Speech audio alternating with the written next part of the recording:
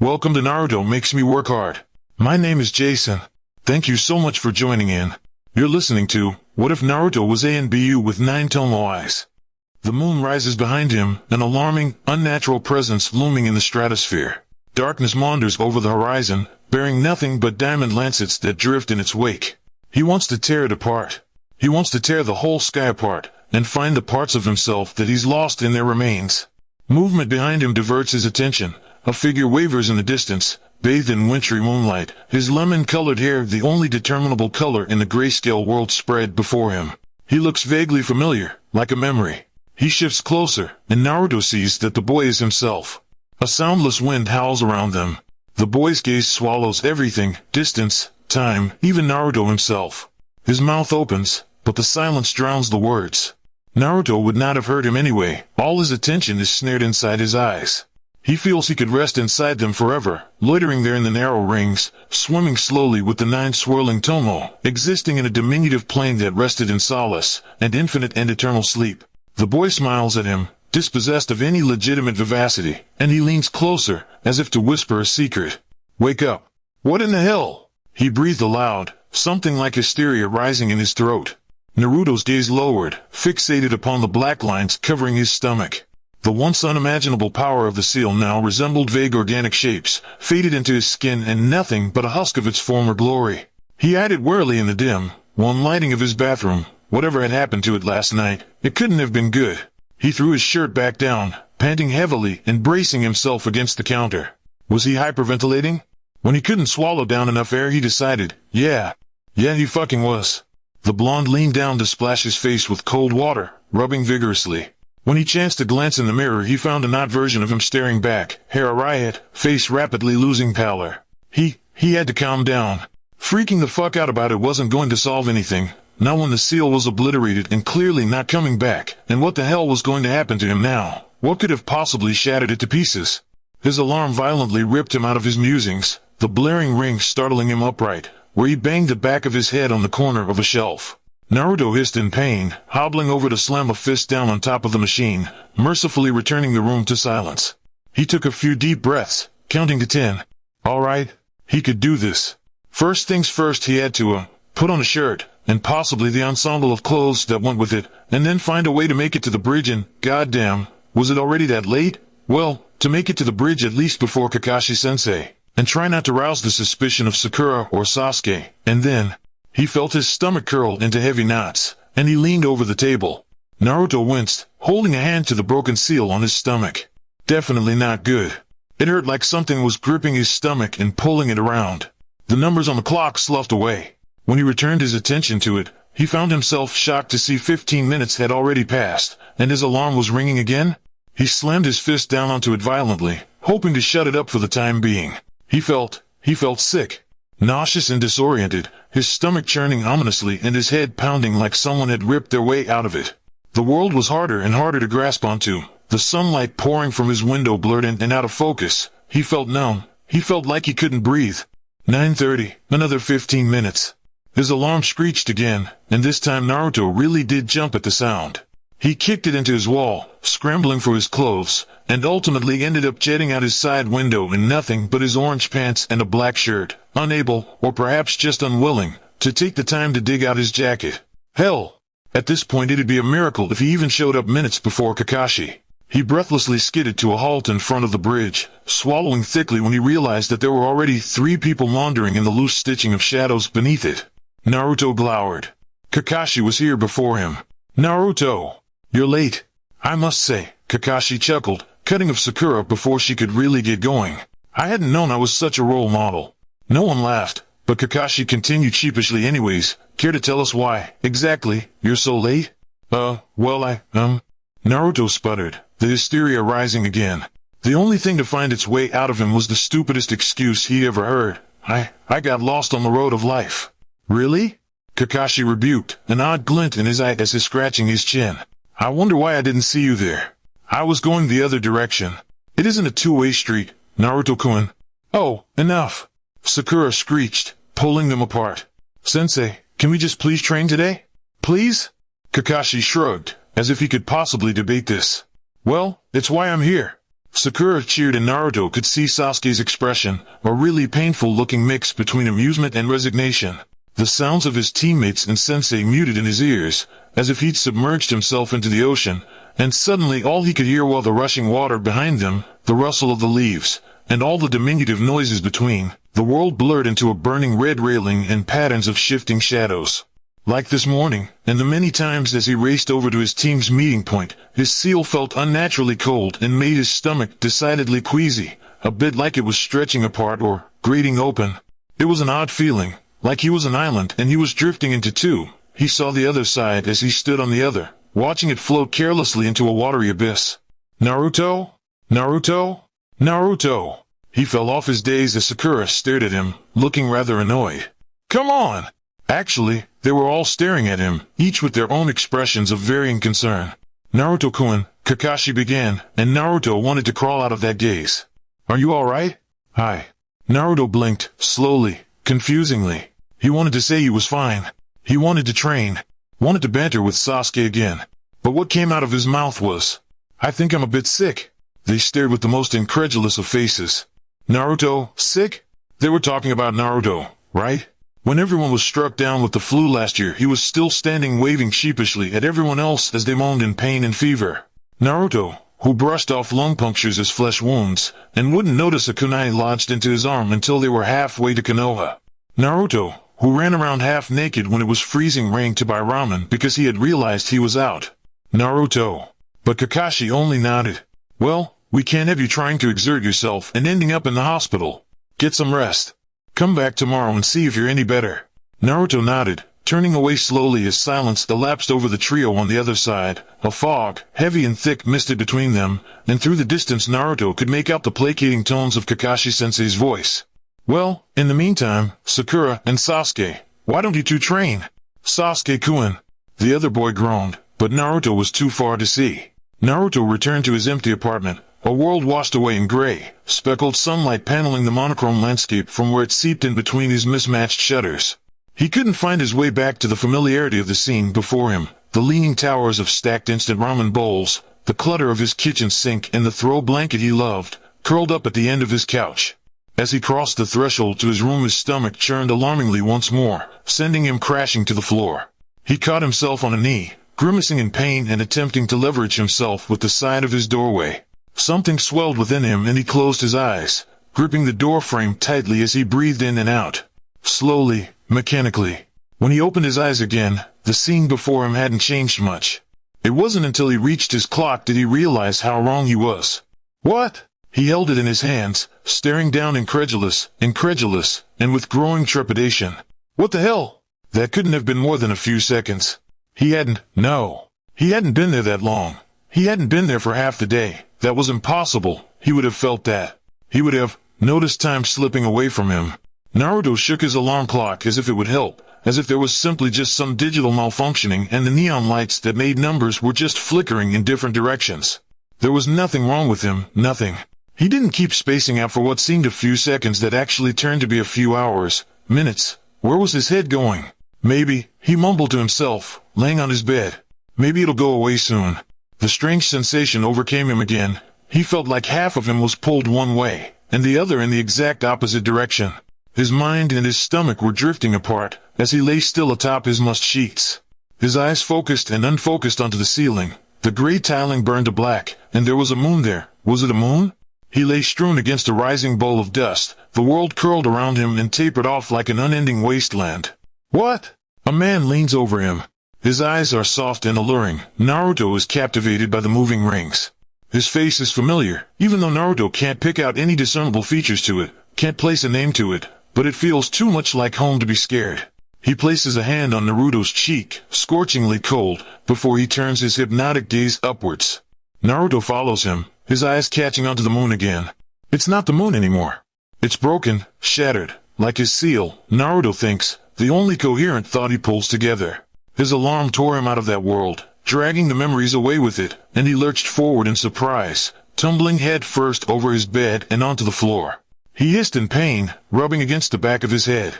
When he finally returned his attention to the clock, he leapt to his feet, gaping in shock. Naruto held it in his hands. This can't be real. He breathed. He refused to believe it. Naruto set the clock back down with finality, moving to live his life in his denial. His brain stopped functioning. He brushed his teeth. He pulled on pants that weren't orange. He ate cereal and milk that was actually still good. He didn't blink. He didn't smile. And he certainly wasn't going to look at the clock. His hands shook, even when he had promised himself he wouldn't think on it. His thoughts strayed anyway, confusion and terror clawing at his stomach, hysteria clawing in thick in his throat when he thought that this wasn't normal. Sleeping for half the day in a blink of an eye wasn't normal. He leaned against his counter, after placing the milk in the sink behind him, washing away the little bits of milk and nose into the bottom of his drainage tank, and began to massage his temples. He couldn't keep a steady focus on anything anymore, his thoughts drifting, his mind drifting, his vision drifting, until the world submerged into spots of indiscernible shapes and color. Suddenly, he pitched forward, just barely managing to right himself against the cabinets before he slammed his head into the countertop. When he balanced himself again, his gaze caught on the clock on his microwave. It had been around 10 a.m. or 11 a.m., April 17th. It was officially 6 a.m., April 18th. Oh God! Kurama studied the scriptures before him, somewhat irritated when the boy's legs began to cramp from holding his kneeling position too long. The demon stood, shaking out the numbing limbs with a great, dramatic sigh. His eyes caught on the shining metal surface of the wall, and he steadied the body carefully. There was nothing outwardly intriguing about it. Well, it was human, which was still a bit strange, and he was still a bit in awe with the rotating thumbs, but ultimately nothing stood out about the thin, waif-like blonde boy gazing back at him. He brought his human hand up to his eyes, studying the lines of his palm closely. And yet, there was something more to Uzumaki Naruto. Of this, he was sure of. He doubted the boy knew it himself, because God knows he didn't act like anything special, but Kyuubi's instincts had never led him awry before. And right now, everything in him burned and shivered when he reached towards Naruto's soul, something unnatural about the shimmering energy. It was the only thing that stopped him from razing this village to the ground in misplaced frustration. If he couldn't have Madara, he'd be damned if he didn't take his people down with him. Kurama's thoughts brought him full circle, and his attention once more averted towards the Uchiha scriptures he dragged out of their compound. He could feel Naruto stirring in the back of his mind, and he quickly returned to his readings, before the blonde awoke completely. It wouldn't do to have him catch onto the game just yet. It is inevitable, but there were still things Kurama needed to do. It seemed even if he burned this godforsaken village to the ground, his revenge still wouldn't be quenched. For the Uchiha had already been eradicated from this earth. By another Uchiha, no less. Kurama snorted. How typical. The world really did work with circuitous irony. And even in death the Uchiha still continued to piss him the fuck off. The fox demon scowled down at the scrolls in front of him, throwing them into a wall with great finality. Nothing. At least, nothing legitimate. The Uchiha had some half-formed theories that vaguely resembled what Kurama could remember, but ultimately nothing concrete had come from the scrolls. They knew even less than he did about their origins. And the end of Hagoromo Otsutsuki. Naruto sat himself on the couch warily. Almost immediately as he had sunk with great hesitance into the cushions, still concerned over whether he would black out again, a knock interrupted the gloom of his apartment. He felt he didn't have the energy to cross the room and answer it. Luckily, Kakashi had already begun speaking. Naruto-kun? Kakashi-sensei. Can we come in? We? He heard whispers from the other side of the door. Strange, he could never hear them before. Sure. His voice was low, almost a whisper. The door opened easily. Kakashi emerged, standing with book in hand, Sakura behind him peering over his shoulder with large eyes. Sasuke stood off to the side, leaning on a wall and looking and watching the proceedings with decided, staunch indifference. Kakashi sauntered in, Sakura following him along with a sullen and put upon Sasuke as they peered around his very unfurnished apartment. There wasn't any litter on the floor, although there was a thin sheet of dust blanketing everything. Naruto was curled on the couch, looking uncharacteristically bleak, fitting, considering the undisturbed gloom of the house. Are you feeling alright, Naruto-kun? He was about to say he was perfectly okay, but something halted the words before they could form. I think I'm just a little under the weather. Kakashi raised a brow, but he said nothing to rebuke that. I see. I hope you get better soon. We came to check and make sure you're getting rest. He looked over to his teammates owlishly. Oh, sorry. He examined their features indifferently. I'll try to get better so we can train. Yeah. So, rest up and don't take too long. Sakura chimed in agreement, as they trudged out of his apartment with the same abruptness they had come in with. Naruto breathed a sigh of relief when they took their departure. His head pounded against his skull, and his vision swam until the world around him devolved into indeterminable colors. Deciding that the bed was better than the couch, Naruto crawled off of it tentatively, gingerly taking steps into the other room. So far so good, past the threshold, and he never remembered hitting his bed. When he awoke again, the sun outside his window had seared the horizon into a scorched orange, diffusing his bedroom with a soft, ephemeral glow. Dusk. He didn't even want to look at the clock, but he did anyways. 7:47 p.m., April 24th. Almost a week.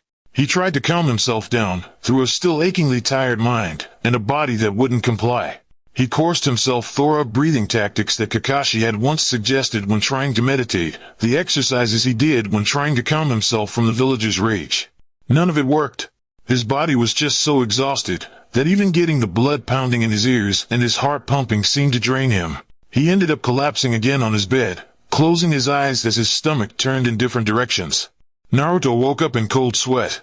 Everything in him ached and his bones seemed to protest even the slightest of movements. This time, with determination etched onto his face, he marched straight out his door and down the street. Sometimes, the world would blend into an amalgamation of bright colors, unfocused, and the people on the street changed like a flickering screen. But he made it to the hospital. His courage turned cold and grave though, looking at the looming glass doors of the hospital. Would they think he was a monster? Would they think he was Kyuubi? He could picture the inevitable outcome with a certain, timorous clarity. It wasn't something he wanted to experience in reality. In the end, he ended up turning around and walking home. This wasn't going to work. They would think he was a monster, send him home. Worst case scenario, they'd think that with the fading seal he was Kyuubi, and end up kicking him out of the village. Maybe they'd sacrifice him in some kind of appeasement of the demon. Naruto shook his head. He had to stop thinking on this, the way only led to madness. He could see Sarutobi's face, shaking his head gravely as he pleaded with him to let him stay. Kakashi not even bothering to look at him as he flipped a page in his book. And when he did, it was the scorned look that could only be directed to the village's demon. Sasuke and Sakura had moved on, talking with their new teammate. More than they ever would him. Irika didn't even stop to look at him as he brushed past him to his new class, and to a smiling blonde boy without any whiskers that was starting the academy this year. Naruto shook his head. He couldn't go to the hospital. Kurama turned to the stars, as if they could possibly have the answers he needed. Even if they did, he'd never be able to decipher their message. From this great a distance he couldn't feel anything from them, just a cold, empty silence. He turned his gaze to his former body, still a husk in the sky, wan and wintry.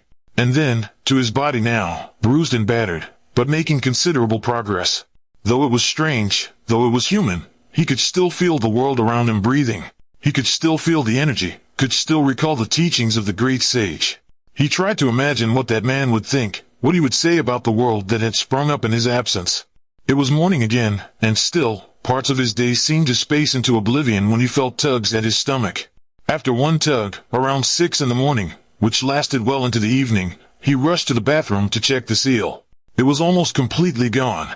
The shattered bits of it were turning to speckled black, nearly invisible to anything short of the trained eye.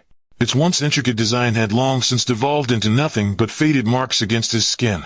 Sometimes the once salient kanji would glow, almost imperceptibly. Nothing like its former glory. How did this happen? He whispered to himself. He had decided, after many minutes, that he couldn't think on an empty stomach and he should get some ramen. It was sudden that he was jerked by something in his stomach that forced him into his knees. His body flew back into the bathroom door. His mind crashed into a hard stone wall. Naruto opened his eyes.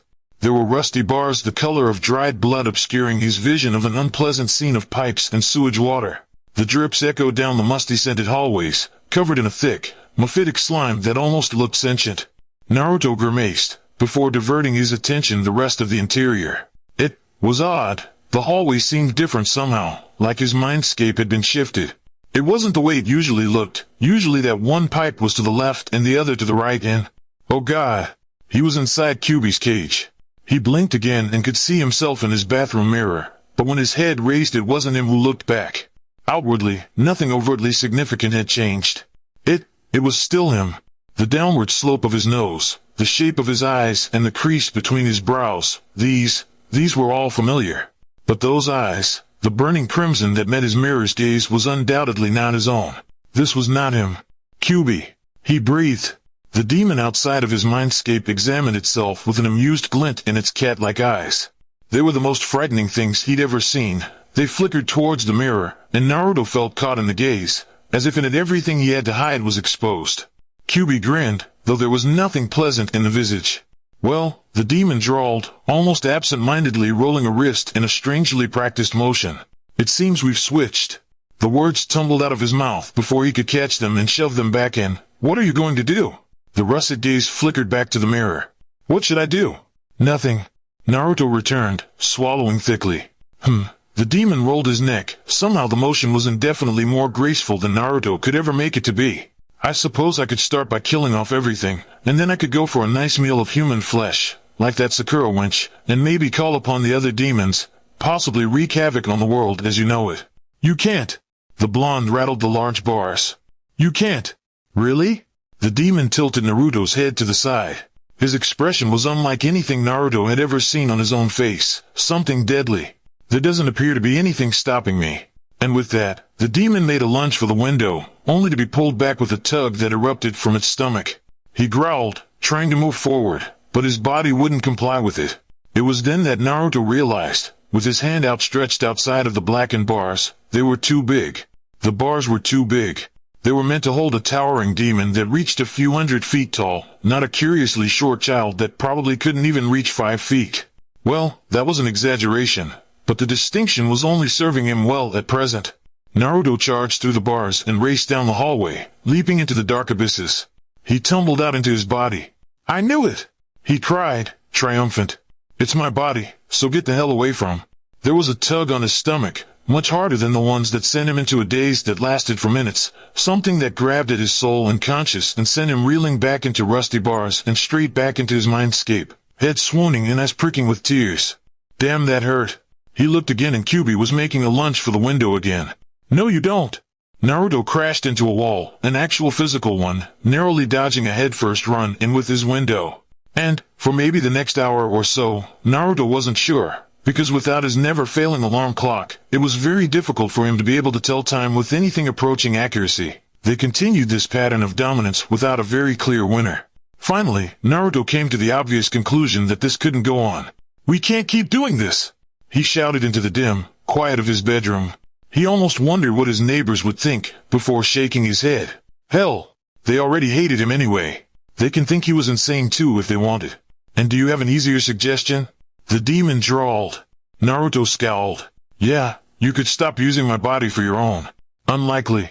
Well, I'm not just going to stand aside and watch you destroy everything I care about. Naruto retorted scathingly. Do you really think you can stop me forever? No, came the obvious response. Of course he couldn't. Jesus, he could barely pass the Genin test. How in the hell could the entire world expect him to hold back the most terrifying being to ever walk this earth? Hell, even with the seal he couldn't do it all that well. All right. Naruto breathed loudly. We have to be able to come to some sort of agreement, right? I mean, you can't let me die, because then you'll die. And I mean, I can't really kill you anyway, so there has to be something we can agree upon. The fox made a thoughtful noise. I suppose. Naruto blinked, almost unable to believe his luck. That was almost too good to be true. So you'll listen to what I have to say? He asserted, cautiously. No, of course not. Kyuubi scoffed, derisive. We'll do it my way. Your way, Naruto roared angrily, but was cut off. I have no real intentions of harming your foolish friends or your even more foolish village. Though the act would, perhaps, derive some enjoyment from me, ultimately it would not serve my purpose. Naruto blinked again. You have a purpose? I mean, aside from destroying things? The fox made a very irritated noise. You couldn't have possibly thought otherwise. Naruto scratched his nose. Actually, he kind of had. Regardless, the demon continued on, and Naruto imagined he could almost feel his impatience. No harm will come to them. You will, however, abide by my terms. What terms? Naruto sputtered. Hey! This is my body. You know, you can't just expect to make all the rules. The fox didn't have to say anything. His amusement was palpable. Fine. Naruto bit out. But I'm not gonna agree to anything until you tell me first. Fine. Kyuubi mimicked. I will not harm your precious village, but in return, you will allow me free reign on this body. What? Naruto sputtered, aloud this time. That's a fucking joke, right? but it certainly didn't seem like the great demon king was joking. Naruto pondered his options seriously. On the one hand, he could fight tooth and nail to stop the demon, and in the process, probably tiring himself out and only aiding the demon in the long run. He could tell someone, but he'd already tried that. And even if he did, what could they do? The Yondaime, the only one capable of sealing off this great beast, was 12 years dead. You promise not to hurt anyone I care about? The fox snorted. Contrary to what you may believe, I do not give my word out lightly. Naruto frowned, reluctant. Well, then I suppose I can agree to that. He bit out. Truthfully, he could think of a dozen worse outcomes, most of which resulting in a lot of dead people and him without any control at all, completely overtaken. He could remember that time and wave with startling clarity. How his rage, how Kyuubi, had overtaken with such great finality. It was as if he could never go back to being the same Naruto again after that. He shivered involuntarily, thinking of how much worse it would be, without a seal to separate them. And yet, the Kyuubi was actually agreeing to his terms? There was no way. There had to be some underlying reason to his complacency, and Naruto didn't trust it one bit. What's your game here? He scowled. You can't expect me to believe that you'd so easily discard your revenge. And for what? To roam around in my body? You must have some reason. Why? That almost sounded somewhat intelligent. The blonde bristled, but refused to allow Kyuubi to get to him. You are correct. He admitted with no small amount of bemusement. I receive many benefits from this deal as well. Naruto blinked, taken aback. Like what? That's none of your concern. The demon waved him off. And then, before Naruto could protest, now, I believe we had a deal. And he was abruptly wrenched back into his mind. This time he avoided crashing into the bars and tumbled onto the ground, nimbly avoiding the puddle that sloshed around next to him. He scowled at the dark, murky water. Ugh, disgusting. When he focused his attention onto the outside world again, Kyuubi was flipping out of his window, hitting the rooftop and dashing across Konoha at alarming speeds. Hysterically, he realized this wasn't going to work because the difference between Kyuubi and him was as clear as day. Hey, he reminded, rather late. You know, if we're going to keep this charade up, you're going to have to act like me. And I have a team meeting. Like, now. The fox only hummed in agreement, tipping up into the sky and bouncing off roofs. Maybe I'll go. Naruto sputtered, ready to fight him on it, but the fox veered to the left without any further outbursts from the blonde, heading in the direction of Team 7's meeting location. Regardless of Kyuubi's strange and incredibly uncharacteristic complacency, Naruto's trepidation grew. He was so stupid. How, exactly, did he think he was going to get away with keeping this a secret?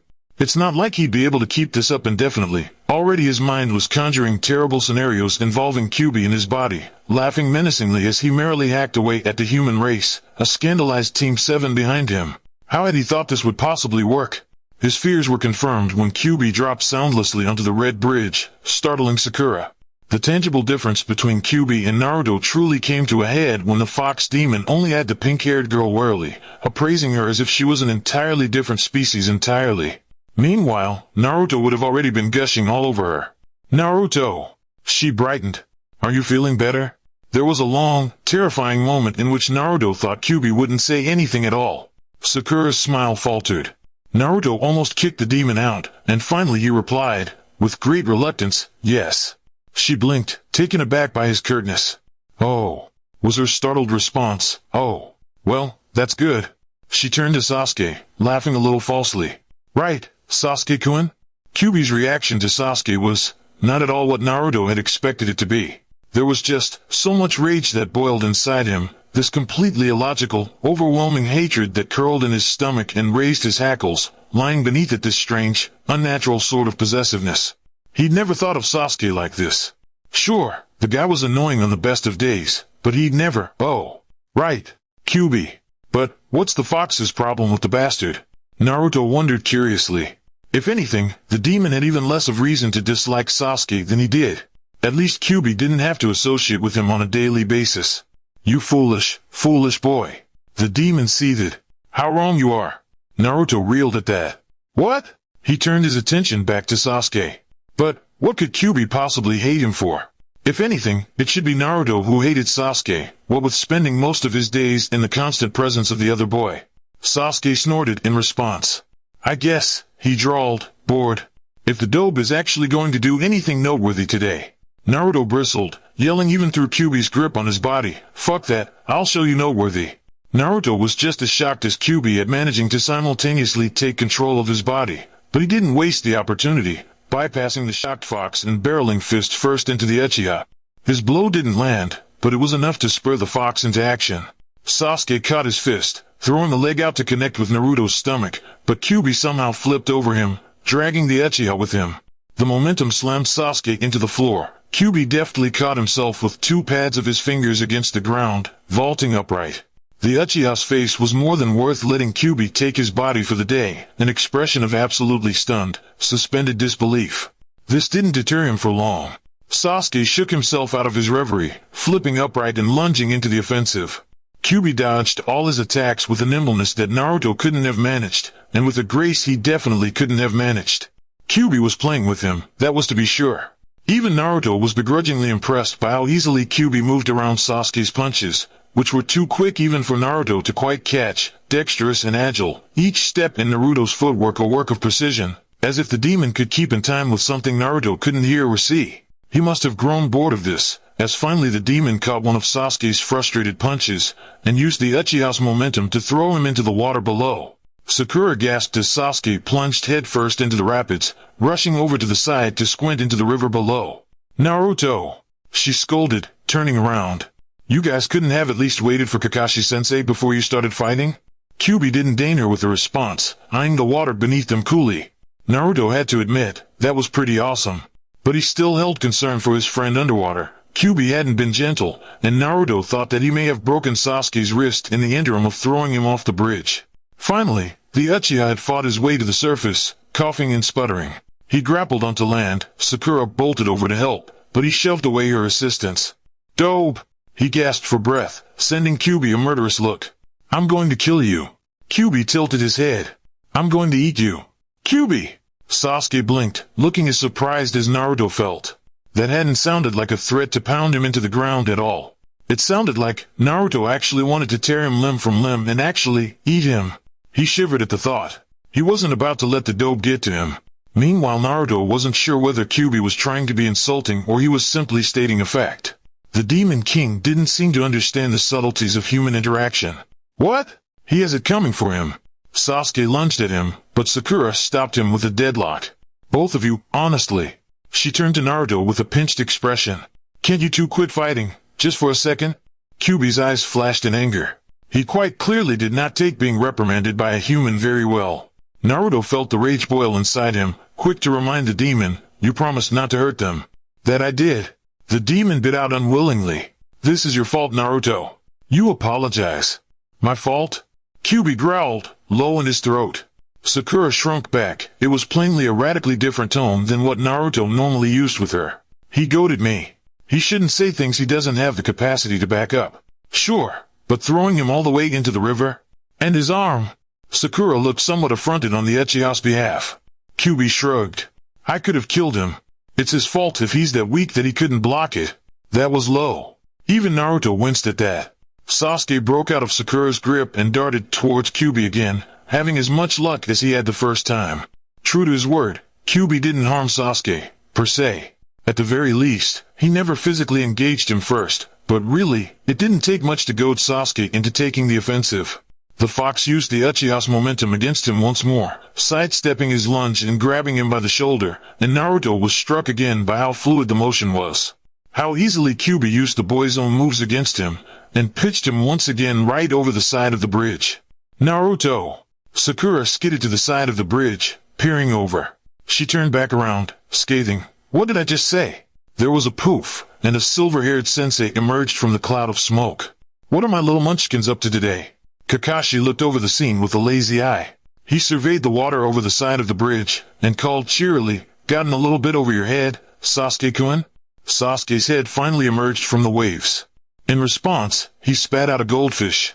Kakashi turned his attention back to Naruto. "Ah, you're feeling better then, Naruto-kun." Kyuubi didn't even turn to watch the hilarious display of the waterlogged Uchiha crawling his way back onto land, diverting all his attention to the silver-haired jounin in front of him, face giving nothing away. "Yes," he replied, impassive. "You sure?" Kakashi returned, pleasant, nothing at all bellied in his tone. "You look a bit peaky." Do you want to sit down? No, sensei. I'm fine. Kyubi shook his head, a mannerism much too demure for Naruto. Kakashi raised a brow. Is that so? You don't look it. But I am. Kyubi smiled, coy. I'm in perfect control. Sakura's eyes darted between them, nervously. She interrupted, hesitantly. What are you guys talking about? Finally, Kakashi broke his narrowed gaze, smiling jovially at his young charge. It's nothing, Sakura, just some personal things. She blinked rapidly. And then, sputtering, but look what he did to Sasuke-kun. Ah, well, maybe Sasuke should choose his battles more carefully. The waterlogged Uchiha trudged back onto the bridge, looking incredibly put upon at that. Fortunately, he seemed to have the foresight to wisely hold his tongue. He hasn't today. Kyubi, of course, had to break that. Sasuke made another lunge. Kakashi wrenched them apart before Kyubi could do any further or more permanent damage. You guys are so feisty today. I hope hormones aren't kicking in. Kyubi narrowed his inhuman eyes at the silver-haired Jounin. Kakashi returned it, giving nothing away, even in the face of those unnatural, unnerving eyes. For a brief, terrifying moment Naruto thought that Kyubi would break his word, would lunge at his sensei with that inhuman speed and rip him apart as easily as he had outmaneuvered Sasuke. But Kyubi only smiled. So Kakashi-sensei, Kyubi's confident drawl sounded so foreign on Naruto. What are we going to learn today? Kakashi didn't respond for a long moment, his eyes a tangible burn against Naruto's. More than anything Naruto wanted to explain to his sensei, he couldn't stand the impassivity he found there, as if Naruto was meaningless. As if Naruto was the enemy. Naruto shook his head. No, it wasn't him. He wanted to protest against the withering gaze, wanted to reaffirm that he was still in there, somewhere. Well, with one last reluctant look at Kyubi, Kakashi returned his attention to his other two students, beginning an explanation on what they'd be accomplishing that day. Uzumaki Naruto. Naruto knelt unwavering in the center of an unusually clear patch of forest, the ring of trees above him darkened in the gloaming light, cut along the edges by the boiling red sky. The sun behind him burned the edge of the earth in flames, eliciting an inhuman glow against his profile. The Anbu dropped from the trees gracefully, silently, blended shadows of the sprawling forestry around him. The blonde squatted in the center of the blood-spattered clearing, the limp, lifeless bodies around him turning the jagged, sliced earth into a shallow ocean of red. His hair lay atop his head in a messy skew, as if he hadn't slept in days, and his eyes never strayed from the iridescent sheen of the moon, almost so entranced it was somewhat unnerving to watch. The boy finally seemed to stir out of his dream, rising to his feet slowly, crookedly, as if half his body remained in slumber. He moved then, a jerk to the side to where the Black Ops hung in the shadows, russet red eyes shifting through bramble and heavy darkness to pierce right through the captain's heart. Kyubi stood up at his full not-so-intimidating height of 5 feet and 3 inches. Even still, such an alarming display cowed his present company into a restless, uneasy defense. Though he was nothing but a boy, a strangled demonic presence wrapped around him, a salient energy boiling beneath his skin and threatening to overtake him completely. Perhaps most unnatural were the eyes. And the rage behind him which could pierce through flesh and bone, tearing out the soul to peruse its contents. Something wrong? He tilted his head. Nothing overtly alarming about the movement, and yet the Anbu shifted cautiously around him. Captain Tenzu unwillingly remembered the fourth Hokage's tired smile, and wary blue eyes as he stepped away from him, a cautious hand on his shoulder as a silent salute. Walking off into the distance as 9 red tails dyed the horizon into a fiery death, and an inhuman roar pitched the world until it shook. Shaking the wisps of memories of another sunny, bright-eyed man, he made a vague gesture to the butchered bodies beneath Kyubi's feet. Our mission was to assassinate a group of missing nin from IWA that had crossed the borders. Kyubi made a noncommittal noise of assent. What's the problem then? He snorted, stepping over the forming puddles of blood to narrow his demonic eyes on the Anbu's mask. I did it for you. Yeah, the captain replied somewhat blithely, stepping forward. I can see that. His gaze swept around the clearing, giving a cursory look at the kills. Swift, but in no means merciful. Naruto-kun, I'm going to have to request you to follow us. He returned his focus to the blonde in front of him, who had yet to move. Kyubi purred, finally leaning forward to sniff at the man in front of him. While the man himself gave no reaction, the team around him quickly drew their weapons. Kyubi no Kitsune. Tenza began again, tightly. Drop the act. We won't hesitate to detain you by force if necessary. Is that so? The fox mused. Even at the cost of Naruto's life? Tenzu's grip on his tanto tightened, The blade shook almost imperceptibly with the force belied in his hands. Yes, he bit out, although he would do everything in his power to prevent that. Kyuubi appraised him with a deathly cold expression. Finally, he smiled. All right. Captain Yamato was fully aware that any cooperation by a dangerous monster was an action that surely couldn't be trusted. He was also aware that, if he wanted, Kyuubi could dispatch his whole team, or at the very least mortally wound them. And while he trusted himself to be able to defuse the demon, not all the ANBU in his current platoon were able to defend against a terror that most were much too young to have fought against before. His team waited hesitantly until Kyuubi walked forward, cautiously flanking him and bringing him into the group. The sky in the Hokage's windows lit the room with soft morning light. The scene itself would have been as peaceful as it was predictable had it not been for the events of this morning. The elderly Hokage, leaning against his chair, turned towards the windows to contemplate the skyline, pipe in hand. Unfortunately, nothing about the current situation could be described as peaceful, predictable, even less so. The Hokage looked up at the near-silent intrusion, craning around to watch a plume of smoke erupt against his carpet. A platoon of ANBU dropped into his office, and once the smoke cleared, and Sarutobi ready to open his mouth to ask for the mission report, his eyes landed on a blood-spattered Naruto, and his words died a quick death in his throat. His first thought was somehow, despite all rational, logical belief, Naruto had gotten himself into ANBU affairs, probably through a prank, and had interfered with their mission, maybe even causing harm to himself.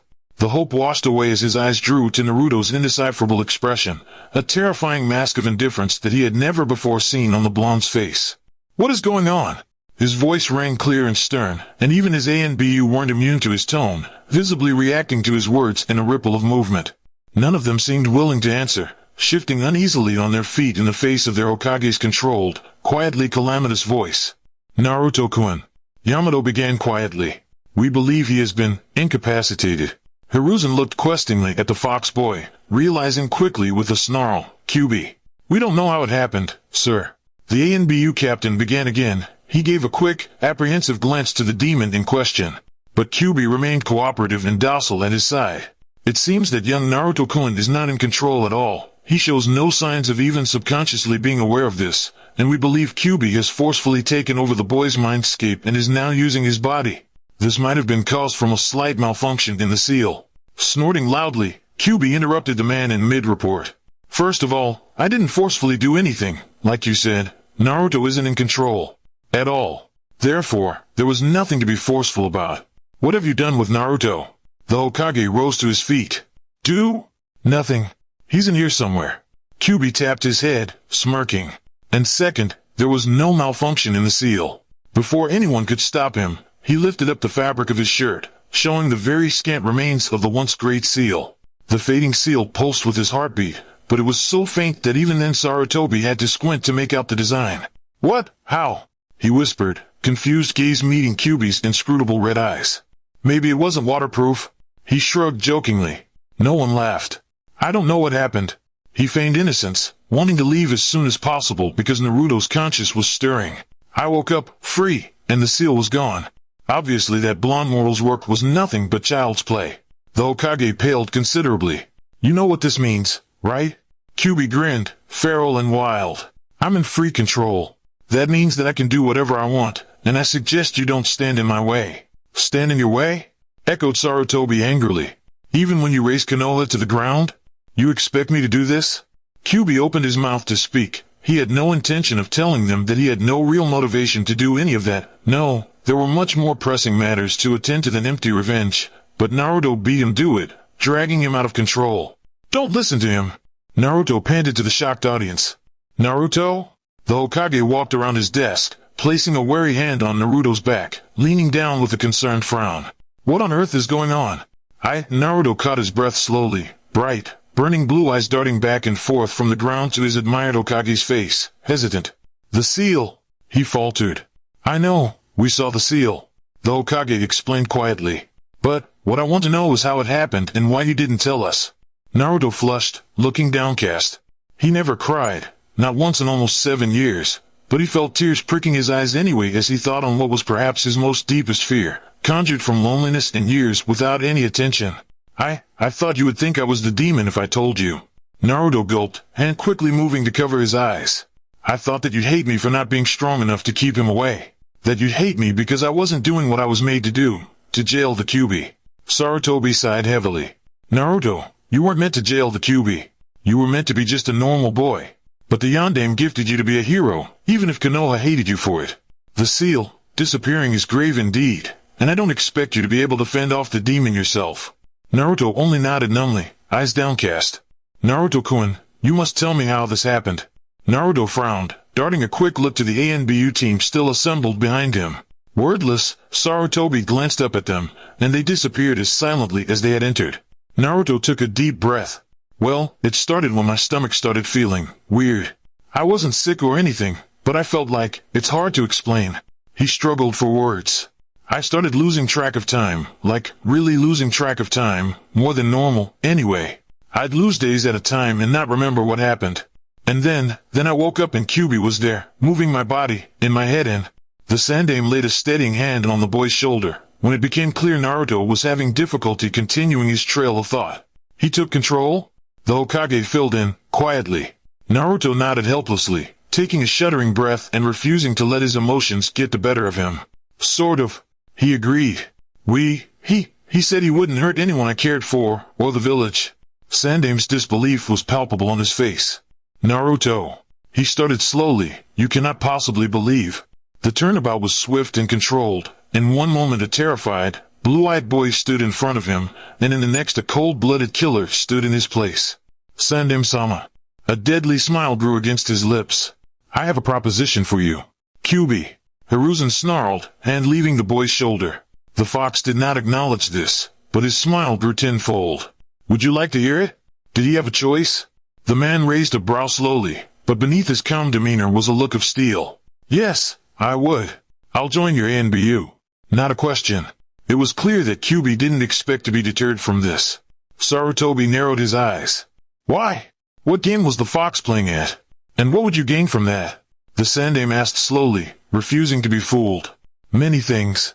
Kyuubi replied without missing a beat. But perhaps the better question would be, what would you gain? Sandaime's eyes lowered. What would I gain, indeed? He returned with great deliberation. Aside from the ecstasy and endless elation from your archaic counterparts?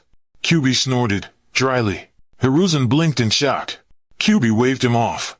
I have seen much through the eyes of my previous containers. Hiruzen sucked in a breath at the mention of Mito and Kushina, as brief as it was. They had all conclusively believed the fox to be a dormant energy inside of them, though clearly Naruto was proving that theory blatantly incorrect.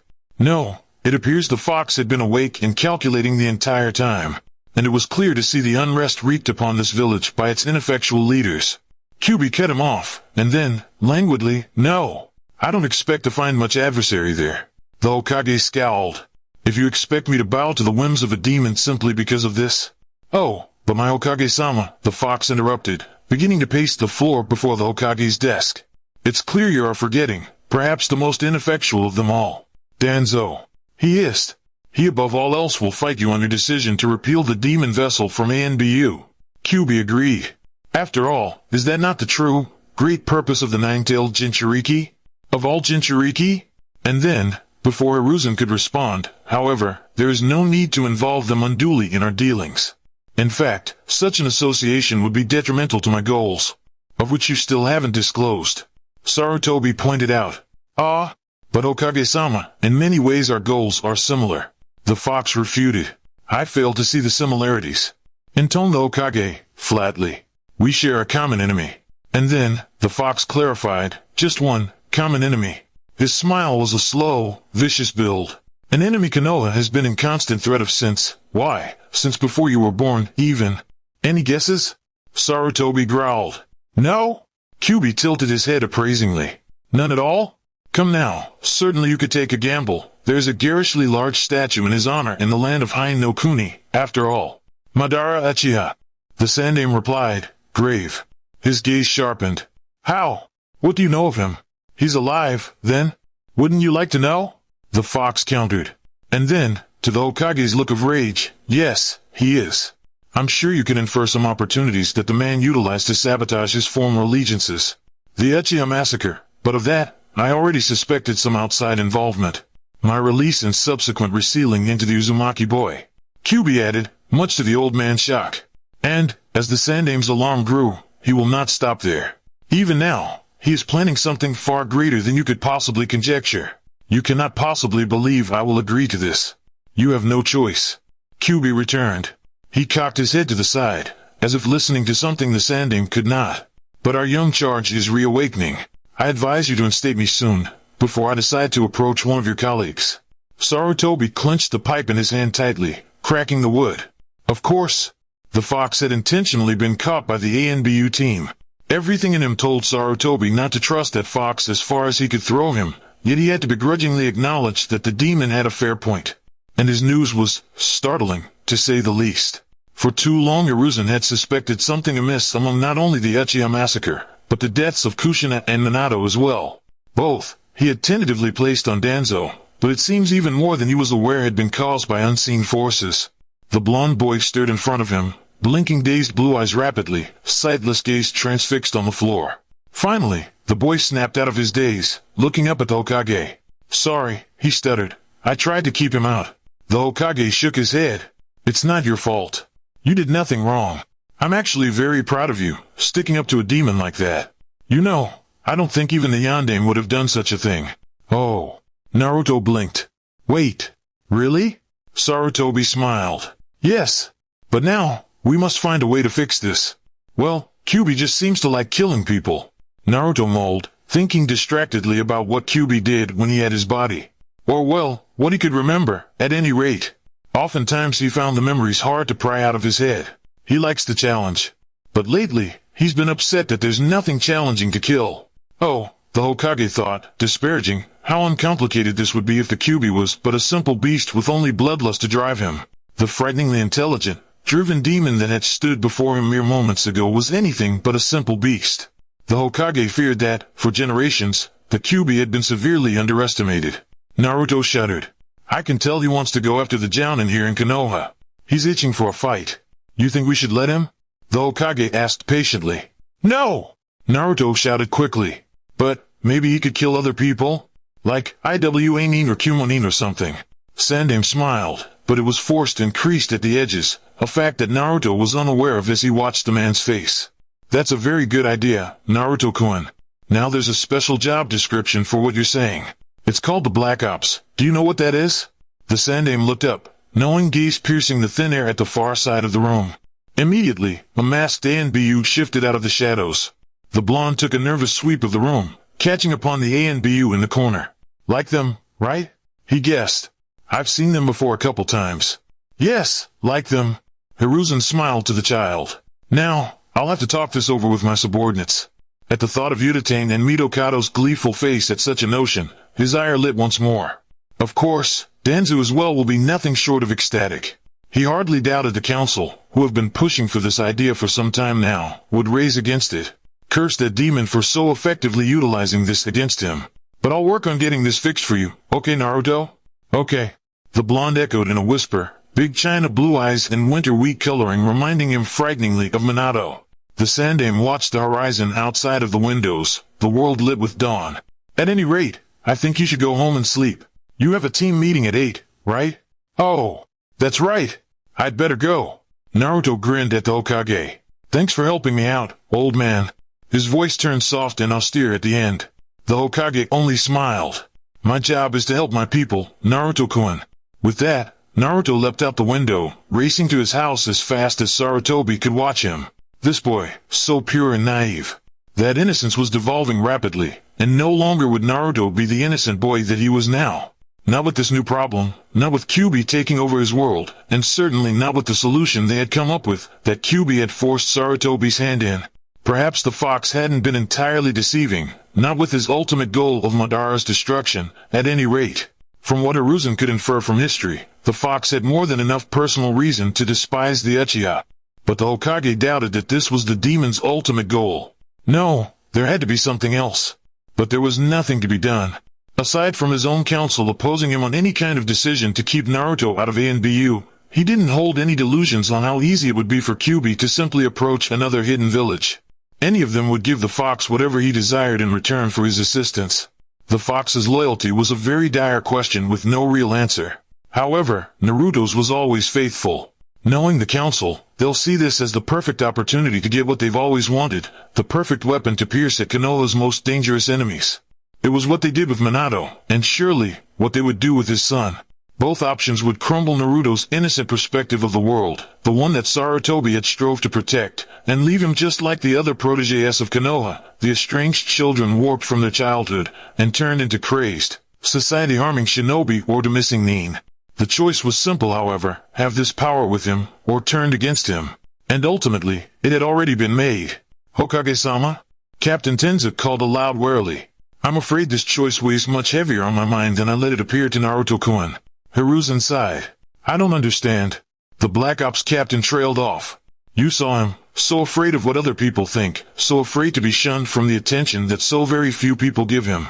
The man stared distantly at the benign presence of the sun, peeling over the very top of the Hokage mountain. Already, the innocence I have striven to protect is now cracking. I fear I haven't done an attentive job.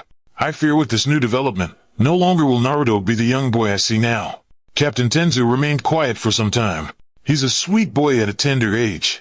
Tenzu agreed. But like most genin now, he's going to be tested and tried against enemy shinobi, and just like all his peers, he will lose the fragility that accompanies him through childhood. If anything, I think it would be best. I suppose you are right. Hiruzen tapped his pipe, lighting it and placing it in his mouth. I can't protect him forever. I implore you to keep a watchful eye on him, added the Hokage. The both of them.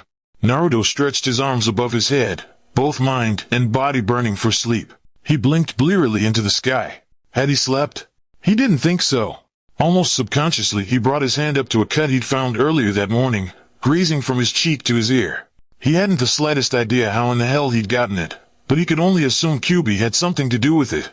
The boy smoothed out his shirt. Kyuubi had actually burned his jumpsuits, much to Naruto's chagrin, and padded his cargo shorts for kunai. Luckily, he had left a whole canister in his back pocket. He'd started with about 5, but, well, best not to wonder where they all went. He crossed the Red Bridge, refusing to allow Sasuke's scowl to bait him into another fight as he neared, crossing his arms and pointedly standing in the opposite direction. Naruto! Sakura gasped, delighted. You're not wearing your jumpsuit. Naruto shrugged. Yeah. About that. He rubbed the back of his head. They seemed to have mysteriously burned up yesterday. At that, both Sakura and Sasuke stared at him with incredulity. Sakura shrugged off her shock, shaking her head. Well, small blessings and all that. Naruto pouted. He liked those orange jumpsuits. Oh! She careened closer, tracing the gash on his cheek. Normally, Naruto would have been touched at her concern and turning a riotous shade of red at her smooth finger against his cheek, but now he was just too tired to care. Where did you get this? Cat. Yeah. A cat scratched me yesterday. He murmured sleepily. His mind wandered away from his two teammates, back to the Hokage's tower. Had this morning really happened? He couldn't remember anything from last night, his time under the moonlight a vague patchwork of blood and glimmering metal, and the heady, boiling rage inside him. Sakura's concern washed into annoyance. And why did you do that to Sasuke-kun yesterday? We had to get his arm checked out. We're supposed to be teammates, you know.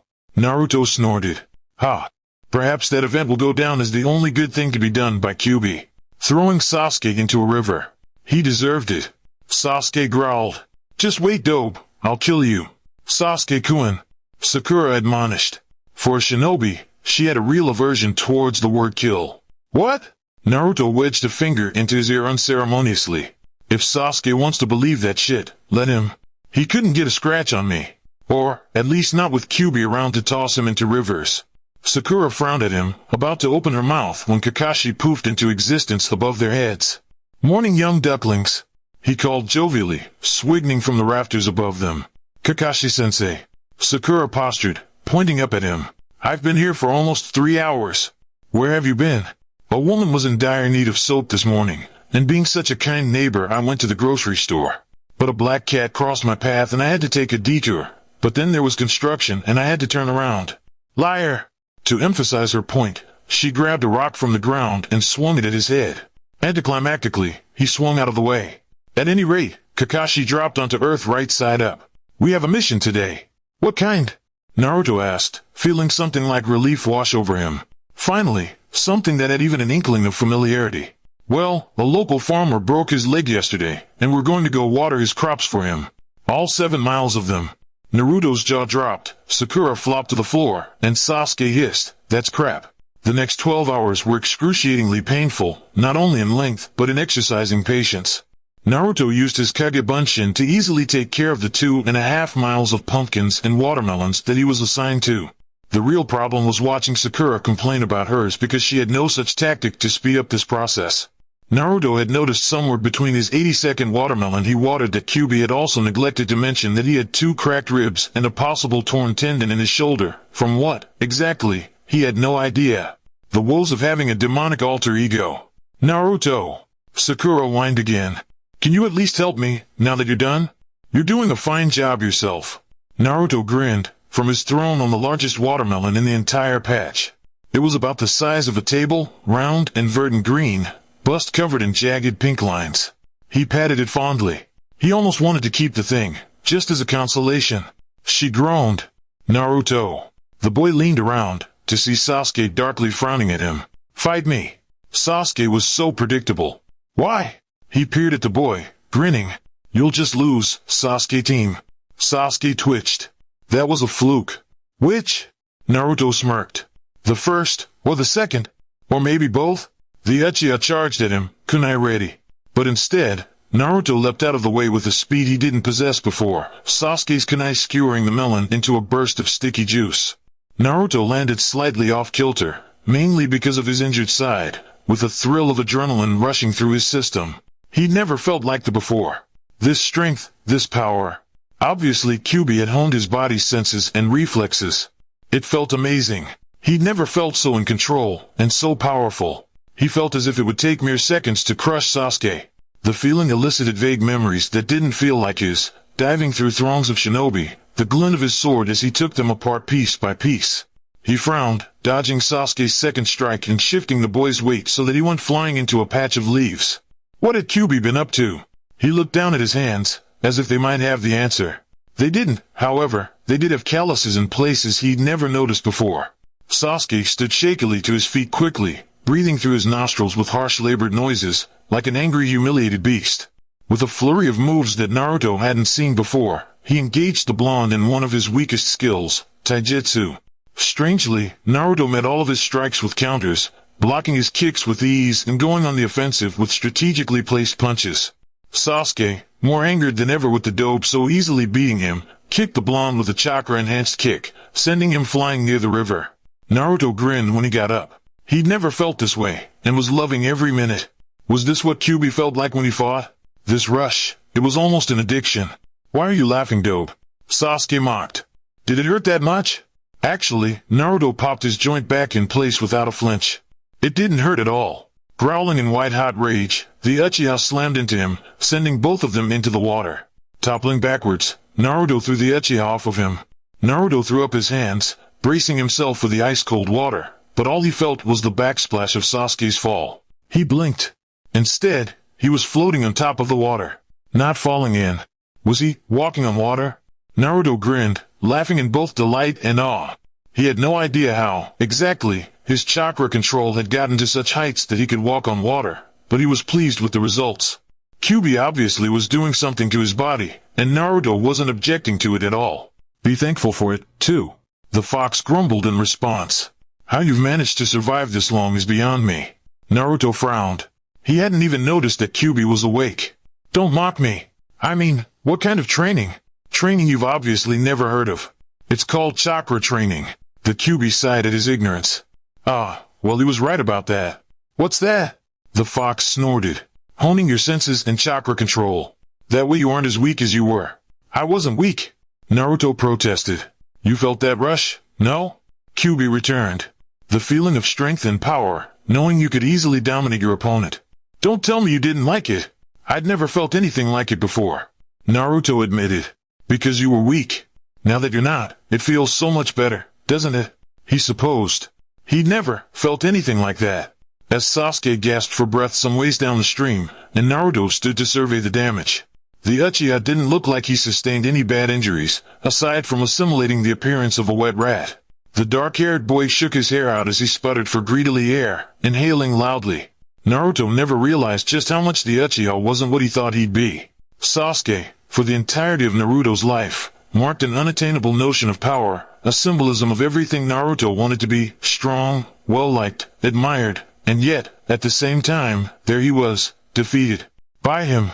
Naruto grinned lopsidedly. For once, he had beat Sasuke. Sasuke's eyes widened as he saw Naruto standing on the water. That dope, he hissed to himself. How the hell does he know how to do that? Well, aren't you boys all feisty today? Kakashi appeared near the bank of the river, Sakura in tow. Said pink-haired girl flushed as she noticed Sasuke's wet form, but her eyes still held a tinge of confusion and anger. Naruto, what the hell? She shook her head. Why are you always picking fights with Sasuke-kun? Naruto frowned. Sakura-chan. He told me to fight him. The blonde protested. And you agreed? No! Naruto sputtered. He charged at me. She threw her hands up in the air. The both of you are morons. Now Sakura, we've been over this. Sasuke-kun shouldn't get into fights that he can't win. Obviously Naruto's been doing some training on his own. Kakashi chastised her brightly, and she folded her arms and frowned in response. Naruto only smiled secretively. Naruto. Sakura deadpanned. And training? Kakashi watched her expression from the corner of his eye. Yes, Sakura, that's what ninja do to get better, he replied, dry. They train. Sakura blushed at the rhetoric. Kakashi had a way of making her feel so stupid when she berated Naruto. And speaking of training, I had some on the agenda. Kakashi smiled. But it seems that we've taken too long to water these plants, and we'll just have to do it tomorrow. Sasuke groaned, fishing himself out of the water like a drowned cat, shaking out the water from his limp, dark hair. Sasuke-kun. Sakura raced to his side, only to get a cold shoulder as the Uchiha pushed her off. Anyways, Kakashi pulled his orange book into his hands. I think it's about time you guys headed home, huh? Sasuke muttered something, glowering, and pushed past the group huddled at the river's edge. Sakura glanced quickly over her shoulder, before heading after him. Naruto didn't move to follow them, watching them leave with a complicated expression. Kakashi's attention slid to the boy standing on water. He noted that Naruto seemed familiar with the technique, even though the boy looked like he half expected himself to fall in. Hokage-sama informed me of the predicament with the broken seal. He began without preamble. Yeah. Naruto fidgeted under his sensei's stare. I should have told you. Kakashi waved him off. It's my understanding that you were afraid of our reactions? Kinda. Naruto kicked water with his feet, avoiding eye contact. You shouldn't be. Kakashi dismissed his concerns with a smile, which came out as more of a crinkle in his eye. The seal malfunctioned, not you. And also, Kyuubi's going to be placed as ANBU, for the benefit of Konoha? I know it sounds crazy, but I think it would be a good idea. Naruto admitted. That way, he can still kill as much as he wants, but it would be more beneficial for him to kill Konoha's enemies, right? But how do you feel about that? Won't it be as if it was you killing? Kakashi asked, turning the question back towards him. Hi. Naruto struggled for words. I don't. Naruto-kun. A man with a sunbon hanging from his lips appeared from a cloud of smoke. Mission from Hokage-sama. Naruto sent an apologetic look to his sensei, before leaving with the jounin. Absolute, corrupting power sifts between his bones and veins, blooms beneath his beating heart, burns between his lips. The moon awakens behind him, one-eye and nine-tomoe, and beneath the sky like a haunting wraith lies the silhouette of the man who dared to attempt to destroy him. Rage and regret storm inside him, drifts into something sorrowful, something he wishes he could take back. A hand rests on his head, and he careens into the touch, reaching for the warmth that lies beneath his skin, the warmth that feels like home. Naruto opened his eyes slowly, feeling heavy and lost. Sadness clings to the edges of his vision, where his dreams wash away with the morning light. He lied there for some time, wondering why his eyes burned with tears and why his heart was filled with so much regret. The moment he attempted movement he wished he hadn't. He was clearly ailing from an injured leg, and there was a wound across his torso that felt half-healed. The blonde hissed in pain, grimacing at the look of his leg and hobbling over to his closet to fish around for his bandages. At some point during the night Kyuubi had wrenched his closet apart and the doors hung limp on the hinges, battered and broken. His orange jumpsuits were burned to ashes on the carpet, and Naruto took a moment to mourn their loss, stupidly saddened by their bitter end. This was quickly replaced with shock when he had their replacement, crisp, bone-white ANBU armor hanging in their stead. He balked, gaping. He had an ANBU uniform in his closet. When the hell did that happen? His eyes shifted around the dim room, catching upon the fox mask on his bedside table. With great wonder, he slowly hobbled over to eye the mask with fascination. It was light in his hands, smooth alabaster planes of porcelain marked only by the slits for eyes. The ends curled up into fox ears, dipped in red. The only color on the white skin was the blood-red handprint covering the bottom half of the mask, as if grasping the mouth. Interesting choice of design, Naruto thought, turning it over in his hands. It certainly was an alarming sight. Naruto snorted. But Kyuubi would find that amusing, wouldn't he? All his life had he wanted to be strong, to protect his friends, to be Sumion. He wondered if this proved that he could, or proved that he could make a deal with the devil. In a lot of ways, Naruto couldn't connect with the life he'd lived just a few weeks ago. At one point, he could have recited his predictable routine hour by hour. He'd gotten complacent in that predictable reality. He awoke, trained with his team, argued with Sasuke and battled for Sakura's attention, gorged on ramen, rinse and repeat. He couldn't even remember what he'd done after he'd left the team meeting. A patchwork of memories, distant and vague, came to him through his shifting thoughts. His claws, wrenching apart the human body, blood was getting everywhere, over his face and down his elbows, splattering against his uniform. He remembered his flicker of annoyance at that, at his irritation with the swords Anbu provided, his irritation in general. With the body he was in, with his human team, with the humans who were supposed to be his prey. Naruto shook his head. Those weren't his thoughts. They couldn't be. He'd never think like that.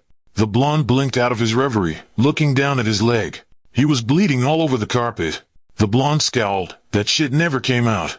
He spent the better part of the morning attempting to put his mediocre medical knowledge to good use, failing and mostly getting a whole lot of bandages in a whole lot of strange places, and finally wadded the whole thing up, tossed it in the trash, and called it a day. He debated the merits of going to his team's meeting, before ultimately deciding against it. He doubted his body would even cooperate long enough to get him over there. At first he thought this all a great novelty. Not everyone lived as both a genin and one of the most feared Anbu in Konoha's ranks. But lately, every glimpse he caught of himself in the mirror, every time he used his newfound chakra control of lightning reflexes, he was constantly reminded that none of this actually had anything to do with him at all. The thought sobered him even more, elevating his already arcane sense of loneliness. Naruto shifted his weight, took a breath, and tried to call upon the fox once again. No answer. To be quite candid, this whole metamorphosis confused even him. They shared the same body, and in essence, the same mindscape, but Kyuubi could feel as if he was halfway across the world with the distance between them. But how could that be? Hell, they were practically, for all intent purposes, the same person. He shook his head, mood successfully dampened, and decided that the only course of action appropriate would be to head over to Ichiraku's and wait it out. Ichiraku greeted him with a warm smile as he happily slurped his noodles. Even though it was 5 in the morning and not many were awake, Ichiraku always seemed to contain a vigor and joy that not only radiated from him but spilt onto his cooking, making it more delicious than anyone else's. Naruto wasn't used to waking up so early, and struggled between bowing his head in mock rest and attacking his 7th bowl of ramen. He sourly eyed the vegetables that were placed in the broth. Kyuubi insisted, saying that Naruto's body was a twig and needed some real food sources. And also, it was either this or the fox would begin to eat humans, claiming they held extreme nutritional value, and then going into explicit detail about the taste of bone marrow, which set Naruto correctly onto the path of a semi-vegetarian. By the time he reached the gates the Anbu he was assigned with were already there, and he was no closer to contact with Kyuubi than he had been an hour ago. He recognized one of the indistinct figures as Uzuki Yugao, a woman he seemed to frequently work with, long aubergine hair spilling over one shoulder, an impenetrable bone cat mask covering her face. Even as she did nothing but laze against the side of a tree, she effectively cowed all the Chunin on guard duty. Or maybe they were just flustered at her presence. It was difficult to tell. And she was alarmingly beautiful. Not too far from her was another Anbu he recognized, although not to the extent of Yugao. But his horrible posture and falcon mask looked vaguely familiar. From his mask protruded a cigarette, and he seemed to forlornly contemplate the sky, head tilted up as he squatted in the shade of a tree. There was one other, adjusting his pack in the shadow of a nearby tree, like a subtle spot of blotched shadow, so effectively blended in that it was difficult to discern the presence at all. Naruto felt no familiarity at the sight of him, and concluded that he had no history with this man. Nervously, he moved to stand with them, feeling more out of place than he ever had when the children at the playground didn't include them in their games. It was infinitely more intimidating to be gathered around Konoha's finest shinobi than it was to be around small children with wary parents. The children, and the parents, didn't carry dozens of weapons on their person and know of at least 3 dozen ways to kill him without them. These were the elite, With the missions Naruto only thought of on dreary academy days, between daydreaming of Sakura and him and punching Sasuke in the ear, standing before him as if he was one of them. Him. Just Naruto. Naruto, who had passed the Genin test by the skin of his teeth and a heapful of luck. Captain Yamato strode out of a whirl of smoke, not even bothering to beckon the other ANBU, who stood and immediately followed him. He only paused when he noticed Naruto didn't do the same, turning around with some hint of displeasure. Kyuubi? He lazily called to him. Naruto wondered how he got away with using that tone on Kyuubi, who took offense to even the slightest of facial expressions. Naruto blinked rapidly. Did Kyuubi, perhaps, respect Captain Yamato? He began timidly, as he shuffled closer and reached hearing range. I'm not Kyuubi. Yamato tilted his head, and the other ANBU jolted visibly at the statement. Naruto? He asked, slowly, confused. Naruto rubbed the back of his head. Yeah. Sorry. He didn't know what he was apologizing for, precisely, but it seemed the right thing to do. I tried to wake him up. I have no idea what's wrong though. He won't respond at all. Yamato frowned. That is strange indeed, and then, with a turnabout face, but this is not your fault. No need to apologize. Naruto bit his lip, fortunate to have a mask to hide the movement. The last thing he wanted to do was look as intimidated as he felt. Meanwhile, the ANBU behind their captain eyed their newest recruit in a new light. Let it not be said that Kyuubi was an incapable shinobi. If anything, it was disturbing how well the demon slid into the role, manipulating chakra as if it was an extension of himself. So deft and quick with the blade that even Captain Yamato had to praise him. He did not kill unless prompted, but never were they particularly merciful deaths. He'd made Naruto something of a reputation. Already, the Konoha ANBU with the fox mask had a page in the bingo book, well earned from butchering a team from Kumo with his bare hands. It was not a matter of opinion to say that Kyuubi was the reason that Team Shiroi was still alive. Yet, seeing the opposite side of the beast was disconcerting. This was the true face of the demon who so ruthlessly slayed his enemies, just a boy, with big, bright eyes, swimming wide and grave in their sockets. Though it was easy to brush off Kyuubi's short height and small stature when the demon never once acknowledged it as a setback, seeing Naruto in the same body made for a striking comparison, as if somehow, all these qualities which Kyuubi often used to his advantage were once again detrimental. The captain gave a worried glance to the world outside the gates, scanning the forest. We'll have to move. He sighed, resigned. We won't make it to the rendezvous coordinates on time if we spare even a moment. He motioned for the team to follow, but his attention was focused on Naruto. I'm sorry, you'll have to come with us. We're not meant to kill anyone, though. He placated. It's just a retrieval mission. I'm sure you'll be fine. Right. Naruto agreed, shakily. And then they shot off into the forest. Naruto had never traveled this fast before, though he'd seen many an ANBU squad through his window at night, leaping across the village in quick, powerful strides. His body was accustomed to it, however, effortlessly charging through the bramble and wood, keeping pace with his fellow ANBU. His eyes darted swiftly across the speeding landscape. He felt more vulnerable than ever. Though he'd never seen the fox fight before, from the aftermath and the fragments that drifted in his memories between waking and dreaming, he imagined him to be as efficient as he was unyielding. And from the way his ANBU counterparts looked at him, a combination of loathing and begrudging respect, he assumed that Kyuubi made for an excellent, if not savage shinobi. He shuddered as they ran. Kyuubi probably knew how to watch the subtle movements in the forestry, knew what parts of the human body caused the fastest death, and which caused the most painful. How to split a trachea clean in two and how to cut his claws through the ribcage into the heart, under and up, right through the lung. His heart sped quicker, and he called out to the fox once again. He had about as much luck as he had the last 30 times. After what seemed to him like hours, they descended into a sun-speckled clearing, the canopy so thick sunbeams shone through like crepuscular rays. The other ANBU dropped from tree limbs easily. Naruto stumbled down and almost landed face first into the dirt. Fortunately, no one was paying undue attention to him. Most of their attention diverted to what was undoubtedly supposed to be their second squadron, splayed out lifelessly on the ground. The other ANBU had immediately unsheathed their weapons, readying into defense. Ambush. Yugao hissed to their captain. They knew we were coming. How? The ANBU Naruto didn't recognize asked. How do you think, Koga? The falcon-masked one spat furiously, losing patience. A spy. Fuck Tawa, no shit. Koga growled. But who? Now is not the time for quarrels. Yamato interrupted, shifting his mask, blank eyes peering into the distance. They're coming closer, Yugao informed. Naruto felt his pulse quicken. They know we're here.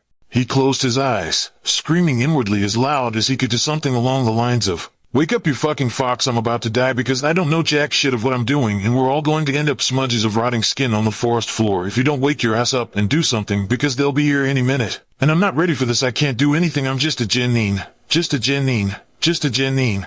An IWAANBU tore through the forestry, ripping apart wood that sheltered the Konoha Black Ops, and leaves and limbs fluttered to the ground like shattered glass, and Naruto had never been so scared in his life. Not even when the villagers had tried to kill him when he was 6, or when he couldn't make a bunch-in, or when Mizuki crept closer to him.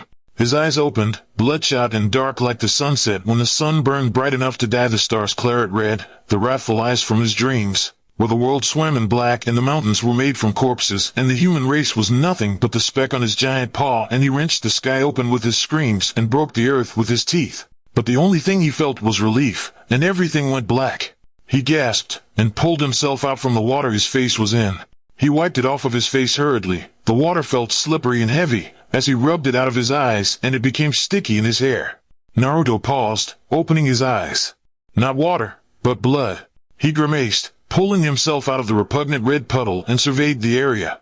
He was kneeling in a shallow ocean of russet blood, hands wrist deep into the fluid, and he stood up quickly, trying to regain his balance as his countenance was lost completely.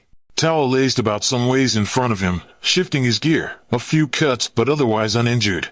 Yugao was checking the fallen Konoha ANBU for pulses, while Yamato retrieved the scrolls they were supposed to give to them. Koga seemed to literally appear from the shadows and paused, stricken, when he noticed Naruto's head up. Naruto looked down at himself, covered in someone else's blood. With his nose, he could tell that it was a mixture of most of the dead IWAnin on the forest floor, and none of it was his, and about 2 feet smaller than anyone else here. What happened? He rubbed the back of his head, where the mask's string met his hair in a vexatious itch. You killed them, Koga replied flatly, walking forward to roll over a dead man. Naruto saw the gash that ran from his chest to his stomach in 4 jagged lines.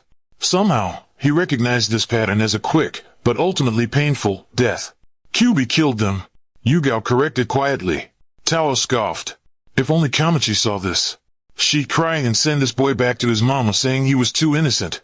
Innocent? Really? Koga scoffed, inspecting the other bodies that apparently Naruto had killed. Meanwhile, the blonde stood despondently, guiltily watching his blood-dyed toes as they continued to discuss him. If Naruto wasn't here, then you'd be dead right now.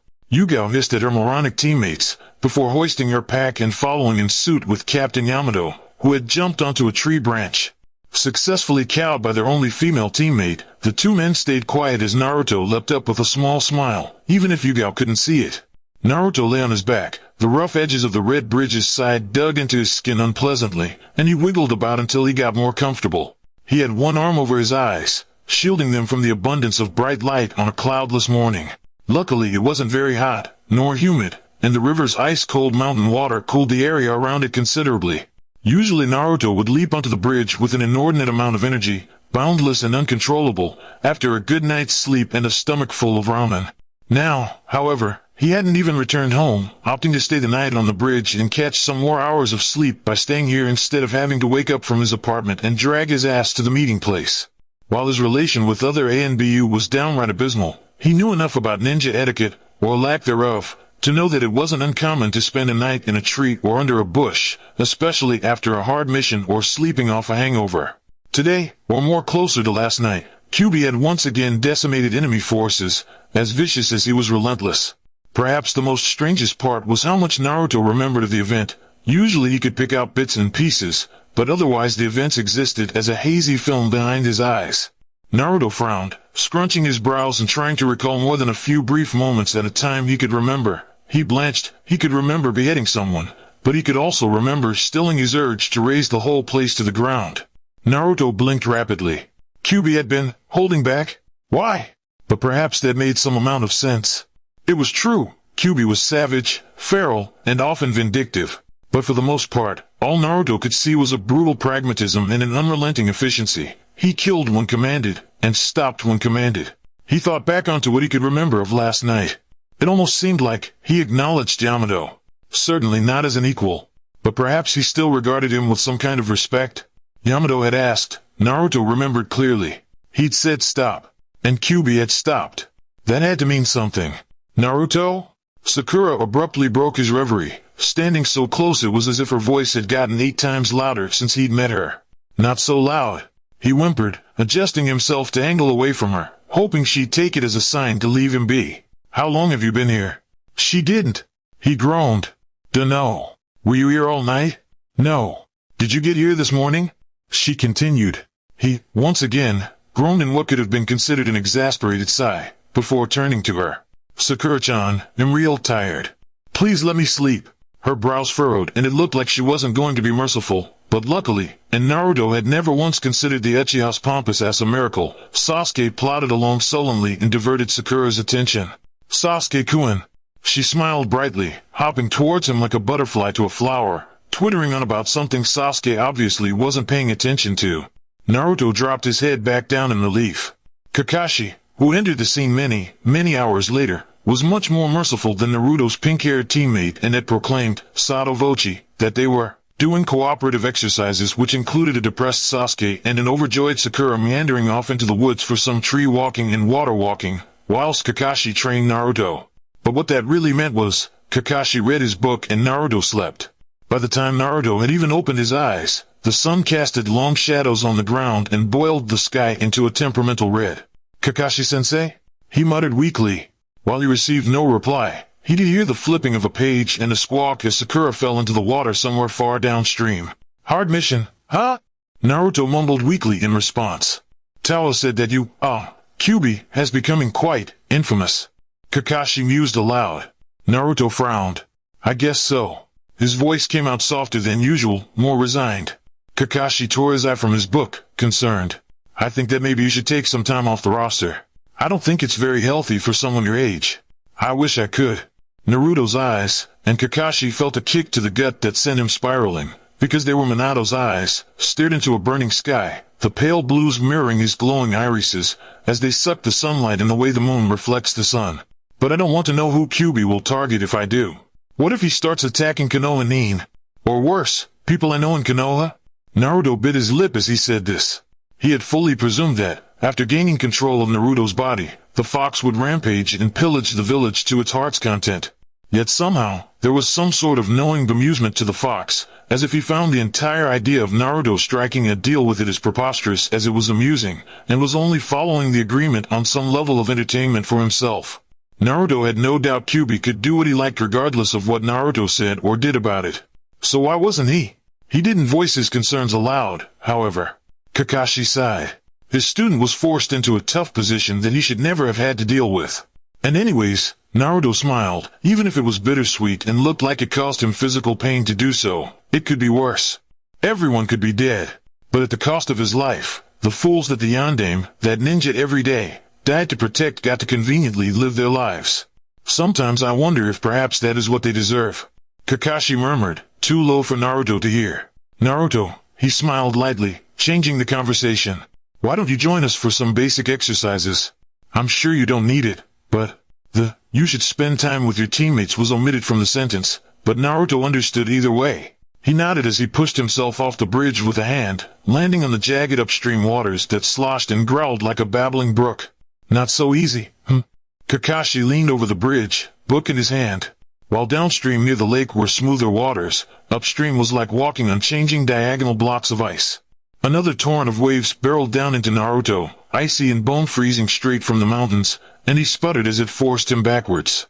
As he surfed on the chilling water, the boy grinned maliciously, forming hand seals he didn't know he knew, and shouted words that sounded foreign on his tongue, before a wave of water crashed over the bridge and onto Kakashi, and the blonde jogged down the river to his teammates.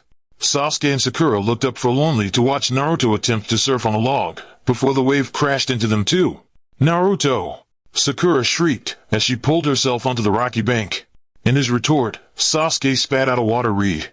Tatsuji had been working secretively to give Koharu and Hamura information on Amigakure for years now, and yet, he had never seen such a peculiar sight as this. He had heard rumors about Yamato, considered by many to be one of the greatest ANBU captains of all time, and the mismatched team of ANBU that were under his command. Of course, there was Yugao with perfect velvety hair, silky smooth and the color of orchids, not one strand out of place, even as she flipped out of the trees with her teammates. She was probably just as famous as he was, both beautiful and dangerous. The other, whose name he didn't know, but was called Tawa, squatted next to her, adjusting his bird mask, dark gray hair tied low at the neck as it fell off his shoulder. He heard rumors about that man, too, that there was a reason no one knew his real name. Koga, he had met once before and was very sure belonged to another ANBU squadron, and must be a replacement for someone else. And the last, unnamed and hiding behind a fox mask, interesting choice of animal, and he was fairly sure they had fell out of style after the Kyuubi's attack, with lemon-colored hair that fell over his face and tanned skin. He couldn't be much older than a teenager, and reminded Tatsuji sorely of Itachi. And everyone knew exactly how that predicament went down. But the boy looked oddly eerie, standing beneath the wan, wintry spill of the moon, backdropped against Konoha's infamous killers. He didn't want to look at him, something instinctual compelling him not to. He handed the scroll to Yamato, keeping gaze forcibly directed away from the blonde. "This is to be taken directly to the Hokage's assistants," he said with finality. Captain Yamato nodded once, not saying a word as he beckoned with his hand to the other ANBU to leap back into the trees, making their visit as swift as possible. The blonde turned back at first, piercing him through the gaping holes of his eyes before joining them. The ANBU team took off like a flight of birds embarking to the south, quick and smooth, but wary of the length of their journey and stamina. Oddly, it was Kyuubi who spoke. "He reeks of distrust." While Yamato had never known that it was possible to smell emotions, he wouldn't put it past a vengeful demon king to be able to do so. "Why do you say that?" he asked, partially humoring the demon. The demon sneered and didn't answer. Obviously, Kyuubi didn't take well to being treated like a child, and must have noticed the bemusement in his captain's voice. Or perhaps, he had smelt it on him? Yamato chuckled again. "Give the scroll to the Hokage," was all he said, avoiding Yamato's words entirely. Yugao and Tawa sent him looks, as they hopped past the forestry lighting fast and feather-like quick. "And we should listen to you, because—" Koga growled at him, abhorrence only lightly veiled. Kyuubi fiercely snarled back, as if it was a secret language made of reflexes and movements and animalistic monosymbolic sounds that none of his present company was aware of. "I never said you had to. Humans," he mentally digressed, "such a waste. But those elder mortals," Kyuubi sniffed the air distastefully, as if he was talking about foot fungus and not the village's most esteemed elderly. "They are ruthless. They believe differently to your idolized Hokage. Doesn't take smelling emotions to know that." Tawa mirthlessly laughed under his breath. "You're saying you think he gave us explicit orders to bypass the Hokage for a reason?" Yamato ignored his subordinate. "Perhaps." The demon's tone was even, and he said nothing else for the duration of the run. The team split as they entered the gates. Yamato penned down the mission scroll as he entered Konoha. "Get some rest," he called to his team, but was making a special point to Kyuubi. He knew it must be difficult for Naruto to cope with an uncooperative body due to the excessive amounts of strain it was put under daily. As he walked up the stairs to Sarchuobi's office, he hoped that young Naruto was dealing with the pressure well, for there weren't many people his age that could. "Hokage-sama." He bowed formally to the village leader, who waved at him in response. "And how was he?" Hiruzen asked for a specific report on Kyuubi's behavior daily. Yamato cleared his throat. "He learns remarkably fast. Not just human jutsu, but also mannerisms and speech patterns. A week ago he couldn't understand sarcasm, but he seems to have an abnormally tight grip on it now. He didn't think it was imperative to inform the Hokage of the ridiculous amounts his subordinates were short-handed by verbal irony. Does he get along well?" The Hokage leaned closer, concernedly. Yamato hedged. "I'm sure if he wanted, he could easily play nice. But I'd suspect anything of the sort to be foul play. As I'd think as well." The Sandaime nodded, closing his eyes. He was silent, as he blew his pipe again. "The council wants an intimate report on his every move. I had first conjectured this to be an extensive concern over the mental stability of a demon, as I'm sure you know it isn't uncommon at all for villages to use their jinchuriki as weapons. However, his is not a jinchuriki to be molded, but a demon with a mind of its own, something much more powerful than a simple rampant brainless fool. Since Kyuubi is a fully sentient being, this obviously is another matter entirely. The council, perhaps, is unaware of this fact, but Udatane and Mikitato wouldn't be fooled. They surely must have realized the crucial difference between Naruto-kun and other jinchuriki. You don't suppose it's a contrivance for any upcoming wars?" Yamato frowned beneath the mask. "As a weapon? He's much too young. The young are malleable." The Hokage sighed. "Kyuubi's surfacing is almost appreciated in these circumstances. And at any rate, isn't that what he already is?" Tenzu, not knowing how to respond, decided upon letting silence resume, poignant in its ringing, as if wallowing for the boy who was lost in the waging strife between Hokage and Council. The Council has already used the broken seal as a ploy to use the boy for their intent purposes, which also benefits Konoha. Yamato contemplated. While for Naruto-kun, it has the opposite effect. The ANBU captain locked eyes with the Hokage. He isn't faring well. I'm often reminded of a boy lost at sea, his head barely above water. Thank you for your report, Yamato. The captain only bowed in response. Naruto entered the Hokage's office with an indubitable amount of apprehension, made only worse when he noted that it was not the Hokage in the room, but his sensei, lounging on the window and leafing through his porn. The Kapinin lazily moved his gaze towards the ANBU entering. Naruto caught the slight narrowing of his eyes and the tremor in his shoulder in a manner he would have never even noticed before. He shook off the vertigo. It wasn't all that strange. He'd become unnaturally observant in the past couple weeks, but he chalked all that up to having a demon alter ego. It seemed like the most plausible cause. It's me, sensei, he called, and also caught the relief seeping into the man's shoulder. Strange, though, why was Kakashi awake at 4 in the morning? Ah, do you know where Hokage-sama is? I'm about to leave for my mission, but he asked to report here first.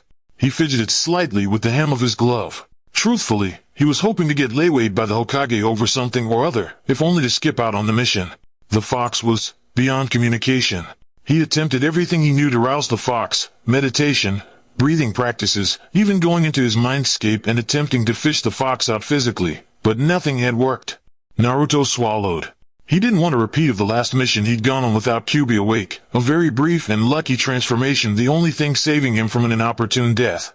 Kakashi waved off his distress. Your mission was cancelled. Naruto sagged in visible relief. Oh. The Hokage is out on business and won't return until the afternoon. Kakashi explained.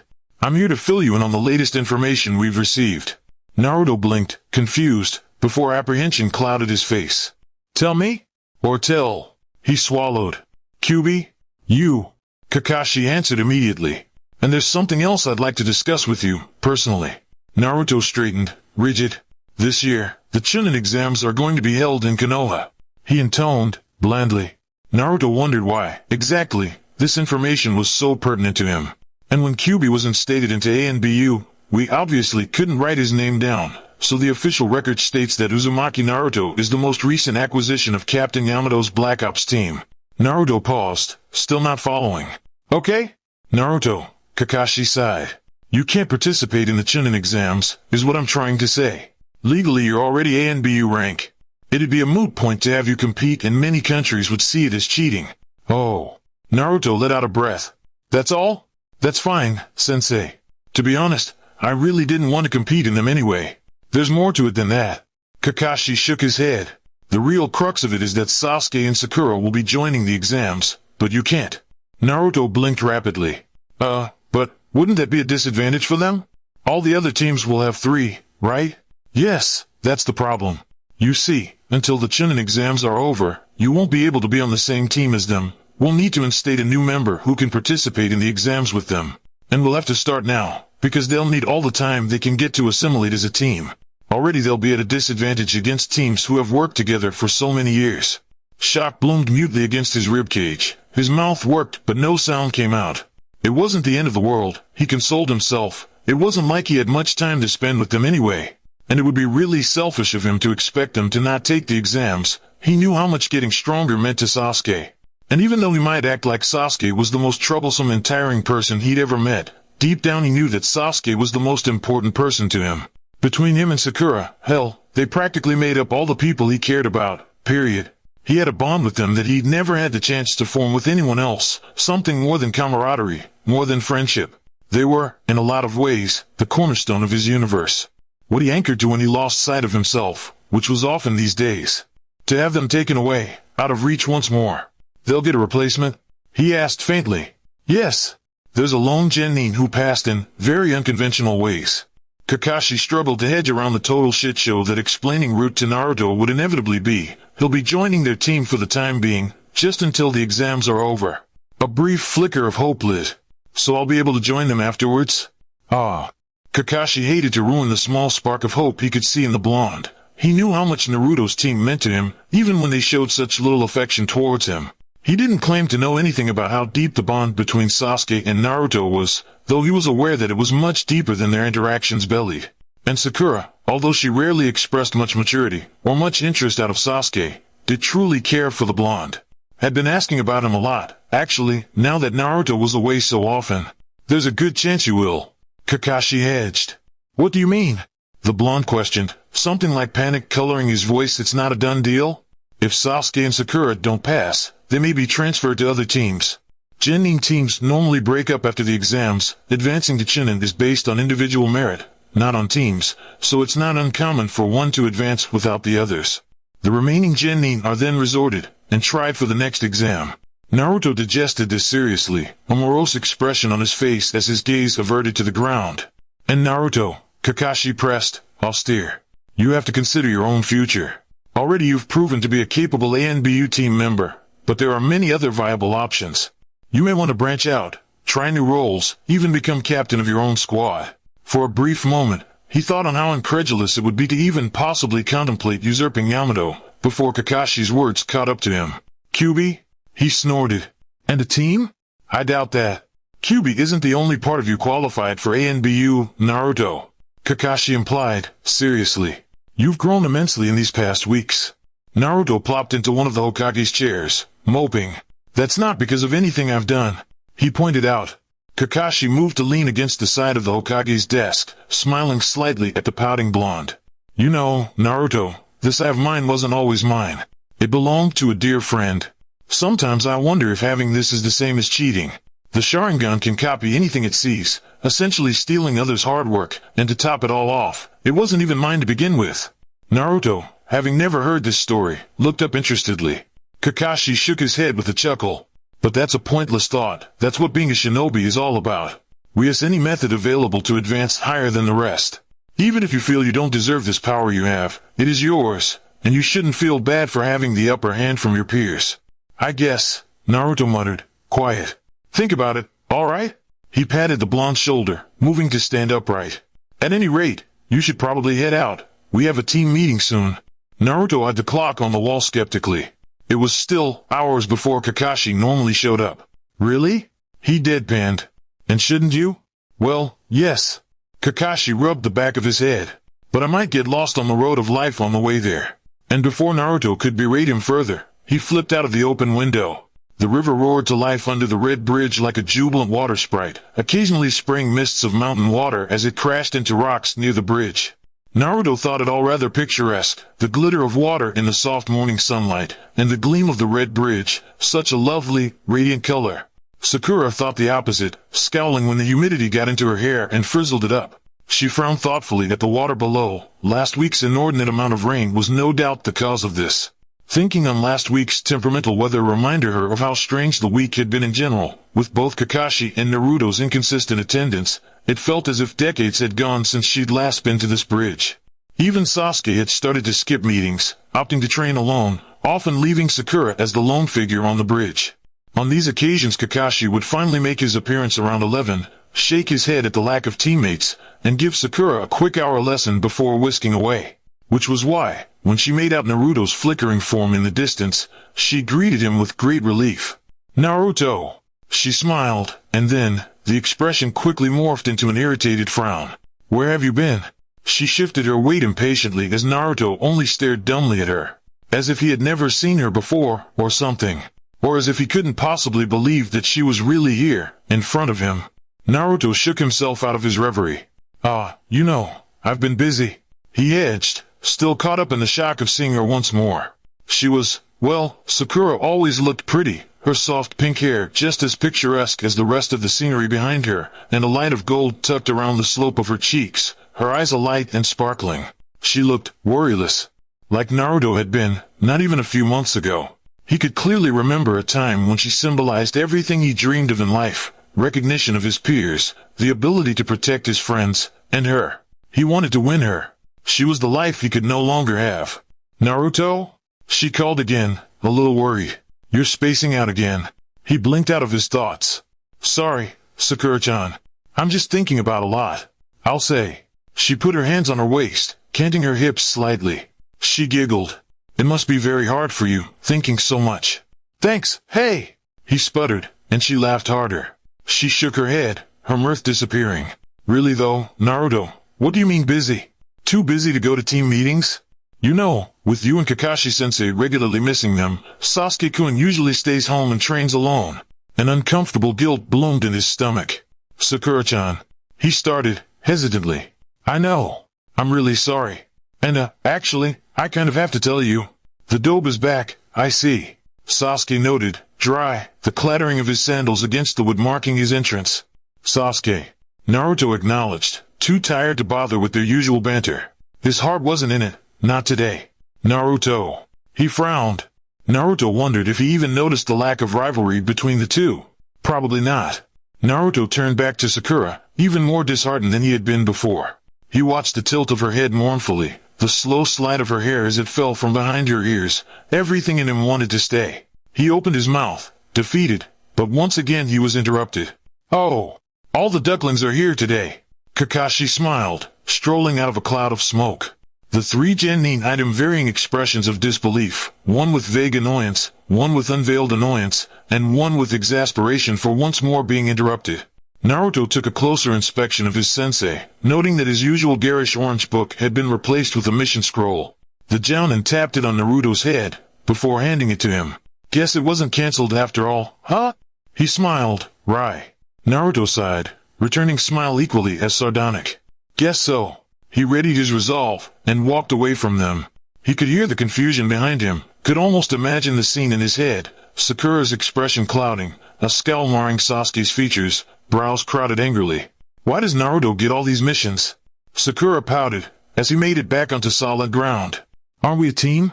The word team hit him like a blow to the heart. As he rounded the corner, he could vaguely hear the beginning of Kakashi's speech. Well, that's what I've come to talk to you about. This time when Kyuubi leapt into his skin, the change was only met with relief.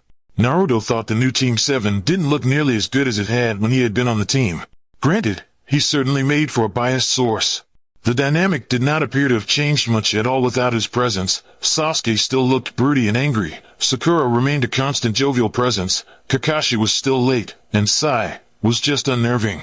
Naruto had to avert his eyes as they crossed paths on the street, wishing fervently for Kyuubi to take over, if only for the slight reprieve it would give him. The confrontation was inevitable. All Naruto could do was avert his eyes and attempt to sink into the ground. Senpai, Towa greeted with an amiable two-fingered salute, respectful. This only alarmed Naruto further. Never would he consider Towa amiable, or anything approaching respectful. Towa, Kakashi returned, with a nod. Team 7 trailed after him, only Sakura sparing a curious glance their way. Naruto immediately looked in the other direction, unable to watch the expression flourish on her face. He wanted to crawl out of here. Run, jump over the fence, bury himself into the ground, anything. He thought the most trying part of his day would be masquerading as a demon. Turns out he was wrong. The emotional trauma of losing sight of himself was infinitely easier than this. Kakashi must have perceived his discomfort, placing two hands on both Sasuke and Sakura and vaulting them in front of him. Come on guys, he said cheerfully. Those plants aren't going to water themselves. Sasuke made a noise of resignation, and Sakura sighed loudly. Sensei.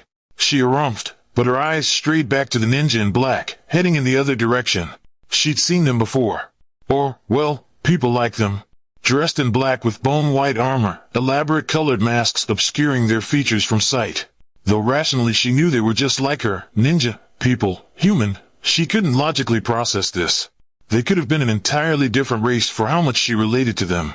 One with a tall, graceful countenance peered over the fringe of her glossy purple hair. Sakura startled, caught in the act.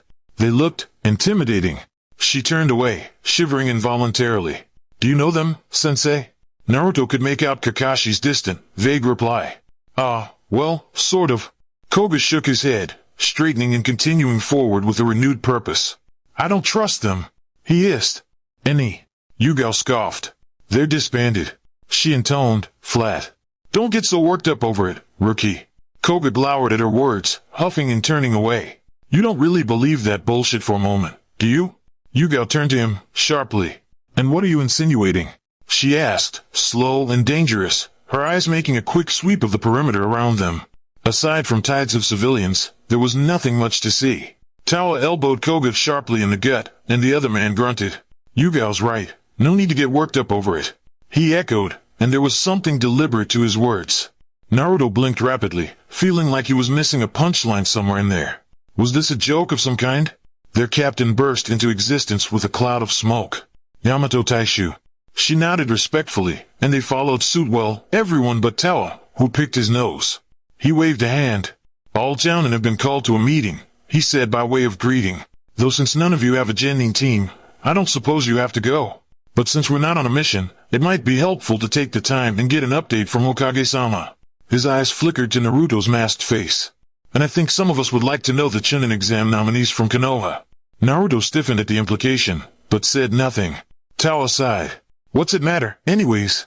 It'll be informative, at the very least. Yamato badgered. Koga and Yugao gave noncommittal shrugs, following Yamato without complaint as he led them to the meeting area. Large cloths buffeted the ceiling of the tent, drooping low and clouding the air with sticky humidity. They provided excellent seats for Ninja, however, and Naruto could make out many ANBU lounging from the rafters. Familiar-looking Jounin were gathered center stage. Naruto could discern Kakashi's sliver of silvery hair amongst the crowd. Like the rest of the ANBU attending, Yamato's team leapt into the rafters and made themselves comfortable among the support teams, Naruto following suit with greater reluctance. He could make out Irika's ponytail in the crowd, and wondered if it would be remiss of him to go up and say hello. Probably. The Hokage coughed once, bringing the attention of the room to the center point. Thank you everyone for attending. He greeted loudly, effectively cowing everyone into silence. First we'll hear from those who are watching over the new Genin. Kakashi, Sarutobi Asuma, and Yui Kurinai stepped forward. Sandame nodded.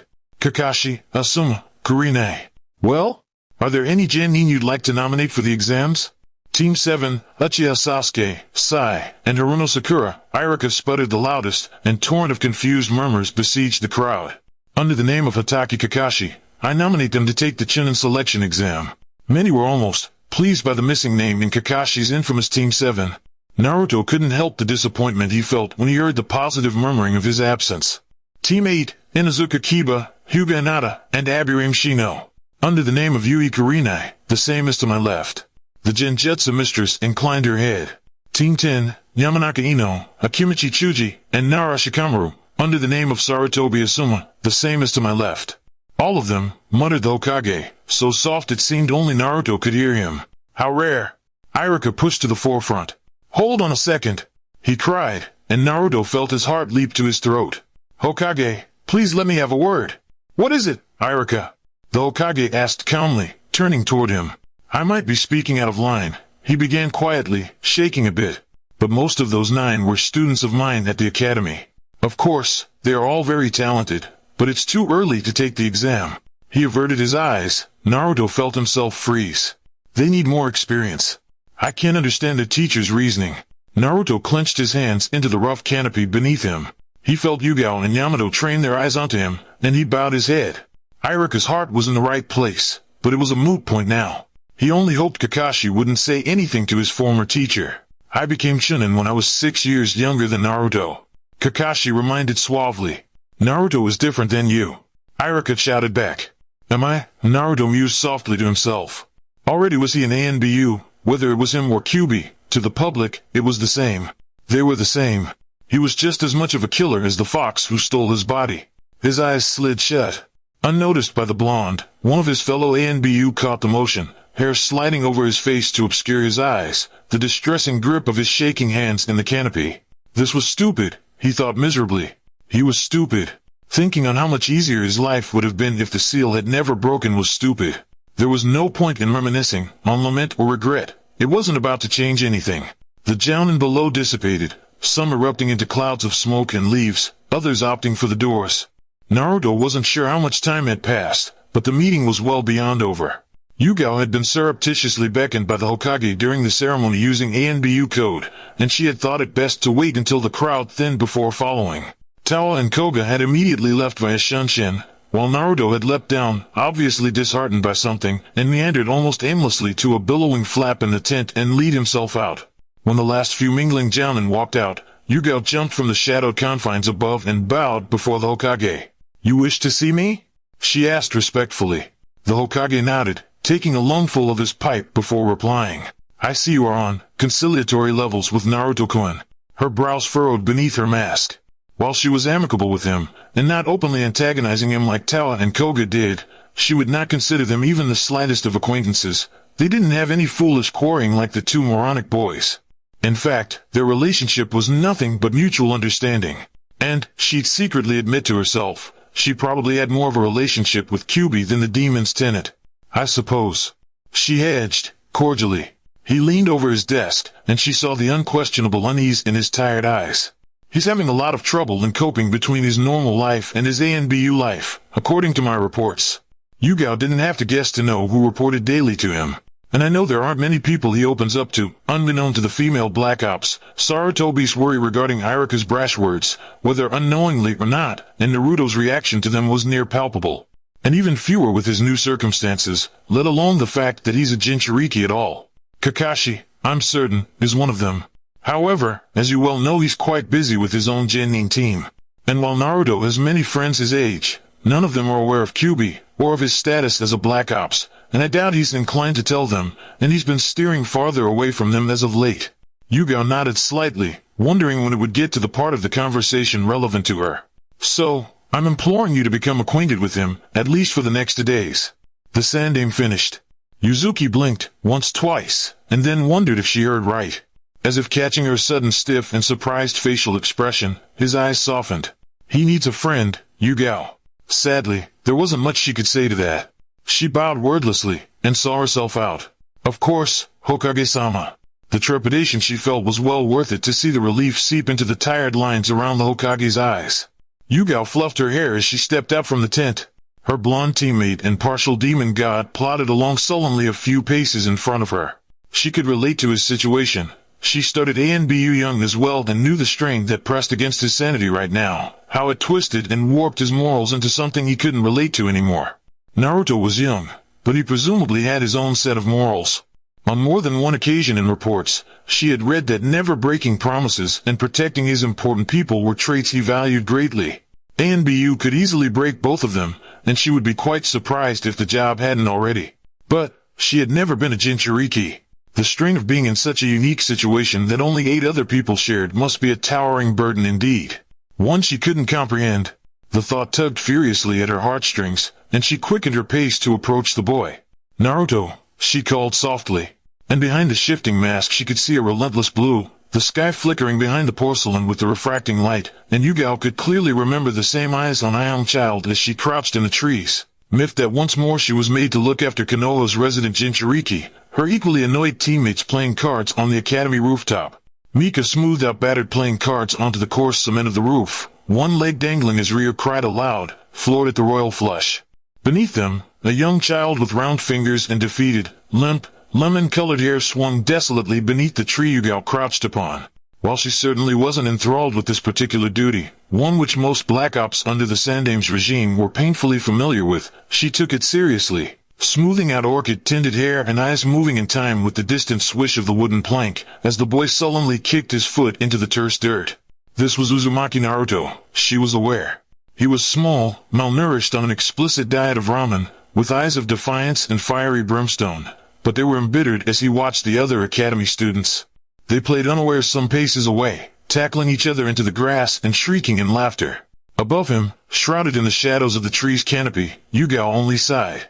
The end of the day found the ANBU in the shadows of the building. Yugao in particular slouched against the wall, head bent beneath her knees until wisps of plum-colored hair swathed her sandaled feet. Mika was stubbornly looking away from his defeated teammate, eyes peering into the distance, only wavering onto their young, unknowing charge for mere moments before he brought his gaze away. Like many of the Black Ops who were assigned this task, the thought that Konoha wasn't as innocent as he'd like was restless and uneasy against his braved, battle-worn heart. Rhea tucked the cards into his breast pocket, watching the boy as well with a stony, impassive face. This was nothing but a peeling shred against the tough, outer shell that the young, newly minted ANBU were yet to understand.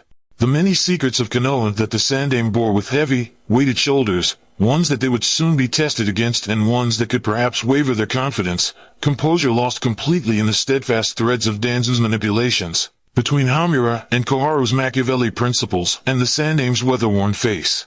Naruto watched the woman in front of him curiously, as he stood nervously before her in the broad street. The Jounin had departed long ago, leaving nothing but a faint wind, too far to leave anything more than a whisper to clear the heady silence. The woman shook her head, hair amaranthine at the edges, like orchids blossoming in the sunshine. Sorry, I got lost in thought.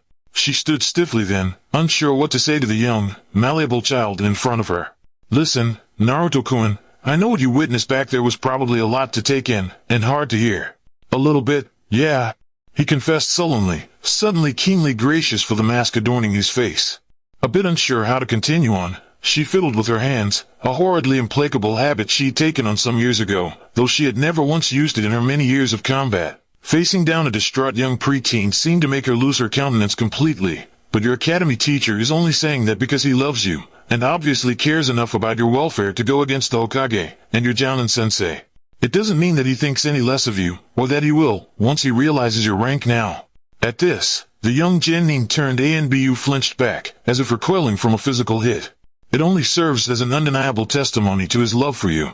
Her eyes softened when she realized that this was probably affecting the boy much more than he'd show. It scared her, a bit, to know that she could hold so much power over him with but simple, little words. I don't think he'd think of you any less for being a Black Ops. In fact, I think he'd probably be proud of you. But, I didn't do anything to deserve it. That's the way of the shinobi. Yugao retorted without missing a beat. She'd think that he'd realize this fact by noting the borrowed uchiha that his sensei carried under his mask. She bit back whatever she wanted to say, opting to stand anxiously, conscious of the tense silence that spread over them. He was her colleague, perhaps not by choice, and she was his teammate, who surely hadn't the same relationship with him as his old ones. And the young, plum-haired woman was certain not known for her tact. You look hungry, she observed. Whether this was simply a mild guess or an accurate prediction was lost in translation. Come on. With lithe, long legs she strode ahead of him, almost cat-like as the smooth, honed contours of her body shifted as easily as the shadows against the pavement. Ichiraku's this way. She beckoned him over behind her shoulder. He followed, a bit confused, but suddenly besieged with a strange warmth. Yugao was nice. She wasn't precisely the easiest to talk to, but her tactless, brutal honesty was rather refreshing compared to the sweetened words he'd heard for most of his life when speaking to genial people like the Sandaime or Captain Yamato, who usually tried to placate him by using large, endearing words to describe a not-so-endearing reality.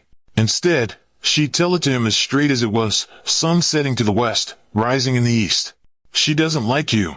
The woman inputted bluntly, picking at her ramen with such an innate delicacy that the noodles seemed elegant in return.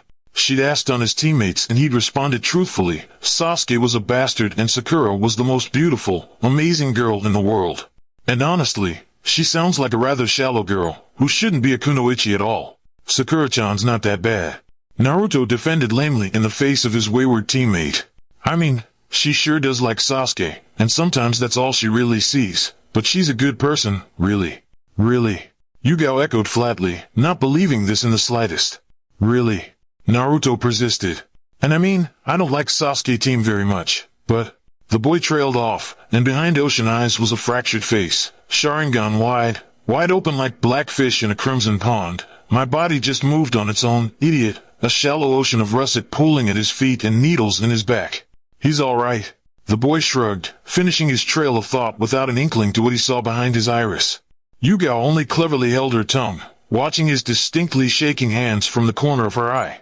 Teammates grow on you, she decided upon, as he nodded. My team, I suppose I didn't like them much either. One was rather annoying, the other was too quiet. That's usually how genin teams are. You don't like them much. You and Yamato Taishu and Tawa and Koga never talk about your genin teams. Naruto surmised, with a sudden clarity on how little he knew about his new team. The woman made a small noise in the back of her throat, as if she was considering the ways to avoid the subject. By the time you're our age, you won't want to reminisce about it very much. Oh. Even without much for thoughtfulness and perceptive judgment of social cues, Naruto was aware that he had stumbled upon a topic which Yugao didn't want to discuss. He flushed in embarrassment. Anyway, she swiveled in her chair, to stand up and pull her hair out of her face. She had taken off her mask to place it at her hip, and he was struck with how human she looked without the demonic-looking white skin over her face. Ramen leaves a bad taste in my mouth, and I have some oolong tea that I think you'd enjoy. Tea, the blonde repeated with a scrunch of his nose. Ew. You should learn to like it, she warned with a bit of mirth. It shows elegance. It's bitter and tastes like dirt. She rolled her eyes at his hasty retaliation, opting to instead stride in front of him and lead the way to her apartment. Once there, he seemed to flounder a bit in her entrance hallway, as if unable to comprehend that there was actually a person behind the mask. She wasn't entirely surprised. He'd never seen her without the cat over her face, and Anbu hardly appeared human with the mask on. Of course, Naruto always seemed to convey this sort of helpless humility to him, even with the blank sheen of porcelain covering the awareness of his eyes. But perhaps that was simply because he was young, and emotions were just as easily identified in one slender, mobile shoulder as they were in the distinct crease of an eyebrow. While he peered curiously at pictures of her and Hei, guffawing at the fact she even had a boyfriend, she slipped a bit of sugar into his tea and stirred it until it swirled to the same shade as hers. "It's good, isn't it?" She smiled with amusement, as he slurped his cup down and demanded more. "It sure doesn't taste like the tea Irika-sensei used to make me drink," he confessed with some amount of surprise. Irika probably didn't dump half a sugar bowl into it. "It's really good, better than milk, even. You should keep drinking that anyway, though," she reminded cautiously. "Your bones are still growing, you know." "I know." Naruto rolled his eyes, supposing he should be more annoyed at her mother henning than he really was, perhaps because no one had ever really patted about, worrying at him, and it was a pleasing sensation. "Can I have more, you think?" he asked hopefully, as she only grinned wryly at him as she poured more tea for him, this time, distinctly lacking any other additives. A moment later, "That's disgusting." Kyubi smirked as he cleaned his blade.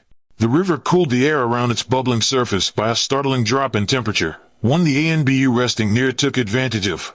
Kyubi was closest to the river's edge, mask hiding his grinning and malicious features as the blade's surface shined his unwavering mask eyes back at him. Something about dead humans made him cheery, and maybe it was the fact that he killed them without Madara's influence. The female was keeping her distance. No doubt the cause of this was due to her newfound relationship with Naruto. Kyubi snorted. Humans were deceitful above all else. Such brash creatures. He'd never understood their need for compassion or companionship. One of them would die in the long run, anyway. At least her presence was tolerable, unlike the bumbling male idiots that he sadly shared the team with. Koga was laying spread eagle against the river bank, farther down where rocks didn't cliff the river's edge with jagged stone, but where it was mossy and soft and damp. He was near comical, sighing graciously for the sharp relief from the besotted, thick heat. Tawa had, at first, reluctantly dipped his feet in. This action was followed immediately by his entire body going face first into the icy water. Yamato was out scanning the perimeter, which left Yugao to stand in charge. Said purple-haired female looked as immaculate as ever, even when washed with heavy waves of moisture and burning heat. The team had been out for a full week on a mission almost inside the borders of AIM. Sadly, the infamous rain country was experiencing one of its seasons rightfully called the steam season. The others were, in chronological order, the rain season, the rain season, and the rain season. When Yamato finally dropped from the dense canopy of leaves towering far above their heads, the entire team shared a feeling of alleviation in unison. The week had been to travel into the heart of AIM, the mission's actual work much more espionage and reconnaissance, rather than the usual all-out offensive the team usually took. Yamato had suggested that this hadn't always been the case, and the team's paradigm had shifted drastically with the assimilation of Kyubi onto the team, and finally, after many days of simply sitting around in the sticky heat that clung like cobwebs, they were finally heading home. Let it not be said that Kyubi did not get his fair share of entertainment. His chance for bloodshed came eventually, and he merrily stole the kills from his all-too-willing ANBU teammates. He would have even gone on for more, had Yamato not stopped him. That was quick. Koga appraised, although quick was relative. Probably because Hokage-sama wants to have as many ANBU as he can back home. Tawa remarked as they began their journey, grabbing a branch and flipping himself over. Yamato nodded, but said nothing. "I don't get it." Tawa sighed, taking this as a sign to continue. "It sounds a lot like little shrimps going from being stupid to slightly less stupid. I remember when I was a genin, I can't believe how dumb I was." Chunin was no better. Koga chortled, ribbing him lightly. The two of them descended into stifled laughter. Undoubtedly there was a joke in there somewhere. "It's a smart move on the Hokage's part." Yugao sniped icily. "Yes. The Chunin exams means many foreign diplomats and shinobi will be entering Konoha's borders. This is one of the few times Konoha experiences such large influx in visitors. ANBU should be near the village at all times, not only to keep the peace but also in the case of emergencies." Yamato explained to his team. The two main catalysts of the lecture only nodded, successfully cowed. Kyubi looked forward to it. Demonic premonition, perhaps, but he was certain there would be some sort of bloodshed to partake in. The sky curled around at the edges of the world, a looming dome of black clouds shifting across the night like loam. The broken moon hanging limp and useless in the sky, and a man with wild hair and a monster with the world in its jaws bore each other down, and their eyes made of rings met like infinity to infinity. And somehow, between the world ending and the beast in front of him, his purpose struck him with startling clarity, because the man with the 1,000 eyes and the demon who ate 1,000 souls were all coming together, And a crack sounded on his window and Naruto fell out of his bed. He gasped for breath, staring dazedly up at his ceiling. Behind his eyes his dream dissolved into nothing, leaving him with a tangled knot of emotions, fear, lament, and regret, all of which congealed together into something terrible that sat at the bottom of his stomach. In his mouth was the taste of blood, whose, he didn't know. This, however, was not all that surprising. Recently, he didn't even know himself. After a moment or two, as he lay there catching his heartbeat, his eyes turned quietly to the impassive mask on the other side of his window. The expressionless mask gave nothing away, but Naruto felt as if he could smell apprehension off the man anyway. "Did you need something?" He yawned, stretching, the last flickering memories of his dream fading with the warm light of morning. The Anbu held up a scroll, wrapping it lightly against the glass before he set it on the sill, erupting into a cloud of smoke. Naruto sighed. Mission. Abruptly, something lodged in his throat and he flew up off the bed, falling to his knees on the floor and choking up a storm. He coughed blood all over the carpet, the color a thick, dark red poison, clotted as if it had been there for some time. Naruto gagged. That was disgusting. Even worse, now it was never going to get out of his carpet. That's fucking gross. He scowled, directing this towards his demon tenant. Kyubi did not deign this with a response. Nine-tomoe loped around the ocean in a string of sharp rock faces and brittle trees, the entire landscape covered judiciously with mountainous drifts of sand and framed by an immense and cloudless sky. To its right was the inaccurately named nation of river country, for no rivers flowed through the land until its border with Aim. The rest had been besieged by desert rapidly spreading from Suna. All this meant that traveling around this part of the country meant traveling with little to no cover. It was half the reason ninja avoided and half the reason no one lived there in the first place. The only indent of civilization lay in a winding road that led the trail from the one end of Hine-no-Kuni all the way to the very edges of Sunagakure. While treacherous and incredibly tedious, it was the only legitimate way between the two countries. The looping road leveled parallel to the only establishment Yugao had seen for miles, a dilapidated shack of wood, leaning into the side of a sand dune, weathered from years of the elements until it looked just as desolate and unwanted as the rest of this godforsaken land. No other movement but the soundless flutter of the paper fringes hanging from the thatched roof. No other sound but the sorrowful, half-hearted chime of bells at the entrance. Yugao peered up sightlessly into the blinding sky, not a cloud in sight. What a mission! No cover, nowhere to run. She counted down the seconds in her head, feeling skittish and on edge just by waiting out here. Tao posted up not too far from her, perched upon one of the wooden stumps surrounding the entrance that she supposed had, at some point, resembled a fence. He hunched over himself gracelessly, cigarette in hand, looking about as put upon as she did and doing about as fine a job of keeping watch. Not that she could blame him, they'd been out here for the better part of the last 3 hours. Koga, their usual negotiator, had claimed illness and was currently in the hospital with a deathly case of the flu. Or so he had liberally insisted. Something told Yugao that he had actually just hoped the border into Tea Country, undoubtedly to make amends with his on and off again girlfriend, of whom he complained about, loudly, all the goddamn time. And Captain Tenzu, being the lovable and irrevocably gullible man he was, readily allowed him to leave. She wouldn't have minded, really. She would be the first in line punting him over the border if it meant he'd finally stop bemoaning his love life, or lack thereof. But Yamato could take hours negotiating and consistently gave them a worse bargain than they had come for. But, more importantly, hours. Hours. And then, there was Kyubi. The demon stood as an immovable presence in sharp relief of billowing dust clouds, a silent, inhuman wraith. If he had moved even a muscle since they had arrived, she did not know of it. And she'd been staring at him, scrutinizing, for the better part of a half hour.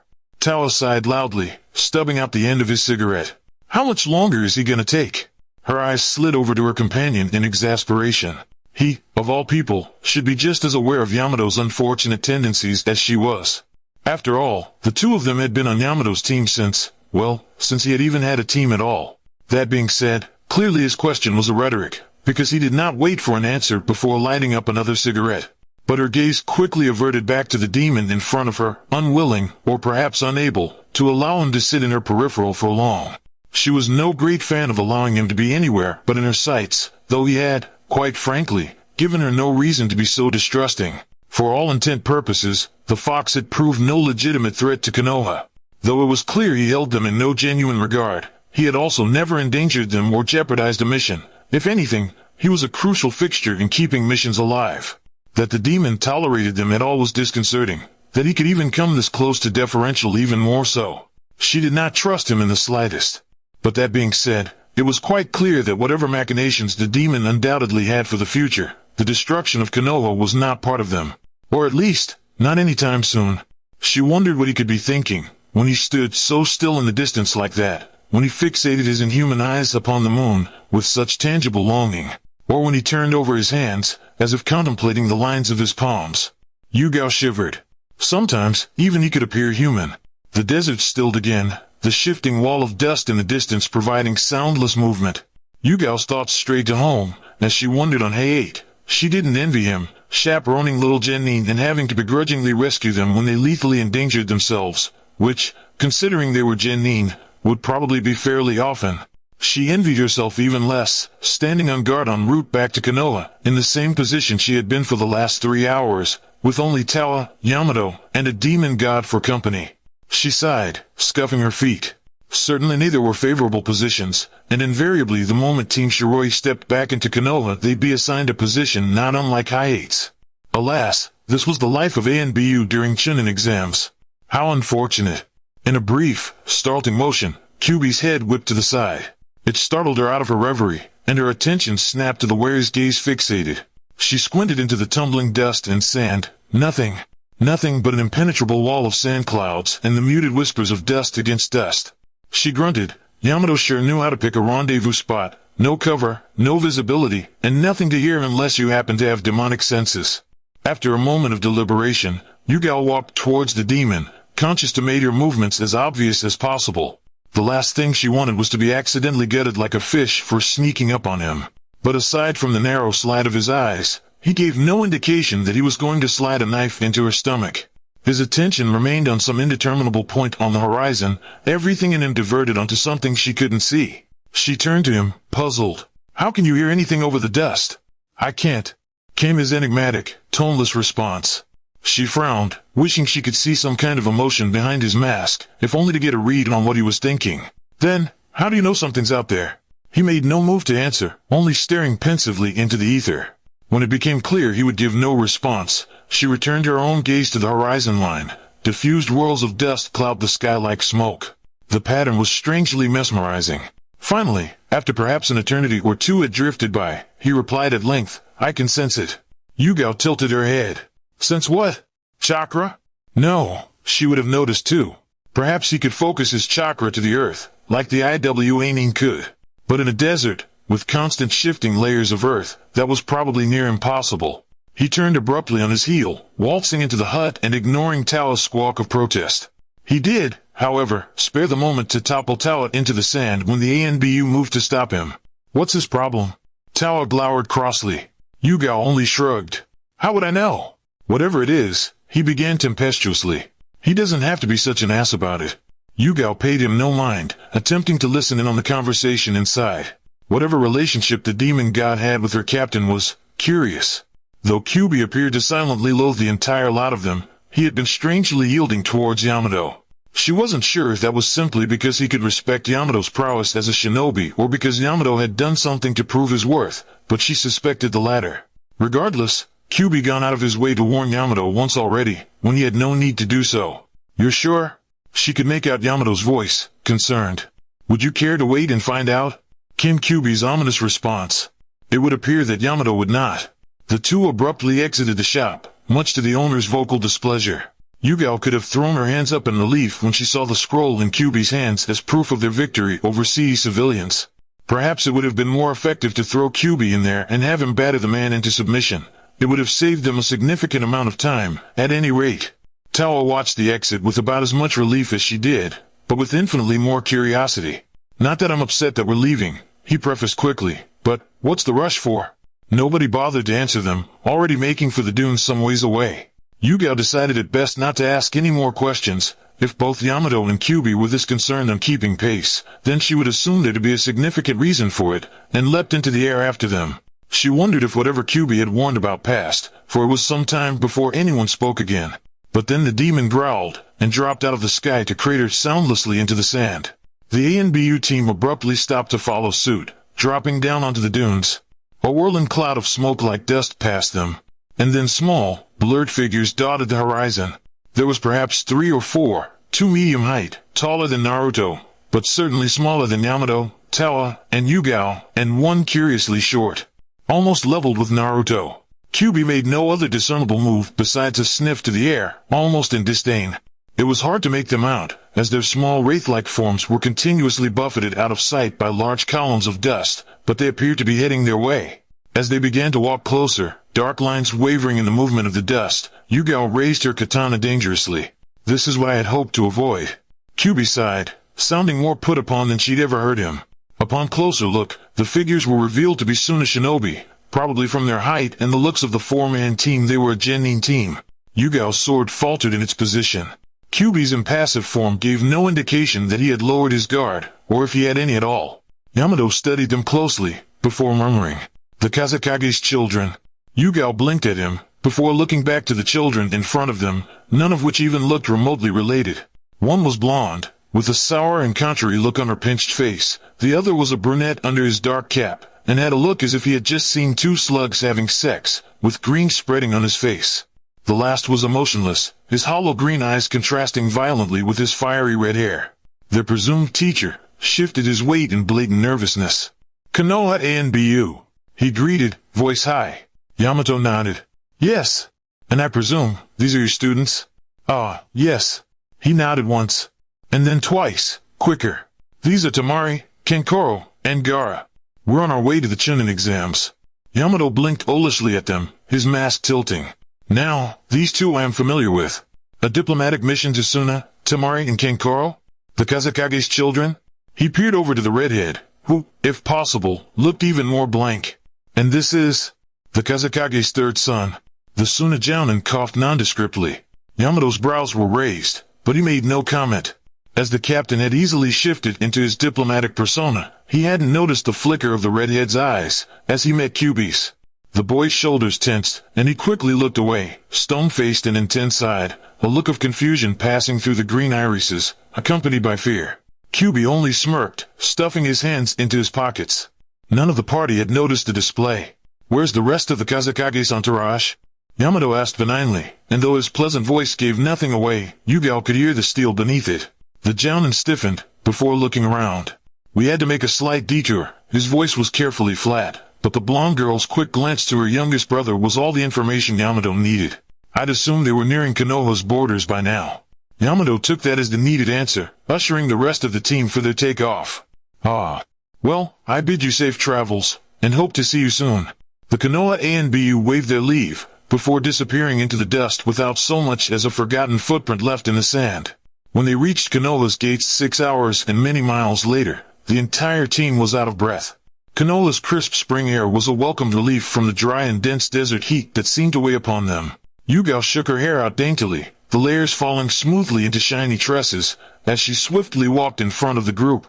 Yamato veered off to the left immediately, nodding to the odd Chunin guards. You'd think, after months of ANBU going in and out, they'd be used to this, or perhaps they were simply mystified by Yugao and her pretty hair, as he passed.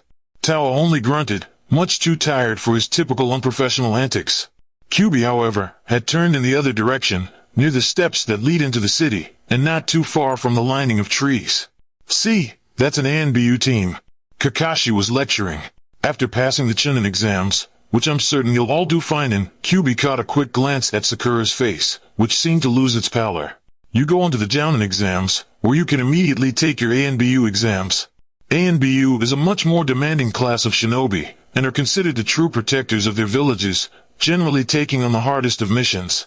Kyubi didn't bother to wait around and hear the rest of Kakashi's lecture on the importance of the Chunin exams, an event that the Jounin was obviously doing to placate the pink-haired girl's nerves and strengthen her resolve, which was clearly backfiring. and sped up to catch up to his team some paces in front of him, until he was close enough that they all walked side by side.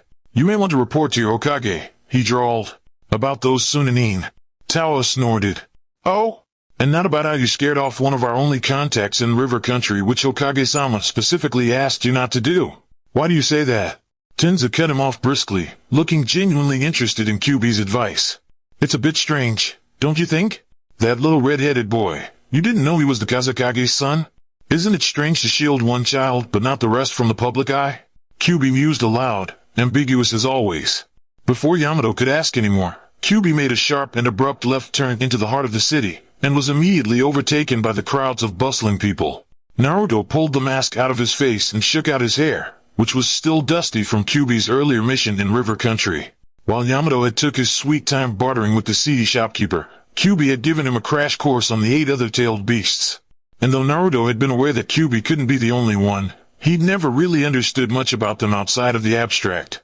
QB's motives in this lecture became clear after their encounter with the one-tailed Jinchuriki, an eerily quiet boy with an even stranger lack of expression. But perhaps what had struck Naruto most about the entire conversation was how QB addressed himself, in relation to the other demons. It was almost as if he considered them a part of him. Naruto shook his head, deciding he'd leave that headache for another day, and followed his nose to a familiar bridge. Sasuke had the smell of the outdoors, of a man who spent most of his life in the training grounds. Sakura smelt the opposite, surrounded in the flutter of soft smells, flowers, honey, and food. Sai was peculiarly blank, his smell almost sterile, some sort of common perfunctory soap. And the last one, Kakashi, well, he must have spent a long time watching Sakura and Sasuke in that tree. He was beginning to smell like oak. Naruto plodded silently, being sure that he was out of sight, practicing navigating through forestry with only his nose. Suddenly, he walked past a flowered bush, the repugnant scent sending him into a spiraling descent of wheezes and coughs, nearly hacking up his entire lunch in his futile attempt to choke the stink out of his system. Sakura whirled around, and would have easily saw him, had he not hidden in a tree much faster than he could have ever moved before. Sasuke turned around immediately after, certainly not going to be bested by Sakura of all people, and his dark eyes swept the tree line as he scowled. Sai made no move to even bother, and hadn't moved from staring just past bridges crossing red bars and the sky, a bit to the right of the tree Kakashi was reading in. His old sensei hopped from the tree, no doubt to lead the 3 genin off of Naruto's trail, and greeted them with a smile and an entirely blasphemous excuse for his usual tardiness. Sakura's expression made it clear just how much she appreciated that. Naruto was briefly entertaining the idea of walking over there, when Kyuubi abruptly slid into his skin, jostling Naruto out of control.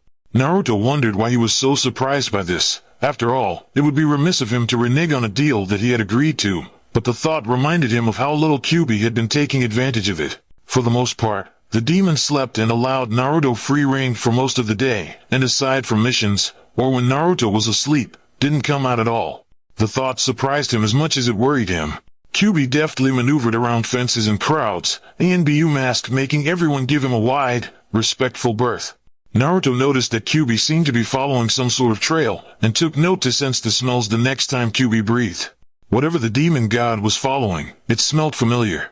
It reminded him of his strange dreams. He stopped suddenly, and Naruto jolted when he realized that there was the same guy from their Anbu mission dangling Konohamaru like some sort of prey.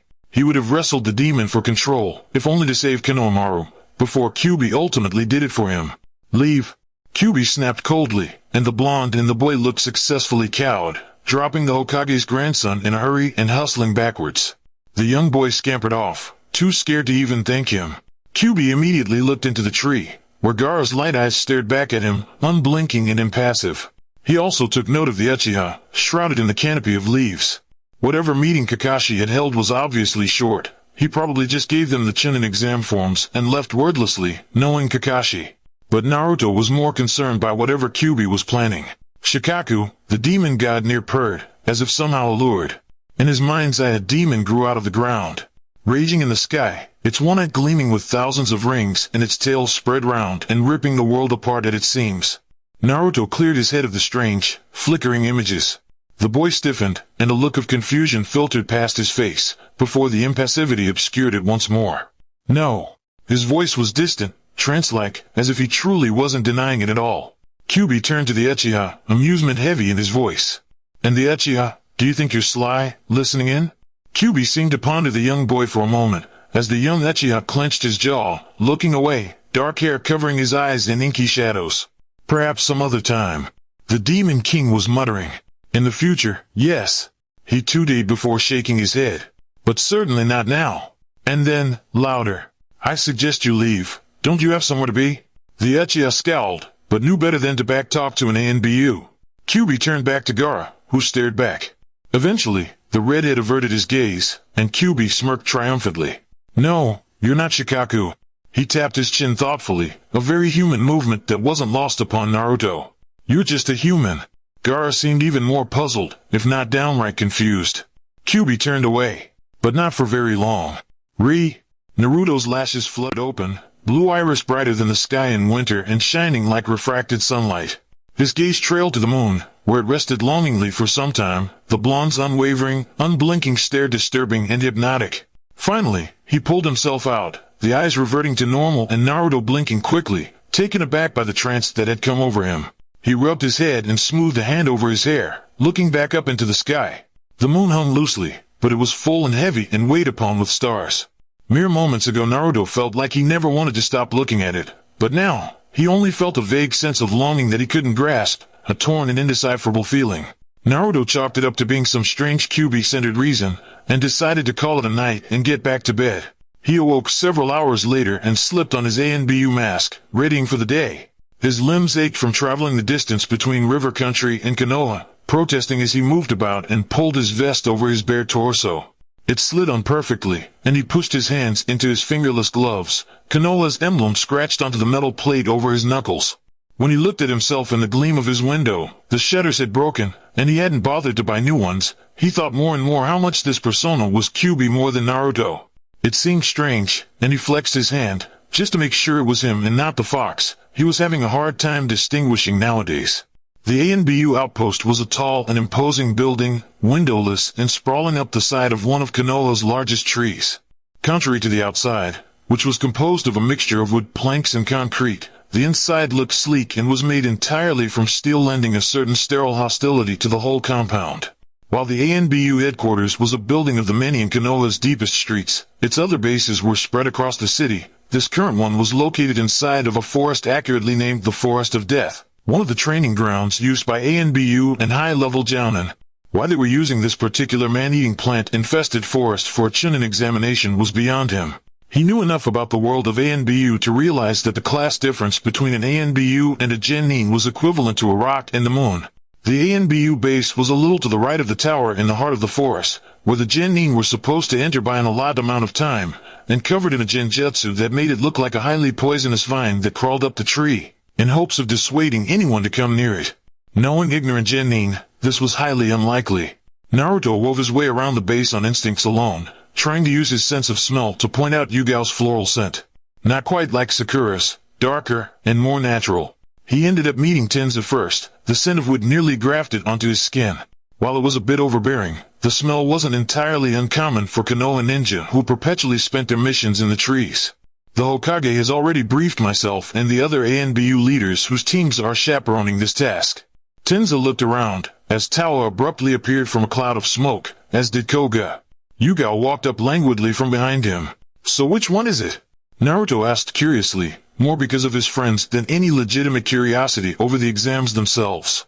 Yamato looked at him sharply, clearly catching him out.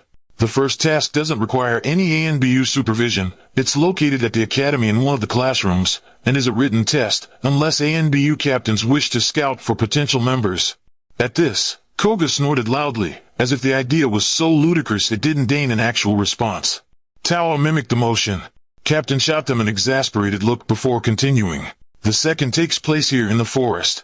The genin will then have to make it to the central tower in 5 days, collecting 2 scrolls from the other genin teams. Our team and another will be patrolling during this task. Sounds easy enough. Tawa shrugged. So why do we have to watch the shrimps? It's not like anything interesting is going to happen. Koga added with a scowl. Yugao ribbed him. Doesn't matter. Hokage's orders. And then, with quiet resignation, not that I'm looking forward to it either. Yamato said nothing, probably agreeing with the statement but too professional to acknowledge it. Naruto was perhaps the only ANBU in existence right now not bemoaning his fate for the next few weeks. His stomach tied itself into knots at the thought of Team 7 having to go up against all these obstacles. Hell, a few months ago this forest probably could have killed him. But Sasuke was strong, right? And a genius, so he'd most likely have no problem with that first test, and God knows Sakura undoubtedly wouldn't. Sasuke was also considered the best rookie genin, so perhaps he'd be able to make it through the second test as well. Naruto swallowed. More than anything he wanted to be there to support them, by their side, not in the trees above. What's the third? Naruto, he asked abruptly. Yamato eyed him deeply. Well, the third is going to be a matchup of the remaining genin. Starting with the preliminaries held in the tower, the finals will be held a month later at the stadium. So that's why Okage-sama wanted so many ANBU back. Yugao frowned to herself in annoyance. Rowdy spectators. That's it? Tawa asked in disbelief. I'm sure there's a couple Chunin around how could deal with that. Koga nodded. Isn't ANBU a bit overkill for this? Tenzu shrugged. These are Hokage-sama's orders.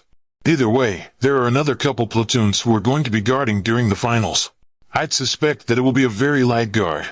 In the meantime, we'll be out in Kusagakure killing off some wayward missing nin. Yamato clapped his hands brightly, and Tawa yowled, high-fiving with Koga. Yugao only rolled her eyes and fluffed her hair. Naruto said nothing. He actually wanted to watch the finals. And the first task, for that matter. Taicho, he began quickly. When does the first exam start? I'd think in 30 minutes. Yamato looked at his watch. Maybe less. Depending on when Ibiki decides to show up. Naruto remembered Ibiki, one of Kakashi's friends, but then, Kakashi had many friends in many weird places. Hell, Kakashi probably knew all about the Chunin exams. Maybe they were easier than they sounded. Why else would he nominate Team 7 if he thought they couldn't pass? Without warning, Naruto bolted in the opposite direction, hoping to make a hasty escape over to the academy. Yugao watched him turn the corner, before pivoting back to face Yamato. Koga and Tawa had already fled, most likely to get a little more of their life before they were all forced onto genin babysitting duties. Yugao noticed Tenzu's face and sighed. Should I follow? Sakura held her breath, and the air went still and stagnant around her, as if it whirled out the window into a vacuum in space. Sasuke's figure in front of her became diffused in the retrograde fluorescent lights from the ceiling above, and her head started to pulse in and out like a beating drum. She felt so nervous she was nauseous, and more than anything she wished she was back in her room. Back at the Red Bridge, anywhere but here. Sai was next to her, with that impassive look on his face and that strange, twisted smile that was physically painful to see. She wearily put a hand to her head, and tried not to throw up. Some of the nominees must be way past 12, 18, even, and they all stared at the young Team 7 hungrily. Even when the rest of the nominated rookies came up to banter with them, Sakura only did so half-heartedly. Not even Ino launching herself at Sasuke could get a rise out of her. Sai was a quiet, almost unnatural presence by her side. She felt herself awkwardly stare around the room, searching for Naruto. But he wasn't there. Sakura gulped. Maybe Naruto wasn't taking it this year. You guys need to keep quiet. A man walked up to their group, pushing up his glasses as he did so. He gave a sweep across the crowd of genin, and Sakura admired his face. He had a nice appearance, if not a bit shady looking. You don't want to attract the attention of people around here. Everyone can already tell you're all wet behind the ears. Kabuto gave another glance at each of them, as if to instill some sort of fear. Sakura was successfully scared by it, but him and Sasuke seemed to duel each other with their eyes. Eventually though, Sasuke only growled and turned his head, and Kabuto had a perverse smile on his face that made Sakura's toes curl in what certainly wasn't pleasure. He showed them some cards, to which Sasuke immediately asked for Rock Lee, that odd boy who had proclaimed love to her, a girl he had barely met. Sakura decided it was better not to bring that up though. Sasuke again asked for another character, a Hyuga Niji, to which Kabuto easily produced another card. They were on the same genin team, along with another girl named Tenten. Sakura scanned the crowd, and found the three of them staring back. She quickly brought her gaze down. Sasuke opened his mouth, surely to ask for another, but Ibiki came in and began to shout at all of them, making Sakura near jump in her boots. The man was ferocious, eyeing them like maggots under his boots, and calling them so a couple times, and instilling more fear than she thought she was capable of having. As he explained the rules, Chunin began to file into the room, inspecting the genin and holding clipboards. Ibiki said that they were there to determine that none of the students cheated. Sakura frowned. That sure was a hefty amount of shinobi for just that. You have 3 strikes, Ibiki growled at them all. On the third, one of the Chunin will escort you and your team out. Protests began to voice into the air, and Sakura shuffled over to where Sasuke had his arms folded, leaning on the wall closest to the Chunin. She clasped her hands tightly behind her back, trying to feel comforted by his presence so close. It wasn't working. Not wanting to watch Hibiki rage at her and the other genin, her eyes trailed to the door they had come in by, and the windows to the opposite wall. The two Chunin she stood in front of had begun to whisper to themselves. One made a vague nudge-like gesture to the far wall. There was a flash of cloth, and a man, no, boy, fully clothed in black leapt into the room from an open window. A masked woman with beautiful, long purple hair followed him closely. "That's Kyubi, isn't it?" the Chunin whispered, beady eyes following the young Anbu with an unfaltering and jealous gaze. The one next to him, with a bandage over one of his eyes, hummed his agreement. "Yeah, he's pretty young." Miko from the mailing center said that he's younger than Itachi, even. Sasuke stiffened. "You think so?" The two watched the Anbu lean against the wall. The masked boy was surreptitious, and Sakura doubted that if she hadn't been standing so close to the Chunin to hear their conversation she wouldn't have noticed his presence at all. "Yamato's team, right?" "Yeah." The bandaged Chunin agreed. "Did you hear about their mission to Grass? I heard he cleaved a guy in two, and then ate his eyes." The other laughed. "Have you been watching too much True Blood?" Attuned to her surroundings more, she began to scan the crowd that wasn't made up of genin. The Chunin proctors were lined against the wall, but sometimes in the shadows Sakura could catch glimpses of glinting white masks. "What do you think they're doing here?" The bandaged one mused aloud. "Shit. You don't think Captain Yamato actually give two fucks about any of these genin, do you?" "This lot?" The one with dark hair snorted. "Doubtful." Team 7 moved to their seats with the rest of the genin wearily, and Sakura hedged closer to Sasuke. "Do you really think his name's Kyubi?" Sakura asked in disbelief, evidently remembering her history classes. "Why would someone name their child that?" Sasuke looked at her slowly, blinking incredulously. Anbu chose their own code names. He told her as patiently as he could. Cowed, the pink-haired girl looked down. "Oh, Kyubi is a name that inspires fear." Sai mused aloud, much to the surprise of his teammates. They had only heard him speak a few times, and Sakura was fairly sure she could count all of them on one hand. That Anbu was smart to use it. The two watched him with gagged bewilderment.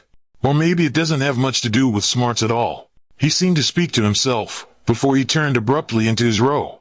Sakura observed him for another moment, before she too ducked into her row too, leaving Sasuke to walk up to his in the near back. Sakura wished hers was that far. She was worried about the questions on the test. Of course, she had studied impeccably in the academy, so surely she would do well. But what happens if she didn't? As the test was passed out, Sakura sighed in relief when she noticed that all of them were ones she knew, or at least, ones she could figure out. She could only hope her teammates were faring the same. Sakura shivered, wrapping her arms around her torso, her fingers clasping into the familiar material of her shirt. Beneath the muted thudding of her heart, she thought she could feel something like composure settle into her at the touch. Almost hesitantly, she shifted lightly until the side of her shoulder brushed against Sasuke's. He didn't pull away, all of his focus set determinedly onto the Chunin instructor some ways ahead of them. She caught a sliver of his profile in the dark, morning gloom, wary and resolute. It was the same expression he'd worn when Naruto walked away from them. She didn't know what it meant. Her eyes followed the slope of his nose and then to the trees behind them. She'd never seen trees this tall, thick, towering stalks that took to the sky, spiraling pillars for the castle of leaves some distance into the clouds. She stepped closer to the boy by her side, something ominous crawling up her neck. She felt as if she could feel a set of eyes upon her, but when her gaze darted about the crowd, there was nothing to see but the mutinous group of genin around her, guffawing and whining and wiggling and complaining loudly. She was apparently not the only one who thought it was taking an unnecessary amount of time to get into this place. Sakura had never thought herself as particularly observant. She was a ninja, but she could acknowledge that her true strengths would always lie in academia. And yet, she appeared to be the only one of her teammates who felt this restless unease, disquiet settling into her as they waited in the gloom. "Sasuke-kun," she murmured, sending a sharp glance to the boy by her side. "What?" he returned, absent, his attention still focused on Anko. She yelled outrageously at a balking genin in the front row. He yelled back. She threw her sandal at him. "I don't." She swallowed, her hands trailing down her sides to clasp the bottom of her shirt. "I think." "What?" he asked again, finally turning towards her. He studied her face closely. "Do you want to opt out?" What?" She blinked. Why would he? But the hollow noise in her ears had dissipated, leaving the world cold and full of noise once again. Anko was hollering into the crowd. She'd picked her sandal up from where it had bounced off of the genin's head, strutting about and listing off instructions for participation forms. And if you didn't want to sign them, then you could get the fuck out. What kind of exam do you take this for? Oh, no, she replied, not blind to the way his shoulders relaxed in relief. Do you feel like someone's watching us? He shrugged. It wouldn't surprise me. Which, true. She cast a look around again, hesitant. I guess that's true. She agreed, slowly. That guy with the outrageous eyebrows had been watching her since she stepped into the exams. But while that was creepy, it wasn't disconcerting. Come on. She stirred out of her reverie. Sasuke pivoted slightly on his foot, looking back at her. In front of him, Sai was already making for the tents propped up along the side of the arena, along with a sea of other genin. She shook her head. Maybe it was nothing. It became fairly clear once she made it into the booth that she was essentially waving off liability for her death. As if her life insurance policy wasn't already void forever. Sasuke did not appear to be all that invested in the fine print. Sai did not appear to have read it at all. She was marginally relieved to see that some of the other genin seemed to show a little more hesitation. There was a bleach-blonde boy with two large and slow-looking teammates, raging about legalities. Anko was fairly quick to haul him out of there. She bit her lip, and penned her name down as quickly as possible. Some distance above her, a young Anbu crouched low on his branch, watching her unwaveringly. He scowled when her rude companion caught his gaze, smiling ineffectually up at him and presenting him with a tiny wave. Yamato was right. There was something totally unnerving about that dude. And Yamato did not appear to be the only Anbu with an unadulterated distaste for Root. His companions by his side had spent a large duration of their time in hysterics over genin hairstyles, and the rest of it loudly pronouncing their dislike of Root. Perhaps even more concerning, Kyuubi had dropped his determined neutrality on everything in Konoha to express his utter displeasure at the young boy that had taken Naruto's place on Team 7. Rustling behind him, Yugao plummeted out of the trees, flipping upright as she landed next to Naruto. He glanced towards her. Anything interesting? Not particularly, she replied, and behind her rigorous professionalism Naruto was fairly sure he could hear no small amount of consternation. Tawa and Koga made non-committal noises of agreement. Everyone assigned to the second exam seemed to have come to the consensus that the duration of the test would stand to be a complete and utter waste of time. Training ground number 44 was set up to be ideal for forceful takeover mission training. The tower at its center had no easily accessible windows or doors, but had been abandoned as a favorite ANBU training facility due to its obvious route to the tower. If one followed the river long enough, the tower would be in sight in approximately 40 minutes. 25 if you were Tawa, who had found a shortcut through a couple broken logs and under a bridge or two. For Genin, the given time would probably be just perfect. He drifted off for a moment or two as the proceedings below dragged on by like molasses, listing slightly against his knees. Koga snorted beside him. This is ridiculous. He pointed out. We're supposed to be out doing cool shit, you know? That's why I became ANBU in the first place. That's a pathetic reason. Yugao noted. I became ANBU because I wanted to protect my village and prove my worth. I joined because of mission pay. Tawa added. I joined because I didn't have much of a choice. Naruto shrugged. Yugao huffed and crossed her arms, standing up in one fluid, graceful motion, tilting her head back. I excuse Naruto. The boy smiled from behind his mask. You two bumbling idiots, however, disappoint me. Those are sorry excuses. Naruto wanted to point out that no one was laboring under the impression that Tawa and Koga were stellar examples of ANBU and Konoha Jounin at large, but decided against it, because when he thought on it, he couldn't come up with any legitimate example of a particularly stellar ninja. All the Jounin he knew had some kind of idiosyncrasy that varied from mildly eccentric to downright alarming. Yamato, perhaps. He had his quirks, but he also happened to be the universal moral barometer for everyone in the Black Ops. They're moving, Tawa informed, somewhat needlessly. A stampede of genin had the same effect on the forest as a stampede of elephants, and double the noise. Naruto sighed, getting to his feet. At his side, Yugao turned into her speaker, belting out orders to the other ANBU squadrons in the forest. She cut the feed off sharply. All right, rendezvous at 1400 with Team Aoi. With that, Yugao ducked into the forestry. Koga and Tawa followed sedately, looking like they'd prefer to have someone physically haul them in there. Naruto paused, turning back to study the ground below. Sakura's illuminated shock of pink hair caught his attention, and for a brief moment he wistfully stared down at his former team. The moment was gone as quick as it came, and then he was fixing his mask upon his face and darting into the trees after his fellow ANBU. Once inside the deep, almost sentient forest, their team split in two. Captain Tenzu was already out scouting alone. Tawa and Koga would take the right perimeter and meet up with him on the other side. Yugao and Naruto would take the right. The whole forest, if navigated correctly, could be easily spanned in the course of an hour. He shook his head with wonder. If he wasn't up in the canopy, but down below with the rest of the Genin, could he have even hoped to make it in that duration? We're doing a sweep of the route Taicho already scouted, Yugao clarified, directing a vague hand wave to the right side of the forest. To keep a particular eye on some of the Genin. We're not to interfere, of course, doubly so with our own. At this, she grumbled. The last thing we need is for some idiotic fool to accuse Konoha of foul play. They took off into the trees, Naruto unabashedly attentive. Does that happen a lot? He asked, rather leadingly. Yugao looked at him, impassive mask turning the movement into something owlish, marginally surprised with his sudden, invested interest. She wondered if he was actually showing an aptitude for politics, or perhaps more likely, concern over his friends taking the exam some miles below them. I suppose not, she conceded, tactfully. But all the same, we shouldn't interfere. No matter what you see, it's best not to get involved. Are there any rules that Genin have to follow? She shook her head. Not particularly, no. And then, elucidating, the exams are meant to simulate real shinobi experiences.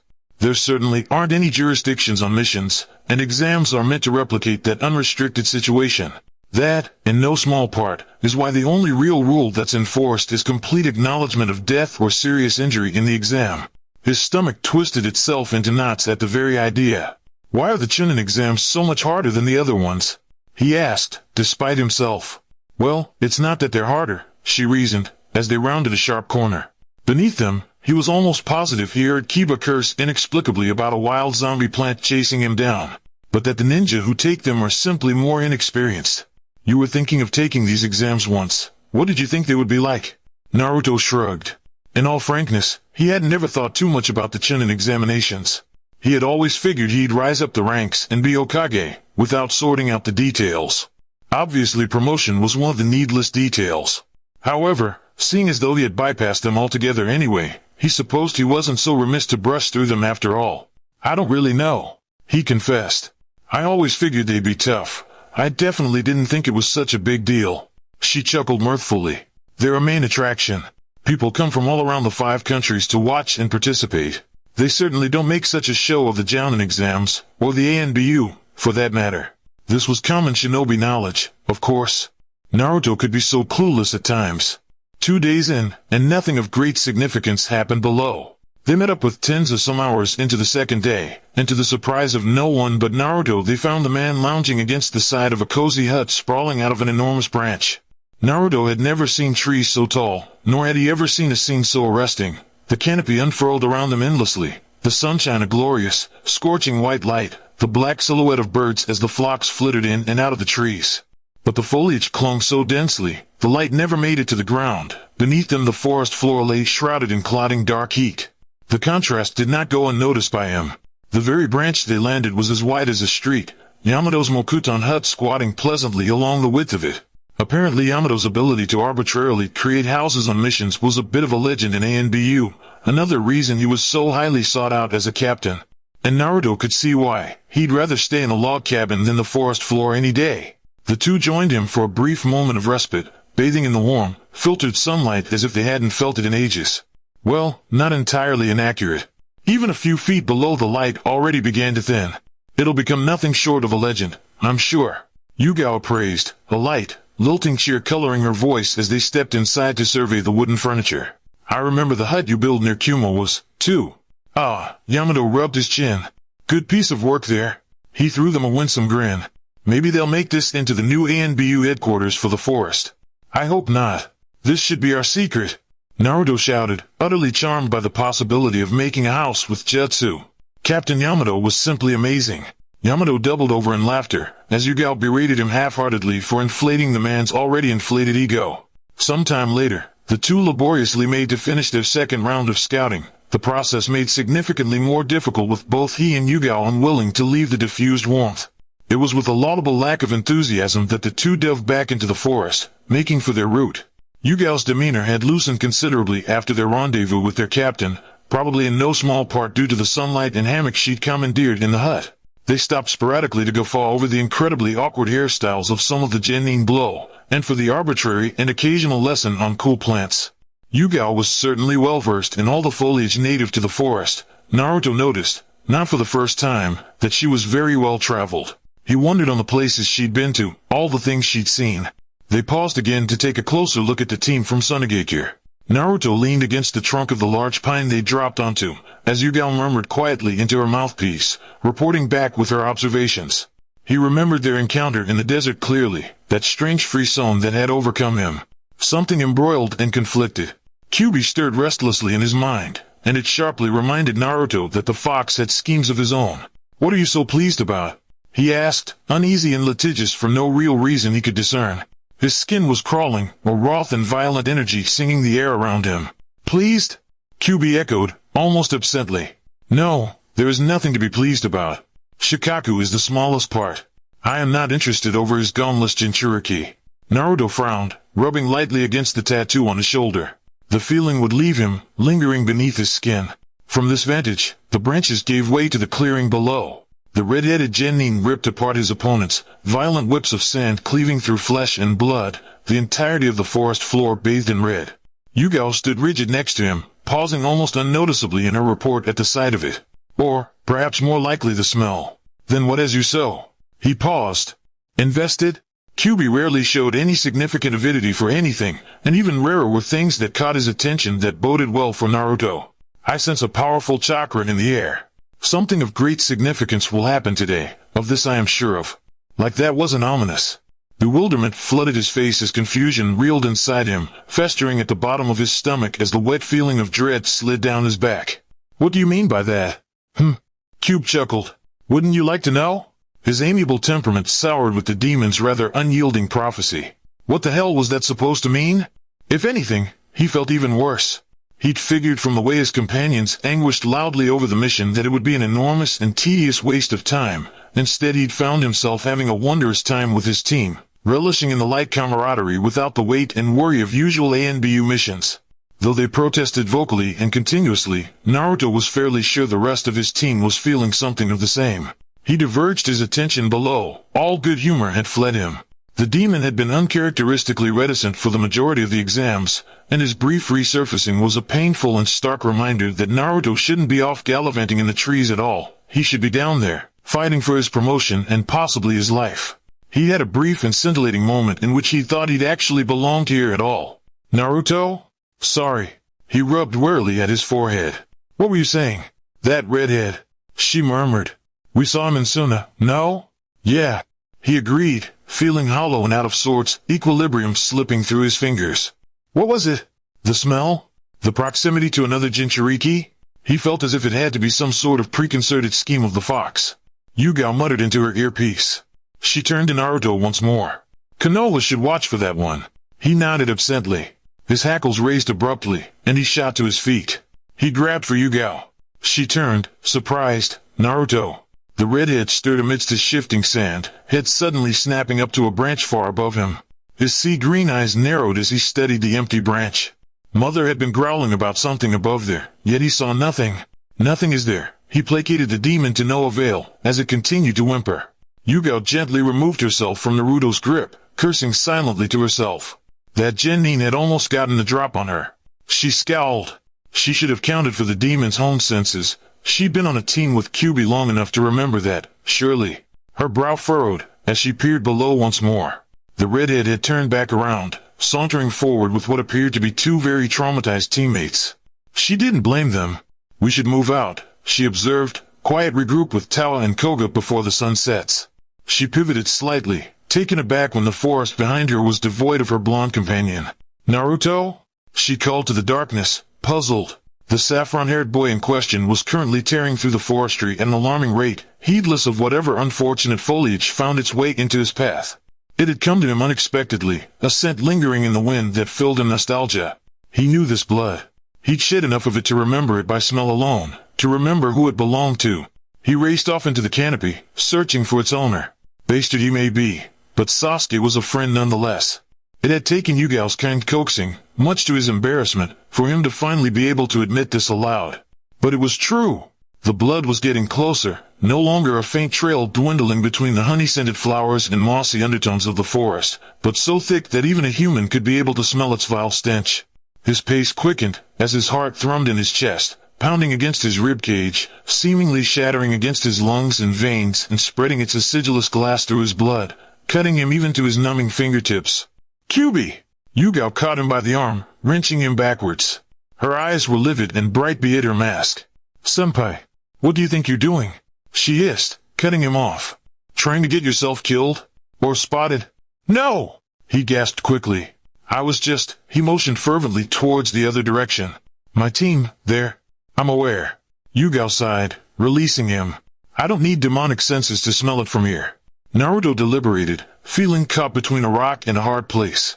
The earth lay as a dizzying drop beneath, and the dark canopy above endless and obscured, and in this tiny, diminutive infinity he knew he had to make a choice. Light scattered between them, a thick, besotted veil, speckling down her mask until he could see the wide chestnut of her eyes. The moment broke as he tugged himself away. "I have to find them." "Don't," she commanded. "They're in the middle of an exam, Naruto. To aid them would immediately disqualify all three. Do you want that?" "No." Rationally, he could see the logic in her words. Something compelled him onwards anyway. "Yugao, there. They knew what they signed up for when they took this test," she reminded, apathetic. He shook his head. "But, it's not." She wouldn't understand. Perhaps more importantly, he wouldn't know how to explain it to her. But he felt it, some significant, climacteric end, or worse, a prophetic anthem of doomed advent. Whatever it was, he knew he had to go. "I'm sorry, Yugao-chan," he said, and she seemed taken aback at his familiarity with her. He'd only ever called one girl Chan, and that was Sakura. Even then, he didn't anymore. "But I have to do this." Startled, the Anbu had one hand unsheathing her wakizashi. "Do what, Naruto?" Her voice was deceptively calm, edged with deep-set panic. He unclasped his mask and threw it at her face, causing the woman's immediate reflex to come in. She caught it inches away from her own, fox marks staring down at her. The canopy behind it could be seen from the spaces of its eyes. With surprise, she pulled it out of her face to see her young comrade darting into the trees below, nothing but a blur. "Naruto!" Sakura held her breath, eyes widening, a glossy, restless movements in their grave sockets. It happened so fast, so utterly surprising that it was slow enough for her eyes to remember every movement in perspicuous detail, as if she was the Uchiha of her team. Sasuke had evolved to Sharingan, but there was no great celebration to remark upon it, rather, a futile and violent struggle for their lives. Not even 2 hours ago it had seemed as if all her fears had been a simple case of paranoia. Aside from humidity, the forest did not appear to have any legitimate causes for concern. Perhaps they'd simply picked the best path, or perhaps they'd just gotten lucky, but nothing of great difficulty had befallen them. Sakura spent most of the journey lit with nerves, not even sparing an irritated glance for their newest companion. The gaping hole Naruto had left in his two teammates only grew even more obvious with Sai's poor attempt to fit the space. He was unnerving, to say the least. He also managed to spend more time with Sasuke than Sakura did, which was saying something, because Sakura went very out of her way to spend time with the Uchiha. Sasuke didn't seem too pleased with both, and if the Uchiha was used to being truthful with himself, he'd admit to wishing a bit that Naruto was back on their team. At least that way he was 100% sure his other teammate wasn't also trying to hit on him. Because with Sai, it was hard to tell. His smile seemed fake, and his words even more papery. A couple times, she thought she'd heard Naruto's voice in the forest, and she had to remind herself to keep focused on the reality at hand. Perhaps it was the part of her missing the blonde, capitalizing on her hysteria and making her hallucinate. She missed Naruto. Sai was creepy, and possibly a love rival. She'd rather have an annoying loudmouth in love with her than a stalker like Sai who liked Sasuke. And maybe even on some level, Sakura was aware that his feelings as well went beyond unnatural. It wasn't affection that kept his eyes unwavering from Sasuke's, but it was that look in his eyes when he saw the boy's Sharingan. Captivated, almost. But certainly not surprised, like he should have been. He was surely around their age, and hadn't been quite old enough to see a Sharingan before the clan was wiped off. Yet he seemed used to the gentle swirl of the tomo amidst their world of red, as if he had seen it clearly in his lifetime, long enough to steady its slow swim. Of course, Sai was the least of her problems now. They had run into trouble. Well, it could be said they had run into a lot of the trouble. A couple plants trying to eat them, a couple teams trying to get them. Nothing a good breath of fire or a Sasuke ass-kicking couldn't handle. It seemed more generic than anything, and certainly allayed Sakura's fears about the second exam. But the grass woman had been different. If, in fact, it was a woman at all. The Kusanine had taken one side glance at Sai, before her eyes had narrowed and she had immediately darted towards him, taking him out almost immediately while she and Sasuke frivolously tried to help, only to be held off by Kagebunshin, which was a Konoha technique. Even more of a cause for concern. By then, Sai had already been incapacitated, limp on the forest floor. Even if she didn't like the creep, it was horrifying to see him looking so lifeless, leg bent at an awkward angle and ink animal scrolls sprawled around him, not even used yet. Useless little root. The woman licked her bloodied fingers, tooting with disappointment. Her eyes slid towards Sasuke, stock still in the middle of the clearing. Her sword swung lazily in her hand. Sakura could tell already. She was no mere genin. I wonder what he was doing so close to you, she murmured, demure, tilting her head towards Sasuke. She moved like lightning. Her speed was as amazing as it was alarming, and Sakura didn't even have time to throw a kunai before she stepped in front of the Uchiha, bloody hands roving over his pale, porcelain face. He recoiled, but her fingers drew painful indents in his cheeks, rooting him in place as she obsessively steadied his eyes. No doubt that pretty little Sharingan of yours, if possible. The woman had bent closer, until her sickly yellow eyes were mere inches away from the Uchiha clan's legacy. I'm sure Danzo would love to add this to his collection. However, neither of the two were paying much attention to what she was saying, more interested in the sword she drew behind her back. Sasuke, Sakura warned. She has a sword. Behind her. She darted towards him, but the woman disappeared again. Sakura whipped around, catching the sword in front of her just in time. It was an awkward angle, and the woman kicked her kunai out of her hands, throwing her to the ground. Pathetic. The woman drawled, kicking the pink-haired genin out of the way, and diverting her full attention once more towards the Uchiha. Orochimaru appraised the boy in front of him, something like satisfaction playing upon his lips. Yes, he would do just fine. Young, and strong, and guileless, a perfect vessel ripe for taking. Already, he had anger, and hate, but he didn't use them. His smile curled in full. That would not take much effort to rectify. It was better this way. Those of weak mind and body were easier to possess than those of strong will and health. He played around a bit with the boy, surely as his Kagebunshin did to Anko some miles away. Predictably, the woman had rushed headlong into battle without much thought otherwise. Pity, he'd chosen such a waste for his first study. And now that he'd caught her she couldn't call for help, not like there was any. He'd already killed off the team of ANBU that were wandering around the forest. Trust Sarutobi to only assign a single ANBU team. The man was too trusting of the genin in this exam, and more importantly, of those who could pose as weak little genin. The snake Sannin tossed off the prodigy's futile attempts to swipe at him, sending him tousling into the dirt as the boy tried to save his female teammate. The dark-haired genius struggled to get up, as the Sannin watched him carefully. His Sharingan was beautiful, the utmost perfection of the Uchiha clan. No matter that he hadn't been strong enough to possess Itachis, his brothers would do just fine. In fact, it was better this way. The weaker they were, the easier it would be to take them away. He hardly wanted another bout with the Manjikyu, waking up with his limbs rendered useless. He heard a rustling behind him, and hissed with no small amount of annoyance. Sasuke's teammate was pitiful, but she always seemed to struggle back to her feet. There was some fight to that one, unfortunately, while without talent was rarely compelling. This time, however, the teammate in question was not the pink-haired girl. Orochimaru, aren't you? The boy growled lowly, pressing his wakizashi to his throat. The Sannin. So you noticed? He licked his teeth. A challenge. How exciting. I could smell snakes from miles away. The sword cut skin. This body, it smells of rotting flesh. It's dead, isn't it? The Odokichi ducked out of the hold, darting out of the way to face his opponent properly. He met the sight with no small amount of surprise. A small, young boy no older than Sasuke stood before him, armed to the teeth. A leviathan energy crawled upon the ground around him, effervescent and resilient. His brows rose when he took in the armor, ANBU, then. It wasn't the overwhelming chakra that gave him away, nor was it the armor, but his stern features, illuminated, unyielding blue eyes and lemon-colored hair. All given to him by the fourth Hokage. Oh, isn't this a surprise? He purred. Uzumaki Naruto. Naruto? Sakura whispered, from where she lay crumpled on the ground. The blonde didn't acknowledge her, focused intensely on the man in front of him. Her thoughts raced, too fast for her to catch up to.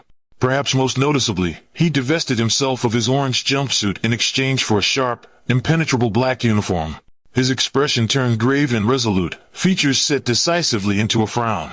He looked nothing like the Naruto she remembered, existing in her memory as a bright, buoyant character in a splintered moment in time.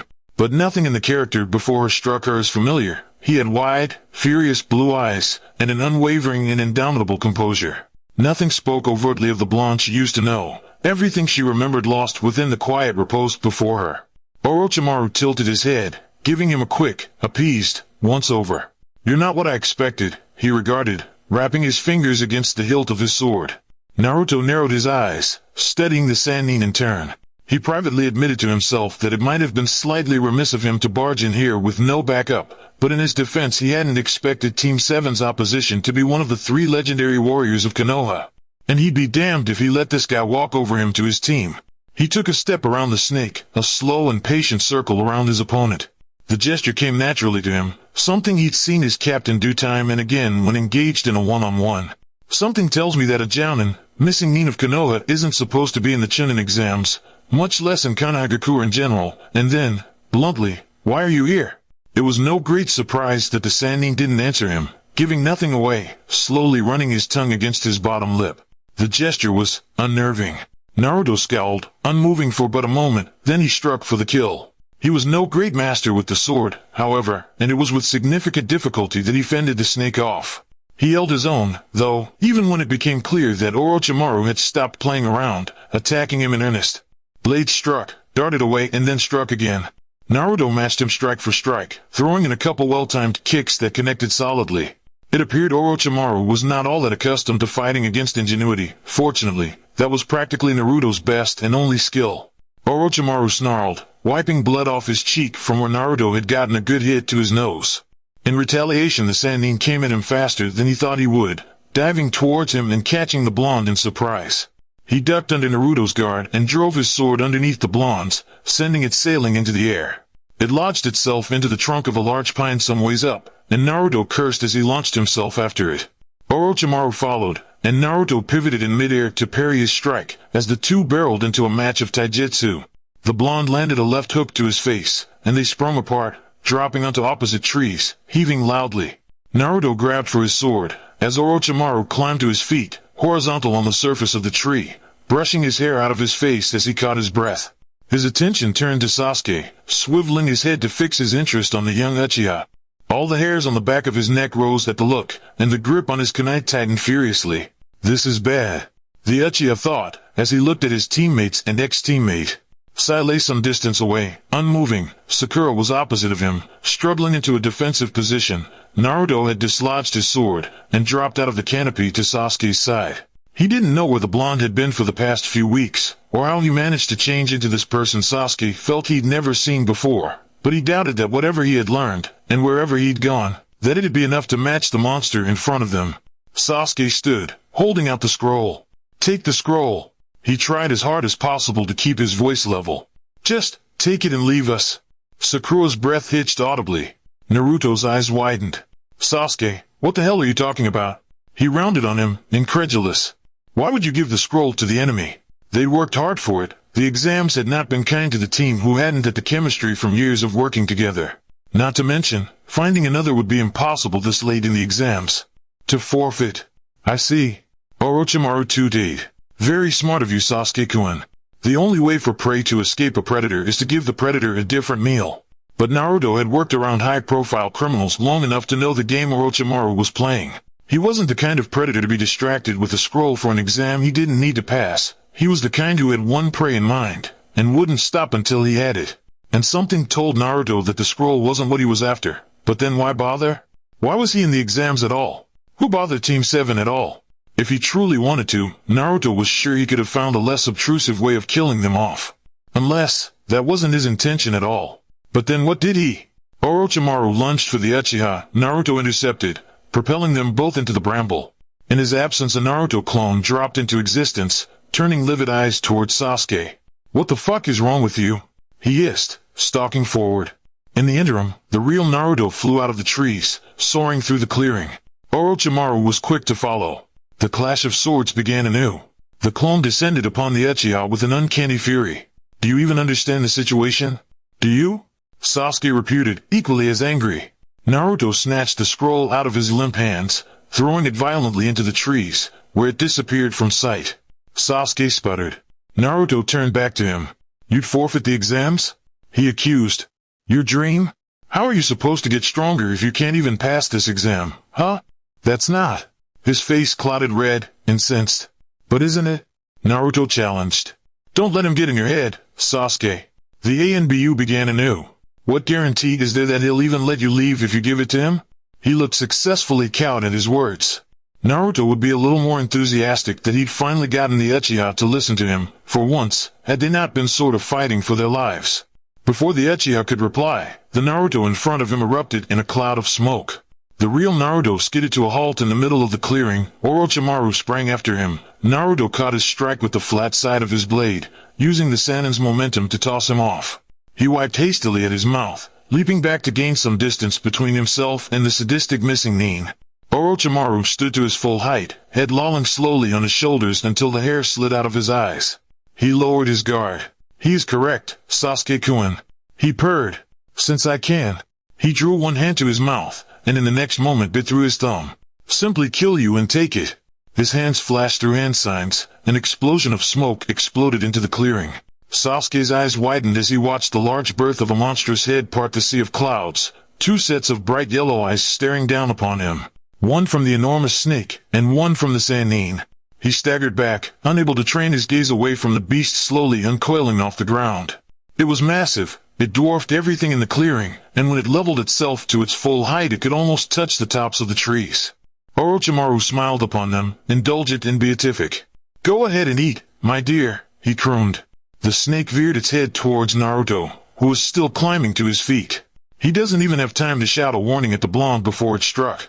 The dust clears. The forest is devoid of noise. The birds and small life have fled in the duration of the battle. His teammates are unmoving figures flung onto the far sides of the clearing, while little light is diffused into an indeterminable, archaic gold with the upturned forest flooring. And he couldn't see Naruto. He jumped to a branch some ways up, steadying himself with a hand to the trunk as he searched hysterically for the blonde on the ground. There was nothing. He can't be. Sasuke thought, numb. It couldn't be. Naruto couldn't just die. Gone. Just like that. All at once he felt sick to his stomach, incapable of breathing. The tremendous length of the snake shifted in the retrograde light, scales smooth and shimmering, the color of coal, spitting noises incomprehensibly loud in the death quiet of the forest. He suddenly couldn't stand the sight of it. Naruto. He choked out. Ah, pity, Orochimaru digressed, shaking his head. Such wasted talent. He returned his attention once more to his prize. But you, Sasuke-kun, he began, demure. You could be great. You have potential, don't you see? And I am more than capable of directing it towards a greater purpose. He jumped up to the boy, frozen in the trees. We could be great, Sasuke-kun, he smiled, again. It was a rather alarming sight. Sasuke-kun, we can. The snake shook, suddenly. Its scales rippled as it began to quake violently. A moment. And then the middle erupted in a volcanic explosion. The snake shuddered apart, ripped wide open as Naruto cleaved his way inside out. The scales flayed away as if burned by the air itself. An electric, corrosive chakra that boiled blood red oozed down the side in his wake, steaming against the ground. He launched himself in the air, surging towards the Sannin. He caught the missing nin unawares. Orochimaru had little time to throw his guard up, and Naruto carved into him from hip to shoulder. The Sannin plummeted to the ground, and Naruto stuck himself onto a nearby tree. That fucker tried to eat me. The blonde yelled, hysterical, peeling away at the intestinal fluids sticking to his arms. Below them, Orochimaru lay unmoving. Ugh, holy shit, holy shit, holy shit. Naruto cursed, wiping at his mouth, heart beating furiously in his chest. He could have died in there. If Kyuubi hadn't, that was a fate too horrible to even contemplate right now. He shook out his hair futilely, attempting to regain his composure. This was no time to start lamenting life and death, not when he was walking the tightrope between the two in that very moment. He had to find a way to get a message to his team, and where the hell was Yugao? He didn't have any delusions that he was that good at evasive maneuvering. There was no way he could have thrown her off his trail so successfully. Could he send a bunch in? Maybe while Orochimaru was recover. His eyes snapped open. Sasuke! 2 snake summons. It had completely escaped his notice. The corpse on the ground, and its thinner, more agile counterpart. He hadn't even realized Orochimaru had summoned two, caught up in trying to battle his way out of the stomach of the other one. It reared back, and he could see its glowing yellow eyes fixated wholly on the Uchiha up in the trees, frozen in fright. There was no time. He threw himself into its trajectory. Sasuke, startled, crouched into a defensive position as, if possible, his eyes grew even more surprised. The snake was towering, impossibly so. Its face surely must have spanned the large branch Sasuke stood upon, eyes larger than his whole length and body so tall that he couldn't see the bottom past the shadowed ground. As it loomed in front of him, ready to strike, his mind raced as to how he could possibly defeat such a monstrous creature. He couldn't. He wouldn't even have time to jump out of the way. There was nothing left but silence. Was this death? So quick, so painless, it was as if not even a moment had gone by, but perhaps an eternity or 2 had passed in the interim. Nothing but an intense, deep silence. And the barest of cracking wood beneath his feet, as the tree groaned with fervor as pressure collided with it. The maw of the snake hung wide in front of him, a dark abyss trailing down from between narrow, razor-sharp fangs. Between the nostrils the thin blade split its face in 2, its gleaming eyes unfocused, and beneath it, framed in the dark gullet, a familiar figure. The blonde, his dobe, the academy dropout whose uselessness was only rivaled by Sakura, with a penchant for saying dumb things and who couldn't even make a fucking bunch in, the one who he had believed dropped out of their team because of him and his pompous attitude. The one he felt guilty for ever doubting, for antagonizing. Silence, silence, silence, and cracked armor just above an ANBU seal. Naruto was ANBU, and wide, unyielding red eyes, leviathan and luminous as if they could burn through his very soul. Are you scared? Their eyes met. Chicken? 2 pairs of unnatural, inhuman eyes, red to red, infinity to infinity, and something was there, bubbling just beneath the surface. A world unknown, a world full of demons and sharp teeth and ravens taking to the sky, where the moon was full and, it was saying something to him, the man with the Sharingan, and the demon with nine-tomoe. But the dream slipped away from him, the besotted, gossamer veil drifted across and Sasuke blinked back into reality. The snake was dead, but an elongated tongue wrapped itself around Naruto's torso and dragged him away. I underestimated you, little fox, Orochimaru grunted, drawing the blonde closer.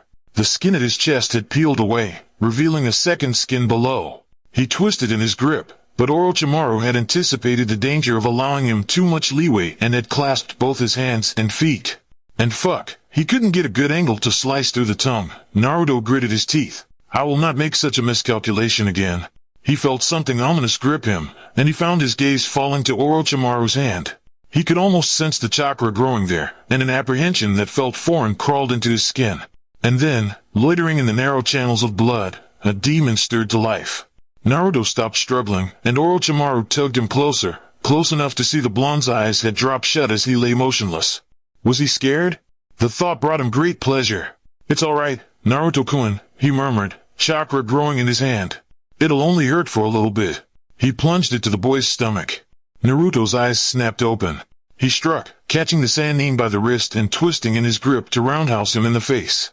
He howled, clutching at his temple, the tongue fell to the ground, and Kyuubi stabbed a kunai through it into the ground for good measure, before darting out of the way when the Sannin came after him. Orochimaru wrenched the blade out of the ground, furious, freeing his tongue. He did not appear particularly indulgent any longer, spitting in fury. Oh, now you decide to show up, eh? Naruto bitched, though without any significant nettle to his voice. Kyuubi sneered. It became clear you were incapable of handling the situation yourself. Naruto thought he could hear a frisson of trepidation in there, and wondered just exactly what Orochimaru was about to do to him that had Kyuubi so alarmed. Normally Naruto would have taken offense to this. As it were, he was not entirely sure how it could have been any more obvious. No shit, he retorted. Do you have any idea who this? I do, in fact, Kyuubi straightened. How very unwise of you to blunder your way into this mess. He was trying to kill my friends. Naruto retorted hotly. No, they would have been dead long before had he been truly trying to kill them, Kyuubi murmured, thoughtful. But perhaps that would have been the more merciful option. Naruto turned curious at that, but Kyuubi did not elaborate, wordlessly dropping back into position. Orochimaru met him strike for strike, throwing jutsu that Naruto had never seen before at the blonde with a relentless efficiency. No, clearly he wasn't playing around anymore. Naruto would have marveled at the sheer magnitude of jutsu in his repertoire, had he not been facing the full brunt of them. Fortunately, Kyuubi had taken complete control, darting through the spray with a pragmatic agility, brisk but controlled. Unlike Naruto, Kyuubi appeared to have absolute domination over his facilities, evading through the barrage and under his guard. Orochimaru leapt back before he could make contact, harried, tossing a genjutsu in his wake to stall the blonde. It worked for a moment or two, before the blonde awoke and caught himself in freefall, landing on his feet. The Sannin jumped, the blonde followed, in different expression as unyielding as his assault. Orochimaru had not expected such a worthy adversary to reveal itself in the young Anbu, or anyone out of Konoha at all. The blonde was too fast to pin down, and though he used no jutsu, he was more than capable of holding the Sannin at bay with his sword alone. Orochimaru cursed under his breath, eyes darting towards the Uchiha, still rooted to his spot above, observing. His prize was so close, and yet infinitely far away. He turned back to the blonde, who continued without deterrent, nor legitimate zeal, every strike determined and utilitarian. That above all else was worrying. He heard from his spies that Naruto had always been a dramatic and emotional child. But the blonde in front of him was sharp and calculating, and if he had any sentiments that Orochimaru could use to manipulate, he could not see them. The blonde propelled himself towards him, and he caught the wakizashi with Kusanagi, close enough to see the searing red eyes turning towards him, indomitable. Red? That was interesting. What could it mean? But Naruto did not give him time to consider this deeply, as he watched with stilted disbelief as the blonde dropped beneath Kusanagi, letting the blade graze his shoulder before he struck at the unguarded Sannin. Orochimaru recoiled in shock, pulling a Kawarimi to disappear onto the opposite side of the clearing. You impudent little brat. Orochimaru spat, false skin pooling down at his feet. His real skin was marred with one sliding gash across his collar. Not enough to cause significant damage, but still cause for worry. The clinging flesh sagged on his face, and he drew a hand to tear it all off. This disguise had been useful. He had successfully evaded almost the entire examination staff. It would be quite tedious to find more inventive ways to do so for his escape. He stilled, attention shifting to the trees. On the subject of escapes, he could hear ANBU calls in the distance, and knew that the blonde's team was undoubtedly looking for their wayward comrade. He cursed once more under his breath, eyes sliding to Sasuke. He was running out of time. Naruto lunged towards him, and he allowed the blonde to take the offensive, steering them farther and farther away from his teammates. He kept a fair distance between the two of them, unwilling to let the blonde have yet another chance to pull something unpredictable. Pity he was already so well trained. Potential like this would have been a lovely prize to have indeed. Kyuubi snarled, surging towards the Sannin when he saw an opening in his shoulder, driving his sword up to plunge it through the tendon and down to the heart. His relish was short-lived, as the man beneath him looked up, mouth dropping open, before he erupted into smoke. Kyuubi roared, kicking the log away as he turned furiously around the clearing, searching for the Sannin. He found him, in the trees. Naruto felt his heart shudder to a halt. Orochimaru had dropped his second skin, standing in the center of the clearing with the remnants of a dead woman draped across his feet, exonerated neck twisting upwards, clasped onto Sasuke's neck. Sasuke! He catapulted himself at the Sannin, but Orochimaru dropped Sasuke in favor of his retreat. Without the other man to hold him up, Sasuke plummeted out of the canopy, and Naruto had only a moment to make his decision. He leapt after the Uchiha, catching him before he could drop to the ground. Orochimaru took the opportunity to dart out of the blonde's range, establishing distance between them, chuckling heartily. My name is Orochimaru, he began as Naruto laid Sasuke down onto a patch of grass, the Uchiha's eyes fluttering closed as his breath turned ragged. No shit, Naruto wanted to say, but his attention is focused on finding Sasuke's heartbeat, erratic as it was. If you ever want to see me again, then survive and pass this exam. A tread of unease shivered down his spine at that. Something told him those words weren't meant for him. His laugh was haunting and hollow in the clearing, even as his body dissipated into smoke, just as the ANBU tore through the trees. An escape, Naruto sneered. That fucker. The next time they met, he definitely wasn't going to let him get away unscathed. Naruto turned his attention once more to his ex-teammate, breathing erratic and unsteady. He could see a mottled, ugly mark making its way to the surface of the skin on his neck, though he didn't know what it could mean. The tendons were still a furious red from where Naruto made a face, bit him, tiny indents left from his teeth. He looked up. That sucked, he opined, for lack of anything useful to say. Yamato looked as if he would have found Naruto's indubitable lack of professionalism endearing, had he not been so concerned over the blonde's life. I'd imagine it did, he agreed, solemn, as he made his way to the blonde. He peered down at Sasuke. He's alright? Naruto shrugged, biting his lip. Casualties? His eyes snapped open, and he looked around the clearing. The root member was still unconscious, but Tawa had slung him over his shoulder with no small amount of complaint. Koga was opposite, rousing Sakura. None, he breathed a sigh of relief. And then, threading a hand through his hair, at least not from this attack. He said something about the other ANBU, Yamato finished, sighing. Yes. Unfortunately, he took them by surprise. Sakura struggled to her feet as a crowd of ANBU dropped elegantly from the trees, unrecognizable and almost inhuman with their bone-white masks. Only one was unmasked. She had removed it to hang loose upon her neck, revealing lissomeness features and a livid expression. Sakura was struck by her perfect violet hair and thin, sculpted body, looking infinitely lethal with swords strapped to her back and an ANBU tattoo on her right shoulder. This was a kunoichi, beautiful, elusive, and deadly. Naruto, the woman approached her teammate, holding a fox mask in her hand. The blonde took it wordlessly, mouth open but nothing to say. His eyes watched Sasuke's prone form unwaveringly, turning back to a sky-water blue.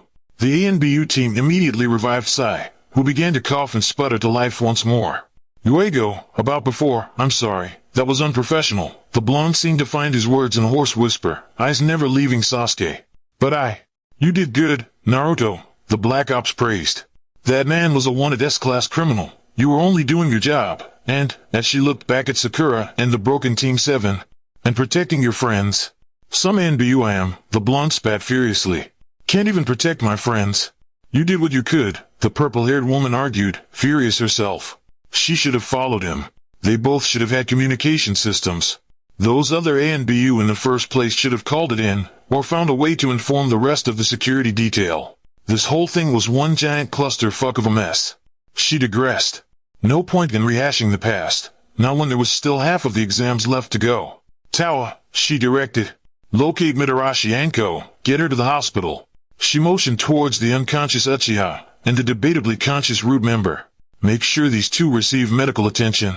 And find Hatake Kakashi. I don't care if you have to uproot him from a bathhouse. Tell him to take a look at this seal. Yes, Tawa replied, toneless, but Naruto could practically feel him rolling his eyes at Yugao's imperiousness. He almost felt rather fond at the sight. It was nice to see his ANBU team again. The relative cheer dissipated when Yugao turned all that attention onto him. And you, she addressed, darkly. Don't think we won't have words. Next time, you bring me, yeah? Right, he nodded, serious and somewhat cowed. And then, apologetically, I knew you were right, Yugao. Maybe I wasn't overreacting, but how were you to know? I had a feeling. That's not really something you go breaking rules for. What happens if it wasn't Orochimaru? If they just encountered a regular genin team that had more experience than they did? He shrugged, looking away. It wasn't enough to go on. You make a fair point, she allowed, at length. But, that said, this time it did work to your favor. Your hunch was correct. However, you do need to explain to your supervisor beforehand, and only with their command do you go running off on one of your feelings. You realize how dangerous that was, right? Had that not been a missing nin, you could have jeopardized the whole exams, and possibly Konoha's relations with other villages. Yeah, he agreed, voice small, slightly horrified. She gave a single, stern nod. Good. Naruto could feel Sakura's unwavering gaze, silently bracing himself for the inevitable. She drew towards him hesitantly, wringing her hands in a gesture that was so very familiar to him, a nervous afterthought she always did when particularly concerned. Naruto, She bit her lip, suddenly unable to form proper words. It was difficult to comprehend anything at all of the situation. She'd watched him take on one of the most dangerous criminals arguably in the whole 5 nations, hold his own even. She couldn't relate to him any longer, nothing in him reminding her of that childish little blonde from an eternity ago. Are you okay, Sakura-chan? He asked, pleasantly enough. She couldn't read anything off of his bone mask, however. Her hand trailed up to rub slightly at her shoulder, which had turned a clotted purple. Fine, she answered, timorous. Her eyes flew to him. He appeared mostly, miraculously, unscathed, aside from a few noticeable tears in his armor. But are you? He waved her off. I'll be okay. He pointed behind her, to where his teammates had gathered up Sasuke and Sai and were heading over into the forest. You should go with them. She faltered. Sakura, he said. I'll see you soon, okay? She nodded. Right, and then pivoted, taking off into the trees. He rubbed a wary hand through his hair, resigning himself to a long and difficult conversation with his captain. From the looks of things, it seemed he did not appear to be in any mood to have a row with his team. Still, Naruto prepared himself. "Taicho," he appealed to the man with the tiger mask. "This was all my fault." Yugao looked at him sharply. "Naruto." "It's true," he interrupted his teammate. "Yugao tried to stop me, but I intentionally diverted her to help my former team. And, defeated," he added, "which is against both the rules of the Chunin examinations and ANBU regulations." Yamato took this all with nothing but a slow nod, no discernible reaction as of yet. "Cat?" he drawled. "It's as he said," she admitted, wary. "But ultimately, his foresight stands correct. I only apprehended him only on the assumption that he was acting off of obligation towards his former team. As it stands, the event itself was something against the rules of the exam, and as a result Naruto was only acting as supervisor of the examination." Yamato nodded again, folding his arms. "And what in particular was against the rules of the exam?" And then, prodding, "Kyubi?" Naruto startled, incredulous. He gestured broadly to the clearing, torn asunder by the events of the last half hour. "Everything?" Yamato chuckled slightly. "Humor me, Naruto. Orochimaru successfully infiltrated the examinations, killed an ANBU squad and severely injured the second proctor, apprehended a Genin team and placed an unknown seal on Uchiha Sasuke's neck. He is still at large," he summarized. Yamato threw him an approving look. "And that's exactly how it's going to go down in the mission report," he concluded. And then, brightly, "How do you feel about writing up the report, Naruto-kun? I think you're more than ready to take on the challenge." If possible, his look turned even more incredulous and slightly horrified. Sakura was panting heavily as they reached the towers. Their Black Ops escort, Koga, if she remembered correctly, gave a signal to one of the guards at the top of the tower, and they immediately sprang from their location to inquire their comrade. The ANBU motioned to his charges and explained that they had been attacked by an infiltrated S-class criminal, and under orders of Captain Yamato of Team Shiroi the Genin were permitted to pass the second round without the requirements. At the mention of one Captain Yamato, the Chunin guards were immediately cowed and allowed them entrance. Sakura followed with some difficulty, still shaking visibly. Sasuke let out another groan of pain. He'd gone absolutely mental some minutes ago, bellowing in pain and regaining his strength in a sudden show of force, wrestling violently out of the ANBU's grasp. That thing that Orochimaru had put on his neck had begun to twist ominously, crawling up his shoulders and face. The ANBU took him down without much fanfare, and he'd since hovered the fine line between completely comatose and occasional bouts of confused awareness, broken intermittently with his incoherent murmurs. It was disconcerting to see Sasuke reduced to this state. She'd never imagined someone like Sasuke as anything other than infallible. She thought the opposite of Naruto, but look at circumstances now. She gathered her courage, and jogged up until she had leveled pace with the towering ANBU member. "Excuse me," she clasped her hands tightly behind her back, "but, I had a question." He gave no sign of acknowledgement, but she took this as a sign of encouragement. "Why is Naruto on your team?" "Who?" he grunted, bored. Equally frustrated and frightened, Sakura tried again. "The blonde." "What about him? Do you know why he's on your team?" she pressed, quickening her pace to keep up with his long strides. "When did he become a Black Ops?" He turned his mask to her. Its expression was marmoreal and unforgiving. "I don't think that's really any of your concern," he observed, somewhat caustically. Sakura's reacted immediately with her first, knee-jerk defensive reaction. "It is. He's my teammate." "Not anymore," he noted, moving onwards even when Sakura came to an abrupt halt. Sakura paused, coming to a standstill at the apex of the enormous entranceway. The tower sprawled into darkness around her, but her gaze was unfocused. He was right. Kakashi had explained it to them. Naruto was under direct orders from the Hokage now. As typical of her sensei, the explanation was convoluted, vague, and ultimately useless. Sakura had given up in trying to get a straight answer out of the Jounin, coming up with her own conclusions. No matter how much she badgered, he'd only hold up his hands and point out that it was out of his jurisdiction, and all he could do about the blonde's absence was find a replacement.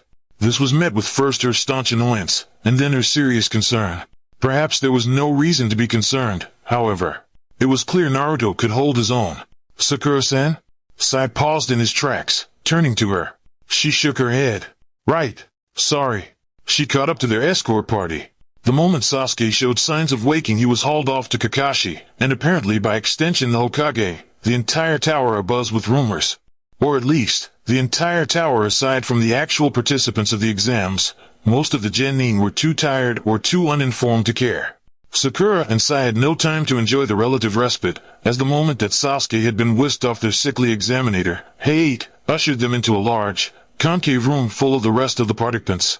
It became clear there would be no rest for them at all, as Height then informed them of the rules of the third exam and the setup for the prelims.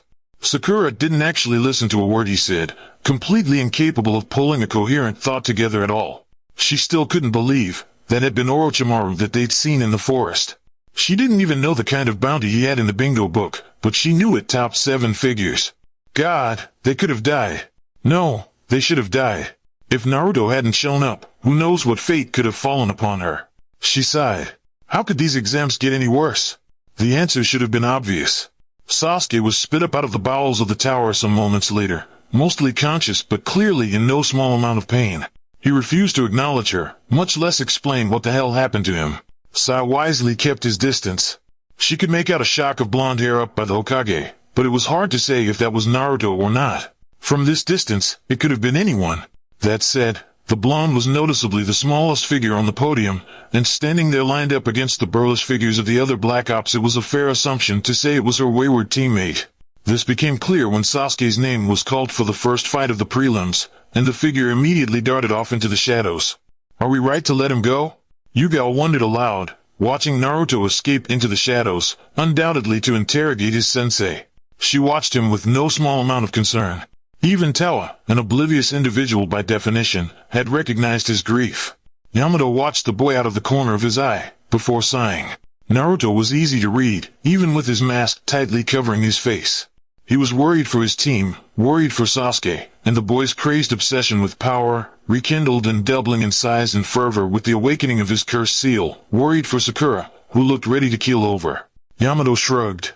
That would depend on whether you believe those kids are a beneficial influence. No? He left the question, and the answer, in the air between them. To be honest, she didn't know. Kids were inherently difficult and mean-spirited. Whether intentional or not, she couldn't imagine that they were the most receptive group, doubly so for someone like Naruto, who came with a palpable stigma. She didn't see anything particularly noteworthy about them, Uchiha included, but perhaps she simply weighed their merit differently than he did. She scowled. She wished someone had tore her away from her own genin team, rotten influence, the lot of them. It was atypical, actually, how intensely Naruto valued his genin team. But perhaps given the circumstances, not particularly surprising. After all, for the majority of his life he had no acquaintances to speak of his own age, involuntarily living through a solitary upbringing. She tensed, watching an illicit black mark pulse against the Uchiha's neck. Hokage-sama? She inquired. Should we detain him? The Sandaime waved her off. It hasn't taken over him yet. He remarked. I'd like to see this play out. She nodded. Yes. Naruto emerged from the shadows behind his sensei. He flipped a page. That's impressive, Naruto. You almost got the jump on me. He appraised, mild and in complete and utter over-exaggeration. Since joining Anbu, Naruto had heard stories about his former sensei. He'd spent most of his time as a genin attempting to wrangle information about his sensei, and the moment he'd stepped into the Black Ops HQ, the stories about him were wild, rampant, and completely prolific. He doubted there was anyone who could truly get the drop on Ataki Kakashi. You appear to be getting quite the handle on Anbu. He wasn't quite feeling up to the praise, though. Because I'm not completely incapable of silence? Thanks, he replied, devoid of any real heat. No, really. Kakashi turned slightly, snapping his book with something approaching finality. The seal on Sasuke's neck was not fully integrated into his system. Naruto blinked. Huh? Orochimaru didn't have enough time to merge his seal into Sasuke's chakra, is what I'm saying. Hopefully, as incomplete as it is, we'll be able to reverse it. Some of the stiffness in his frame fell with the words. Oh. Shit. Okay. That's good, right? Yes it is, Kakashi returned, amused. Like I said, good job. Naruto bit his lip, shaking his head. Kakashi-sensei, you weren't there. You didn't see how close we all were to. He swallowed, looking away. He didn't see how Kyuubi had taken over. He didn't see how close to dying Naruto was if Kyuubi hadn't. A swell in the crowd, the bellow of noise rose, and then collapsed into vague murmurs of disappointment. Naruto pushed his way to the front, where Sasuke and a genin he'd never seen before were duking it out center stage. The seal looked wild and erratic, and Naruto thought that he could feel the chakra, untamed and violent as it was. His head snapped to the Hokage's seat, where the impassive Anbu masks watched the match without expression. He knew that once the Hokage gave the signal, Sasuke's dreams of promotion would be crushed. He cursed.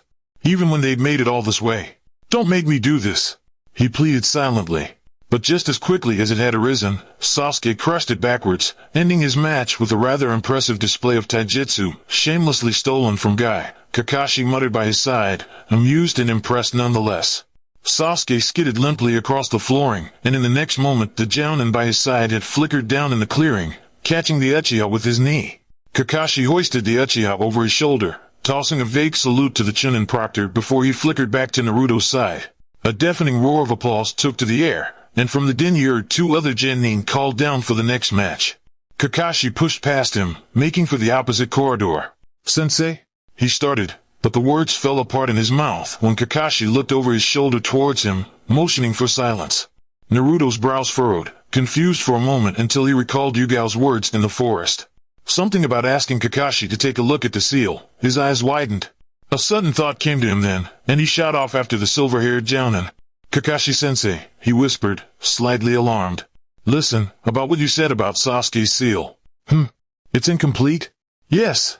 So Orochimaru is going to come back to finish the job, not particularly a question." Kakashi nodded again. He tilted his head to the shadows, and through the darkness Naruto could make out the glimmer of bone-white masks. "Ah. A trap, then." Naruto readied himself for a fight, keeping pace with Kakashi. He turned his attention outwards, surveying the area for the chakra he'd felt in the forest. He thought he could smell snakes, but they were in the forest of death. It was fair to say that a lot of snakes lived in the surrounding areas. He tried to recall the way the scent had been when he stood close to Orochimaru, so much more overpowering than just a forest full of reptiles. Naruto scowled. He'd ripped apart Orochimaru's original disguise. Who knew what he'd look like now? A few moments and half an unsealing process later, and Naruto wasn't entirely sure what the trap was. Orochimaru lifted himself out of the shadows, and though neither Kakashi nor Naruto were entirely surprised to see him, nothing happened when the missing nin revealed himself. "Long time no see, Kakashi-kun, Kamada," he greeted. Not long enough, unfortunately, Kakashi returned with unnecessary cheer. "And young Naruto-kun," Orochimaru addressed, brightly. "I'm impressed. Anbu already? You're shaping up to be quite the Uchiha Itachi." Naruto bristled. "I see the resemblance too." Kakashi nodded, solemn. "You know, it must be the hair." Naruto rolled his eyes, unsurprised that Kakashi didn't seem to be taking this seriously. But Kakashi's demeanor had always been deceiving. "Ah, yes, it must indeed," Orochimaru echoed, absently, his gaze fixated upon Sasuke. "Why do you want Sasuke-kun?" Kakashi asked, dropping to the floor to sit cross-legged, propping an elbow on the unconscious Uchiha. The seals draped along the floor pulsed along, connecting themselves to Sasuke's neck. Orochimaru must have realized as well what those seals were doing to the one he'd placed on the Uchiha's neck. He shook his head. "Ah, how typical you don't see how fortunate you are, Kakashi-kun. You've already gotten your hands on it." He digressed. "You didn't always have it, no? That Sharingan." Kakashi nodded. "Ah, the Sharingan. Understandable. Who doesn't want one? They're so fashionable." Orochimaru's brow twitched slightly. "And Konoha?" Kakashi tilted his head. "Surely you must know," Orochimaru demurred. "The newly created Hidden Sound Village, that's my village. You should understand just from that." "Foolish ambition?" Naruto threw out, rather meanly. Orochimaru narrowed his eyes. "Something like that," he waved his hand. "Building a village takes time, and many pieces. Important pieces. Like Sasuke," Naruto noted, sensing where this was going. "Yes, like Sasuke," Orochimaru agreed with relish. He shook his head, sighing dramatically. "You understand, don't you? What you do, what you say, it won't work." Naruto frowned. "To achieve a goal, the heart will accept even the most evil power. I'm an avenger, Naruto." The blonde gripped his katana, suddenly unable to play along with this charade any longer. "A hidden village, truly?" Captain Yamada mused, revealing himself, crouched upon the ceiling. "You didn't strike me as the type to be particularly enthused with paperwork." "Perhaps you've misjudged me," Orochimaru smiled, thinly. He clasped his hands behind his back, peering around the room. "Ah, but perhaps I've misjudged you as well. My warmest felicitations, Konoha Anbu," he greeted to the room around them. Someone snorted. Naruto was fairly sure it was Koga. Who says shit like that? Another muttered. Orochimaru bowed low towards Kakashi and Naruto. He leaned towards them, crooning, "He will eventually seek me out, to have that power." And then he lunged towards Naruto. In reflex, the blonde unsheathed his sword and drew it into the Sannin. Orochimaru smiled largely at him, before he erupted into smoke. "So that was the game?" Naruto muttered. "Use the bunch-in to give you information?" Kakashi shrugged. "People like Orochimaru," he gave a vague wave of his hand, "are very narcissistic. Their game is all about having power over others, and they relish the chance to show it off. If you can get them talking, you never know what you'll end up hearing come out of their mouth." Naruto rolled his eyes. "I'll say, what a weirdo." The ANBU emerged from the corners of the room, at least half a dozen of them. Yamato flipped off the ceiling. "Either way, good work, Naruto." He patted him lightly on the shoulder. "You might even be able to get into recon work. It's an art, you know?" Naruto scoffed. "Something tells me this was just a one-time fluke." He couldn't imagine himself being particularly good at lying and espionage. He'd always been much too brash and headstrong for that sort of work. Not to mention he significantly lacked the patience to follow through effectively. Yamato motioned towards the other operatives. They disappeared as quietly as they had come. Before Yamato followed suit, he turned to Naruto. "We're briefing the Hokage," he explained, tilting his head questioningly at the blonde. Naruto made a gesture towards Kakashi and Sasuke. I'm just gonna." Yamato held up a hand. "No worries," and was gone without even a cloud of smoke to mark his disappearance. "I don't understand what he wants with Sasuke," Naruto remarked once the ANBU were gone. "His eyes? The Sharingan, yes," Kakashi sighed. Well, it's up to Sasuke now. You don't think Orochimaru will try to lure him out?" Naruto asked, curious. "Oh no, he will," Kakashi affirmed, bland. "But there's not much to do about it. We could, of course, attempt to shadow Sasuke for every waking moment of his day. But as it is, I plan on taking him out for extra training before the third round, as isolated as possible. Will that be enough?" Naruto considered, more than a little concerned. Kakashi shrugged. "Naruto," he began, noticeably more austere and yet significantly more resigned, "we can try all we like to keep him here. And I agree, he is an asset to Konoha, and not just because of his bloodline, but if someone really wants to leave." He shrugged again. Naruto sputtered. "You'd let him go?" "No," Kakashi asserted. "He would most certainly be hunted by our hunting before we allowed him to sell village secrets off, or in this case, village bloodlines." Naruto paled. "Obviously we'd prefer not to have to use that option." "Right," Naruto agreed, hollow. He wanted to stick around longer, but he was viscerally aware that his obligations were to his ANBU team now. Sasuke was important to him, unfortunately. Whether he wanted to admit to it or not, he was the closest thing he had to a friend. To family. He eventually made his way back to his team, still lost in his thoughts and unable to work his way around anything else. Kakashi was right. What could you do to stop someone who wanted to leave from leaving? Change their mind, of course. But that in and of itself was a daunting task. He didn't bother with the rest of the exams, lost in his own thoughts. The cursed seal, and by extension, Orochimaru, was alarming, regardless of how lowly Kyuubi seemed to appraise him. Naruto was also well aware that what Kyuubi deemed a threat to himself and what Naruto deemed a threat to Konoha were two entirely different sides of an equation. He followed Yugao listlessly out into the open air, once the preliminaries were over. The third exam was set to begin in a month's time. Naruto wondered what would happen in such an inordinately long span of time. The two met up with Hey-8, to which Naruto was genuinely surprised to find was Yugao's boyfriend. He certainly looked a lot healthier in the picture in her living room. "Honestly, I told you to pack the coat, didn't I?" she remarked testily in response to his sickly appearance. Her boyfriend coughed with an eye roll. "It's Suna, Yugao. Honestly, what are the chances of it raining in fucking Suna? You never know." She was mother henning. The worst part was, Yugao was good at it. "Have you even taken any medicine yet?" "Well, no." "What the hell do you mean, no?" Without her mask, Yugao could look just like a normal girlfriend. Naruto smiled at the two, before leaving them to their arguments, wandering down the street alone. He wondered what Sakura and Sasuke were up to, and he hoped they were alright. After what Orochimaru had said in the back room, he wondered about Sasuke, and his intentions. Sasuke was an avenger, he already knew that, but would he go so far to seek out Orochimaru? After tasting the power of the cursed seal?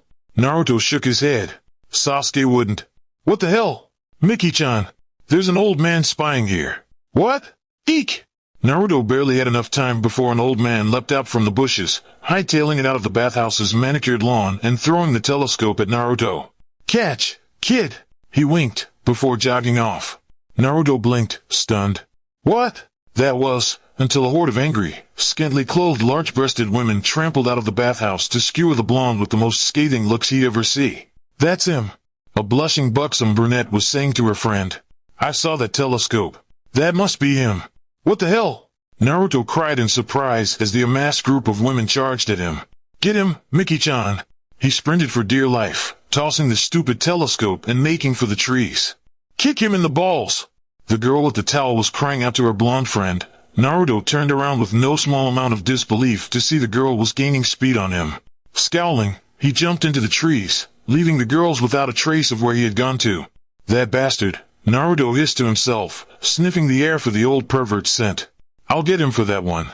He sped around Konoha, a bit surprised at how far that old guy could travel. He finally made it to a bridge near another hot springs, not entirely surprised to see that the old man in question was once again spying on women, this time with binoculars.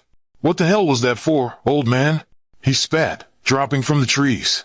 The man replied absently, attention focused on the sight in his binoculars. Naruto wiped them out of his hands, and then vaulted them as far down the river as he could. Hey! The old man protested. Those were my best. Pair! He finished, belated, staring at Naruto like he was staring at a ghost.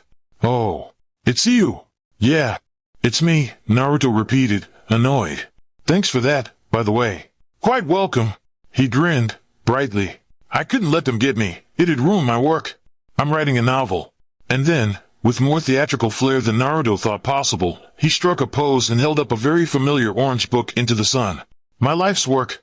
You're fucking kidding me, Naruto deadpanned. Ah, you know of it. The old man began to laugh. Ha! As I expected, my novel has received rave reviews from fans of all ages. My perverted sensei reads it, he interrupted. It's total crap. You must be the most perverted guy I've ever met, not to mention the least original writer on the planet. What the hell does that mean? He had the gall to say, appearing far more affronted than necessary, considering the material at hand. Listen, kid, people from all over the 5 great shinobi nations read my literary works. I figured even a... And then, with surprise. Anbu like you would have read its great plot. I'm offended you'd think so low of me, Naruto replied, clearly unamused, and growing even more so when it became clear the man wasn't paying attention to him at all. Naruto blinked as the man brought his book back down in favor of looking at him curiously. He took note of the big, bright blue eyes, outrageous blonde hair, and whiskered cheeks. Yes, this was Minato's kid, all right. What was surprising was that the boy was a Black Ops already. Last he heard he was a dumb failure who had painted the Hokage Mountain, certainly was his mother's kid, and not a prodigy ANBU at age 12. He snorted. There was also another ANBU at 12, and everyone knew how that shit went down. Naruto took a step back, concerned. Can I help you? Good God, this guy wasn't a pedophile too, was he? Well, you certainly look like someone I used to know. He shook his head. If possible, the blonde Black Ops became even more confused. But the super pervert only rubbed his nose and smirked. Follow me. I'm going to teach you a special technique. Wary, Naruto crossed his arms. Do you think I follow people I don't know around on a daily basis? He rolled his eyes. I'm no ordinary stranger. I am Jiraiya, the Sannin. Yes, I know, he interrupted, bored. But he was trying to make a point. Having an illustrious reputation meant very little. Look at Orochimaru. People could argue the guy was famous. They could also argue he was a raging pedophile. Good! He smiled wider. Then you should know I have great and powerful things I could teach you. Like porn? He thinks but doesn't say. Alright, Naruto allowed, indulgent. What? The Rasengan. And then, anticlimactically. What the hell is that? He plummeted into the maw of darkness, a cavern of teeth awaiting him at the bottom. Hysteria rose quickly in his throat, and for the umpteenth time that morning, he attempted to call upon the fox. Kyuubi! Silence. He plunged further, more silence. 40 feet. He grasped ineffectually at the side of the cavern, but the moisture had long since eroded away at the walls, leaving nothing to grasp onto. Wake up! I'm dying! The great demon stirred, or rather, rolled over. What do you want, you useless? Open your eyes, damn it. 20 feet. Above him, Jiraiya was howling with laughter. What kind of moment was this to be laughing? Do I even want to know how you managed to get yourself into this predicament? I'm supposed to use your chakra to summon a frog to save me from the bottom. Do something. The demon snorted. Absolutely not. Do it yourself. What? Naruto sputtered, wind getting into his mouth and sending him coughing. You heard me. My interference would defeat the entire purpose of letting you train yourself up without my influence.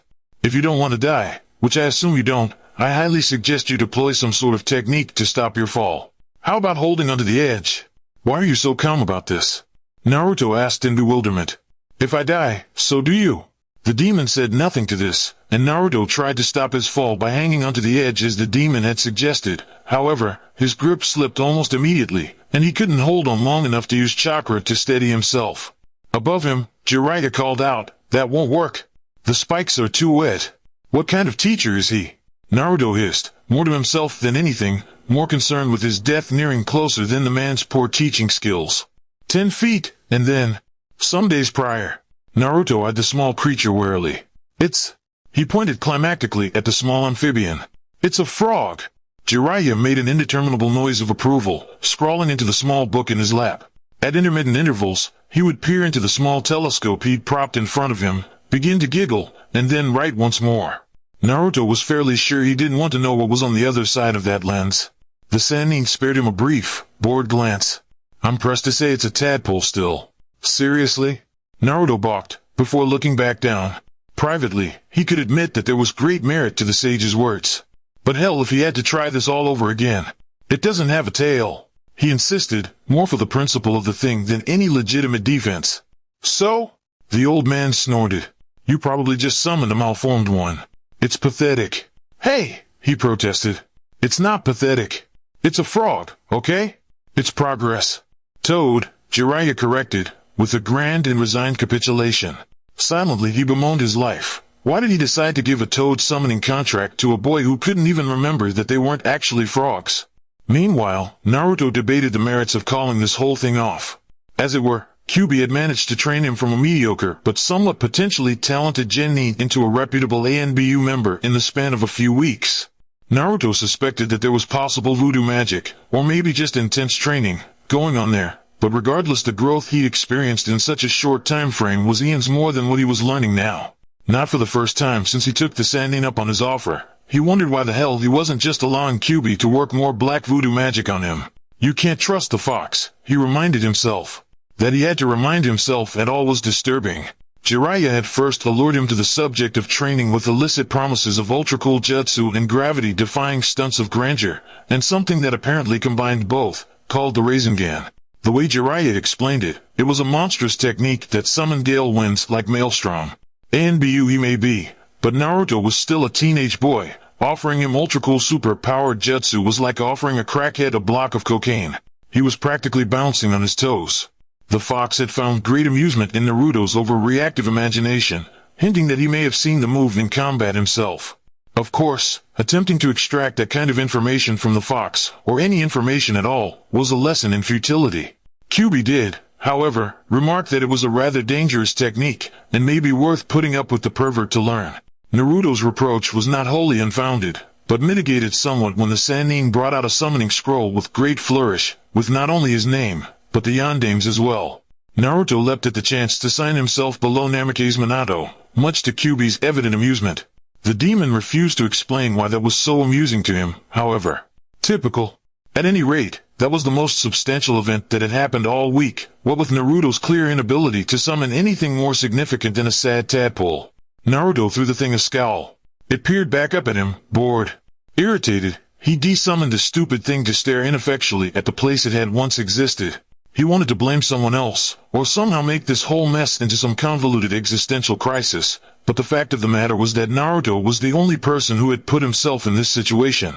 He'd gotten complacent since the seal had broken. He suddenly found himself no longer needing those extra hours of practice and training, suddenly found himself capable of great feats that for so long had seemed out of reach. He digressed. There was more to it than that, though. Even when he had full domain over his body, he knew the fox still exercised minute changes in his chakra regulation and energy flow. It was slightly unnerving to know that he hadn't really held full reign over his body since the seal broke. It was also slightly unnerving to realize what it was like to once again live without the fox's power. The contrast was striking. Now that he was completely devoid of the demon's interference, he realized just how much his chakra control sucked. But, he consoled himself, this may not be an entirely realistic standard. After all, he didn't have a millennia or 3 to practice. Unbeknown to the blonde, his tenant was roving around a similar train of thought. For someone so young, Naruto was, admittedly, quite talented. Of course he'd been shunned for most of his life, so it was apparent that the blonde wasn't aware of it. He had yet to realize how vast his reservoirs truly were, and how significant of an impact that had on his outward level of skill. Kurama had marveled quite frequently on his current host, and his apparent luck in being housed inside of him. So starved for a soft touch, so utterly and indubitably endowed with chakra. The potentials were limitless, yet it appeared no one else had come to this conclusion. Kurama snorted. No, the attention of Naruto's constituents seemed wholly focused on the young Uchiha prodigy. Also quite talented, but not nearly as susceptible. The snake Sannin had dove straight for the Uchiha, bypassing Naruto entirely. Granted, Kyuubi would have been an obvious deterrent in any attempts Orochimaru would have to sway Naruto's opinion, as would the boy himself, but assuming the snake had found the correct path to Naruto's interests. But it was for the best. Let them all pander and while away on the dark-haired prodigy. He turned his attention back to the outside world, where Naruto was once again attempting a summon. A small toad flopped bonelessly on the riverbank, gasping ineffectually for air. Naruto didn't find it entirely appealing to look at, a little blue thing with green spots, but Yugao took one look at it and proclaimed, "It's rather cute." The blonde turned abruptly to see his aubergine-haired companion lounging at the banks of the stream. He gave her an incredulous look. "How?" he said at length. They both turned back to watch it flounder away and almost impale itself onto a rock. Yugao coughed delicately, as if suddenly realizing she'd said that out loud. "What? It is." She shrugged, unabashed. This was the second time Yugao had visited him in a week, and something told him this particular visit was not to slap Jiraiya over the head and haul him away from the bathhouse. It finally managed to flail itself into the river, where it shot out into the current for dear life. Naruto sighed, deactivating the summon. True to his assumption, he turned back around to see her holding out a mission scroll. He took it warily. 1000 sharp, Thursday. "Hey, whoa!" Jiraiya interrupted, scampering over, looking quite harried. "This is my student. You can't just take him out, you know." "Really?" she deadpanned. Without a fee, he ended with a waggle of his eyebrows. Yugao batted him to the ground with her fist, and then for good measure punted him off the side of the riverbank, before turning back to Naruto. "It shouldn't take us more than 3 days at longest." 3 days? Naruto repeated. "I thought we were on leave for the Chunin exams." Yugao gave a noncommittal grunt. "I don't know if you can really call it leave." "Great," Naruto huffed. Not that he wasn't pleased to get out of the village, and away from the constant and unending vigilance of a certain Sannin, but Kyuubi was still refusing to cooperate. Naruto assumed that if he truly found himself on the verge of death the demon would rouse himself into action, but he'd prefer to not have to put himself in the situation regardless. "Too hot," Tawa simpered, draping himself onto a large pluming mushroom. The jungle air lay hot and thick in the trees, drenching the ground in a relentless humidity, and no matter how vigorously he fanned himself trying to cool himself to a reasonable temperature remained a lesson in futility. Because it was Tawa, no one paid him much heed. They also conveniently forgot to remark upon the large palm leaf he'd found to fan himself, which may or may not be poisonous. The clearing was damp and lightless, not even a speck of sun could be seen from the thick canopy above. Yugao stood stock still in front of the line of trees, no other discernible movement aside from the sword she pulled out from the body beneath her. She waltzed into the dark forest without warning, and Tawa leapt from his throne. "Yugao! Hold up!" He jogged up to her. "I don't want to get lost around here." The two stalked through the jungle, coming to a halt at another opening in the trees. This one yielded significantly more light than the other, and crouched in the center was a young blonde boy, Anbu mask haphazardly pulled to the side. "Hey, Blondie, how goes it?" greeted the lanky Black Ops. Naruto sighed, dropping his head. "Don't ask." "That bad, huh?" Yugao gave him an empathetic look. Tawa guffawed loudly. At least he didn't have to deal with all this bullshit. Who would have thought the daimyo would have sent so many people to protect a stupid scroll? "Don't act as if you did anything," Yugao rolled her eyes. "You sat around on a mushroom and fanned yourself with a poisonous leaf." She pointed out. "It wasn't poisonous," protested the brunette, but he stopped short as he examined his swelling hands with nothing short of complete horror. "Still nothing, huh?" Koga called, as he dropped down from the trees. Yamato followed suit seconds later. Naruto pouted. While he was really touched that his ANBU team was being so understanding about his training, it was also beginning to make him feel really unprofessional, not to mention unproductive. None of them seemed to care much either way whether Naruto was in the thick of the mission or not, but Naruto still felt as if he should be contributing something. And so far he hadn't done much of anything, in both the mission and in his training. "I think I'm just incapable of summoning," Naruto proclaimed, dramatically. "I'll just forever have to mourn the loss." "Nonsense," Yamato cut in with a chuckle. "You're probably just not channeling your chakra correctly." Naruto blinked at him. "Is there an easier way to do it?" Yamato made a face. Well," he pandered, "not really, no. It's trial and error for the most part." Naruto scowled back down at his summon, feeling more frustrated than he had been before. "Be patient with it," Yugao advised. "Summons aren't easy. Even trained jounin have a hard time of it." "Really?" "Because it seemed like everyone he knew had one." "Yes," she smiled. "Why do you think these morons don't have any?" She jerked a thumb at Tawa and Koga, whom I'm shocked. Their comms erupted in noise in unison. Yamato motioned towards the south, and both Tawa and Koga disappeared into the canopy above. He turned back to Naruto. "Duty calls," he smiled, strangely jovial. "You just keep it up, okay? Are you sure you don't need my help?" he asked with no small amount of whining. He'd prefer a high-speed chase through the trees than sitting here summoning tadpoles. Yamato laughed. "Just keep working on your summons, Naruto." The blonde sighed. He knew this was pretty much his own fault. But he'd grown reliant on the relative ease that Kyuubi made. Well, everything. Being Kyuubi was exhilarating. Having so much power at his fingertips so effortlessly took his breath away, and he could completely understand how people fell to the intoxication of that kind of power. If the fox hadn't shut him off, and demanded with no exception that Naruto learn this technique by himself, he'd probably never have tried otherwise. The forest grew quiet, and without fighting or a rambunctious and bantering ANBU team to distract him, Naruto returned again to his fruitless work. He felt a stirring in the back of his mind, signaling Kyuubi was awake. "There is no reason to find this so difficult," the fox lamented. "You have proved more than capable of conquering greater feats within a significantly shorter time period." "I actually can't recall a single time that happened," Naruto deadpanned. Because he actually couldn't. Every achievement he'd had in recent memory was influenced by the fox in one way or another. "The Kagebunshin?" Kyuubi threw out, sounding amused. "Your mission to wave?" Naruto scowled. He'd kind of forgotten about that one time he stole one of the most prized scrolls in Konoha. He could argue the point about the mission to wave, but ultimately conceded that he was right. He hated when the fox was right. Also, how was he always right? Perhaps there is a greater lesson to be learned here than simply summoning toads. The fox began anew. "Please, enlighten me," Naruto opined, flatly. "A lesson in patience," remarked the fox, "has far greater stipulation and reward than any summoning technique could ever provide you with." "Seriously?" he grumped. "That's a joke, right?" But of course it wasn't.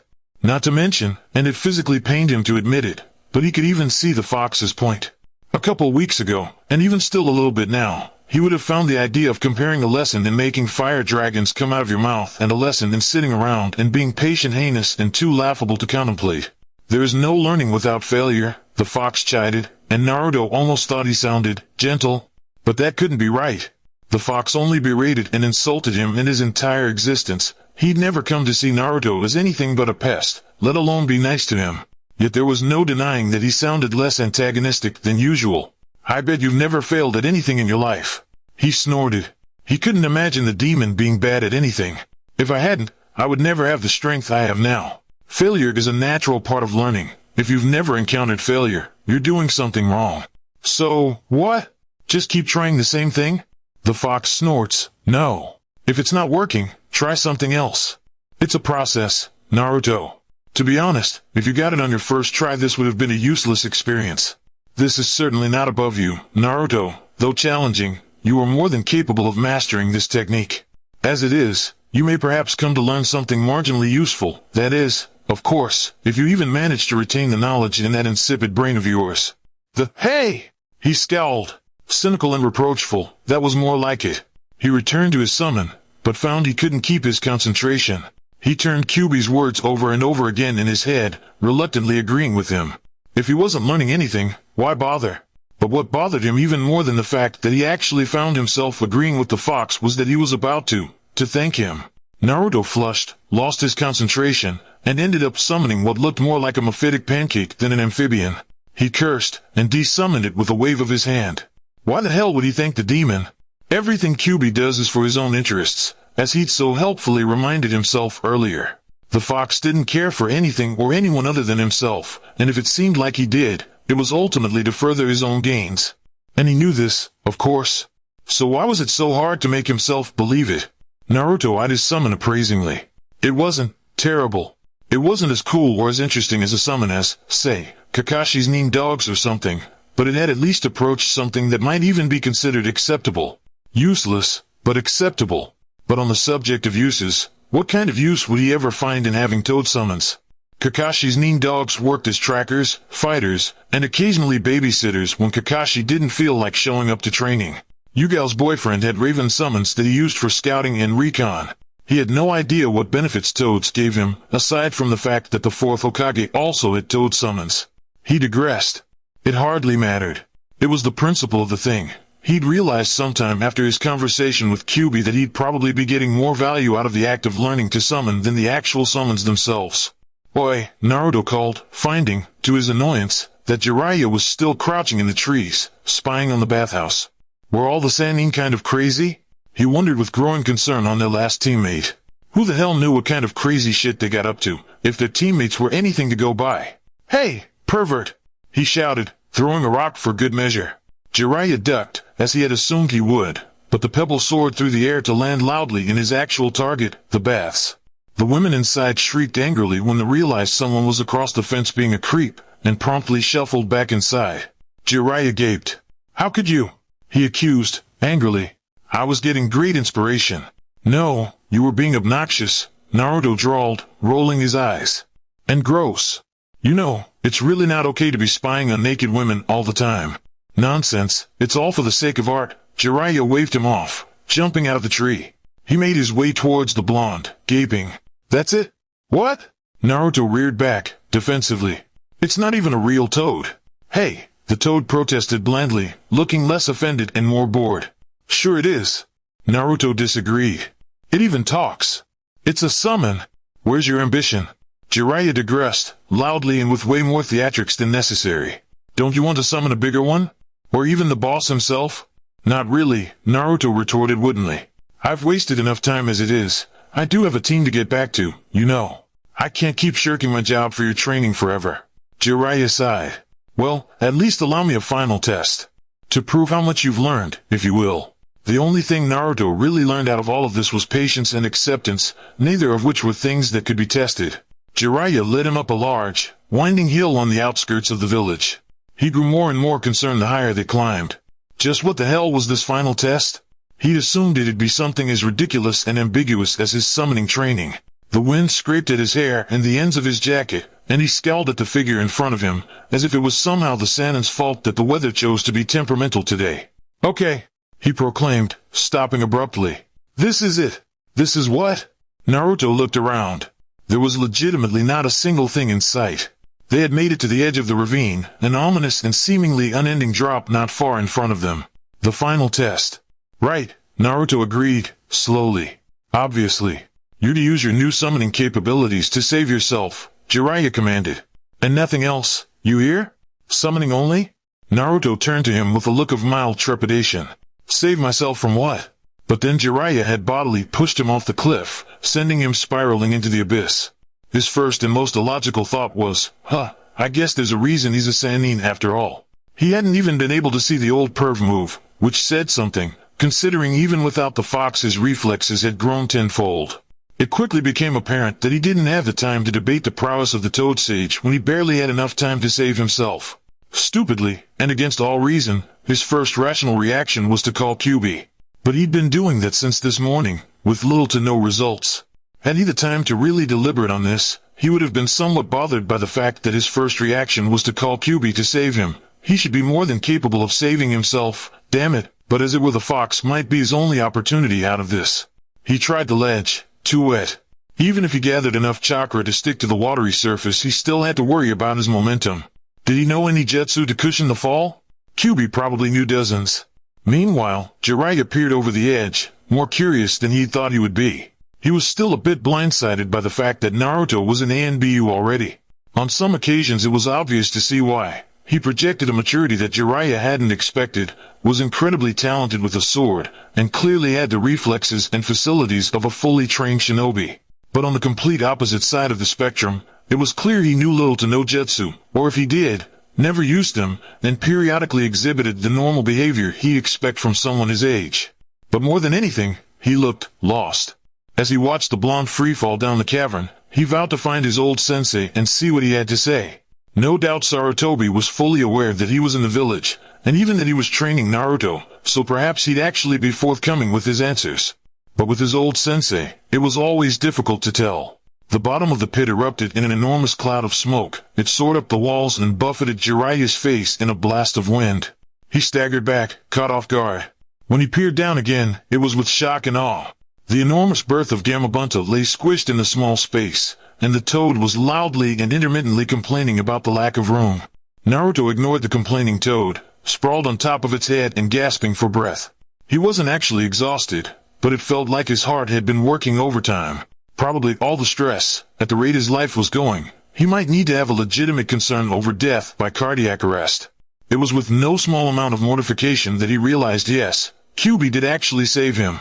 He palmed his face. Damn it. The fox's amusement was evident. At the very least, your body will now remember how to use the summoning jutsu. Not that I had anything to do with it, he grumbled, letting his head roll listlessly to the side. In hindsight, he had no idea why he hadn't just jumped off the toad and laid on the ground. The thing wasn't actually all that comfortable. I wouldn't be so sure. The fox trailed off. Naruto blinked. Before he could think on Kyuubi's words, he was already speaking again. Listen closely, Naruto. Not too far in the future, you will inevitably meet more of these toads. I don't know when, but I surely expect you will, as this man is your teacher. It is imperative that you travel to their homeland. What? Wait, summons have a homeland? Also, why? Never mind that, the fox retorted. It is called Mount Myaboku. One of the toads can take you there using the reverse summoning technique.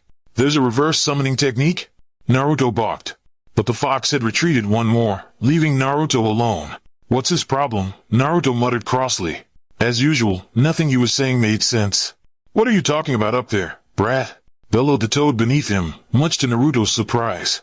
He'd kind of forgotten the thing was still here. And who are you? I'm Uzumaki Naruto, he introduced, rather belatedly. I'm the newest guy on the summoning contract. Summoning contract? The toad repeated, narrowing his eyes. Jiraiya is here? He snorted then. Don't lie, punk. There's no way in hell a little shrimp like you could summon me. Naruto scowled, mutinous and ready to fight him on it, before he decided to use his newfound patience and maturity to manfully refrain. Believe what you want, he shrugged, dropping down from the toad. Oi, I'm not done talking to you, you brat. He shouted after him. Who the hell do you think you're talking to, eh? Naruto paused, pivoting around, hands on his hips. Well, how the hell am I supposed to know who you are if you haven't introduced yourself? He pointed out, churlishly. Isn't it obvious? The toad balked. Not really, no. I am Gamabunta-sama, the Toad Master. Whatever that was supposed to mean. The blonde's attention drifted upwards, where a small sliver of sky remained a wicked and indomitable presence far above. He couldn't see the silhouette of the other man anymore. Hell, if he just up and left. No way this kid could manage to summon me. Gamabunta snorted, before pausing. Now that he was really looking at him, he looked rather familiar. Almost like... He blinked. But no, it can't be. The Toad Master pulled out the contract, taken aback. So the kid really did do it. There it was, Uzumaki Naruto, right beneath Namake's Minato. Uzumaki? He echoed, aloud. But wasn't that Kushina's last name? Oi, Gaki, he tucked the contract away. Was your mom Uzumaki Kushi? He looked down. The boy had collapsed. He looked like he was passed out cold, and there was no Jiraiya in sight. Gamabunta sighed. In his dreams they were almost touching. The scene is familiar, the same scene that has housed his dreams for the past few months. A barren wasteland spreads before him, infinite. The sky above is an indeterminable color with no sun or stars. Nothing is left in it but for the cold and warm moon. It is broken apart, splintered into spines and teeth, leering at him, watching him, part of him. His attention is drawn to the boy in front of him. It is himself. He finds he is fascinated by the luminous and unfaltering gaze. In his eyes of morning the land of dreams begins. claret red, distorted by an intricate pattern of black. Upon closer inspection he sees them to be infinite rings, little cathedrals, alcoves unguessed that open as a sigilless glass to the light. They look irreducible, changeless like rind, the proportions arcane and acerb. They are alarming, and yet intimately familiar. A vociferous, saturnine expression drifts across his face, gone as quietly as it had come. He wants to catch it and hold it in his own hands, if only to prove that it had been there at all. Instead, he reaches for the other boy's hand. It is as cold as the moon. It comes to him, suddenly, why his eyes are so strange and yet familiar. The dream breaks then. He feels it in the very calendar of his bones, drowning at the heart, collapsing inwards from skin to soul. His eyes flutter open slowly, filtered light warm against the side of his face. He finally got round to replacing those shutters, and already one is broken. Wait, why were there no shutters on his window? He scowled, pulling himself upright as he paused at his eyes. He tried to grasp at the fading memories of his dream. The Sharingan? He thinks, just as the world of dreams wanders away from him. And then, once reality sets back in, what the fuck? Oh God, he despaired, once he realized where he was. I fainted, didn't I? How could he possibly be this lame? If it's any consolation, it was only for an hour or so. Naruto startled at the voice, not surprised by the other presence in the room, but at who it was. He'd felt it the moment he'd awoken, and assumed upon consciousness for it to be any one of his teammates or former teammates, possibly even Kakashi. Shikamaru, he greeted, smiling. What are you doing here? I could say the same of you, the brunette returned, dry as ever. You didn't even participate in the exams, and yet you still managed to land yourself in here. It's a talent, you know, Naruto whispered, conspiratorially. Shikamaru rolled his eyes. Well, whatever it was, it must have been something pretty bad, Shikamaru noted, lightly. It's pretty hard to land an ANBU in the hospital. Naruto blinked, slow. Oh. He looked down and confirmed that yes, he was not wearing anything but his chest plate, leaving the rest of his body completely exposed, tattoo included. He rubbed the back of his head, chuckling. Ha, well actually I did this to myself. Even more impressive. Shikamaru snorted, to his relief. It seemed like he wasn't going to make a big scene of it. Ha, good old Shikamaru. But definitely not surprising. So, seriously, what are you doing here? Naruto leaned over to kick off the blanket, relieved that Shikamaru didn't appear to want to make a big deal out of it. He'd probably think it all too troublesome, anyway. You weren't injured, were you? Shikamaru scowled. My fight wasn't interesting enough for me to get injured, to be honest. Why does that not surprise me? Naruto laughed. It was probably too troublesome to make it entertaining, right? Precisely. Shikamaru smirked. But then he heaved a great sigh, looking put upon once more. But on the subject of troublesome things, I'm actually here to visit someone. Oh? Who? There were still genin in the hospital? Naruto paused. Well actually, it hadn't really been that long, had it? Not even a week. Rock Lee. Shikamaru jerked a thumb behind him. Want to come? Sure, Naruto shrugged. He didn't really have anything else to do, and he rarely had an excuse to hang out with the lazy Nara. Shikamaru had always been the one and only kid from their class that never said anything mean-spirited about him, to his face or otherwise. Although honestly this was most likely because he couldn't be bothered to go out of his way to talk badly about someone. He expected it to be a rather routine meeting of friends, small talk, probably a whole lot of questions about his promotion, and maybe some updates on their peers. Instead, Rock Lee was knocked out cold, with the one-tailed Jinchuriki looming over him with what looked like some serious intent to kill. Naruto felt his hackles raise, acting on instinct. Before he even knew what he was doing, he ducked underneath the redhead's guard and pinned him to the wall. He had no weapons on him, but his hand hovered just slightly over the Sunining's neck, thumb and forefinger poised to crush the trachea. He leapt back as suddenly as he'd launched himself. He looked about as surprised with himself as Gaara did. You're outside of the exams, Naruto noted, coolly, once he'd regained composure. Killing a genin from another country is a great way to get yourself kicked out of the exams and possibly even start a shinobi war. I'm assuming you're not really up for either of those options. Gaara blinked, owlish, at him. So you assume, he began, slow and quiet, that I care about either of those options. His eyes narrowed. Gaara raised a hand, and an obedient trail of sand pulled out of his gourd. He drew the hand over Rock Lee's unconscious form, his eyes never once leaving Naruto's, as if goading him to stop him. Don't even try me, he thought. This was a bad day to get on his nerves. He was feeling rather homicidal.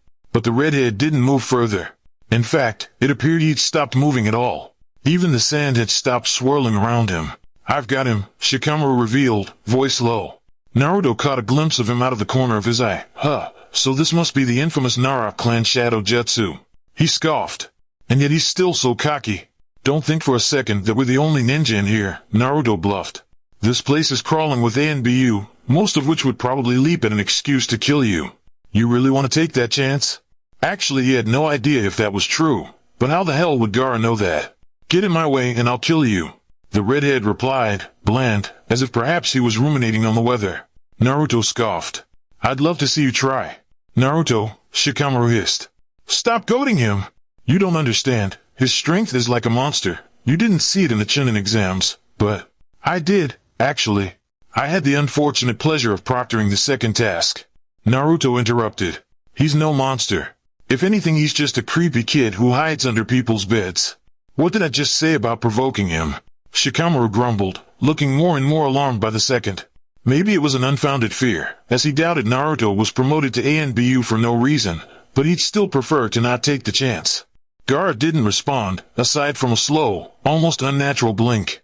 "Not a monster, huh?" he repeated, impassive. "I'm sure you'll find that isn't the case." The blonde snorted. "Having a monster and being a monster are different, you know." Gaara's eyes widened, the first actual emotion to catch upon his face. "And what are you without it, huh?" he continued. "Nothing. Just a regular kid. Don't think you're special or anything." His impassivity well and truly broke at that, something like shock taking its place before a heady rage swept through his features. Before he could even attempt an attack, Madogai made the most heinous and dramatic entry Naruto had ever seen in his life, and tackled him out of the way. Gaara slinked off after that, clearly unwilling to take on all three of them. He gave a pensive and uneasy glance in Naruto's direction. Naruto waved back with a nasty smile. "Fuck, Naruto." Shikamaru sighed, now that the danger was long gone. "Let's not do that again, yeah?" "Agreed," Naruto muttered, casting a dark look at the door Gaara exited out of. He wondered what kind of relationship Gaara had with his demon.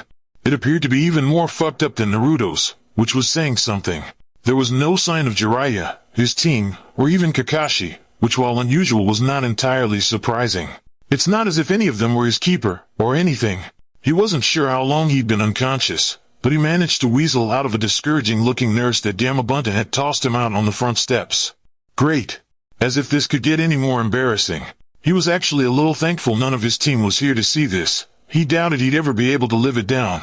The interim between the second and third exams came and went with little fanfare. Naruto ate a lot of ramen, read a lot of bad fiction, an unfortunate habit he'd picked up courtesy of Yugao, slept, ran missions, and trained, not always in that order. He'd never expected to find himself comfortable enough with his life to even begin to think of it as monotonous, but he was starting to fall into a rhythm he could get a hold of.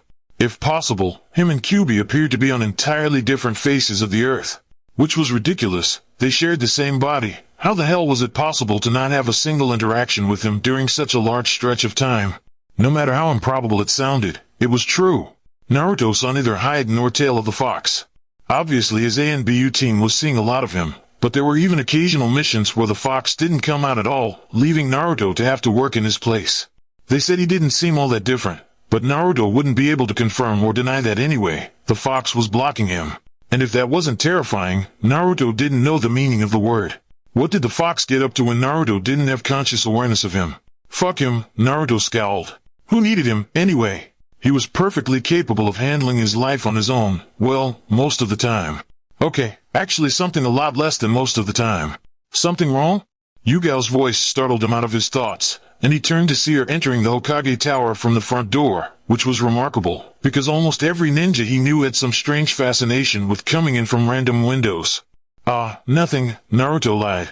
Just thinking about the third part of the exam. Yugao snorted. Really? All I'm trying to think of is when it's going to be over. Such blatant disapproval was rather peculiar for the violescent ninja. Normally she at least attempted some modicum of professional propriety. Then again, she probably had some experience with the tournament part of the exam, and more importantly, with how awful it was going to be to proctor it. They met up with Towa and Koga at the top of the stairs, and made their way towards the Hokage's office. There were a few other ANBU teams loitering around the outside. He could hear muffled voices from the other side of the door. What's going on in there? Naruto asked, low, as to not draw attention with all the sensitive ears around. The captains are in there. Yugao explained, probably doling out what responsibilities go to which teams. And Tao began, conspiratorially, what teams don't get any responsibilities at all. I hope it's us, Koga muttered. I've had to work this thing every time it's been here. Tao scoffed. What? Like you have anything better to do? As a matter of fact I do, Koga sniffed. A hot date, then? Yes, actually. Koga hissed. And more importantly, a hot night after. But I can't have the night without the dinner first. Well, why would you schedule it on the same day of the exams in the first place, if you knew you were probably working it? I didn't know the exams were going to start today. Did you not check the fucking calendar? Naruto gave a wary look towards Yugao, and then towards the rest of the hall, as their voices steadily increased in decimal with each passing second. But Yugao didn't look all that surprised with their complete and utter lack of decorum, and to that end, neither did anyone else. Don't worry, Yugao rolled her eyes. No one in here is laboring under the delusion that either of these two morons have any sense of dignity. The both rounded on her. Hey! But the Hokage took the opportune moment to dismiss the meeting, and whatever argument could have happened died a still death as the doors opened. It was a little inspiring, actually, how quickly Tao and Koga could pull an about-face when Yamato walked into the room. I have pleaded in our defense, Yamato began, decorously, and my request has been answered. We're on the bench for this one. Tao looked as if he may just drop to his knees and pray towards their captain. As it were, Koga repeatedly mocked a praising bow, hands held above his head with reverence. Don't get too excited, he cautioned. We still have to be there. But technically not in an official capacity. Not unless we need to be, anyway. So we're still backup, Yugao sighed, before shrugging. Well, it could be worse. Koga immediately stopped bowing, mouth opening in shock. No, he gasped in horror. Why? He hung his head. I was so close. Tao's chuckling turned into full-blown laughter at the other ANBU's expression. Better luck next time, sucker. Yugao looked as if she was dutifully attempting to ignore them both. I'm going to pretend I didn't hear anything of this conversation, she announced, before pivoting smartly on her heel and waltzing through the crowd of ninja without a backwards glance. Yamato turned to him curiously. Do I even want to know? Shikamaru had never been the kind of guy Naruto imagined to be much of a crowd pleaser, considering how difficult it was to get the guy to elicit any kind of emotion at all. But Naruto was pleasantly surprised to find the match between Shikamaru and Temari as exciting as it was entertaining. The first round had Naruto leaning in his seat and tilting his head into the browbeating sun, waiting for the last punches to be thrown into the giant dust bowl beneath them and for the Chunin to call the match. He was actually enjoying himself a lot more than he thought he would. He'd bumped into Sakura a few minutes after he'd arrived, and was completely blindsided when she'd asked him if he wanted to watch the exams with her. He wasn't sure what to expect from her. She was obviously bursting at the seams with questions, but before she had the opportunity to bombard him with them, Ino bounded up and effectively ruined the moment. Naruto didn't think he'd ever been so relieved to see the blonde genin in his life. He suggested they go find seats before the stadium got too crowded, and made for the top stands. Not because he thought they'd offer the better view. Yamato had instructed him to take the left side of the top tier. He peered around the stadium, bustling with a sea of spectators. He couldn't discern any of his teammates from the crowd without the infamous ANBU armor. Sakura and Ino quickly followed suit, and with a round of drinks, and then another, the three were weathering out the hot sun with an unfathomable amount of boredom in contrast to what they had expected for the hyped-up final rounds. Well, the two girls anyway. Naruto wasn't really all that interested in the fights below, but he was still pretty content to sit around. He felt normal. He couldn't remember the last time he'd felt that way. Around them, the rest of the suffering crowd didn't seem to be faring any better. Sasuke, Sasuke. Ino crooned aloud with a sigh, as she waved her hand to her face fervently, sprawled out in her chair. That's all everyone's talking about. Of course, Sakura frowned and her brows bunched together, even though her eyes were deeply closed and she too was lying in her chair. I mean, it's Sasuke-kun. The smoldering heat made her voice a sleepy, dream-like quality. The crowd came to an even slower drawl as a long, drawn-out silence permeated the bottom arena, as the Chunin examinator was greeted again and again by ninja from the Hokage's suite, a continuing stream of smoke to his left. Do you think he'll be disqualified? Sakura asked hesitantly, as her eyes slid open to gaze around to the annoyed, and become unhappier by the minute, spectators around her. He's like an hour late. Ino groaned. As much as I hate to say it, Sasuke-kun really set himself up for failure here. There's no way he'd miss it, Naruto insisted. The blonde girl next to him only flopped her head in dismay. How can you be so sure about it? He shrugged. I'm not really sure, he admitted sheepishly.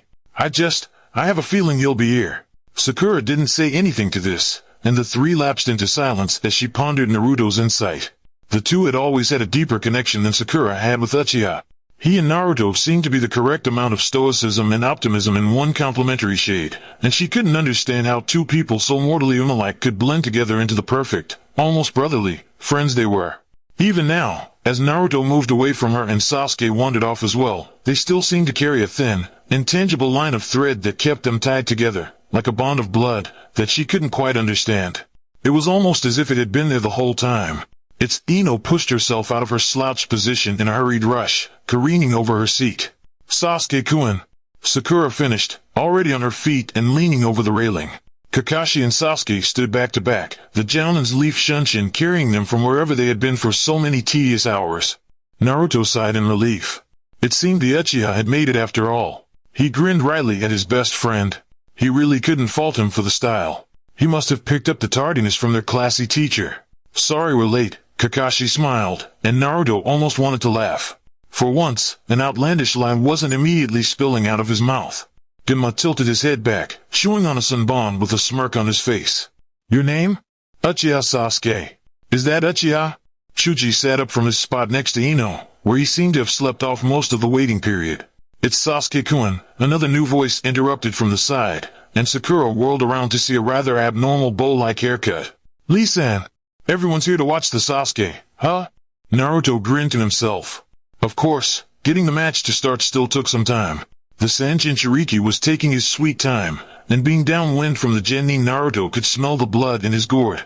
He's killed someone already, Naruto thought, mildly concerned.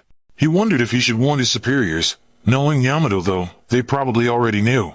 Like clockwork, a dark form emerged from the shadowed corner of the stands, raising one glinting, armored hand aloft. He frowned, turning to face him. He didn't recognize the mask, but he did recognize the ANBU code sign the ninja threw up before disappearing back into the darkness. Who was that? He turned around abruptly, to see that Sakura had completely foregone the entertainment below to scrutinize him closely. Honestly, he was just surprised she was observant enough to see the ANBU in the first place. He shrugged, it's nothing, which wasn't convincing in the slightest. Sakura clearly didn't take the bait. Is something happening? She asked, quietly. Even if I knew, I couldn't tell you, Naruto pointed out, before sighing. Look, I've got to go. I'll catch you later, yeah? Sure, she nodded, hesitant. He took his leave after that, throwing on his uniform as quickly and gracelessly as possible. He stumbled up to the Hokage's box just in time to see Yugao's immaculate hair fluttering in the open wind, before she turned the corner. He caught up to her easily enough, and the kunoichi spared him a long, somewhat incredulous glance. Or he assumed it was incredulous. Reading emotions was hard with the mask on, but he thought he was getting a lot better at it. Your shirt's on inside out, she noted, and he was definitely sure she was laughing behind her mask. He cursed liberally, attempting to make that as unnoticeable as possible without taking off all his armor and putting it back on. In the interim, they'd made it to the wide doorway towards the box. He squinted through the bright glare, before the world came back into focus. Sasuke didn't seem to be making much headway with Gaara, but he wasn't entirely surprised by that. Yamato bowed slightly, leaning over to speak quietly with the Hokage, who was seated next to a man Naruto had never seen before. Who's that next to the Sandame? He asked, curious. Yugao spared him another incredulous glance. The Kazekage, she explained, as if he should have already known that, which, all right, true. He gave another cautionary look towards the other man. He looked, for all intent purposes, as boring and ordinary a person as the Sandame did. And if the Hokage was anything to go by, his appearance was very deceiving. That wasn't unusual for a ninja though, especially the stronger ones. He'd have never guessed how strong Kakashi really was if he hadn't heard about him in ANBU. But there was definitely something off about this man. He couldn't tell what it was, though. He casted his attention towards Yamato, who was straightening up and turning away from the Hokage. Should he say something? He scowled. How stupid would he sound though, attempting to convey a bad feeling he had. Then he thought back on the events in the Forest of Death. If he'd tried harder then he might have changed the outcome. Yamato strode past them, and Yugao followed in his wake. Naruto broke himself out of his musings and made to catch up. The Sandame is calling back all the ANBU, their captain said by way of explanation. We're all on guard duty. We'll be taking the right half of the highest section. Team Midori is on the left. Naruto nodded absently. Taicho, he said, quietly. Yamato paused. He hesitated, conflicted. I think there's something wrong with that guy, the Kazekage. I mean, he began at length. I dunno. He doesn't feel right at all. Yamato tilted his head curiously. Anything in particular? No, he replied, feeling stupid for bringing it up in the first place. Yamato seemed to take him seriously enough. I'll relay the message, he returned, as the hallway split into two. I'll see you two out there, he called, as he disappeared down the other hall. The moment he and Yugao returned into the open stadium, he was surprised to see just how many ANBU were on duty as well. Yamato wasn't kidding. The Sandaime definitely had a lot of black ops for a relatively tame public event. That Jinchuriki is completely unstable, Yugao noted, once they were settled and far away from the crowds. I don't think Hokage-sama trusts him to keep it at bay. Naruto frowned. Well, that was definitely the right conclusion. But on the subject of conclusions, it would be very easy to draw parallels between him and Gaara. Who's to say he was keeping Kyuubi at bay? Hell, the fox controlled his body half the time. How was Naruto in any way restraining him? Yugao accurately interpreted his silence. You're nothing like him, Naruto, she reassured. You're not unstable. She paused. Incidentally, neither is the fox. I imagine whatever demon he's holding isn't nearly as civil as yours. Naruto's first reaction was laughter and incredulity. Kyuubi? Civil? But then he thought back on it. The fox was the exact opposite of unhinged. In fact, he was far too intelligent. It was a little alarming, sometimes. Speaking of the other Jinchuriki, she began again. We have orders to detain him if he starts to show signs of neurosis. Well, Yamato in particular, but if Yamato can't get to him, the task is passed to you. Me? He supposed he shouldn't be so surprised. After all, they were both Jinchuriki. But he'd never had a solo Black Ops mission before either. Yes, she replied, sternly. The two of you are quite possibly the only two who can. Yamato he has techniques that are highly advantageous, you could say. And you, obviously, are a Jinchuriki yourself. Does the Sandaime really think there's a chance of that happening? That's hard to say. She didn't end her sentence. A shrill, almost unbearable cry rumbled through the dome, like thousands of birds taking flight. It was a sound quite familiar to her. She paused, looking for the source. She'd expected to see a familiar, unruly mop of white hair, and a man surrounded by a mass of twisting electricity. Instead, there was a dark-haired boy down in the stadium tearing through the walls with a handful of lightning. The Chidori? She balked, incredulous. He taught him the Chidori? Who taught who what? Naruto interrupted, confused. What's a Chidori? Kakashi-senpai's famous technique, she explained, somewhat breathlessly. It's an assassination jutsu. He's infamous throughout ANBU for its usage, probably through all 5 countries, actually. It has another form called the Raikiri, which is infinitely more dangerous, still, that he'd teach it to a genin. Naruto blinked, impressed. Who knew Kakashi had it in him? It seemed the longer he spent in ANBU, the more respect he gained for his pervy, chronically late sensei. They both watched as Sasuke launched himself across the stadium, heaving his first into the giant ball of sand. It punctured it effectively. The arena shook in small tremors as the momentous energy was absorbed into the shield of sand. There was a morbidly fascinated moment of complete silence as every member of the audience appeared to be wholly invested in seeing whether Gaara died or not. Then Gaara began to scream. Sasuke wrenched away from him. He definitely drew blood, as the splattering followed in his wake, as did an enormous, clawed hand of sand. The defensive dome of sand crumbled to the floor, leaving a wounded Gaara in its place. Naruto reared back, not at the look of him but at the smell. It reeked like nothing he'd ever scented before, like hatred and bloodlust and madness. It was so quiet in the stadium. Too quiet. Yugao whirled around, eyes widening. Genjutsu. Naruto drew his hands up immediately. Kai! Yugao followed suit, and the illusion shook and splintered apart, leaving an entire stadium full of slumped forms. Fleeting dark coats were making their escape, a team of ANBU already in pursuit. She reared back, suddenly, Hokage-sama. The purple-haired Kunoichi leapt onto the railing, before darting up the wall and running full speed for the Hokage's suite. Naruto jumped after her, matching her stride. What's going on? He panted beside her. She shook her head. Tawa intercepted the merging direction with them. It's bad, she returned at length, after so long a time Naruto had forgotten he even asked her a question. 9 traitors. He could hear the fury in her voice. He caught sight of a spectacle at the center of the stadium. Beneath them, the Kazekage's children and their teachers stood assembled on the ground, in a loose but cautious circle around the redhead. Genma had moved to stand over Sasuke, facing the four traitorous nin. Naruto felt his hackles raise, 2-on-4, hardly a fair fight. He had the distinct urge to rush down there for backup, but remembered himself at the last moment, caught between his duty as an ANBU and his duty as a friend. Team Aoi and Kuroi are in pursuit of the Kazekage, along with Hokage-sama, Tower relayed. What are we supposed to do? He paused. I don't know, there aren't any official orders. Screw official orders! Yugao snarled. Protect Konoha, there's your official order. She turned to Naruto. We're going to rendezvous with the rest of our team. She gave a glance back to the arena. You know your orders. He nodded, a hard resolve forming in his stomach as he darted out of their array, making towards Gaara. Yamato was already engaged in protecting the Hokage, which meant the task was left to him. Whoa, what is he? Stop with the balking, Towa! She snapped. What are you waiting for? Let's get moving! She pushed him forcefully over the wall, turning back to Naruto. I'll catch up to you, okay? He threw a hand in vague affirmation over his shoulder. His demeanor made a turn for the worse when he caught sight of the Sannin dragging Gaara forcibly out of the arena, making for the thick forestry outside. Genma, he called, landing hard on the ground. What's going on? Who the hell knows? The Tokubetsu Jounin scowled. And then, to Sasuke, the Chunin exams are over. Go pursue Gaara and the others. Sasuke looked like he might protest this. You're already at Chunin level, Genma waved him off.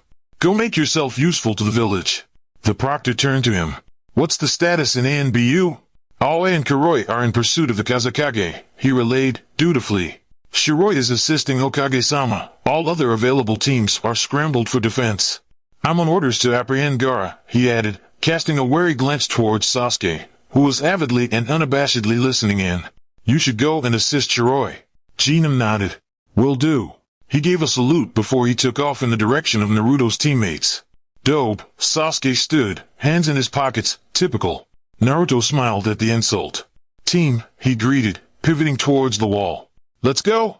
They launched out of the arena and into the forests beyond, and Naruto felt both weirdly unsettled but also reassured. It felt as if no time at all had gone by since the last time he and Sasuke had been on a mission. If he ignored his current uniform, he could even pretend they were still on the same team. He was actually a little impressed by how exponentially the Uchiha had grown since the last Naruto had saw of him. He'd outstripped Guy's prodigy, Lee, in just a couple weeks of crash course on his speed when it had taken Lee years to do so. That wasn't even to mention all the other shit he managed to outperform everyone in. Maybe it was just Uchiha genes. Maybe Uchiha in general. He'd never met any other besides Sasuke, but he was compared to Itachi on a mind-blowingly recurring basis. There was something about them, though, that made him uneasy. No, not him, but the fox. Kyuubi could go from disinterested to violently angry in the space of a second when they were even mentioned. Which was definitely a cause for concern, because nothing really got much of a rise out of the fox, even when he spoke of his distaste for humans. It was nothing compared to his hatred of Uchiha. Speaking of the fox, such close proximity to Shikaku must have awoken him. Naruto. Sasuke began, pulling him out of his musings. He tilted his head. When did you become? And then, with what appeared to be great physical effort, ANBU? Naruto took a moment to assemble a proper response. At some point, he have wasted no time vaunting his apparent superiority. As it was, he couldn't manage to come up with anything coherent. He found he didn't want to answer the question at all. A while ago, he concluded, vaguely, feeling a strange affiliation to Kakashi quite suddenly. Was this why his sensei never answered anything seriously? If so, Kakashi must have a very interesting past. The answer obviously wasn't what Sasuke wanted to hear. How? He hissed through clenched teeth. And there was the real tricky part. What was he supposed to say to that? Without telling Sasuke his darkest secret? Fortunately, he didn't have to say anything at all. They met up with Shino. The bug user hadn't changed from what Naruto remembered of their academy days. He still creeped him out, and he still wore dark glasses that shrouded his eyes. You guys go on ahead, the Chunin said, when they met up with Kankuro, one of the Kazekage's children, and a user of puppets. I'll keep him off your back for a couple minutes. They continued on, and Naruto was grateful for the distraction from questions he didn't want to answer. It didn't last long, however. How do you know where you're going? The Uchiha asked. Naruto thought out how to word this.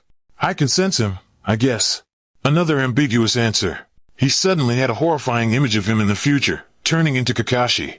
At the rate he was going, he'd be reading porn and being chronically late by the time he was 20. How?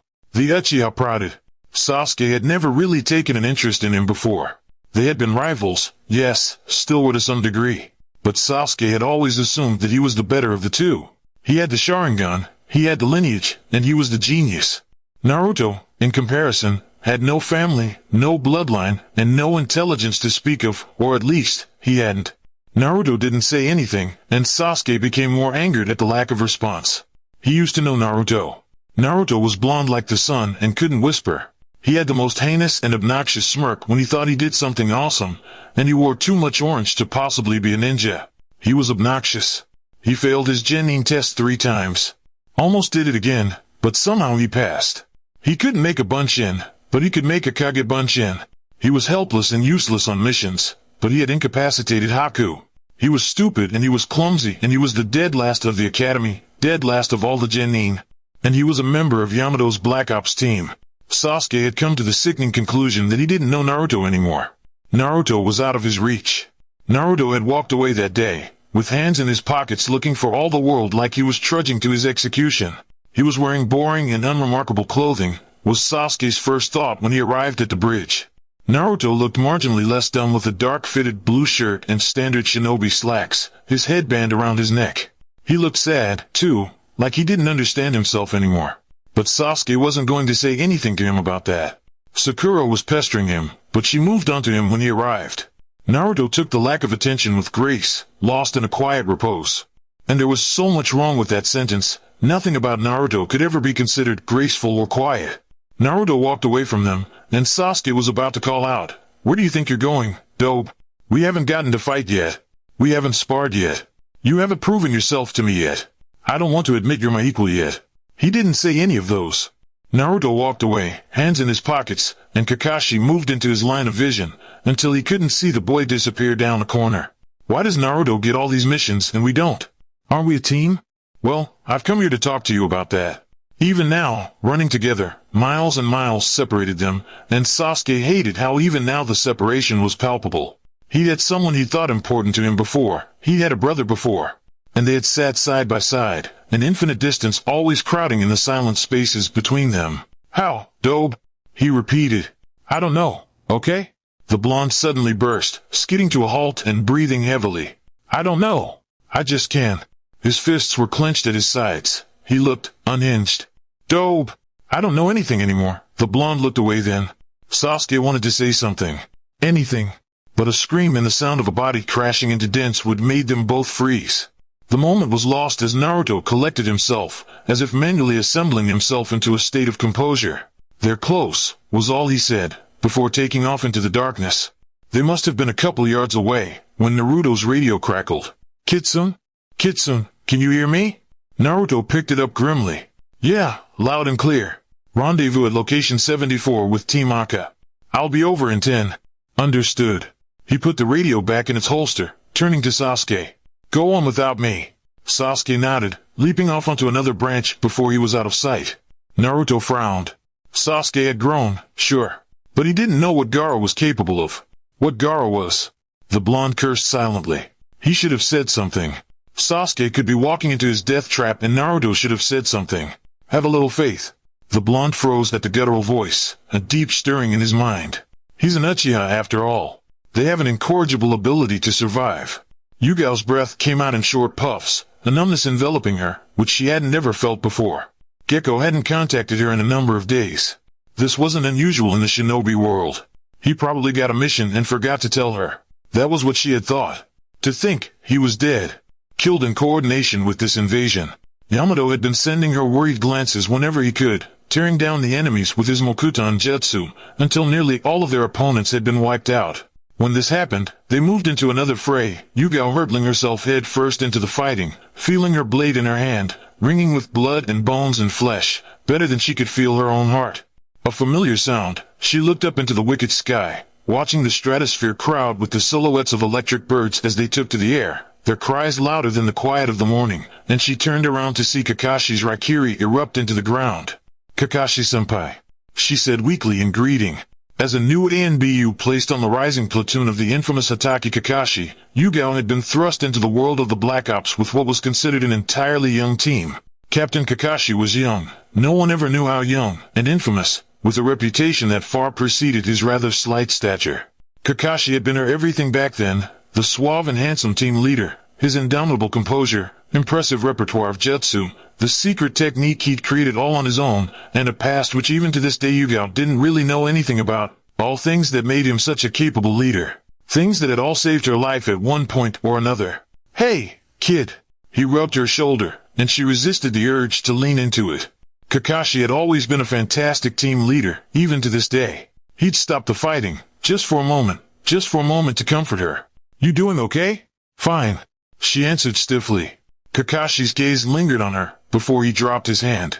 Yugao wasn't his little subordinate with puffy purple hair anymore. He supposed she could take care of herself. The blonde some feet away, however. "Naruto," he called, but the blonde didn't turn, swooping low to cut through a crowd of enemies. The Anbu cut down another opponent, swinging with his wakizashi to parry the nin's kunai, but the real attack was his hand coming from below, claws twisting into flesh and ripping organs, the Sunanin collapsing into the ground. The blonde spun and parried another blade, slicing through the other three until he was surrounded with corpses. He frowned. "Naruto," he addressed again. "Kakashi-sensei," Naruto drawled, his body turning to face him. The movement was mechanic, deliberate. "Kyuubi," he amended. A slow smile crept over the blonde's face. The fox turned his attention towards Yamato, sheathing his sword and sauntering over to them. "If that's all, I'd like to get back. I was in the middle of something." "Something?" Yamato raised his brows. Kyuubi threw him a dry look. "You did give me specific orders, did you not?" The Jinchuriki, his eyes widened. "Is being handled," and then after a pause, "sort of. Either way the Uchiha isn't going to last long against him." "And the Jinchuriki? How is he?" Kakashi watched the two of them with no small amount of curiosity. He was sure he'd talked to the fox at some point without his knowledge, but he'd never had anything approaching a working conversation with him. It was fascinating, to say the least. He'd always assumed that the Kyuubi was more or less an animal, well, a monstrous beast of chakra, but the point remained. He had clearly thought wrong. Nothing about him appeared animalistic. The tone of his voice, his posture and movements, the way he flipped his hair out of his eyes, they were all so fluid, so natural. It was as if Naruto was doing it himself, although, to be honest, Naruto could never manage to do any of that so suavely. "Completely unstable," Kyuubi answered, facetiously. "I'd suggest you get someone to look at that seal before he leaves." Yamato narrowed his eyes. "Well, what are you waiting for then?" Kyuubi threw him a derisive look but didn't deign this with a response. Kakashi didn't even bother hiding his blatant fascination as he watched the blonde fasten his mask and dart off into the trees, before his attention turned to Yamato. "Is he always like that? A pain in my ass?" Yamato hazarded with a snort. "Yes." "No," Kakashi frowned. "Was he always so human?" This gave Tenz a pause, as if he'd never thought of it that way. "I suppose," he allowed. "He had an exponential learning curve, in the beginning. But even then, I don't recall him having any difficulty assimilating into the human body. And then, with no small amount of annoyance, he certainly learned sarcasm quickly enough." Kakashi frowned in the direction the blonde took off to, before shaking his head. Maybe he was just thinking too deeply on something irrelevant. Sasuke certainly looked worse for wear, cursed seal spread over half of his face, at near chakra exhaustion. Gaara, on the other hand, looked as psychotic as usual, a part of Shikaku splintering out of the left side of his body like a malformed hand. Naruto kicked the other Jinchuriki aside. No, Kyuubi did. But he had felt the resounding impact as his foot collided with the side of Gaara's face. But he didn't remember telling his body to do anything. In fact, he could hardly remember how he even got here. Naruto. The blonde whirled around. A little mean dog, packing, he vaguely recalled, and Sakura trotted up. Damn it. He didn't want Sakura to see him like this. "Sakura-chan. Get out of here." She looked stricken, but didn't move. He couldn't actually feel himself. It was the strangest thing. Like a numbness that had seized the very marrow of his bones, Kyuubi moved in his skin, drew his breath, fastened his fingers into the hilt of his katana, but he couldn't feel any of it. But he was still here, and in a way, still in complete control. He could feel the power thrumming through his veins, so relentless he was shaking with it, and so hot it felt as if a sun lay inside him, searing all his skin. He could see Sakura, the lines of her face, her bottle green eyes, her hair in the sunlight. Gaara made a move towards her, and he willed his body, Kyuubi, all of them to move at once. The redhead lunged right past her, making for the Uchiha behind. But the Uchiha wasn't getting up. Of course he wasn't getting up. He'd looked half dead to begin with, and Naruto found his unwilling body tearing after him. Fist met bone and both Naruto and Gaara toppled into the trees before the redhead could make impact. Luckily the blonde was able to land on a branch while the larger malformed body of the Suna Genin tumbled into the bramble below. Naruto growled at himself, willing his body to get up. He tried to call to the fox, but it was like calling to his consciousness. Where was he? Why couldn't he hear him? There was so little noise. Now wasn't the time to be confused. Incidentally, neither was it the time to be having some weird out-of-body experience and some serious technical difficulties with his limbs. He cursed silently. Whatever. Fake it till you make it, right? He stood, face to face with the monster Gaara had become. The sand, or whatever it was that seemed to be made from stone or some other material which wasn't flesh, had curled around his arms to resemble large, cracked talons. His smirk had only grown wider and his lone tail curled around him.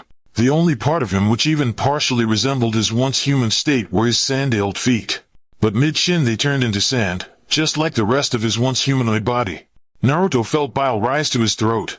He might not be the most observant guy on the planet, but it was pretty obvious to see the similarities between the two of them. Was this what he would become? His seal was already broken, gone, entirely. Kyuubi muttered around like he knew it would have happened all along, but he didn't give Naruto any answers, and Naruto had never been good at piecing clues. But Gaara had a broken seal, too. If Kyuubi took over fully, would he look like this? A giant, colossal monstrosity with sad, lonely eyes? He found himself drifting off, floating almost, until he couldn't feel anything of himself anymore. His breathing began to feel like someone else's, and as the familiar grip of unconsciousness overwhelmed him he couldn't manage to feel anything else but relief. Blood-red eyes snapped open, appraising the form in front of him. Said the fox. As I had suspected. He drew a breath and surveyed his surroundings. Behind him, he could feel the toxic chakra growing and pulsing around the Uchiha's neck like a brand, the boy himself leaning against a tree, laboring to keep consciousness. Sakura was slumped onto the tree, and the little mean dog was snarling. It didn't go unnoticed by the fox that he was quickly making rescuing humans into a habit. He tilted his head at Shikaku. Are you still human? I was. A moment's pause, as if talking was laboring for the mass of flesh and sand. Never a human. Kyuubi only looked mildly amused at Gaara's ramblings. He supposed he didn't look any different from a regular human compared to the monster before him in this short body, blonde hair wild and about. But it was muscled, and strong, and would have to do for now. He'd much rather take the smooth human tendons than the hunkering brute Shikaku's vessel had become. I am a monster. It cackled.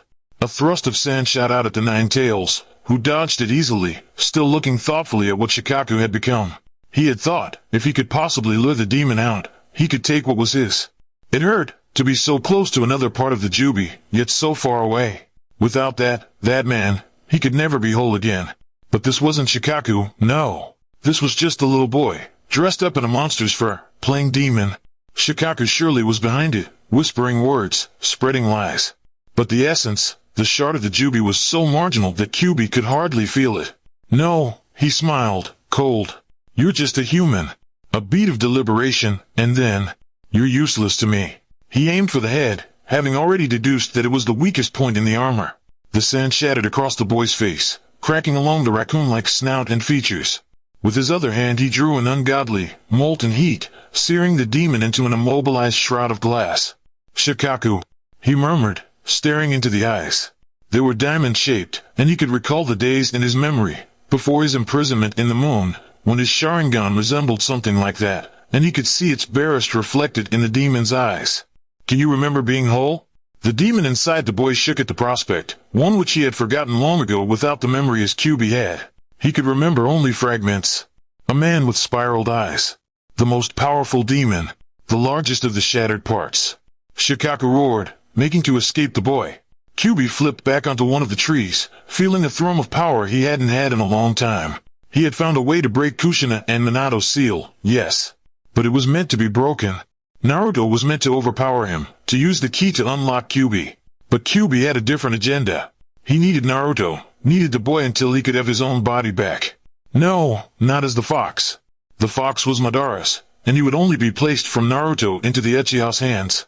He needed Naruto. For now. But this body, even after the months of honing muscles and human tendons, of steadying the body, increasing its speed and potential, strengthening its chakra coils by feeding segments of his own demonic chakra, it wasn't enough for him.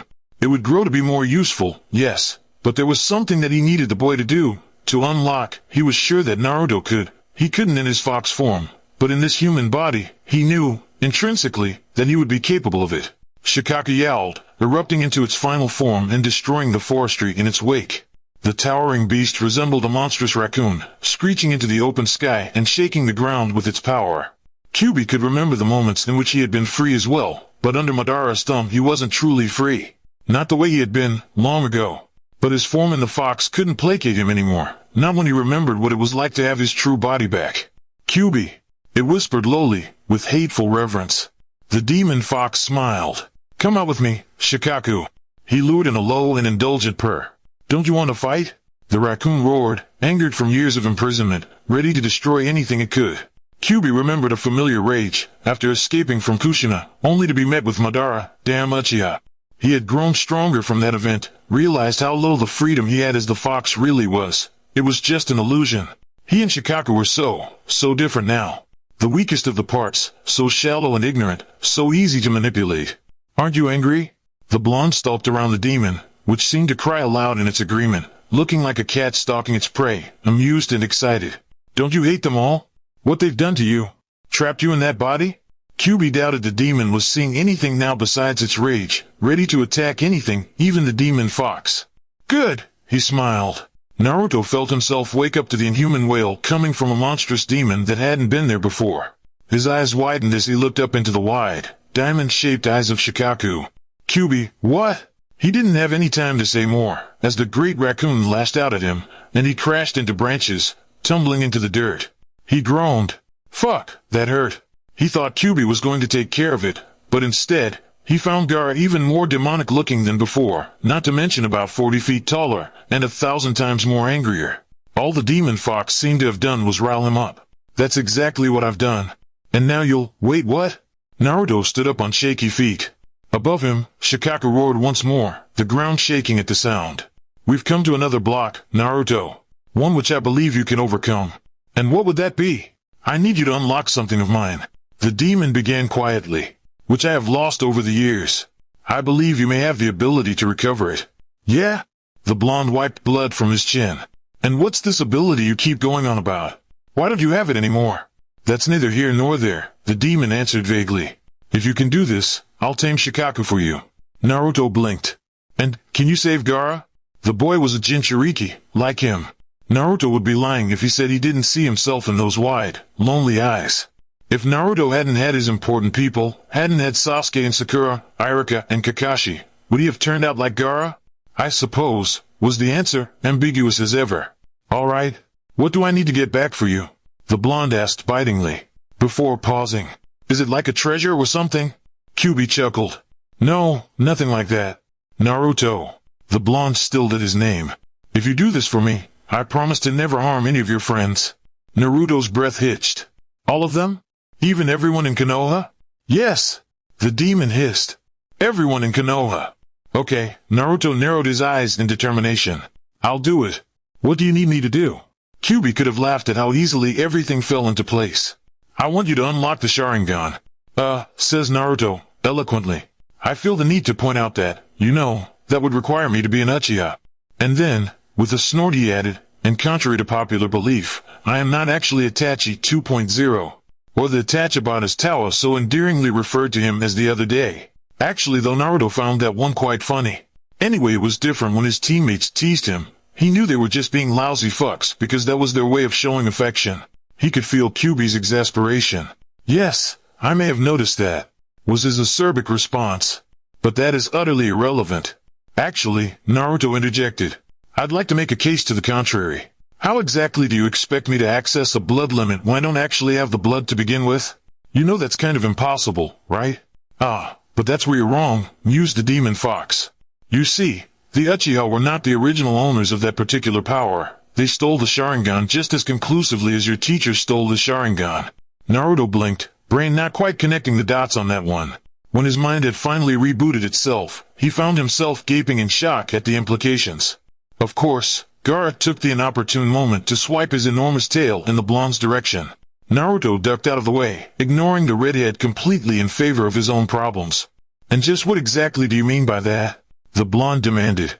The way he heard the story, which was probably unreliable at best, completely wrong at worst, considering how much he paid attention to his history classes, Kanagakure as a whole was founded by the Uchiha and the Senju. And that was like practically ancient history already. The Uchiha have had the Sharingan longer than anyone has ever cared to remember, or write down, for that matter. This iteration of it, perhaps, the fox agreed when he voiced this aloud. But the Dojutsu you see in your teammates' eyes today is the product of a millennia of evolution. And after a beat, and not a particularly useful evolution either. If anything, it has become far more diluted in power than what it once was. Naruto raised his brows, unwillingly impressed. The Sharingan was already a pretty crazy thing to have. He couldn't imagine what it was back then, from the way Kyuubi described it. But all this talk of Uchiha and Sharingan led his attention to his teammate, dodging through Shikaku's strikes with Naruto, but with considerably less energy. The beast struck again, and Naruto darted out of the way without much thought, more intent on reaching the Uchiha. And you expect me to be able to get it? Naruto paused, frowning. And you want me to get it, don't you? Obviously. Otherwise, why would I have even told you in the first place? The blonde glowered darkly at that, absently watching Shikaku tear apart the local fauna. Naruto didn't delude himself into thinking that the fox was doing this out of some sort of sudden and arbitrary sense of benediction. Even thinking of the fox as anything approaching benign was utterly ridiculous. No, he was quite clearly doing this for his own gain. Naruto might just get to benefit from this particular event, but that didn't make him any happier about going along with the fox's commands. There was a sting of irritation in the back of his head.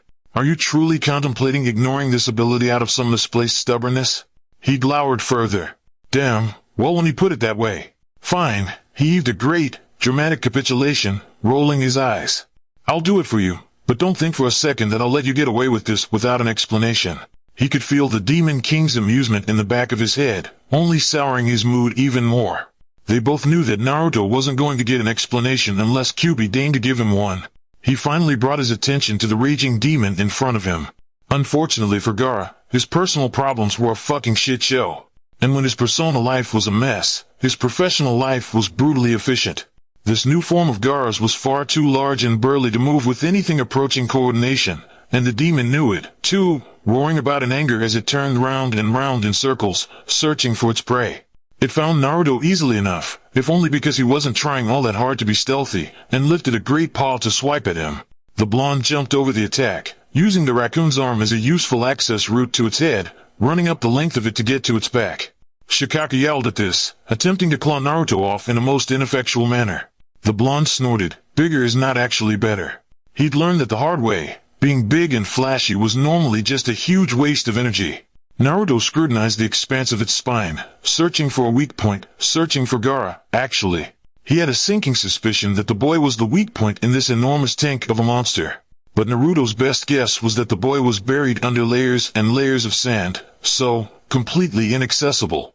Just in case, Naruto stomped his foot into the demon. It sunk a bit in the sand, only confirming his theory that this whole form was made from sand. There was no way he'd manage to get to Gaara through all of that. Not unless he managed to find a way to break through all this sand, which was borderline impossible, when the sand would simply shift into another form the moment he attempted it. The blonde paused for a moment, a thought occurring to him. If he wanted to break through the sand, he'd simply have to find a way to make the sand into something breakable. Shikaku rumbled beneath him, finally coming to the conclusion that Naruto was going to be inaccessible to him unless he got the blonde off his back. The surface beneath the blonde shook with the graceless movement of the beast lowering itself onto its belly. Naruto realized what it was going to do just in time to jump off of it, before he was crushed under thousands of pounds of sand. Shikaku rolled over onto his back, just as Naruto jumped into the air for safety. The blonde blinked, rolled onto his back, and completely exposed his less protected underbelly. His hands seemed to move with a mind of their own, nimble fingers masterfully moving through hand seals he didn't know, and patterns he didn't know, to make a jutsu he didn't know. For a moment he noted that it was probably inadvisable to try out a jutsu that you didn't actually know, but then decided his circumstances might allow for it. Even if he no clue what this jutsu even did. Well, he mused to himself, soaring through the sky, you won't know until you try it, right? And then a grand, amazing-looking, a rather malnourished, mangled-looking dragon of fire promptly regurgitated its way out of his mouth. The blonde choked and almost made to swallow before he thought better of it, breathing out a blazing trail of cinerous fire that tore out of his mouth and shot towards the demon. The flaming dragon struck Gaara dead on, eliciting an enormous, blinding explosion of light. Naruto covered his eyes, flipping back down to the ground and lowering his gaze to prevent himself from the brilliant light. Well shit, he said to himself, impressed. That was pretty cool. Aside from the fact he also managed to light most of the forest on fire. Whatever, as if this whole damn town wasn't made entirely of trees anyway. While the great beast was down, Naruto made for his ex-teammate on the other side of the clearing. You okay? The Uchiha glanced at him with a look that relayed just how much he appreciated his concern. I'll live. He grunted, not at all enthused. Naruto breathed a sigh of relief. Well, if he was feeling well enough for his usual snarky responses, then he couldn't be all that injured. In front of them, tendons of sand began to mend themselves back together, as Shikaka began to pick itself up off the ground. Even after all that, not even a scratch. The Uchiha noted. Shape up, will you? The blonde's mouth dropped open in outrage. Did you not see my awesome fire dragon jutsu just now? How is that not shaped up? And for the record, I did totally hit him. He just put himself back together very well. They watched for a long, incredulous moment as all the damage Naruto had managed to induce with his fire dragon healed itself in front of their very eyes. That hardly constituted as a fire dragon, retorted Sasuke, belated and at great length. What? Cried Naruto, affronted. What the hell else would you call it? An anorexic-looking lizard. It was awesome, okay? He cut in, muteness. Awesome and fucking majestic. Sasuke snorted at that. Even though Naruto privately agreed with him, there was no way he'd admit to that aloud. Still, he took a moment to marvel in this strange camaraderie between the two of them. Strange, but not unwelcome. They weren't how they were before, he observed, as he regarded the boy beside him. Antagonistic, constantly at ends, too prideful to admit to anything else. He doubted Sasuke was taking his promotion very well, but whatever he felt was suppressed and well hidden. This was actually mildly concerning. Sasuke's insecurities had a way of erupting out of him and manifesting into really problematic situations. But he was going to save that for another day. Hey, listen bastard, Naruto started, quietly. The Uchiha did not reply, but he did tilt his head slightly to affirm he was listening. That time, you know. He paused, awkwardly. In wave? It was clear from the stiffness of his posture that Sasuke was equally as uncomfortable with the topic as he was. Yeah? He answered at length. And then, with no small amount of hostility, what about it? How did you unlock your Sharingan? There was a long, bewildered moment of silence. You're asking this, now? Naruto scowled, feeling greatly uncomfortable and mildly annoyed. What does it matter? Just answer the damn question. Sasuke looked away, expression curiously unreadable. It came from great emotional distress. Naruto scowled further, as if that was at all helpful.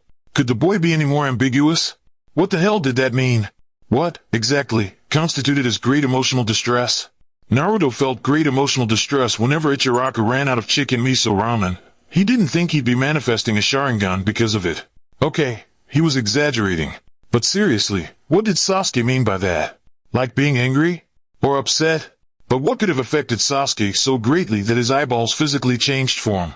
Haku, besting him so effectively? Zabuza, calling them all worthless, taunting them all? Naruto paused. Or was it? Hey, moron, Sasuke started, after an endless beat of silence had passed. Sakura, you've got to save her no matter what. I know you can. Get her as far away from all this as possible. The blonde found he had no words to say in response. Did the other boy genuinely believe he was about to leave him?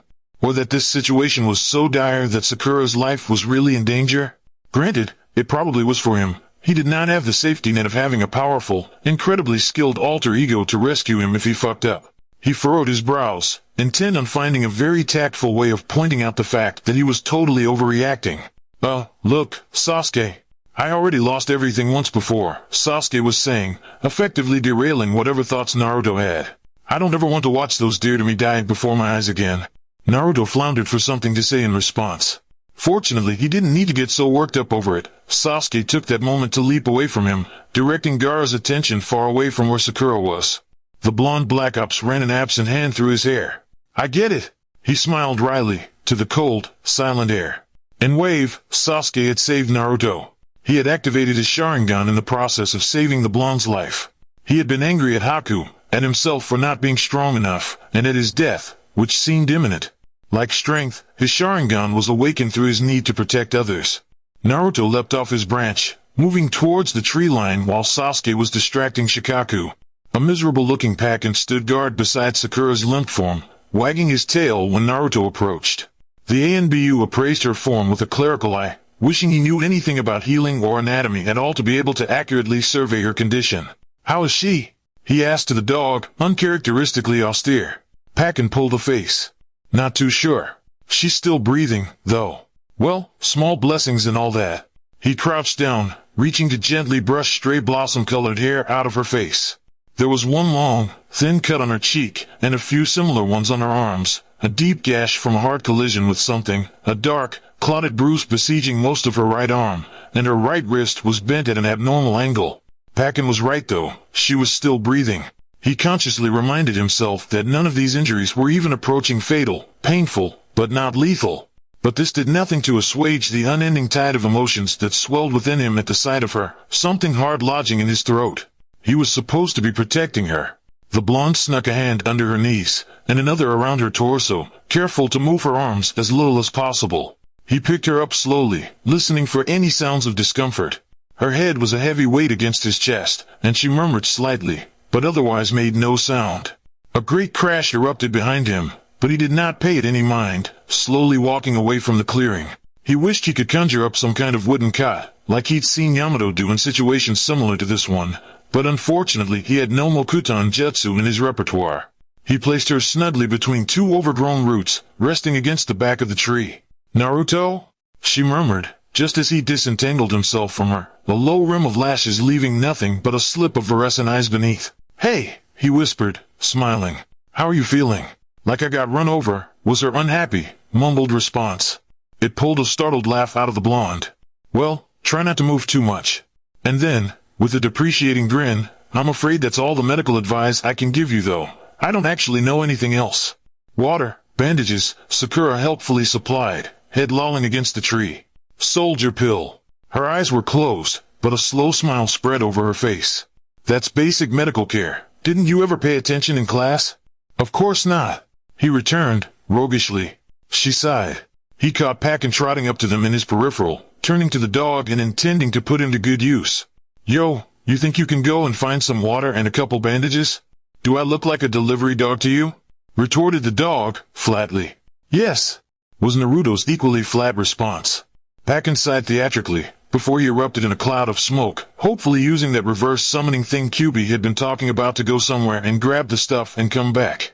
"Are you okay, Naruto?" The blonde turned back around to his teammate. Her long, rose-colored hair had fallen loose from its tie, sliding down her shoulders and getting into her eyes. He'd heard that she was going to cut off all her hair, but to his relief Sasuke, managed to talk her out of it.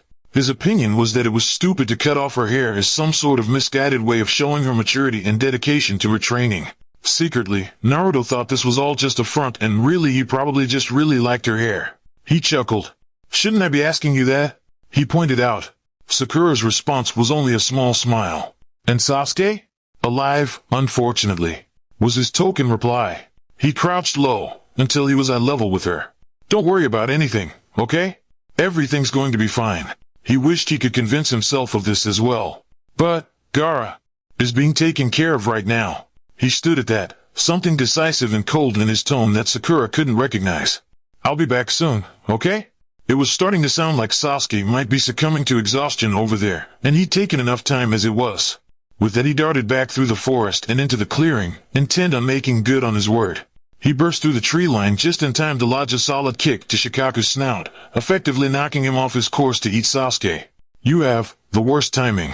The Uchiha panted, rolling back onto his feet. "I think you're confusing worst with greatest," retorted the blonde, smugly. "Sakura?" "Okay," and then, quietly, "For now." Who knew what was lying in wait for them in the rest of the city? He hadn't heard any updates from his team, and he'd never been one to think that no news was good news. He was itching to get back to them, to start helping with the invasion. He knew that restraining Gaara was actually a far more important task, but that did nothing to assuage his incessant need to see his team and make sure they were okay. "Fuck this," he cursed quietly, to himself. If he wanted to do that, he'd have to take care of this first. Naruto leapt back into Gaara's line of sight, surveying the raccoon with an appraising eye. He had a few seconds to think up a line of attack, before the beast charged at him. Naruto wasted no time ducking under his guard, unsheathing his wakizashi and stabbing it straight through one of its forepaws. The demon howled in pain, as Naruto shoved it in as far into the ground as it could go. He did the same to one of its back paws, effectively immobilizing it. The demon collapsed with its own momentum, falling face first into the ground. The Black Ops jumped back to face the beast, landing right by its snout. "Sorry, Gaara, but there are people counting on me right now," he said, vacuous and cold. "I want to help you, honestly, but I can't help you if you won't even help yourself." The demon's eyes snapped open at that, the beast snarling angrily, the only sign that it was even aware of the words. But the redhead had to be conscious somewhere, in there, deep inside the demon. But if Gaara wasn't even fighting for his own freedom, how was Naruto supposed to help him? "Come on," he tried again, something plaintive to his tone. "I know you've got to be in there somewhere."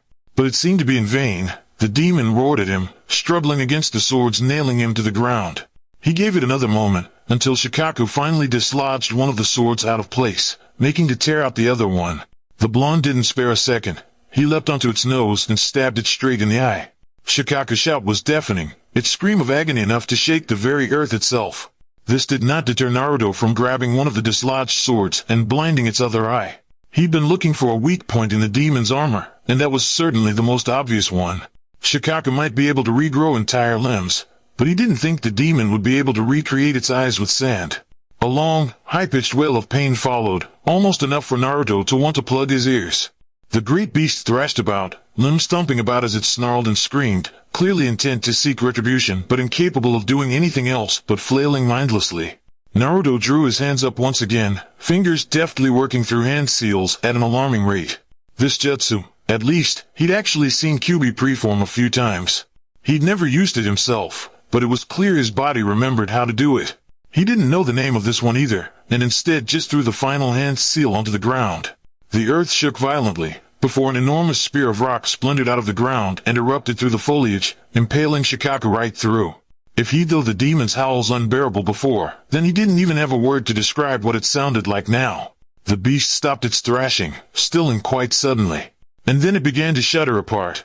The sand cleared away, melting off its form in heaps of dust, leaving nothing but a battered boy in its wake, doubled over on his knees. The boy looked shocked, as if he couldn't comprehend the fact that his supreme form had just been bested.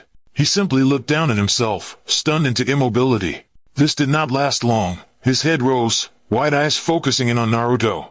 The blonde didn't have any warning as the sand genin dove towards him, barely having the presence of mind to jump out of the way. He backpedaled into the forest, the redhead close on his tail. Naruto ducked and darted his way through Gaara's attacks, though it was clear to see he was sorely lacking without his sand. Naruto stopped suddenly, catching the redhead by the fist and maneuvering his projectile until he crashed into the ground.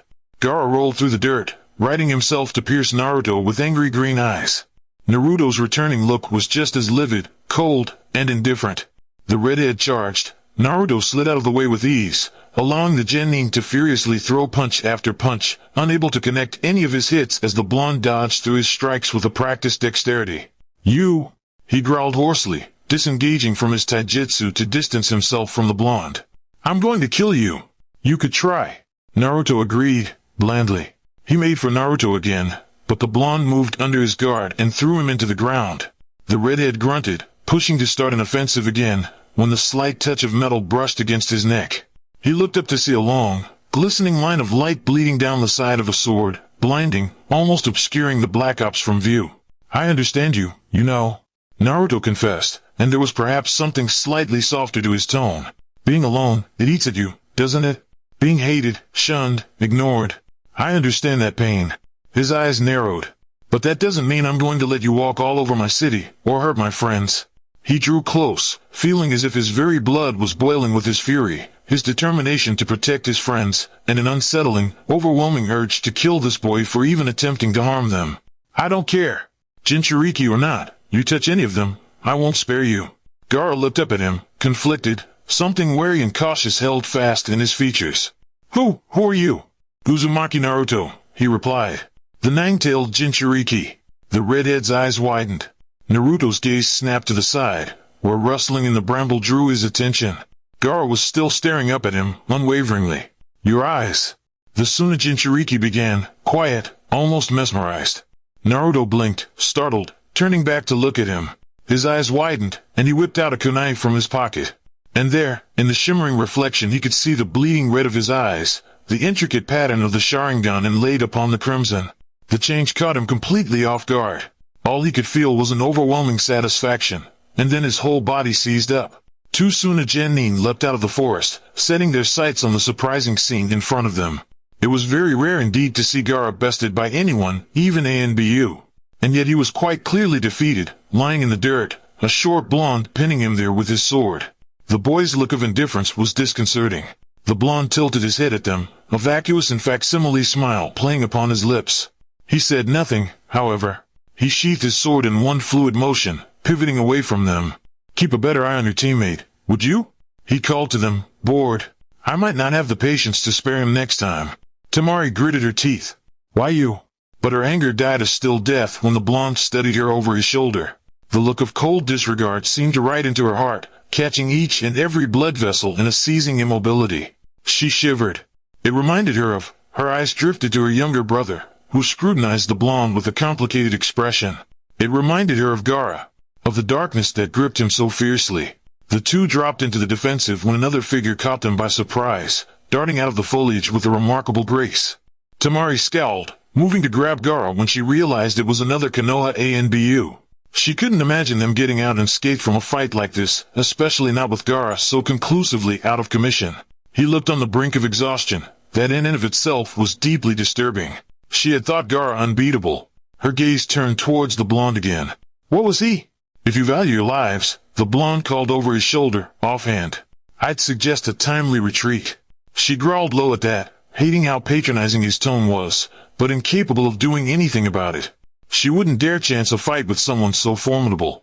The blonde genin dragged Gaara farther away, sparing her other brother a dark look. "Let's get out of here," she whispered low, to Kankuro. The puppet master nodded, not needing to be told twice. "Is it wise to just let them go?" Yugao appraised at length, after they had disappeared back into the shadows of the forest. And then, tilting her head towards him, "Kyubi? They may prove useful in the future," he murmured in response, tying his sword back onto his belt, looking for all intent purposes as if he had simply been going for a stroll through the forest. Yugao normally would have had at least an incredulous look to give him, but as it was she felt hollow and cold, and incapable of feeling anything at all. More movement in the bushes, and then Sasuke was hurtling into the clearing, out of breath, looking wildly between the two of them. Kyubi ducked his head the other way, tying his mask to obscure his features. His Sharingan had long since burned away, before it could draw undue attention. He was almost feeling indulgent right now, as triumphant as he was. It seemed there was more to Naruto than he had first assumed. He'd actually managed to accurately assess the quickest way to unlock the Sharingan and then proceeded to execute. It was surprisingly pragmatic of him. Kyubi wondered absently if perhaps he was rubbing off on Naruto more than the boy knew. The fox took a long breath, sniffing the air. The scent of a city drenched in blood drifted over him. He opened his eyes. "Something's wrong," he observed, before turning to the amaranth-haired ninja. "He's dead, isn't he?" Her shoulders stiffened. "Yes," she faltered slightly, before shaking her head. Hokage-sama's been." She trailed off. "The Anbu have all been summoned for a meeting immediately." "Wait, what happened?" Sasuke jumped in, gazing between the two. Yugao spared him a long glance. "You'll find out soon enough," she concluded after a long moment, as if debating whether she should tell him or not. "But for now, there are a lot of injured genin in this forest. As Chunin, it's your duty to make sure they're all right." An irritated, conflicted expression crossed his features, and for a moment it seemed as if he might fight her on it. In the end, he simply took a breath, steely composure masking his anger. "Right, of course." Kyubi watched him leave with detached interest, before his attention returned to his teammate. "How many casualties?" Yugao turned to the demon fox, appearing surprised that he'd even bothered to ask. "It's hard to say," she answered at length. "No one's had the time to do a full count yet. But it's sizable." The fox nodded absently. "Yamato?" he asked, surprising her further. She blinked rapidly. "Probably taking someone's head off right now. He's in a rather foul mood." The fox hummed. "Yes, I can imagine." And with that, he dove into the sky, leaving Yugao floundering for a moment before she jumped after him. The two darted across the roofs as blurs of color, making full speed for the crowd of Black Ops crowded onto a destroyed roof. Yugao, Naruto, Kakashi greeted, but even he was missing his usual cheer. Yugao nodded once in greeting to her old captain, searching the somber crowd. Kakashi-senpai, have you seen Yamato Taishu? The silver-haired gentleman jerked his head to the side, where Yamato, true to form, was berating some poor rookie to the verge of tears. Foul mood indeed. Fortunately for the rookie, Yamato's rant died down when he saw his team approaching. He shoved the boy away, stating he'd have him suspended if he disobeyed orders again. Naruto, he ushered them over. Do you have a report? The Jinchuriki is neutralized, if that's what you mean. Yamato sighed. Kyubi, he amended, suffering. It appeared he was in no mood to entertain the fox's acerbic tongue. But it also appeared the fox was in no mood to indulge in a bit of mean-spirited fun. His siblings retreated with him, and then, to the unspoken question, I let them go. Yamato looked at him sharply. I'm assuming you have a reason for that? He hazarded after a moment. He will prove useful in the future, the fox appraised. He seems to find a kindred spirit in Naruto, and considering that the Kazekage is dead, that might just prove to be a very beneficial connection. I see, Yamato said, woodenly. The demon paused for a moment, his gaze turning to the upturned roof behind them. How did he die? He asked, quietly, and if Yugao didn't know better, she'd have thought there might have even been something like respect in his tone. Orochimaru. Yamato replied, anger seeping into his tone. The bastard ran off after, but Sandaime-sama did manage to render his arms useless. He'll be defenseless. We'll find him. Yugao swore. And get revenge. The sky spat out torrents of rain, like glossy sheets which pelted the roof of Yugao's apartment wave after wave. As he sat on her couch, waiting for her, he wondered for a few moments that, if he had been a genin still, would this be his first time wearing anything but orange? If Kyubi hadn't burned all his jumpsuits, and had he never joined ANBU, there'd never be a reason for him to wear anything else. It was a warped thought in the back of his head, and one he'd rather not dwell on. There were many uncertain things in his life, and most of them he realized there was very little he could do about it. But there was one thing he was certain of. Yugao couldn't be left alone. The Sandaime had been important to him, perhaps more so than he was to most people. He was almost like Naruto's grandfather, watching out for him without ever fully interfering. Naruto was aware that it was the Hokage who made his teammates keep a close eye on him, who had placed him on Yamato's, one of the most reputedly docile ANBU captains available, team. And while there was something incredibly unnerving about his death, he knew that whatever he was going through, Yugao must be having it almost 100 times worse. Naruto hadn't the chance to talk to Kyubi directly, as for most of the day ending the Chunin exam fiasco he and the other ANBU struggled without their leader, relying on each other and other shinobi in the village to repair the damage. Naruto wasn't sure what the village would have done without strong leaders like Yamato and Kakashi-sensei stepping up to control the chaos. For the most part, his genin friends seemed lost and unsure of what to do, helping to repair some of the damage and doing what were normally considered D-rank missions for free. This was part of the reason why he was where he was, waiting in Yugao's sitting room, watching her bedroom door anxiously for when she would come out. All the pictures of Hey-8 remained glimmering in the dull foyer, as if losing their brilliant memory with the relentless tousle of clouds out in the sky. Naruto wondered what it felt like to lose someone so close to you, and thought of the separation of his teammates. Compared to this, it seemed meager. Sorry about that. She closed the door, and Naruto had to almost lean to hear her soft voice. I didn't think it would take this long. Naruto had never seen her in anything other than shinobi slacks and ninja attire, so the dress sort of threw him for a loop. It's fine, he stammered, quickly getting up and walking with her to the door. The two of them, actually, the whole village, looked unnaturally somber, dressed entirely in black. Figures made their way to the roof where the ceremony was going to be held, moving like black ghosts across the streets. Naruto wasn't sure where Yugao was going, but he followed her through the downpour nonetheless. In her hands were white flowers, looking fresh compared to the bleak world around them. Eventually, they made their way to a familiar-looking stone, cleared away from the trees. Naruto couldn't quite place when he'd been there before, until he saw a dulled figure, also in black, hovering before it. Kakashi-sensei. He whispered into the rain, surprised. His teacher had his hands in his pockets, poofy hair somehow tamed by the elements and almost looking droopy. Of course, he still had his mask on. Are those for Hey-8? Naruto wasn't entirely surprised that Kakashi could hear them over the rain. Yugao moved closer, laying her flowers onto the stone engraved with names. The ceremony for the Sandaime is about to begin. If you don't... Whatever she was about to say, she stopped with a side glance to Kakashi.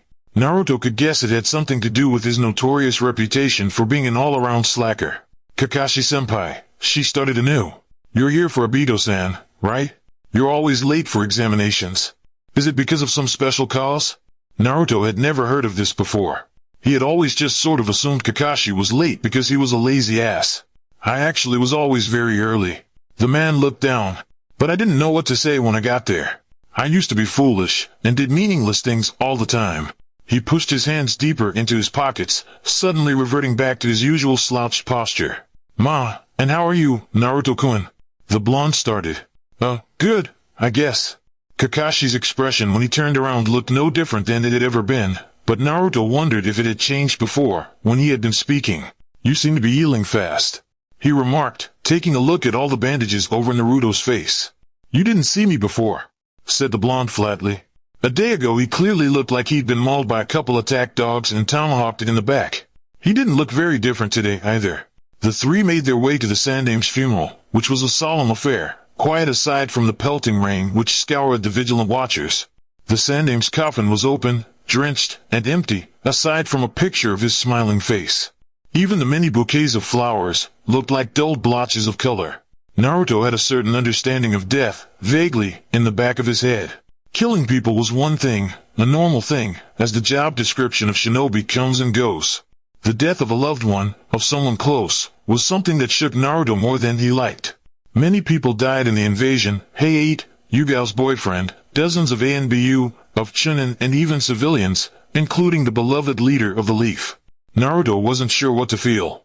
Yugao was a still presence beside him, her eyes sightlessly watching the misty rain in front of them crawl wraith-like through the crowd. The Sandame had given up his life to save Konoha, to stop Orochimaru, to save his village, his people, and his friends. Naruto vowed to do the same. It didn't matter how much he grew or how far life took him, Naruto would always be at Ichiraku Ramen. This fact was what essentially made him so easy to find for Jiraiya. I heard this is where you go all the time. The Sannin smirked. Huh, and to think that they were right. Naruto paled considerably, and cringed. Oh, no. He spat out his ramen. It's you! A pause, and then, the perverted Sannin. I don't appreciate that. The Sannin sighed. Naruto watched him apprehensively, slurping his noodles. Is there a reason that you're here? Yeah, he jerked an imposing thumb towards himself. I'm here to take you on a training mission. Naruto blinked, and then frowned, placing his bowl down. A training mission? That sounded a little complicated. But what is my ANBU team gonna say to that? I can't just up and leave them. And I don't want to go on a training mission with you anyway. The last time you promised to show me something cool, you taught me how to summon a frog. Toad! Jiraiya rolled his eyes. And yes, that's true. But this time, I swear I'll teach you a cool technique. Naruto chewed thoughtfully. I wouldn't mind learning something like the Chidori. I'll teach you something better. Jiraiya promised. Naruto watched him skeptically, as Jiraiya mentally pleaded for the boy to lose a little common sense and just come with him. The last thing he needed was for Naruto to start throwing a loud fit where the Akatsuki could hear him. The blonde seemed to think about it, before agreeing. Okay, let's go. Jiraiya mentally cheered. Hold on, for a moment, the blonde seemed to be in a completely different world, before hesitantly returning to his home planet. Actually, could you give me an hour or two to get ready? It won't take long. An hour? Jiraiya grumbled under his breath, rubbing the back of his head. Geez, what kind of ninja took that long to pack? Sure, I guess. Okay. Naruto leapt up. I'll meet you at the northern gates in an hour. Meet you there. Jiraiya nodded. After the Toad Sannin had left, Naruto whirled on Kyuubi. So what's the big issue? He asked the fox, who had been restless in the back of his mind since Jiraiya had announced a training trip. Someone's here, Naruto. The urgency to the fox's usual laconic, goading tones made anxiety coil in Naruto's gut. Naruto gulped, hurrying along faster. What do you mean, someone? And why do you sound so freaked out? No one good, replied Kyuubi. Hurry, and do as the moronic human tells you. You want me to go on that training trip? Naruto echoed incredulously. You're kidding. Why? And then, darkly, what are your motive? Believe me when I say I have our best interests at heart. Kyuubi scoffed. The question of whether you are strong enough to face these adversaries or not isn't an issue at present. You're not. I may have been attempting to train your weak human body. Hey! As diligently as possible, but it would only be detrimental for our general well-being for these intruders to be aware of our connection. So, stop talking to you? Stop allowing me to use your body. Corrected Kyuubi. For now, at any rate. Speak of our connection to no one, especially those who don't already know. Leave quickly and keep your guard up. The demon trailed off. They have come for you. And Naruto sure didn't like the sound of that. But just because he didn't like the sound of it, didn't mean he liked the journey any better. It could have been marginally more acceptable had he not been plodding along the dirt road with what could possibly be the most perverted man in existence, gawking syrupy gazes to the hems of every passing girl's skirt. Not to mention that he could very well be their grandfather. Naruto could do little else aside from roll his eyes, roll them, and look around wearily for whatever sign of trouble Kyuubi had been warning him of. Though there was little else on the trail, aside from birds, girls, and the occasional old man with his walking stick. You were serious about that whole training thing, right? That's right, Jiraiya answered, looking like he clearly wasn't paying attention. No, it was all used up on the brunette walking by them. Naruto scowled. So why aren't we training yet? Be patient, kid. The old man had the gall to pat his back patronizingly.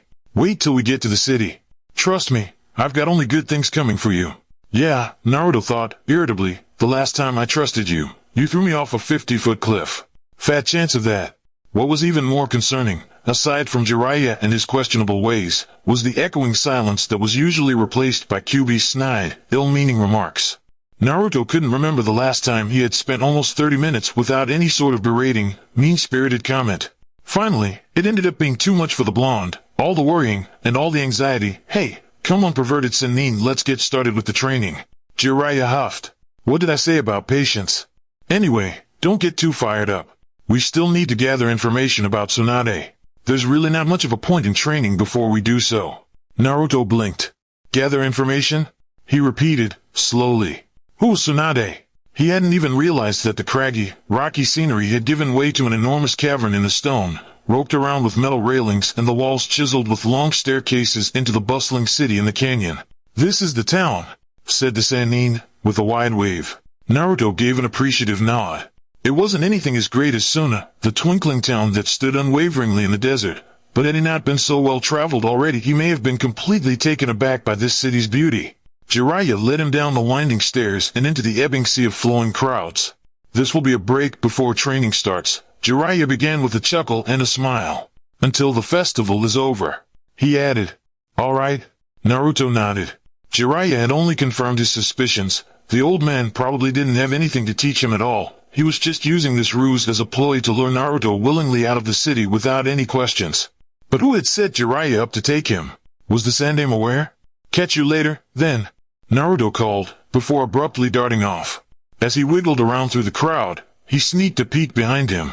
The Sannin wasn't following him. If he was supposed to be watching him, he certainly wasn't doing a very good job. Not with his distracted attention, darting to the shortest skirt and the biggest cleavage, anyway. The blonde wandered around a little more, wondering if it was possible that whoever was after him would look at all these people and decide it wasn't worth it. Without all that orange, he blended in pretty evenly.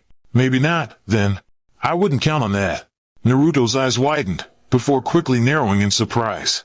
I thought you weren't supposed to talk to me. No. No one is supposed to know of your connection. I stopped talking to you for a brief respite to think without your constant useless. Hey! At any rate, the demon harumphed. It's not a matter of if they will catch you, but when. How would you know? Naruto scoffed, crossing his arms as he childishly shook his head, even though Kyuubi clearly couldn't see it. I have gotten stronger, you know. Maybe not as strong as you, and not nearly as strong as them. Kyuubi cut him off heedlessly. But if I can't fight them off, and I can't run from them either, then why are we here? Naruto questioned irritably. And who are they anyway? Why do you know about them? Does Jiraiya know about them? How do you? I will answer your questions. The Kyuubi began, as Naruto perked up. In due time. Only to deflate again. Liar! He wanted to shout, though something told him his demonic alter ego had already stopped listening. The crowd grew and waxed around him like schools of busy fish. The demon boy with lemon-colored hair standing stunningly still among the sea of bright balloons and sparkling fireworks. He hadn't felt frustration like this since he had been a little boy struggling against an oppression he didn't understand. How was it possible that the more he knew, the less he understood? I wouldn't be feeling this way if Kyuubi would just give me some goddamn answers. Naruto thought, bitterly. But the king of demons was unwaveringly apathetic to his cause. Yamato frowned at Kakashi's stupid potted plant, wondering how in the hell the lazy Jounin managed to keep that thing alive when Yamato himself couldn't seem to make anything grow. A tad ironic, considering his impressive Mokuton repertoire. But with just a bit of soil, a seed, and some water and sun, Yamato seemed to fail at coaxing long organic limbs to sprout from the ground naturally. Asuma gave a loud sigh as he scrunched himself into Kakashi's chair, looking quite compressed in the small room. Guy had taken one of the stools, and the two of them had done little else but look painfully guiltily at Kakashi's sleeping form for the majority of the time they'd spent since getting him into bed. "It's not your fault," he repeated again, to the both of them, letting go of one of Mr. Iki's sleeves to turn to face his fellow jounin. Kakashi had made his decision. "If you're trying to make us feel any better, it's not really working," Asuma pointed out with a face that could have made puppies cry. Yamato only shrugged, seating himself on the edge of Kakashi's bed. "I'm only stating the truth. The two of you did well. And what's in the past is in the past. To be frank, I'm less concerned over Kakashi. We all know he's been through worse, and more with Naruto. They still haven't found him." The three looked abruptly to the window, where a graceful pair of feet dropped soundlessly onto the windowsill. There was a long flow of aubergine hair as Yugao ducked under the window, a stern look to her face and a confidence to her countenance. Yamato gave her a lingering look. Outwardly, she looked composed. The ANBU captain doubted the inside was the same. "So you've received word?" asked Asuma. "Of a sort.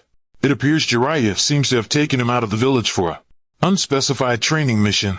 Of course, he neglects to tell Naruto's team," spoke Yugao wryly, dropping into the room with ease and seating herself on Kakashi's desk. If Asuma had thought it crowded before, it was about to get overwhelming. "At least he's safe," Yamato protested weakly. "Safe?" Yugao snorted, clearly thinking differently. The ANBU crossed her arms. As if he could be any safer surrounded by a village full of high-ranked ninja, all still in the village after the Chunin attack, and even more so, his team. Don't forget that all those high-ranked ninja are busy fixing this village, which was recently proven very unsafe after the invasion, not to mention the fact that our village is Hokage-less. Koga's head swung into view from the top of the window, arms crossed over his chest as he peered at them all from his vantage upside down. "How are you doing that if you've broken your leg?" Yugao accused, ignoring him entirely. Well, Koga rubbed the back of his head sheepishly. "It's not really broken." Yugao's gaze sharpened, and she looked as if she had a few choice words for her teammate before Asuma cut her off. "Still, it's serious that he would enter a crowded village like that. Even if there weren't a lot of jounin around, it's not exactly easy to get away with something like that. And in this village," Yamato spoke up, "Naruto is easily recognizable. It wouldn't be too hard for him to find him." "Shoo!" Guy cut him off abruptly, making erratic waves to the door, which ceased as it creaked open. Sasuke blinked at the crowded room. He'd always sort of assumed that Kakashi was a hermit, but his 6 pairs of eyes, one of them upside down, swiveled onto him. He realized that it wasn't the case. "Why is Kakashi sleeping?" he asked immediately, walking into the room anxiously, unsure of what to do with so many high-class ninja gathered. He immediately recognized 3 of them to be from Naruto's ANBU team. "And why is everyone here?" The woman leaning against Kakashi's desk opened her mouth, as if to answer him, but was cut off by a loud clattering as someone sprinted up the stairs. Sasuke deftly moved to the left as the door was slammed wide open by a panting man with glasses, a Chunin vest slung over his shoulders. "Is the story that Itachi has returned really true? The young Uchiha felt his heart stop, right in his throat as if it wedged itself up there, letting the rest of his body cool into an icy numbness. His shock was almost incomprehensible, even over Guy's incessant blubbering that no, that wasn't the case, you moron. But it only got worse. And that he is chasing Naruto, The Chunin ended, before finally staring down the elephant in the room that everyone had been silently pleading for him to see. "Oh, idiot," Yugao muttered as Guy slapped a hand to his face. But Sasuke didn't even register any of it. In fact, he bolted right past the Chunin, knocking him over in the process, and literally jumped down the staircase, uncaring of Guy calling after him. Itachi had been here, chasing Naruto. Katsu. Yugao snarled viscously, sliding out of her position on Kakashi's desk to knock Koga out of the way of the window. "Couldn't you have at least looked before you spill village secrets to a room full of people?" I'm sorry." The Chunin flushed. I didn't see him. The damage is already done," Yamato admonished lightly, ever the peacemaker. "Though I doubt Sasuke-kun will manage to get very far. I'm sure it's fine." "And if he does?" Asuma challenged. "You may be underestimating him. If he finds Itachi now, I can only imagine what the outcome will be. Another dead Uchiha." Yugao snorted. No one else seemed to find it anywhere near funny. "It's very possible," said Yamato, in all seriousness. "Yugao, I'd like for you to. I'm already on it." The woman interrupted, diving out the window and onto the street below. There was no sign of the younger Uchiha anywhere. The purple-haired Anbu sighed. God damn it. The blonde mulled around a bit more, scuffing his feet on the pavement as the festivities eventually were brought to a slow ebbing tide of stragglers haggling for the last takoyaki. It wasn't long until he saw Jiraiya, looking like he'd already had a few drinks and prowling about the street, as if looking for prey. Totsunin! He called aloud, and the gray-haired man whirled around, face pinkish and beaming. There you are, kid! He waved with a grin. This is where we're staying. It didn't look too fancy. In fact, it looked a little gross. This only put Naruto more on edge as they entered the hotel to find an unnervingly beautiful woman fluffing her hair in the dingy foyer. Jiraiya's mouth dropped open, and Naruto's palm hit his face. My pulse has sped up, said the Sannin gleefully. Naruto! The blonde turned, exasperated. Ha! Here's the room key. Jiraiya tossed it to him, making his way over to the woman who was giving him such a clear vantage point of her cleavage that Naruto thought she might actually be hiding a mountain in there. Go up to your room and refine your chakra. As training. Even if Naruto wanted to protest, and he did, though he doubted it would be of much use, he couldn't anyway, for Jiraiya had already rushed to the other side of the room, blatantly sprawling against the counter and diving into what seemed to be a really droll conversation. He could at least try to maintain the actual cover. Naruto scoffed. At the very least, a training week could have given him something to work on if he wasn't doing missions, even if it was just a cover-up. This was just annoying. The blonde sprawled onto the bed, after trekking all the way up to his room. It was small, and even if he did meditate, he doubted it would do him any good. He was so clearly terrible at it that Kyuubi didn't ever bother trying to get him to refine his chakra that way. His eyes lingered on the ceiling. Maybe he could walk around up there and set traps for Jiraiya when he got back. Maybe that would teach the stupid pervert a lesson. The knock surprised him so much that Naruto actually jolted upright onto the bed. He was irritated at first. How could someone get ditched so fast? But even Naruto had noticed something amiss. He hadn't even heard Jiraiya come up, even though the blonde had made such a clatter on the rickety stairs and flooring that he could have possibly woken the whole hotel up. How could already half-shit-faced Jiraiya manage to do it so silently, and quickly, for that matter? The blonde narrowed his eyes, feeling his heart skip a beat. Naruto schooled his features into a frown, brows furrowed, as he put his hand on the cold metal. A breath, and then he wrenched it open. That didn't look all that remarkable, surprisingly. Naruto's imaginative, if not a tad wild mind had conjured his assailants to be weird, shadowy-like creatures, his vast conscience creating a monster far worse than the reality from the fear of fear itself. He had a small, slight nose to the smooth contours of his cheeks and an almost unnoticeably pointed chin, all of the features dwarfed by the set of the red eyes. There was nothing particularly significant to his face, nor his slight, lean build. In fact, he looked so clearly human Naruto almost breathed a sigh of relief. Almost, if not for the building, unnatural feeling taking place in his gut. But Naruto had never felt anything like this before. It was the eyes that took to him the most.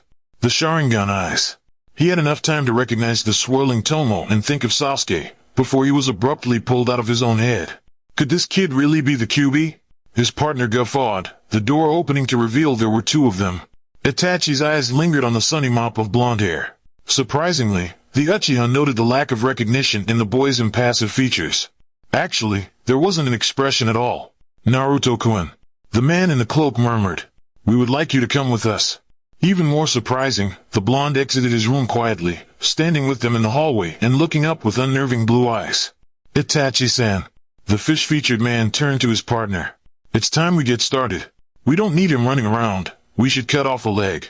Even more impressive, Naruto's lack of features at Kisame's grandiose, if not a little unnecessary threat. Perhaps Leader had been right. There was something different to the boy. Of course, neither of the two assassins were aware that Naruto's body wasn't even being controlled by anyone at all, which would have adeptly explained his lack of reaction to what normally would have caused at least some sort of apprehension. At the moment, Naruto was struggling for control against a towering nine-tailed demon in the broken jail cell of his own mind. You're making a mistake, you insolent fool. Kyuubi yelled at him, as the blonde used sheer will to hold him in. They're out to kill you. I know, Naruto repeated, for what could possibly be the umpteenth time. Just give me a minute. You don't have a minute, boy. The demon interrupted valiantly. Do you have any idea how dangerous these two? But Naruto had successfully reached consciousness, blinking rapidly as his eyes adjusted to the dim, warm lighting of the hallway. Itachi's eyes flickered to the blonde once more. Ah, there. A mouth, parting open, and irises fluttering with movement. There was a frank veracity to the blonde's Windsor blue eyes, a mulish fearlessness that seemed to overrule everything else about him. "Who are you?" came the question, hurriedly out of the boy's mouth. "I am Uchiha Itachi." A faint look of recognition set Itachi at ease. Emotions so easily perceived would only make him easier to handle. "This is Hashigaki Kisame." Then came the wariness, a crouch to his sturdy stance and an apprehensive line to his mouth. "And, why are you here for me?" "To take you with us." Itachi answered swiftly.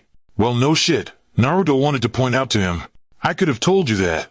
The whole point of fighting off Kyuubi in the first place was to see if any of these two would give him better answers as to what the hell was going on than the fox that was supposed to be on his side.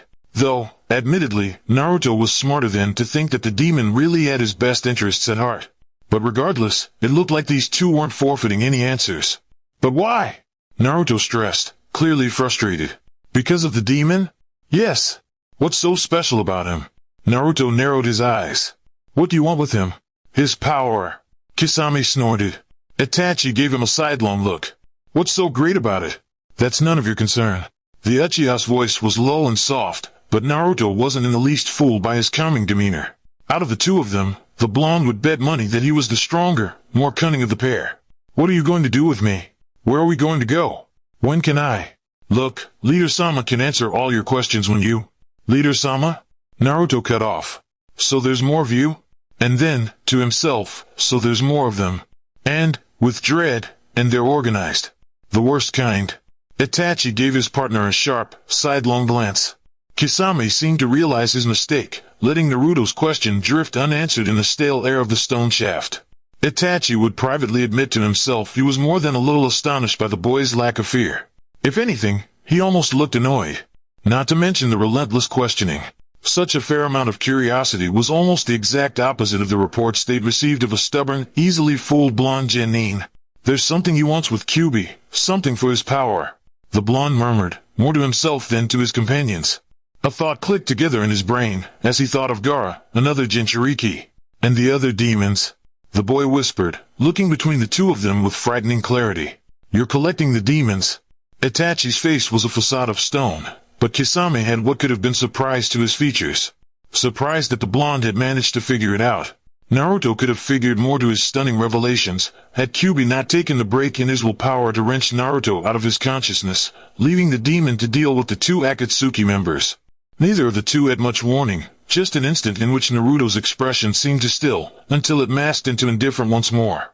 With a swift kick to the head, Kyuubi managed to use the element of surprise to knock Kisame into the wall. At least Naruto had done something worthwhile, getting them to let their guard down to an impertinent 12-year-old kid. Though the demon didn't appreciate his questions, nor his apparent quick wit. Who knew the blonde was so smart? Maybe he should have paid more attention to that. The demon used a quick moment with Kisame incapacitated to lock eyes with the Uchiha. There was a brief second in which Kyuubi savored the burning sensation searing through Naruto's retinas. Thankfully the boy had managed to awaken the Sharingan, though he possessed no latent ability for it. But Kyuubi's chakra, and therefore the Jubi's, had entered into his system, and the Sharingan had always been his. Not Madara's, nor that stupid sage's. He got the reaction he'd been hoping for. Itachi's eyes widened at the sight of the blood-red irises, Tomo making their slow swim in the blonde's eyes. Impossible. Out of reaction, his Manjikyu bloomed in reflex, dropping them both into the realm of Tsukiyomi. But not his Tsukiyomi. The moon was broken into pieces among a black, starless sky. It hung crooked and heavy, long razor teeth carved as it crumbled in its grave. The world was red in contrast to the dark atmosphere, a bowl of blood that seemed to stretch endlessly. And a boy with wild, lemon-colored hair staring at him with nine-tomoe eyes. "You can't break it," said Naruto. Though it was not Naruto. Naruto did not have a complex, fully evolved Sharingan, nor did he have scissor teeth and knife fingers. "The moon?" The Uchiha wondered. "Tsukiyomi," the blonde replied. "You're not Naruto," Itachi said, needlessly, speaking aloud this time. "I am the Jubi," answered the demon, hiding in Naruto's skin. "No," Itachi denied. The straw-colored hair, lightly freckled tan skin and small, bony little hands. "You are the nine-tailed demon fox." "Perhaps for now," the demon admitted, grudgingly. "But soon I will reclaim my rightful place, my rightful body." Why was he here? Telling him this? What purpose did this demon have for bringing him into this dreamlike illusion? Itachi narrowed his eyes. I will not help you. And the demon smiled. I was not requesting you to. There was no emotion to the Uchiha's face. The demon continued to smile. And then, after a moment of silence, why have you revealed yourself to me? Because you are Uchiha. It explained. And all Uchiha belong to me. Tsukiyomi crumbled to dust around him, taking the broken moon and the unwavering, inhuman Naruto with it. A figure caught his eye in the everlasting distance, and he turned to look, even as the dream collapsed. A boy with star eyes and a pale face was watching him from across the red-baked world. A boy with a small, slight nose to the smooth contours of his cheeks and an almost unnoticeably pointed chin, all of the features dwarfed by the set of luminescent eyes. The stars from the sky must have gone there, then, Itachi thought, though he knew as he resurfaced to consciousness that this made no sense. He took another look at the boy, as the world crumbled around him, at his slightly pointed chin and little nose. Sasuke. Uchiha Itachi. An illusion? For a moment, Itachi could not tell what was reality and what had been only an obscure warped perception of a world that didn't exist. No. This was Sasuke. Sasuke with a little nose and a slightly pointed chin, with high cheekbones from his mother, whereas Itachi's favored his father's. Sasuke with dark charcoal eyes and a deep, burning hatred, nothing but the loathing in his eyes as he stilled in the gloom of the hallway. Kisame pulled himself out of the rubble of the hole in the wall, stumbling into the dust and debris to see Itachi's kid brother standing behind them. I will kill you, Sasuke roared, looking his brother straight in the eye. The elder of the two met his gaze coolly. A Sharingan? The fishman mused aloud, rubbing his sore neck and giving that stupid blonde kid a withering look. Should have just cut off the legs in the first place. You seem to be familiar with Itachi. Who is this guy anyway? Itachi's eyes stayed on his younger brother's form for only a moment, a confusing amount of relief at seeing the loathing in the young boy's eyes. The loathing in the Sharingan, not the impassivity in the stars. He is my younger brother, he explained flatly. Kisame hummed. I heard that the whole Uchiha clan was wiped out. His eyes strayed back to the boy, who had begun to shake and grow pale, before turning back to the stone of Itachi's face. By you. But the elder Uchiha was not worrying over Sasuke, nor over Kisame so obviously goading his younger sibling on. Out of amusement, perhaps. There was nothing amusing to be found in this dusty, fluorescent hallway. Itachi's eyes never once left Naruto's. They were blue, a startling, brilliant stratosphere of blue. If there was a demon inside him, it only lingered in the lines on his cheeks. Kyuubi nimbly stepped out of the way, just as Sasuke howled in anger, electricity running up his arm as he bodily lunged at his elder brother. The lightning scraped against the wall, leaving destruction in its wake, and blew an enormous hole clear through 3 walls, leaving a plume of dirt and dust to rise into the air, a silent wraith around them. The Chidori hadn't hit anything, and Itachi held Sasuke's wrist in a death grip, the hand useless with the ulna and radius broken. Kyuubi stood against the wall, watching indifferently. Naruto felt the dispassionate sincerity the demon was feeling at the display, and realized with a jolting start that Kyuubi wasn't going to do anything. No, he was just going to stand there, Sasuke for slaughter at the hands of his murdering elder brother. In hindsight, Naruto realized that it had been much too easy to shake off Kyuubi's grip on his conscience. He hit Kisame square in the face with a roundhouse kick, sending the unsuspecting missing knee into the wall once again, and turned ferociously to Itachi. For a slight second, the man actually looked stunned by the fierce expression on his face, enough for Naruto to actually surprise him into dropping Sasuke's wrist in order to parry his katana. Maybe not the best idea, as the Uchiha proved to be a much more formidable sword fighter than the novice blonde was. Though what he lacked in skill he made up for in ingenuity. The next 10 seconds were spent mostly with Naruto cleverly ducking around the Uchiha's blade or dexterously going for an offensive of his own. Although he definitely wouldn't have been able to last much longer, had Jiraiya, finally, miraculously showed up. You don't seem to know very much about me. The Sannin drawled, unexpectedly parrying a strike for him. I'm better at getting girls than they are trying to get me. Naruto peered up, noting the woman slung over the man's shoulder. Even though it doesn't look like it. It's my specialty. Naruto could have groaned, had he not been in such compromising position. Jiraiya pushed Itachi off his own sword, though Naruto thought that the Uchiha may have just let him do so, the missing nin warily taking a step back, Kisame getting up once more as well. I, Jiraiya, am the epitome of manliness. He cried aloud.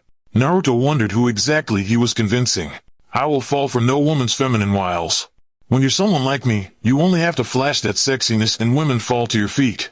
This time, Naruto really didn't bother holding it in. Oh yeah, dash. That girl just winked at you and you were scampering after her. And now you're trying to lock all cool and classy, you pervy senine. Hey! Jiraiya roared, the girl on his shoulder all but forgotten as she flopped off and onto the floor. Can't you stop calling that in front of others? Kisame and Itachi's opinion of the man was a moot point at this rate, considering he'd already made a fool of himself enough with his outrageous claims of attractiveness. How can that stupid boy be so hard to?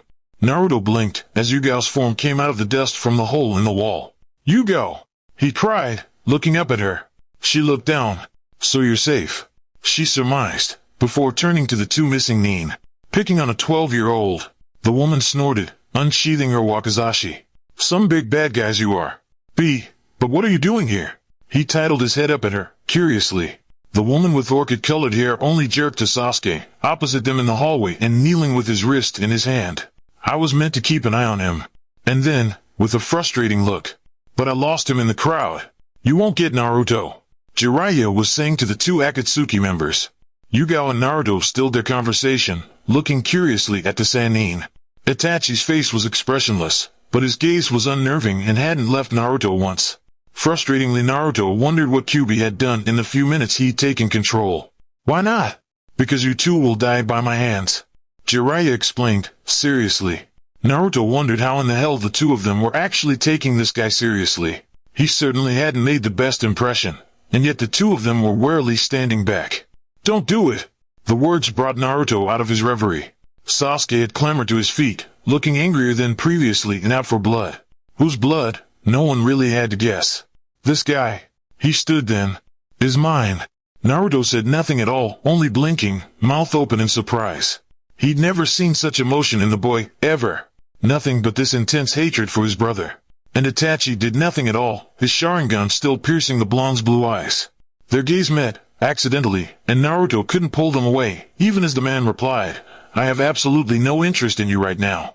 The three of them, certainly, could take up the two of these guys, S-class missing nin or no, but Sasuke alone.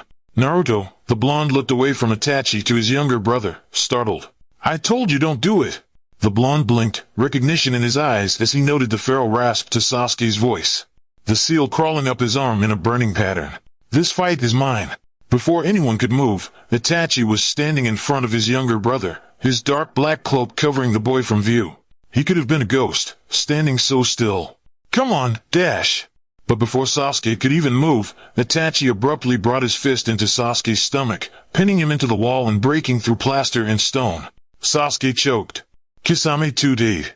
No mercy at all. Sasuke let out a wail, Itachi pinning him to the wall.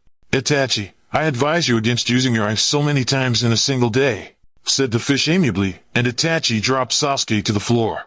There, the boy seemed to have lost consciousness, shivering and curled into a ball. The worst was the expressionless face, the boy lying limp on the ground. Naruto snarled. You assholes! He leapt at them, blade in hand, getting as far as leaping over Kisame's giant sword and lunging in Itachi before the walls, ceiling, and floor morphed around them. And behind him, Jiraiya yelling, Ninpa Gamaguchi Shirabari, dash! Though Naruto hadn't any idea what was going on, nor the soft, squishy texture that was sticking to his feet was, Kisame and Itachi seemed to both recognize it. Too bad, Itachi. Kisame. Jiraiya drawled. You are already inside my stomach.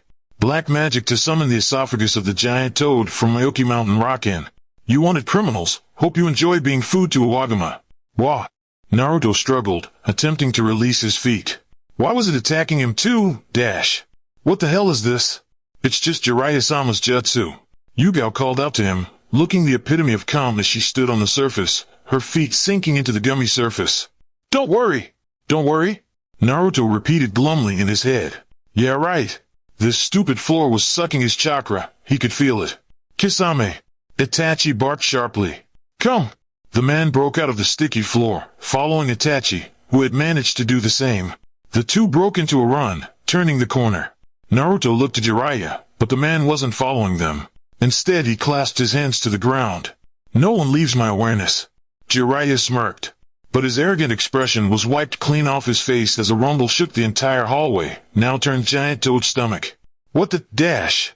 Jiraiya jumped to his feet, rushing to the other hall. Naruto did the same, after fighting to get the gunk off his feet. He turned the corner, only to see pitch black flames eating away at the stomach lining. They're gone. He blinked at the sunlight pouring in from the gaping hole. But what was that technique? He'd never seen such black flames like that. Why is a retreat necessary for you? Kisame asked, as the two bounded out into the sunlight. Well, if it is true about Naruto, the Uchiha panted, then there is no need to be hasty. Though the man doubted anything they had learned about the blonde was true at all. Not after what he had seen in his mind. Also, my body must be rested for a while. He was already feeling the toll of using his eyes too many times, not to mention already too confused over what Naruto had done. But how could the blonde have had knowledge of his Tsukiyomi? How could he have used the moon illusion for his own?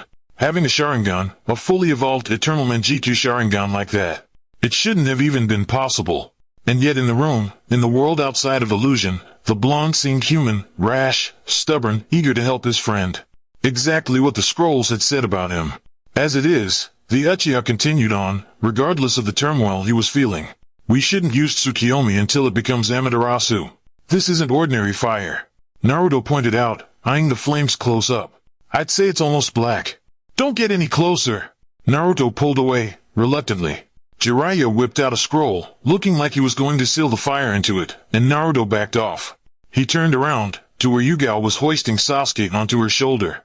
It was odd to see the woman in battle without her Anbu mask on. Admittedly, she looked just as formidable with it on as she did with it off. Naruto could hardly say the same thing for himself. Where are you taking him? He asked, just as he heard Jiraiya call the fire into his seal. Yugao adjusted the boy more comfortably. Yamato Taisho asked me to tail the boy, she explained. But by the time I caught up to him, he was already ducking around this stupid town, and I couldn't find him. Naruto blinked at the form of his friend, now a limp package on Yugao's slim shoulder. Jiraiya walked up to them, snapping the scroll shut. Naruto wanted to wipe that stupid smile clean off his face. Well, everyone all right here? Naruto and Yugao both gave him a deadpan look. Jiraiya scratched the back of his head. Well, he didn't get any farther, as there was suddenly a loud cry, dynamic entry. Naruto's mouth dropped open as Madoga crashed through the window, delivering a decisive kick straight to Jiraiya's face. Huh? The man blinked as he landed, sending Jiraiya crashing onto the floor. The man rubbed the back of his head sheepishly. Oh no! Sorry for the direct attack. I was in a rush using my forehead protector as a mirror and I didn't mean it. Ha ha ha. You didn't do it on purpose? Jiraiya didn't look like he believed that for one moment. You moron. But Guy only continued to laugh. Why don't we get out of here? Yugao drawled. This kid needs to get to a hospital. Looks like he fractured a rib, and whatever Itachi did to him, he's lost all his senses. Guy nodded. Kakashi was also hit by the same jutsu. He's still in bed until his senses return to normal. Kakashi sense, dash. Naruto looked up in surprise, fear growing in his stomach. Is he okay? He's fine. Yugao assured him, before turning to Guy. Let's go, then. Jiraiya nodded. You two do that. Then he motioned to Naruto. We're going to search for someone. Someone? Naruto echoed. She's one of the three nin, like me. Jiraiya explained. Guy blinked. This person, could you be talking about? Jiraiya nodded. Tsunade. Step on my ass. Naruto blew a raspberry, head in one palm, the other hand holding out the rapidly spinning water balloon. Anyway, he had more important things to worry about than some technique created by a dead guy. Albeit, the whole idea of learning an ultra-cool new move had certainly stoked his 12-year-old immaturity. The actual process was slow and, as he was quickly finding out, a bit beneath his level. Though when, exactly, such difficult skills had become mundane was still lost upon him. I know it's got something to do with you, Fox. He thought irritably. The demon made no reply. The blonde grew bored of the hotel's rooftop quickly enough, halting the rapid and uncontrollable force of the water balloon and dropping it down onto the street below. It burst with a satisfying smack, quickly accompanied by drunken shrieks from stumbling women below him. Like he didn't have bigger issues than practicing this stupid technique, or even more foolish, finding some woman who quite obviously doesn't want to be found. Giving up your country, for any purpose, seemed to vex him viciously. Call him patriotic, but he'd been through too much with Konoha to ever just walk away from it. Kyuubi, he returned his attention to the demon in his head. Do you know this technique? I might. The demon responded at length. Naruto harumphed.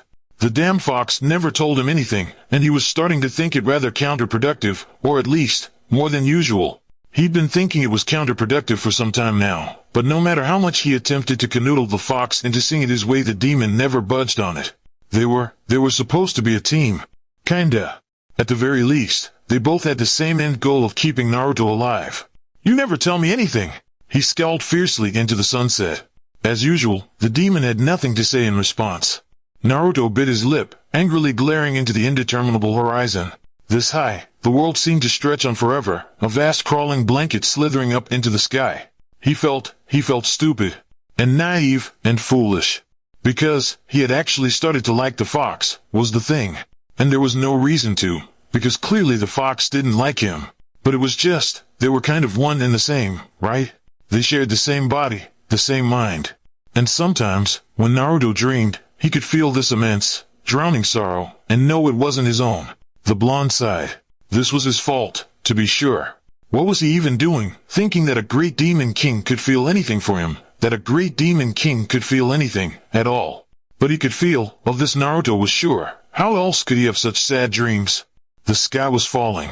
It was always falling in his dreams, Naruto thought, watching it crumble endlessly around him. This was the same dream he'd been having for a while now, the decrepit earth rising against him, the moon limp and broken in the sky, ripped apart by a monster's body. The scene was the same, it was him who had changed. Naruto steadied his hands, worn, larger, the spread of his palms a different variety than his own. In one hand he held a staff, in the other, something unrecognizable. He was unrecognizable. Who was he? He looked up. In front of him was himself, no, Kyuubi. His eyes weren't slitted and red, but ringed with nine-tomoe. However, it was his expression that shocked Naruto, the visceral pain in his eyes, the almost human scrunch to his brow and the downward turn of his lips. His mouth was moving, but Naruto couldn't hear anything but vague murmurs, as if he was submerged in water. He heard it anyway though, ringing clear. I am the Jubi. This made about as much sense to Naruto as everything else in his dreams did. This dream was different though, and not just because he was a different person. His head was clearer, his mind was clearer. He could look around the world and make sense of things, not just see them for how they were. The moon was broken, torn asunder. Why? The sky was red, and the world was a wasteland. How did that happen? Was this all some strange, fucked up part of his psyche? If so, his psyche was very, very fucked up. You're not the Jubi. He sighed, the words leaving his mouth with a voice that wasn't his. If possible, Kyuubi looked even more stricken at that. And his voice, it was so kind. No wonder Kyuubi looked ready to crumble at the sound. He moved closer. Kyuubi took a step back, his strange, Sharingan-like eyes wide and grave in their sockets. He moved slowly, enveloping Kyuubi. Naruto watched this scene with something akin to hysteria. His brain kept switching back between two thoughts. Why was he hugging Kyuubi? And, wow, it was really strange to hug yourself. He turned his face into Kyuubi's hair, and he felt the demon's arms wrap around his back, clinging to him. Kyuubi made a wounded sound, turning his head into not Naruto's neck. You'll always be Kurama. Naruto sat up straight so fast he fell out of the bed. He groaned on the floor, bemoaning his life wherein he always managed to throw himself on the floor upon awakening. The blonde blinked up at the ceiling, dazed. He remembered his dream. The moon, the strange man he was inside of, Kyuubi's poignant face. Kurama, he said aloud. Inside him, he could feel Kyuubi's blooming shock. That's your name, he began again. Kurama. The demon paused for a long, heavy moment. And, how did you find that out? I had a dream about it, he said, simply. There was no need to hide or warp the truth. He thought back onto his dream. Kyuubi, no, Kurama's, crumbling, sorrowful expression. Was Kyuubi capable of emotion? It had sure seemed like it. The more he thought on his dream, the less it seemed like a dream. Had it been a premonition? He shook his head. That was stupid. He wasn't clairvoyant. And it had been a dream, just, maybe not his dream. He swallowed. I think it was your dream. Kyuubi, Kurama, scoffed. I don't dream. Naruto shook his head. Well, that can't be true. Because it definitely isn't my dream. How could I dream about things I don't know? Things? Kurama asked, almost eagerly. What kind of things? A broken moon. Naruto recounted. And you, I think. I mean, you looked like me. But, your eyes. They looked like Sharingan, but different. Kyuubi was silent for a long time. During the interim, Naruto lolled his head to the side, watching sunlight pattern the floor around him, quietly shifting. He couldn't stop thinking about that moment, when Kyuubi's face crumpled into something not quite tears, and the tangible connection he felt to the demon in that moment. It was something almost like love. Why don't you ever tell me anything? Naruto sighed, aloud this time, directing this question to the ceiling. Hell, he probably had a better chance of getting a response out of it than Kyuubi. Maybe you aren't ready to know. The demon answered, as enigmatic as ever. Naruto wanted to drop kick him in the face. Unfortunately, that meant drop kicking himself in the face, so he manfully refrained. He returned his gaze to the ceiling. How can you be so sure? He asked, softly. Again, no response. Naruto bit his lip. You know, I've been thinking on this since we met that guy, Sasuke's older brother. I mean, he like just left, you know? He killed their whole family and left and never told Sasuke why. And I think that's why Sasuke's so fucked up about it. Wait, I mean, he'd be fucked up anyway. That was a totally fucked up thing to do. But I think not having an explanation was what really made it worse. Well, you know, like a real explanation. He was rambling. He was totally rambling. Damn it, Naruto. Pull it together. He took a breath. So, what I'm trying to say is, maybe it would have been better for Sasuke if he knew? Like, why his brother did that. Not that there's really any way to make it better, but I feel like his revenge would be more coherent. He thought of Sasuke, how deranged he had looked, gunning towards his brother. How his rage had completely taken over him and made it so easy for his brother to pin him to the wall. If Sasuke had been thinking more logically, maybe he would have actually gotten somewhere. Naruto shook his head. Shit, I don't know. I'm not making any sense right now. You may not entirely be barking up the wrong tree. Kyuubi, Kurama admitted, begrudgingly. Naruto blinked. Huh? With the Uchiha. And then he snorted. As eloquent as your monologue was, you may not be entirely incorrect. What do you mean by that? I cannot possibly imagine a way that incident happened without Madara's involvement. Naruto blinked. Again. Who he is doesn't matter. All you need to know is that he is dangerous. If you ever hear that name, run. Hey! He protested, on instinct. Don't. You aren't strong enough yet to face him. At this point, I doubt anyone is. Naruto could feel the fox moving restlessly in his mind. Regardless, you may be onto something with that thought. Undoubtedly Madara had something to do with Uchiha Itachi slaying his clan. That story, I suspect, is convoluted and involves many more people than just the Uchiha prodigy. At any rate, if your teammate had known all of this, he certainly wouldn't be as foolish and naive as he is now. So, you agree with me? I concede you have a point. The fox agreed, seeming for all the worlds like the words had to be ripped out of his mouth. Wait, so you'll tell me? It depends on what you ask. Kyuubi replied, ambiguous. What are you after? In hindsight, that was rather ambitious of him. As he expected, Kyuubi snorted and brushed him off. Time for another tactic. Can I call you Kurama? The demon fox's shock was evident. Naruto worried his bottom lip, waiting for the response. He was going out on a limb, but he couldn't get Kyuubi's expression out of his face. He'd never seen anything so poignant, so painful, as the lament and regret in the demon's eyes. And he thought, maybe, he could find a way to the boy in his dreams with those eyes of mourning. I suppose. The demon bit out, but Naruto could feel his hesitation and confusion, this amalgamation of emotions that stirred in the murky depths of his mind. Okay. Naruto smiled, softly. Progress. Why does Akatsuki want all the demons? And how many are there? There are 9. Kurama replied. And that? I do not know. Naruto scowled. How is that possible? Kyuubi knew everything. I don't know everything. The demon scoffed. However, I do know quite a bit more than anyone else currently alive, so I can conjecture logical outcomes. Well, okay. Naruto allowed. So, what do you conjecture Akatsuki wants with them? There's only one reason I can think of for them to collect the demons together again. Naruto made a noise of impatience. And that is? To merge them all together. All the breath left him in one fell swoop. It was like the air had stopped moving and the entire world had slowed into timeless nothing, each shaft of light fragmented in time, every dust mote caught in an invisible grip. Everything but Naruto's eyes, which widened and shook with something inconceivable. The Jubi. He breathed aloud, everything coming together. All the bits and pieces of dreams he had ever since the seal had broken, everything that hid in the corners of his mind, collecting there into an ominous, unimaginable presence.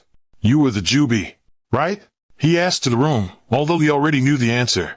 You and all the other demons used to be one demon, that's why you knew about Gaara. Not because he was another demon, but because he was a part of you? Something like that. The fox admitted. Naruto sat up straight. So Gaara knows, too? Why didn't he say anything? Gaara doesn't know. Kurama refuted. Because Shikaku, his demon, doesn't know. Shikaku has long forgotten, they all have forgotten, what it was like to be whole. It was a long time ago. Oh. Naruto breathed. How long? Longer than any human could ever remember. And then, on an almost completely different tangent, where did you hear that word? Jubi? Naruto cocked his head. In my dream, I think. Kyuubi made a non-committal noise.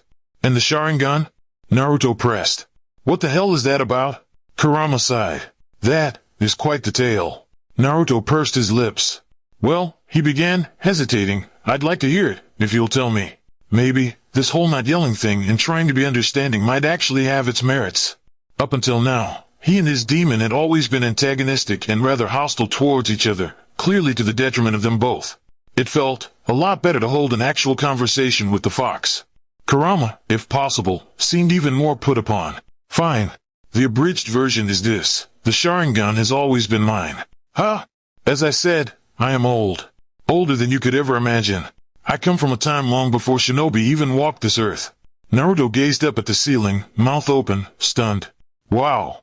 Back then, there were not yet jutsu, or ninja. There was only a man, and his teachings. Jutsu were not categorized as they are now. Rather, they were true manipulations of energy within and outside of the self. True masters could wield the energy inside them to manipulate the energy in the surrounding world. And there was one true master of this. But that is neither here nor there. During that time, I roamed the earth as the most powerful being of energy to ever live, the Jubi, the ten-tailed demon. I cannot explain to you the power that I had then, nor the power that existed then. Jutsu and chakra have since been watered down from the powerful bursts of raw energy they once were. Now there are hand signs, and words to channel energy. Naruto balked. There weren't hand signs then? But, how did you control Jutsu? Kyuubi made a frustrated sound. How do you? I cannot explain it. The way you control your arms, I suppose. An intrinsic, natural instinct. Oh. Naruto laid back down on the floor. That's pretty cool. Can you still do that? Yes. Kurama admitted. I think that, in part, is why you have improved so exponentially. Cool. So I can do it too? No, I can, using your body. And then, reluctantly, however, it can be learned. Awesome. That is beside the point. You asked me about the Sharingan, but I, and by extension, you, do not have the Sharingan. It is a more archaic, stronger version of that. Huh. Naruto scratched his nose. So, I have it because, you have it? Kurama made another non-committal noise. Naruto sputtered. What the hell does that mean? For a long moment, Naruto expected that the fox wouldn't answer, and resigned himself to never knowing. Well, he consoled. At least he'd gotten the fox to open up to him. That in and of itself was progress. Not to mention the fact that he had willingly gotten him to explain a lot of what Naruto had wondered about. But finally, he did. I do not know, the fox admitted. As the door opened, and a half-drunk Jiraiya stumbled in, Naruto wondered on how ominous that sounded. Tenzaka Town. Jiraiya cried loudly, scaring all the birds out of the trees. Naruto scowled. What? That's where she is, I found it out. The old man cackled. Ha! There's nothing this toad sage can't find. It only took you the better part of the week. Naruto grumbled under his breath. Regardless, he dutifully trotted behind the Sannin. And how's work with the Rasengan coming along? To prove his point, Naruto held up one spinning water balloon in his left hand, and in his right he vindicatively exploded the rubber ball in Jiraiya's face. Does that answer your question?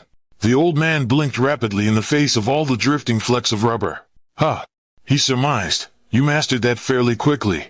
Naruto only glared at him coolly. So what's the third step? Jiraiya clapped his hands. He pulled out a regular balloon, holding it aloft in front of Naruto's face. The third step is to maintain a ball of chakra inside this balloon without popping it. This is all about chakra control and precision. Just the tiniest bit of carelessness and you'll explode the whole thing. Naruto took the balloon from his hands, eyeing it carefully. Why don't you practice that as we walk, huh? Okay. Naruto answered absent-mindedly, steadying the balloon meticulously. He was quiet for the rest of the walk, looking for all the world like he was dumbly staring at a balloon in his hands. Jiraiya glanced his way a couple times, but made no comment on the fact that Naruto hadn't even started to try the third technique. He wasn't sure if this was a sign of maturity, or stupidity. Maybe a bit of both? Or neither. Maybe Naruto was communicating in depth with the demon in his head. So, he defeated you with a Rasengan? Naruto was asking, retelling the story he'd heard about the fourth Hokage sealing Kurama. He thought it might be a touchy subject, but the fox didn't seem all that annoyed at him bringing it up. Absolutely not. The demon refuted. The yondaime had very little to do with it. Madara was the one who, ultimately, caused the whole thing to go away. What whole thing? Kurama sighed. Why don't you ask that toad Sannin of yours? I'd rather stab myself in the foot. Naruto deadpanned, thinking of all the horrible ways Jiraiya would ruin that story. Kurama sighed again. At any rate, the Rasengan had nothing to do with it, and you deserve vengeance on Madara for more than you know. Naruto didn't really like the sound of that. Okay, so how do I do this? I just concentrate my chakra into this ball? Discard all your previous notions of chakra. The fox lectured, as if that was helpful in any sense of the word. Okay? Try to feel the energy within yourself, and manipulate it into the ball. That was about as helpful as all his other instructions. Naruto bit his lip and tried to follow what he said, but all he ended up doing was exploding the thing in his face. He scowled, picking out bits of rubber from his hair. Jiraiya chortled in front of him, tossing him another one. As Naruto filled this one up with air, the fox decided on a different approach. How about we try another way? And before Naruto could answer, he felt Kurama slipping into his skin. It felt really disorienting, but not nearly the way it had before. Probably the most surprising thing about it was that Naruto still had control of himself. It was almost like Kurama was enveloping him, guiding him like he was a physical force moving Naruto around. The ball began to spin alarmingly in his hands, chakra growing rapidly inside of it. Naruto gaped at his own hand, but even more so, the feeling inside of it. Kurama was right. It was nothing like what he thought of chakra and ninjutsu at all. Nothing like what they taught in the academy. Instead, the energy within him felt infinitely more primal, more untamed. Huh. Jiraiya stopped abruptly, turning around to applaud him in what seemed like genuine approval. Look at that! He whistled. And in record time. Huh, I guess there's a reason you're an ANBU after all. Naruto glowered at him briefly, before returning to the balloon in his hand. It burst suddenly as fear took a hold of him. His mouth worked, and rocks worked their way into his throat as his eyes flew to Jiraiya, who was now looking somewhat amused. Ah, well, maybe I spoke too soon. He grinned, throwing another balloon at Naruto. The blonde caught it deftly, still staring in shock at the Sannin, who had continued onwards oblivious. He tore a kunai out of his pocket, holding it up into the sunlight. His eyes were blue. How could that be? They were always red when Kyuubi came out. That was the defining feature of the transformation. His whiskers had long stopped elongated at the change, and now, it seemed even that color had disappeared. Something about that made his stomach twist. What? Naruto began, with a growing amount of hysteria. What does that mean? I don't know. Naruto was quickly beginning to hate when the fox was as confused as he was. Dream the fuck on. The woman, Tsunade, snorted. There's no way in hell I'd ever step foot in that village, and not only that, but you want me to be Hokage? Who would ever want that job? Naruto bristled, almost involuntarily. She had no idea what she was tossing away. Even now, Naruto would give anything to be Hokage. Well, not now, but someday. When he was stronger, when he had proven himself as a capable leader and a worthy shinobi, he wanted to be Hokage. And he knew he had a long way to go, but so did this woman. Well, she might be strong and a worthy shinobi, but he wasn't all that sure about the capable leader part. Maybe, if she wasn't so adamantly against it, only fools would be Hokage. Jiraiya's eyes narrowed. You're calling Sensei a fool? You're saying he died for no reason? She looked a bit taken aback, and for a moment, Naruto could see her mask slip away. Something like hurt took its place, briefly, before the embittered look returned. Maybe. Jiraiya scoffed. You're wrong, but I'm pretty sure you already knew that. I don't know who you're trying to convince here, me or you. It was clear there was much history between them. Naruto looked back from the two, wondering just how deep this strange animosity ran. He was aware that their last teammate was that crazy fucked up guy with the weird tongue, and that at some point Orochimaru had turned rogue. Had it really jaded them this much? You have the will of fire. Jiraiya pressed forward. Why do you keep denying that? Tsunade glared at him, furious. Who's to say I do? Even if I did, that doesn't mean I want to go back. You need to stop running from your past. Wow, glass fucking houses Jiraiya. Look, I'm not saying I don't either. He scowled. We both do, right? Maybe it's time we both stop running. Tsunade snorted, again. Now who's wrong? Nothing will ever keep you from running to the hills, you lazy lech. Don't think I don't know that.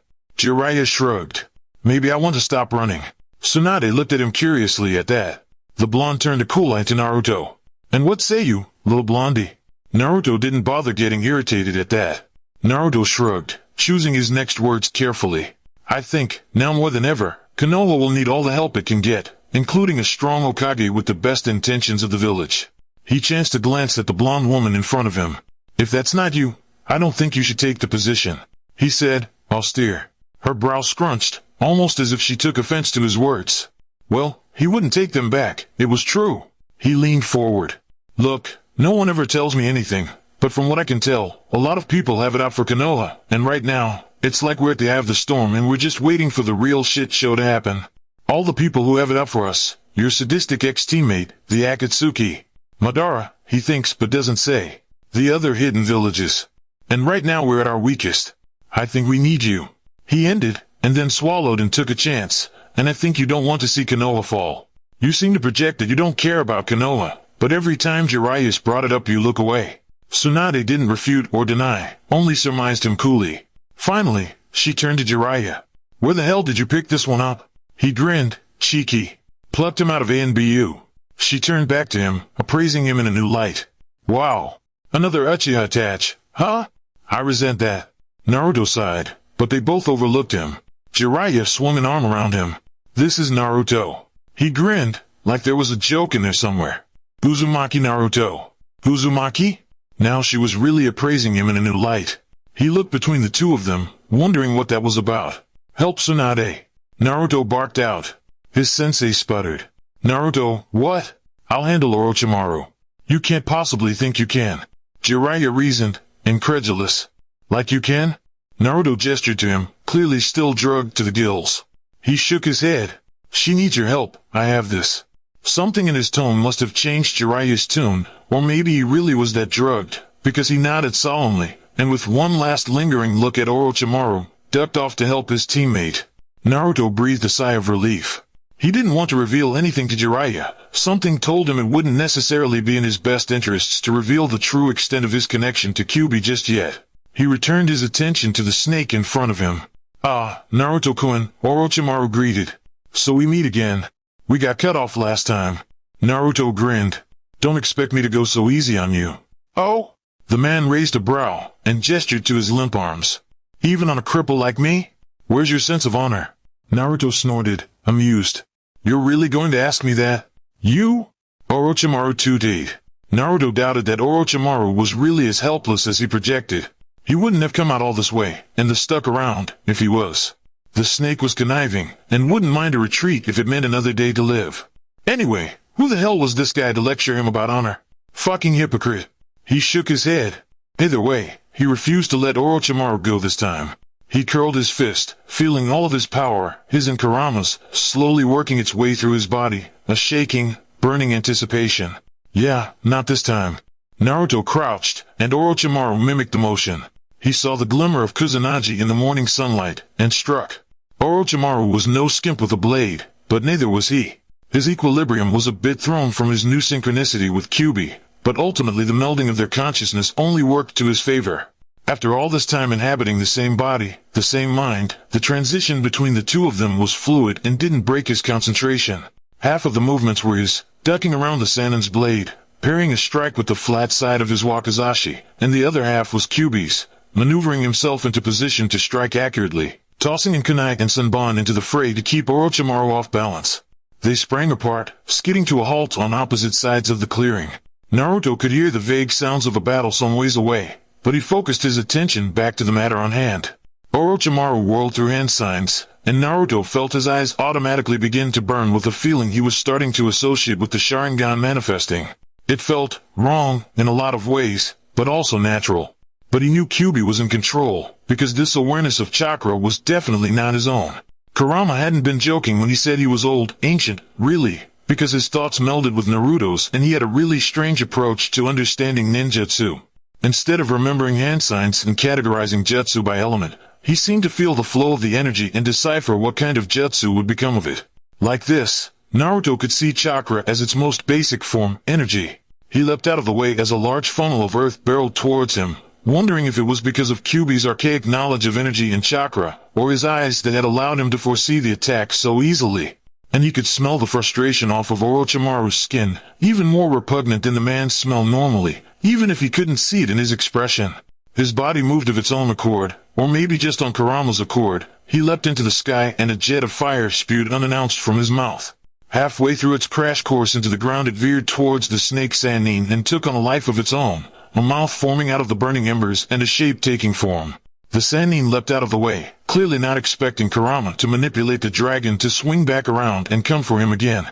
That is so cool, Naruto thought with exhilaration, as Kurama made the jutsu come to life in ways he'd never seen before, as if it had a life of its own. He could feel an amusement that wasn't his own. He hit the ground in a dead sprint, clashing into Orochimaru and throwing them both into the forest, appending at least a dozen trees in the process. In the interim of dirt that clouded up from the fall, he and Orochimaru engaged again in swordplay, ducking and leaping around the fallen trees. They broke apart, barreling back into the clearing. Naruto rolled deftly into the crouch, breaking his fall, while Orochimaru struggled to gain his balance, putting distance between the two, the grip his tongue had on his sword beginning to falter. Those eyes, he hissed, spitting and angry. How? Naruto didn't bother with the retort, crashing into the offensive again before the Sannin could completely gain his equilibrium. There was a brief moment when he feared the Sannin might actually get the upper hand, as a well-timed kick had him flying into the dirt, but he felt something shift around him, and as the snake descended upon him he was caught in some kind of acidic, red chakra, and Naruto used the opportunity to drive his wakizashi into Orochimaru's tongue, slicing it off and getting blood all over his face. He leapt backwards, sputtering and gagging as he tried to wipe it off. The Sannin howled, in rage or pain, it was hard to say. Naruto returned his attention back to him, surprised to see half of him covered in burns, the rest of his tongue lying in a heap on the ground, and the part still in his mouth bleeding profusely down his chin and shirt. He smirked, vindictive. So, you want these eyes, huh? The Sannin turned to him, furious but unable to talk with most of his tongue on the floor. He seemed to realize how much of a disadvantage he was in, without use of his arms or tongue, and narrowed his eyes, crouching and making a move to escape.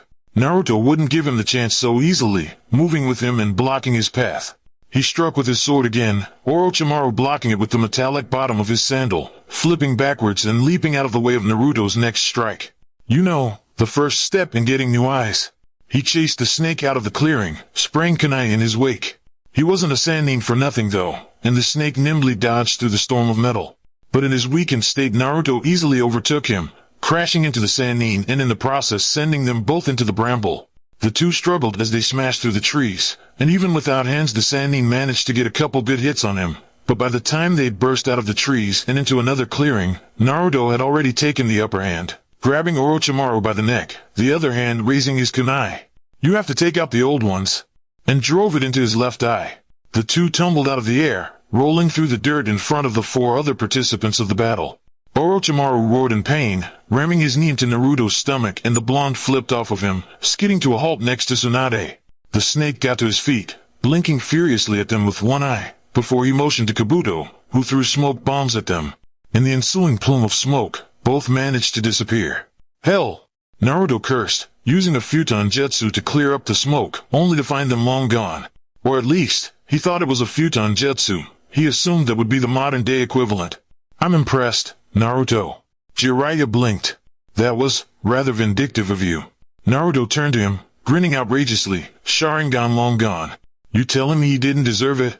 Well, overkill it may have been, but that wasn't just revenge for him, that was revenge for Sasuke, and Sarutobi, and everyone else that Snake had so righteously fucked up. Hardly.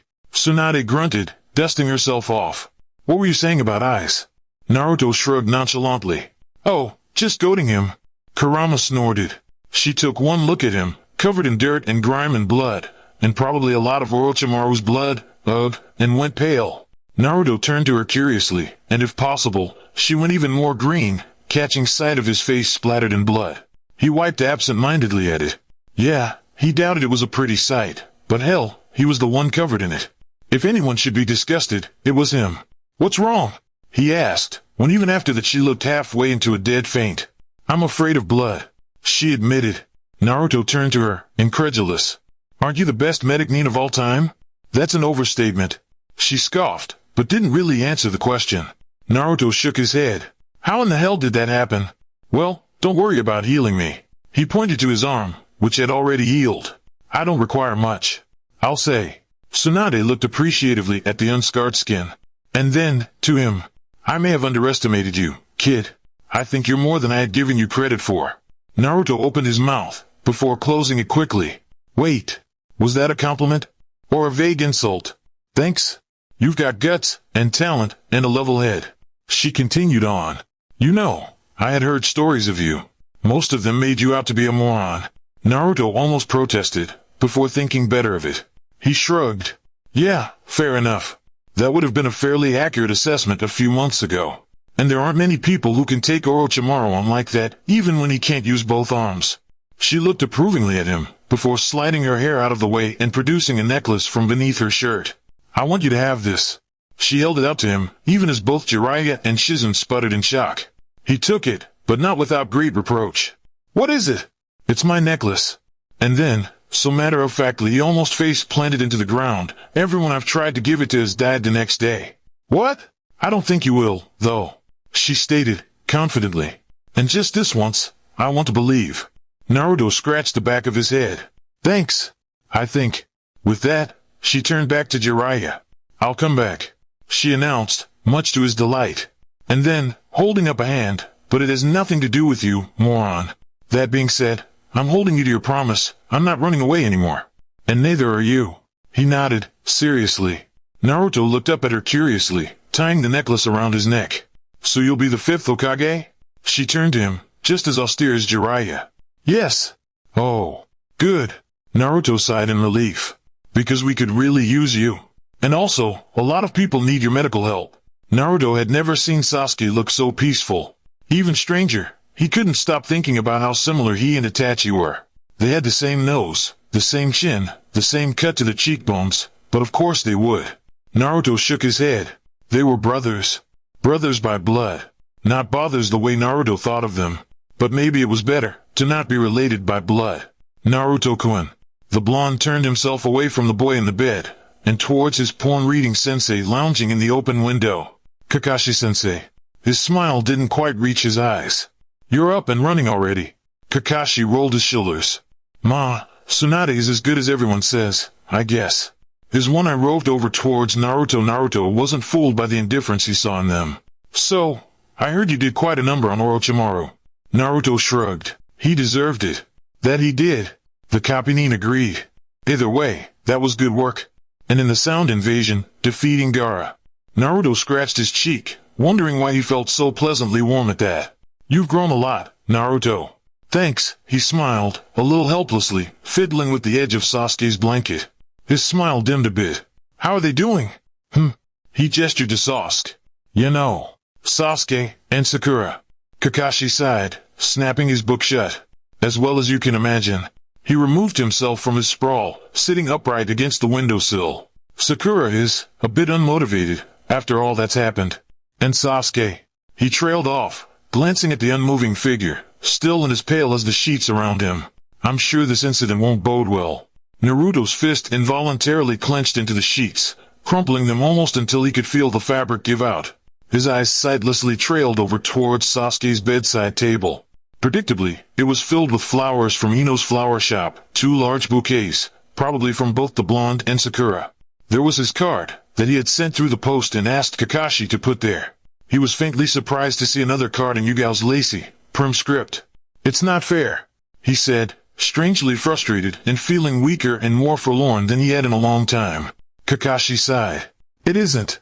He agreed, having nothing else to say. Here was, so close he could reach out and touch Sasuke, and yet between them was a thick, besotted veil, and Naruto didn't know when it had fluttered between them. But he felt he couldn't cross the distance anymore. A few days prior, the sight of his team at the gates was infinitely more relieving than it had any right to be. Perhaps it was the familiarity of their stances, Yugao a long, graceful curve against the side of the wall, Koga with all his weight divested on one foot, Towa gazing up at the sky, bored as hell. And Yamato the sole presence that looked anything like professional, that put Naruto at ease. Either way, he sped up as he saw them lounging by the entrance. Each of them straightened as the party arriving approached, the 2 Chunin on guard duty even bowing lowly. It took Naruto by surprise for a moment, until Tsunade breezed past him, irritated. Don't even start that shit. She scowled, ignoring them completely as she pushed her way into the city. Naruto watched her determined gait as she systematically climbed the stairs into Konoha, shaking his head. She's not even Hokage yet and she's already bossing everyone around. Naruto noted, somewhat admiringly. Jiraiya scoffed. Don't give her any ideas now. Well, came Yamato's wry voice. Looks like you two succeeded. Naruto grinned. Yeah, sort of. We got her back, anyway. And in good timing, too. Tenzin nodded. We have a mission. Naruto balked. Wait. What? His eyes traveled back to Konoha. Reparations were well on their way, but that didn't mean the city was anything approaching its former glory. Shouldn't we help with the rebuilding? Tenzin shook his head. We have to keep up appearances to the other hidden villages. If they suspect we're in need of recuperation, it will only draw more attention towards us. It's good money, too, Yugao added. And God knows the city needs more of that right now. Also, Towa whispered conspiratorially, Yamato Taisha just wants to leave so everyone will stop harassing him to rebuild their houses. Yeah, Naruto snorted. He could imagine that the captain's Mokutan Jutsu would be in high demand right now. At any rate, Yugao tapped him lightly on the head. It'll be good to have you back, and you've made it just in time to come with us. Suit up, huh? We're meant to leave in a half hour. But... Naruto floundered. He had wanted to go and see Sasuke and Kakashi. Well, mainly Sasuke. Whatever his brother did to him undoubtedly wasn't good. Yugao read his confusion accurately, gaze softening. He's fine, she said by way of explanation. And recovering in the hospital, but it took a couple days for Kakashi to wake up. I suspect Sasuke will take even longer. Naruto swallowed. So he's okay? She nodded. He will be.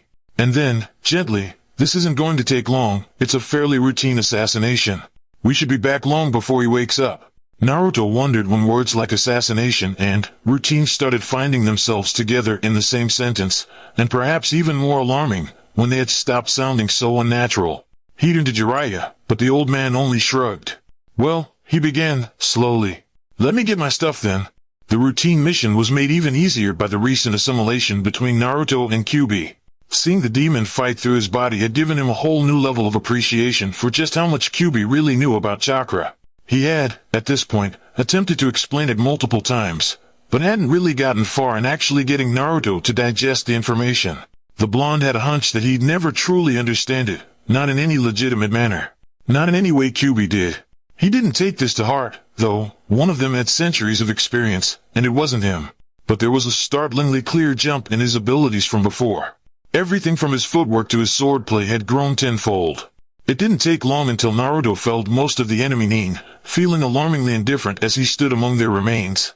He wondered if he was just getting used to the job, or if he was really starting to lose touch with his previous reality. The Naruto of 4 months ago would have outrageously protested such waste of human life. The Naruto of today had the largest hand in making it happen. This thought was accompanied by nothing but a vague sense of disbelief, before Naruto shook his head. Hey, Yamato Taishu. Naruto began, moving towards his captain. There was something that had been eating away in the back of his head since he'd first left with Jiraiya, something he'd been wondering on. If there was anyone who knew the answer, and would actually give him a straight answer, it'd be Yamato. Yamato answered, distractedly, squatting to overturn one of the limp bodies. He dug around in the man's pockets, attention diverted. What can you tell me about Uchiha Itachi? The captain stilled, withdrawing his hand and turning to give Naruto his full attention. And why do you ask? I just want to know. He replied, somewhat unsteady, hoping Tenzin either didn't notice the tremor in his voice, or left it alone. But that was incredibly foolish of him. This was Captain Yamato, after all, and if anything could possibly escape his notice, Naruto didn't know what it was. No one asks without a reason. He noted, dry. Caught.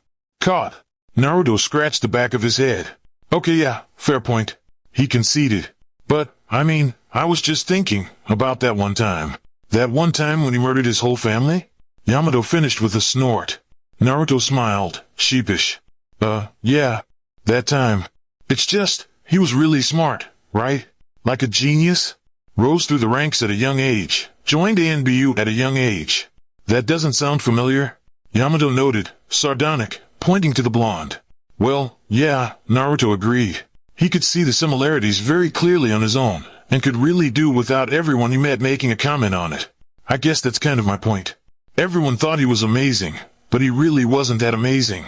Hell, I heard Kakashi was a jounin when he was like 7. That's an exaggeration. Yamato interrupted, mildly, but ultimately did not refute the claim. Naruto continued over him. So, how could it have been possible for one boy, who, at the time, was practically my age, to completely annihilate a whole clan of professional ninja? I think you may be underestimating him a bit. The captain warned. Naruto watched him with luminous eyes, searching. You really believe he killed them all without any help? Yamato turned his head sharply in the direction of their team. Not too far away, Tawa and Koga were chortling over an Ika they had found in one of the dead nin's pockets. Some ways behind them, Yugao was diligently combing through the rest of the dead. No, he answered, at great length, sounding almost resigned. No, I don't. Kara, Kyubi mentioned something. Naruto began slowly. About the massacre. And how he doubted that it could have been pulled off by one person alone. He said that he thought someone else was involved. Your fox is well informed. Snorted Yamato derisively. Naruto shifted his weight, unsure of how to respond to that. The captain gave another sweep of the perimeter, before leaning in close. This isn't something people know about, Naruto. There was something disquietingly intense about his tone, as if he was imploring Naruto to understand something hidden in the spaces between his words. And for the record, I'm not agreeing or disagreeing with you. But undoubtedly there was someone who stood to gain much from the end of that clan. He's not speaking of Madara. Kyubi mused, darkly. So there were more people involved than just him? Naruto thought, somewhat disturbed. Just how far does this plot go? I think I may have some idea. I'll caution you to let some sleeping dogs lie, Naruto. Not all stones should be overturned, at least, not now. I wouldn't want you making any dangerous enemies so soon. He leaned back, reverting back into something pleasant. Now, I think it's about time I whipped those two back into something approaching professional. He nodded his head towards Tawa and Koga, who were loudly guffawing at the book. If you'll excuse me. Naruto blinked rapidly at his exit, still trying to make sense of anything at all. He didn't know what he had thought on his first meeting with the infamous Uchiha Itachi, and perhaps that was the most startling part of it. There had been nothing obtrusive about the event at all. Nothing grand, nothing of great prominence, not at all what he'd have expected in meeting a mass murderer. Then again, who was he to judge the psychology of a mass murderer? Perhaps they all secretly joined knitting circles. He'd never know. And then, he snorted. Well, they certainly all joined something. And that something was called Akatsuki. Naruto shook his head, turning over Yamato's ominous warning in his head. It seemed the death of the Uchiha clan was infinitely more convoluted than a psychotic clan member offing them all. He's right to caution you. The demon noted. As I have said before, and will now remind you again, perhaps you aren't ready to know. And when will I be? Naruto retorted. If there's something I can do, anything to help Sasuke, I want to. I implore you, for once in your short existence, to have a little foresight. Your captain, gullible fool that he is, undoubtedly only wants the best for you. He has grown quite fond of you, as of late. Trust in his judgment, for he would not intentionally lead you astray. If he believes you aren't ready, then, I would think you not ready. Naruto harumphed. Regardless, he still felt the instinctual urge to dive into this, a restlessness crawling up into his bones. He knew Kurama was right. Hell, he knew they were all right. Anbu he may be, but there were many adversaries infinitely stronger than him at this point. It'd be incredibly dumb of him to charge headfirst into them, though that was exactly what he wanted to do. Hell, for months ago that's exactly what he would have done. Naruto wasn't sure when he had started using the person he was 4 months ago as a moral barometer, but it made for a radical difference. It was also somewhat humbling. He didn't know what he would do without them. What he'd be doing. He could acknowledge that both Yamato and Kurama were right. He could also acknowledge that the two of them were perhaps some of the most powerful and rational people he knew. Fine. Naruto agreed, reluctantly. But don't expect me to wait for too long. They returned just past dusk. The world was besieged by darkness. Nothing but a gossamer trail of stars above to light the way. The street lamps so far in the distance that they lit up as distant, glittering light against Yugao's cheeks. They looked like fireworks scattered around her eyes. She had her head turned over her shoulder, and it was then that Naruto realized she was speaking to him. I'm sorry. I asked you if you were going to the hospital. She repeated, and a small smile lifted her face. Small, and bereft of any admissible expression. But the expression he did see was one he could remember often on himself, a certain sadness. He remembered the boy in the frame of her pictures with a startling clarity, remembered his end, just as clear. Yeah, I was about to head over. Naruto nodded. Why? Should I not? She jerked her head to the Hokage Tower. From here nothing but an indeterminable pattern of lights in the distance. We're giving the Hokage the mission briefing. Do you want to join? Should he join? He'd never done so before, always assuming it wasn't his place to do so. He doubted Kyuubi ever deigned them with his presence. She read the hesitation right off his face. You're allowed to go. She reached over, and before he could stop her, messed with his hair. You're a part of this team. That warmed him, somehow, even with the bitter cold wrapped in the cloying darkness around them. They were not the only ANBU team debriefing the Hokage in the darker hours of the night. A team he didn't recognize had just finished their update as Yugao and Naruto entered the office.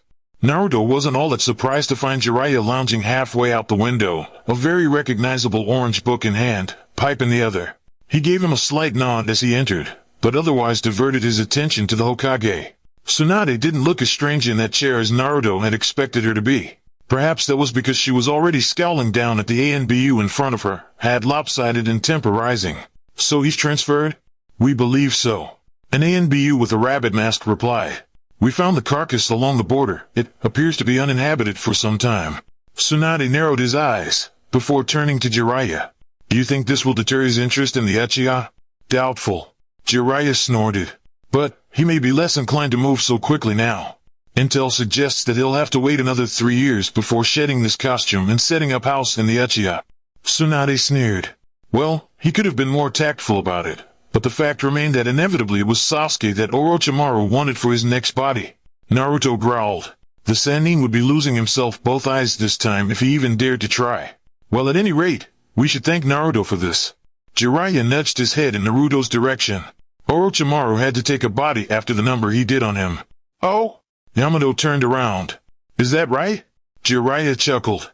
Well, you can thank Sarutobi for the arms, but the eye and the tongue were all Naruto. Naruto rubbed the back of his head. He didn't know how he felt, being praised for effectively maiming someone. It did, however, appear to earn him marginal respect from every ANBU in the room. Tsunade sighed, waving a hand. Thanks for the update, guys. You're free to go. Enjoy the rest of your night. Thank you, Tsunade-sama, said the man with the rabbit mask, whom Naruto assumed was the captain, before they all disappeared in an enormous cloud of smoke. Naruto could sympathize with the guy though. It was a Saturday night effectively ruined, or at least, he could sympathize after hearing Tawa and Koga bemoan about that for most of the afternoon. Don't call me that yet. Tsunade howled, but they had already disappeared. She harumphed. Hell, I haven't even taken an oath yet. It's only a matter of time. Jiraiya noted with mirth. Tsunade narrowed her eyes, but otherwise gave no response. She instead beckoned Yamato forward.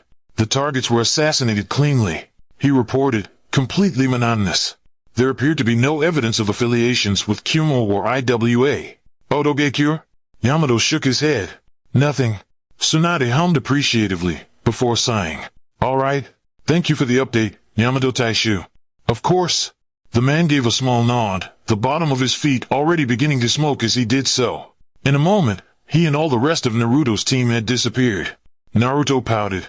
He'd have to get on that. It was really unbecoming to be the only ninja in the room actually using the door. He moved instead for the exit, stopped preemptively by Jiraiya's voice. Hold up, kid. He paused, turning back around. I have a proposition for you. Like that wasn't totally alarming. Like what? Naruto replied, apprehensively, eyeing the man. Having traveled with him for the past week or two, he'd since learned to be wary of any kind of proposition Jiraiya made. How do you feel about some more training? Naruto blinked, debating this with great deliberation. On the one hand, he was sure there was something that the man could teach him. On the other, there was probably a lot more he could learn from somewhere else. That being said, it would be rather unproductive not to at least soak up all the information the man had to give, and if he was offering it up like that, how could he refuse? But then his eyes narrowed. What's the catch? Tsunade chuckled under her breath. Perceptive kid. Jiraiya grinned. 2-year training trip, with me. Around the world. Pass. Naruto deadpanned, moving again for the door. Jiraiya sat upright, looking somewhat offended. What? You're saying no? To a chance to see the world and learn amazing things your friends could only dream of knowing? Somehow he doubted that there was anything like that which Jiraiya could teach him. Not only that, but 2 years? That proposition was effectively shot down in flames. He refused to abandon not only his team, both his ANBU team and Team 7, but his village for such an enormous stretch of time. He could feel Kyuubi's ready agreement with this. Well, not the whole abandoning the village and his friends part, but the vehement opposing of traveling with Jiraiya, In that, they were in staunch agreement. I'm sure there's still amazing things to learn here, Naruto pointed out, acerbically. And not only that, I'm not leaving my team, my village, and my friends for so long a period of time. Naruto, Jiraiya began seriously, there are people after you and it would be in your best interest to leave my village full of trained shinobi? Naruto rolled his eyes. Akatsuki may have made it in once, but who's to say they wouldn't find me even easier outside these walls? There's no point in taking that chance. Jiraiya turned to Tsunade for support, but the blonde Hokage shrugged. Who am I to tell him what to do? You're the Hokage, Jiraiya pointed out flatly. You can always tell him what to do. I'm not Hokage yet. Tsunade refuted, equally as flat. And at any rate, it's a personal decision. If Naruto doesn't want to leave, I won't force him to. Not when he has a point. Naruto appraised the blonde Senju admirably. Maybe she'd make an even better Hokage than he'd thought. If that's all, the blonde began, coolly, I'd like to visit my team at some point before sunrise. Yes, that's all, Tsunade replied, for the both of them. Jiraiya opened his mouth in protest, but quelled in the face of Tsunade's quiet wrath. Thank you for your time. Naruto nodded in response, dragging his mask over his face and exiting as quietly as he came. You were really opposed to that training. He began without preamble. Any reason for that? I'm not fond of that old man. Kyuubi sneered. And there is more than enough reason to stay. This raised Naruto's brows, the blonde making a thoughtful noise as he exited the tower, leaping up into the night. You have ulterior motivations. Not a question. Don't I always?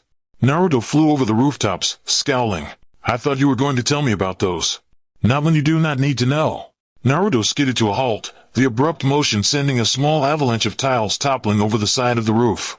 He probably looked rather foolish, arguing with the air like this. I thought we agreed that I do need to know. And, if you haven't forgotten, this is my body. I think it's fairly safe to think I should have a say in what goes on with it.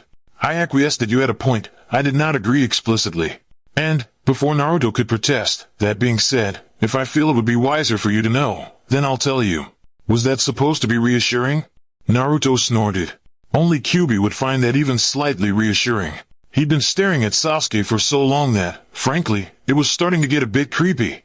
But he felt restless and on edge, an indeterminable helplessness prowling in his stomach, in his very heart, in the narrow channels of his blood. And he felt that if he took his eye off the boy, even but for a moment, he'd lose sight of him. Sasuke is right here, he reminded himself, somewhat futilely. Sasuke was right here. But he could have been an infinite distance away, for how close Naruto felt to him right now. Sakura must have stopped by. His eyes lingered on the fresh flowers blooming behind Sasuke's head. A petal had drifted past his face, curling behind his ear with a splash of yellow in an otherwise unsubstantial landscape of sterile, white cotton. Tsunade had come by as well, working her medical voodoo before proclaiming that the only thing they could do for the Uchiha was wait. Sleep, rest, and waiting. Nothing else could be done. He curled into the chair by the window, rested his head on his knees, and fell asleep. Not long after his breathing evened out did his head rise, a slow, deliberate motion. The fox stirred, rolling his shoulders and adjusting into the boy's limbs. He hadn't been lying when he said he would inform Naruto of his actions, when necessary. He had to begrudgingly admit that the boy may have a point. It would be infinitely easier to attain his goals if he wasn't at constant ends with his host. And the boy was deceptively easy with a soft touch, so starved for attention as he was. The irony was not lost upon Kurama. It would be so easy to hate the Uzumaki, as he had hated all Uzumaki, the incorrigible old bat, and her loud, abrasive clanswoman, and yet, he felt compelled to the blonde. Not in any tangible sense, for the blonde had never done anything noteworthy, not yet at any rate. Much like his mother, Naruto was loud, insufferable, and often vexatious on the best of days. And yet, in brief, quiet moments that Kurama was sure the blonde didn't even know himself, he would catch the boy's profile in soft light, the slight shift of his eyes, the wisp of his dreams between wake and sleep. Can I call you Kurama? His voice, thick with half-remembered memories, and he wondered at the striking similarities, how familiar all of these movements were to him. And he wondered if perhaps it was simply a trick of light, or there really was something more to the boy. Something that the demon could not see. He had the boy on the bed, pale, with a refined nose and high cheekbones, a subtle chin.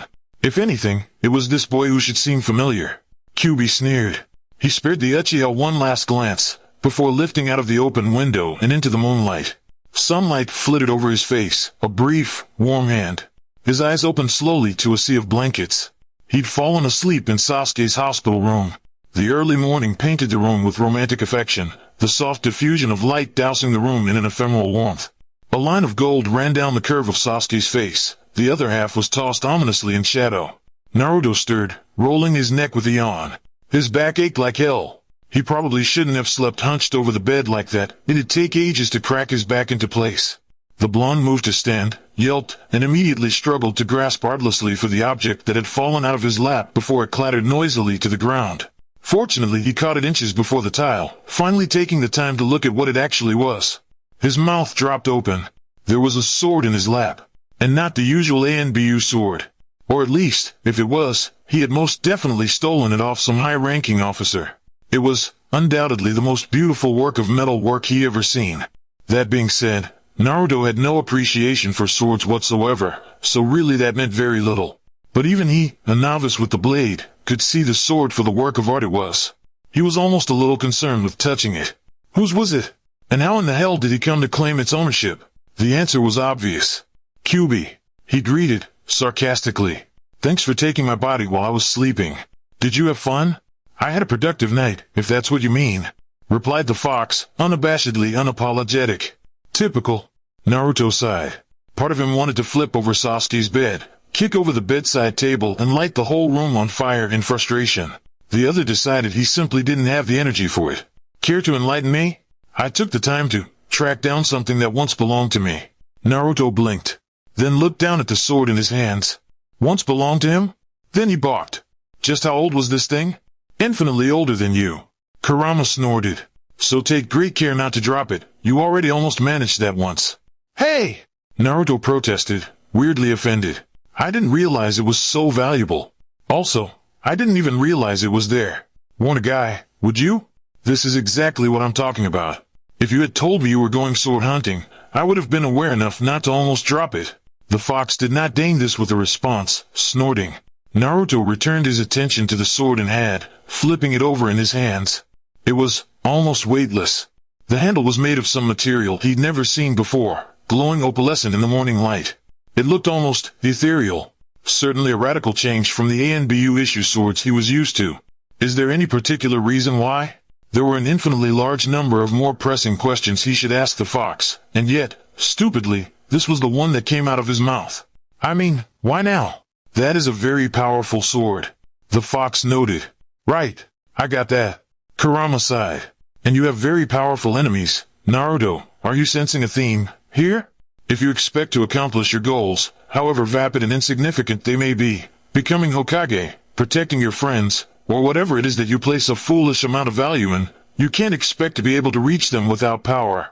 Even more pressing, you can't expect to overcome those who wish to oppose you from reaching your goals without power.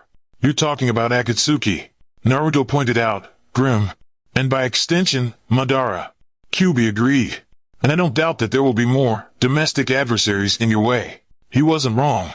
Although, Naruto still wished that he could be included more in all these sword stealing, running in the night events. He sighed, shrugging. Well, the fox was old. You couldn't teach an old fox new tricks. Or if you could, Naruto couldn't expect it to happen soon. That's true, the blonde appraised. But, I'd say we're not doing too bad of a job. Hell, we did a number on that snake bastard. Don't get too proud of yourself.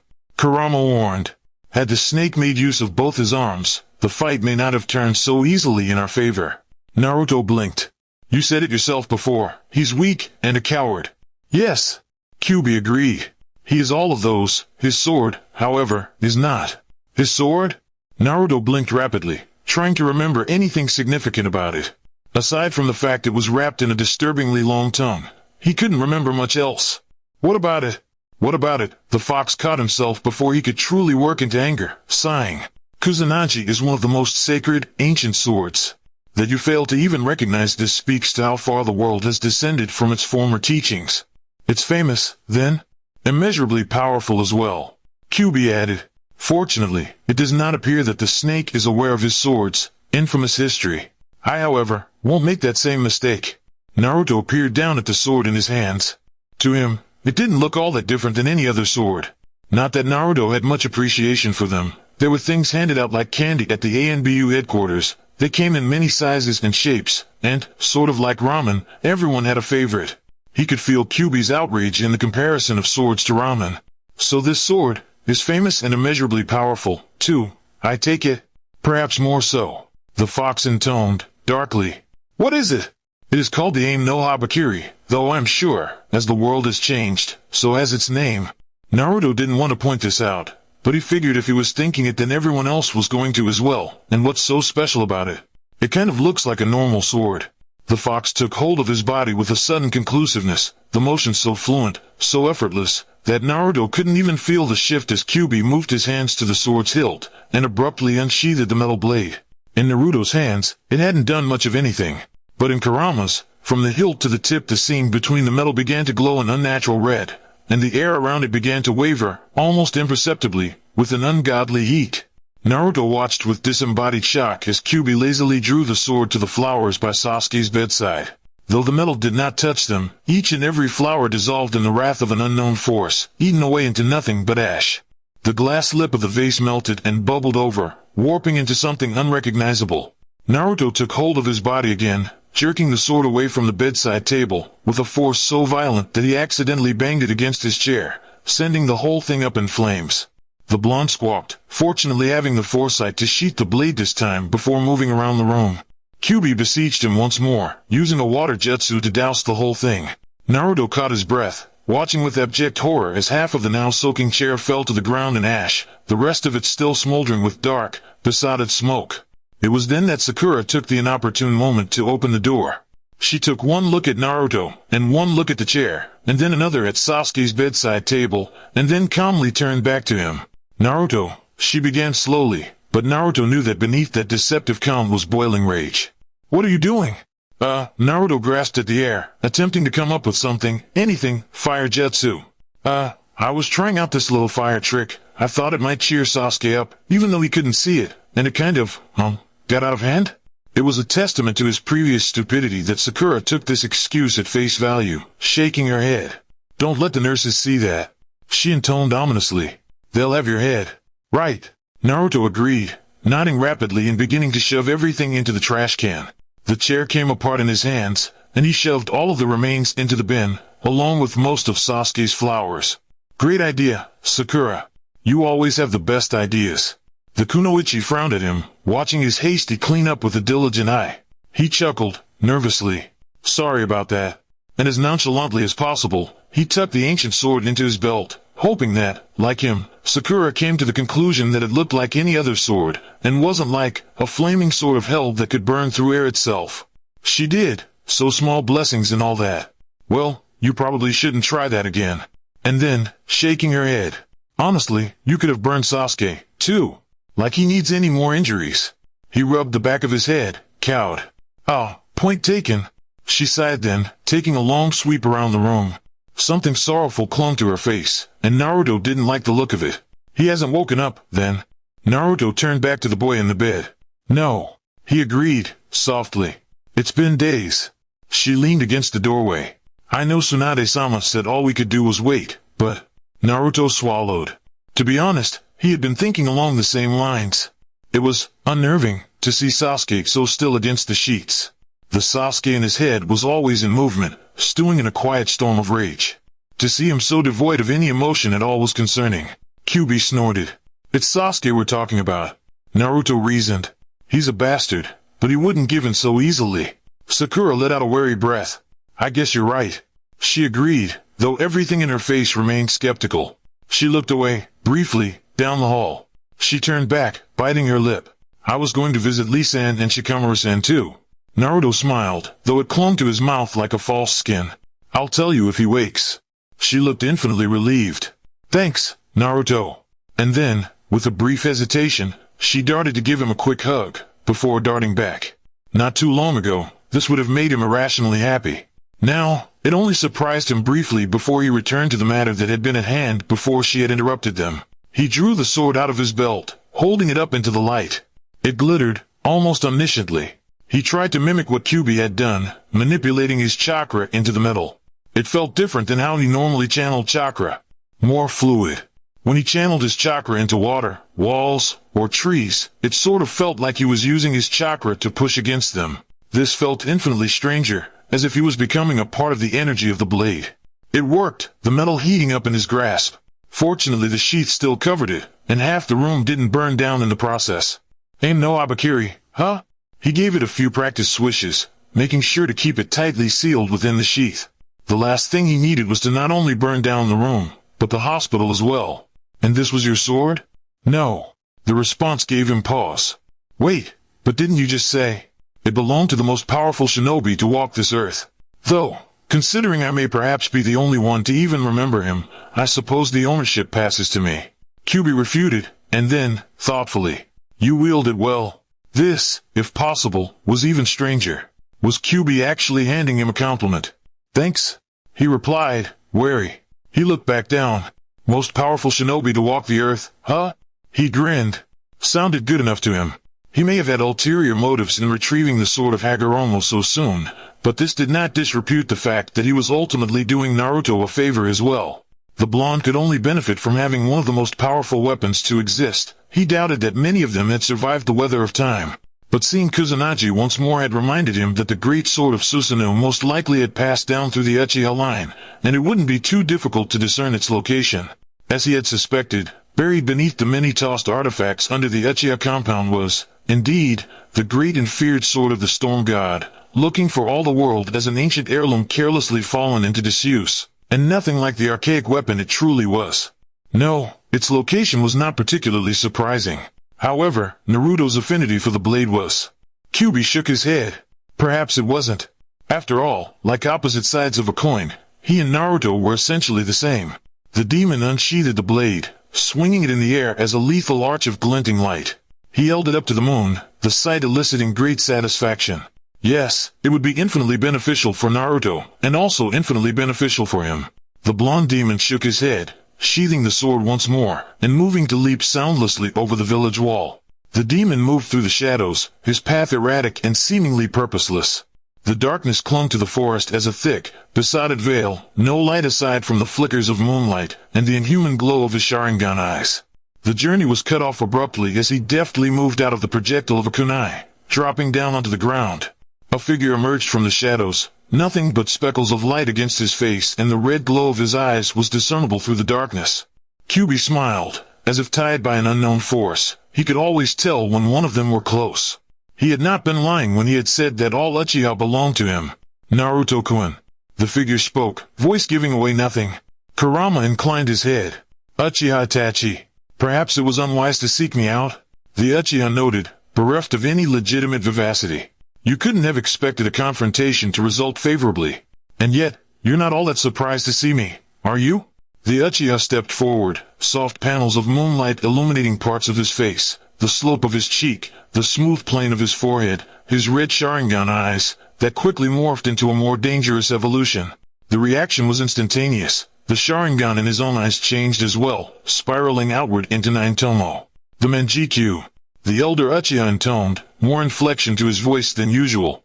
But there was no expression to his face, and no particular change to his speech. The surprise was written entirely in his eyes, and he could not hide it from Kyubi there. With these eyes he caught the almost imperceptible movement of the missing Nin's hand, moving slightly into his voluminous sleeve. Kurama smiled. If you were looking for a fight, I will by no means disappoint you. However, I must confess it hadn't been my intention. I cannot think of any other reason for you to seek me out. Itachi returned. Unless, of course, you really do intend to elicit my help. You said previously that you would not help me. I intend to change your mind. The Uchiha tilted his head, curiously. And how do you intend to do that? But Kurama continued as if he hadn't heard him. I don't think it will provide to be too difficult. We do have common enemies, common goals, wouldn't you say? I'm afraid I don't follow. Kyubi's smile widened. I think it's fairly safe to say that you and I care for your brother quite deeply, no? The Uchiha's eyes narrowed, Manjikyu spinning furiously. No, Fox, I don't think we do. The smile turned into a vicious grin. Ever the perceptive one, aren't you? But he waved off Itachi's response. You're right, I have no personal stake in him at all. However, as I have told you before, all Uchiha belong to me, and I do not intend to lose him so easily. In that, I believe, we share similar aims. Already, His future is so uncertain, and you are too far to keep him from drifting astray. You gamble much on my affiliations towards my brother. Am I wrong too? The fox returned in repose. You slaughtered the entirety of your family, save for your younger brother. Surely, you had to fight Madara tooth and nail on that. And why? Why go through the trouble if you truly had held no regard for him at all? At the mention of Madara's name, Itachi's eyes widened. Almost involuntarily, his Sharingan flared to life, and the both of them pitched into Tsukiyomi. Itachi looked around. It was not his. The fox looked up, watching a red sky linger above them. His eyes seemed transfixed, almost longingly, at the moon. Did I hit a sore spot? He asked, rhetorically, dragging his gaze down away from the dream sky. It was clear to see he had. Such a violent reaction from the elder Uchiha was rare indeed. His hatred must run deeply for Madara. But who was Kyuubi to judge him for that? After all, so did his. When he returned his gaze to the Uchiha in front of him, Tsukiyomi crumbled apart around them. And as the sky fell, he smiled. How about we make a deal? I don't make deals with demons. Itachi replied, flat. Well, you don't have to agree just yet. I admit, I would be skeptical as well. The ground beneath them split open, and the world righted itself once more, darkness blooming around them in the night, and diamond lancets returning to the sky. Tomorrow at sunrise, the fox promised. There will be no more threats to your brother in Konoha. And with that, the blonde turned, walking through the shifting panels of light, turning his back so conclusively on Itachi that he was almost taken aback by it. A gamble indeed, the Uchiha decided, as he counted the many opportunities he would now have had to pierce the fox in his heart. At this point, he did not know who was gambling more. The next day at sunrise, Danzo Shimura's disfigured body floated down the Nakano River, the entirety of his right arm hacked away. The Hunanin proclaimed it to be the work of missing Iwagakure, who had much to gain and a personal vendetta against the elder. Itachi found it ironic, but oddly fitting, watching the mangled corpse drift with the current. But it did not go unnoticed that both his right eye and the majority of the right side of his body were so heavily destroyed that it had begun to come apart at the seams, and that his entire right limb was so mysteriously missing. His eyes narrowed, as he fell farther into the darkness, leaving the scene and turning back into the forest. Yes, the fox had made good word on his deal, but it was clear that he had his own motives. Naruto? Sakura leaned over him, her soft hair falling over the both of them. Are you all right? Disoriented and knocked from his equilibrium, Naruto attempted a wan smile. He ran a hand through his hair and wondered how long he'd been here. Had he spent the night again? I'm fine, Sakura. I was just lost in thought. This seemed to placate her, the tension seeping out of her shoulders. Oh, okay. You look a little strange. Do I? Naruto blinked. Come to think of it, he felt really strange. He also felt like someone had tossed him off a cliff. Everything ached. The pain seeped into his very bones, like he'd been fighting for the better part of last night. And, considering he didn't even remember what he was doing last night, or, for that matter, most of yesterday, that could very well be true. Have you been sleeping? Sakura put her hands on her hips. Because I've been read some medical texts and they all emphasize how important and effective sleep is as a vehicle of... Yes. He interrupted, before she could really get going. Don't worry, Sakura-chan. I've been getting plenty of rest. She appraised him critically. Well, if you're sure. Fortunately, she did not have the opportunity to evaluate him further, as a delicate tap alerted them both to another presence. Yugao swung into the open window, crouched on the sill and leaning against the side, framed against a bright blue sky and rapping her knuckles lightly against the wall. Am I interrupting something? She drawled, bored.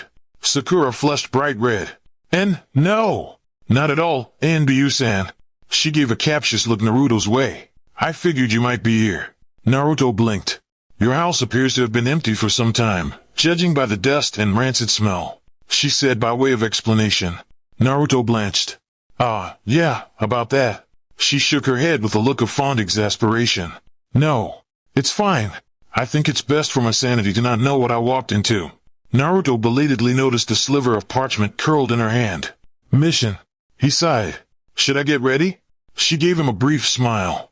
1200, she said, before she flipped backwards out of the window, as graceful as she had come.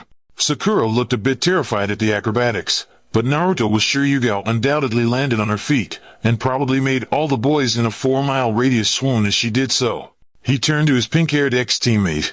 I'll catch you later, huh? He smiled, quick and rueful. Sure, she agreed. And then, hesitant, Take care, Naruto. Always. He smiled. Naruto turned an appraising eye around the city's walls. Absolutely crawling with ANBU. For the most part, he knew there were more than he thought. But that being said, no matter their numbers, ANBU were almost impossible to find when they didn't want to be found. And yet, he could count at least a dozen just in his field of vision, and that was without trying all that hard to look. He could spot out the outline of Yamato's hair some ways above them on the wall. He appeared to be speaking avidly with another ANBU captain. Did something happen? He wondered aloud, mostly to himself. Did something happen? Towa heard him, and echoed him with suspended disbelief. Are you serious? Naruto blinked rapidly, turning back to his teammate. Yes? He returned, slowly. Towa sputtered inelegantly. Celebration, Koga cut in quickly, a bottle of sake in his hands. That is what's happening. You want some? Naruto threw his hands up apologetically. Oh, no, thank you. You're bringing sake on a mission? Yugao cut in, sneering. Yes, it's a celebration. Koga interrupted her with great cheer. Celebrate, rookie. Ding dong, the motherfucking witch is dead. I'll take some if you don't mind, thanks. Towa grabbed the bottle out of his hands, procuring a cup seemingly out of nowhere and pouring himself a glass. Naruto watched the proceedings with great incredulity, wondering if he'd stepped into some kind of hallucination, or, alternatively, his teammates had been possessed by pod people. Only Yugao remained staunchly unchanged, folding her arms and looking upon her fellow ANBU with resignation and irritation. He turned to her, as Towa and Koga began to link arms and sing some sort of strange folk song, sake sloshing around.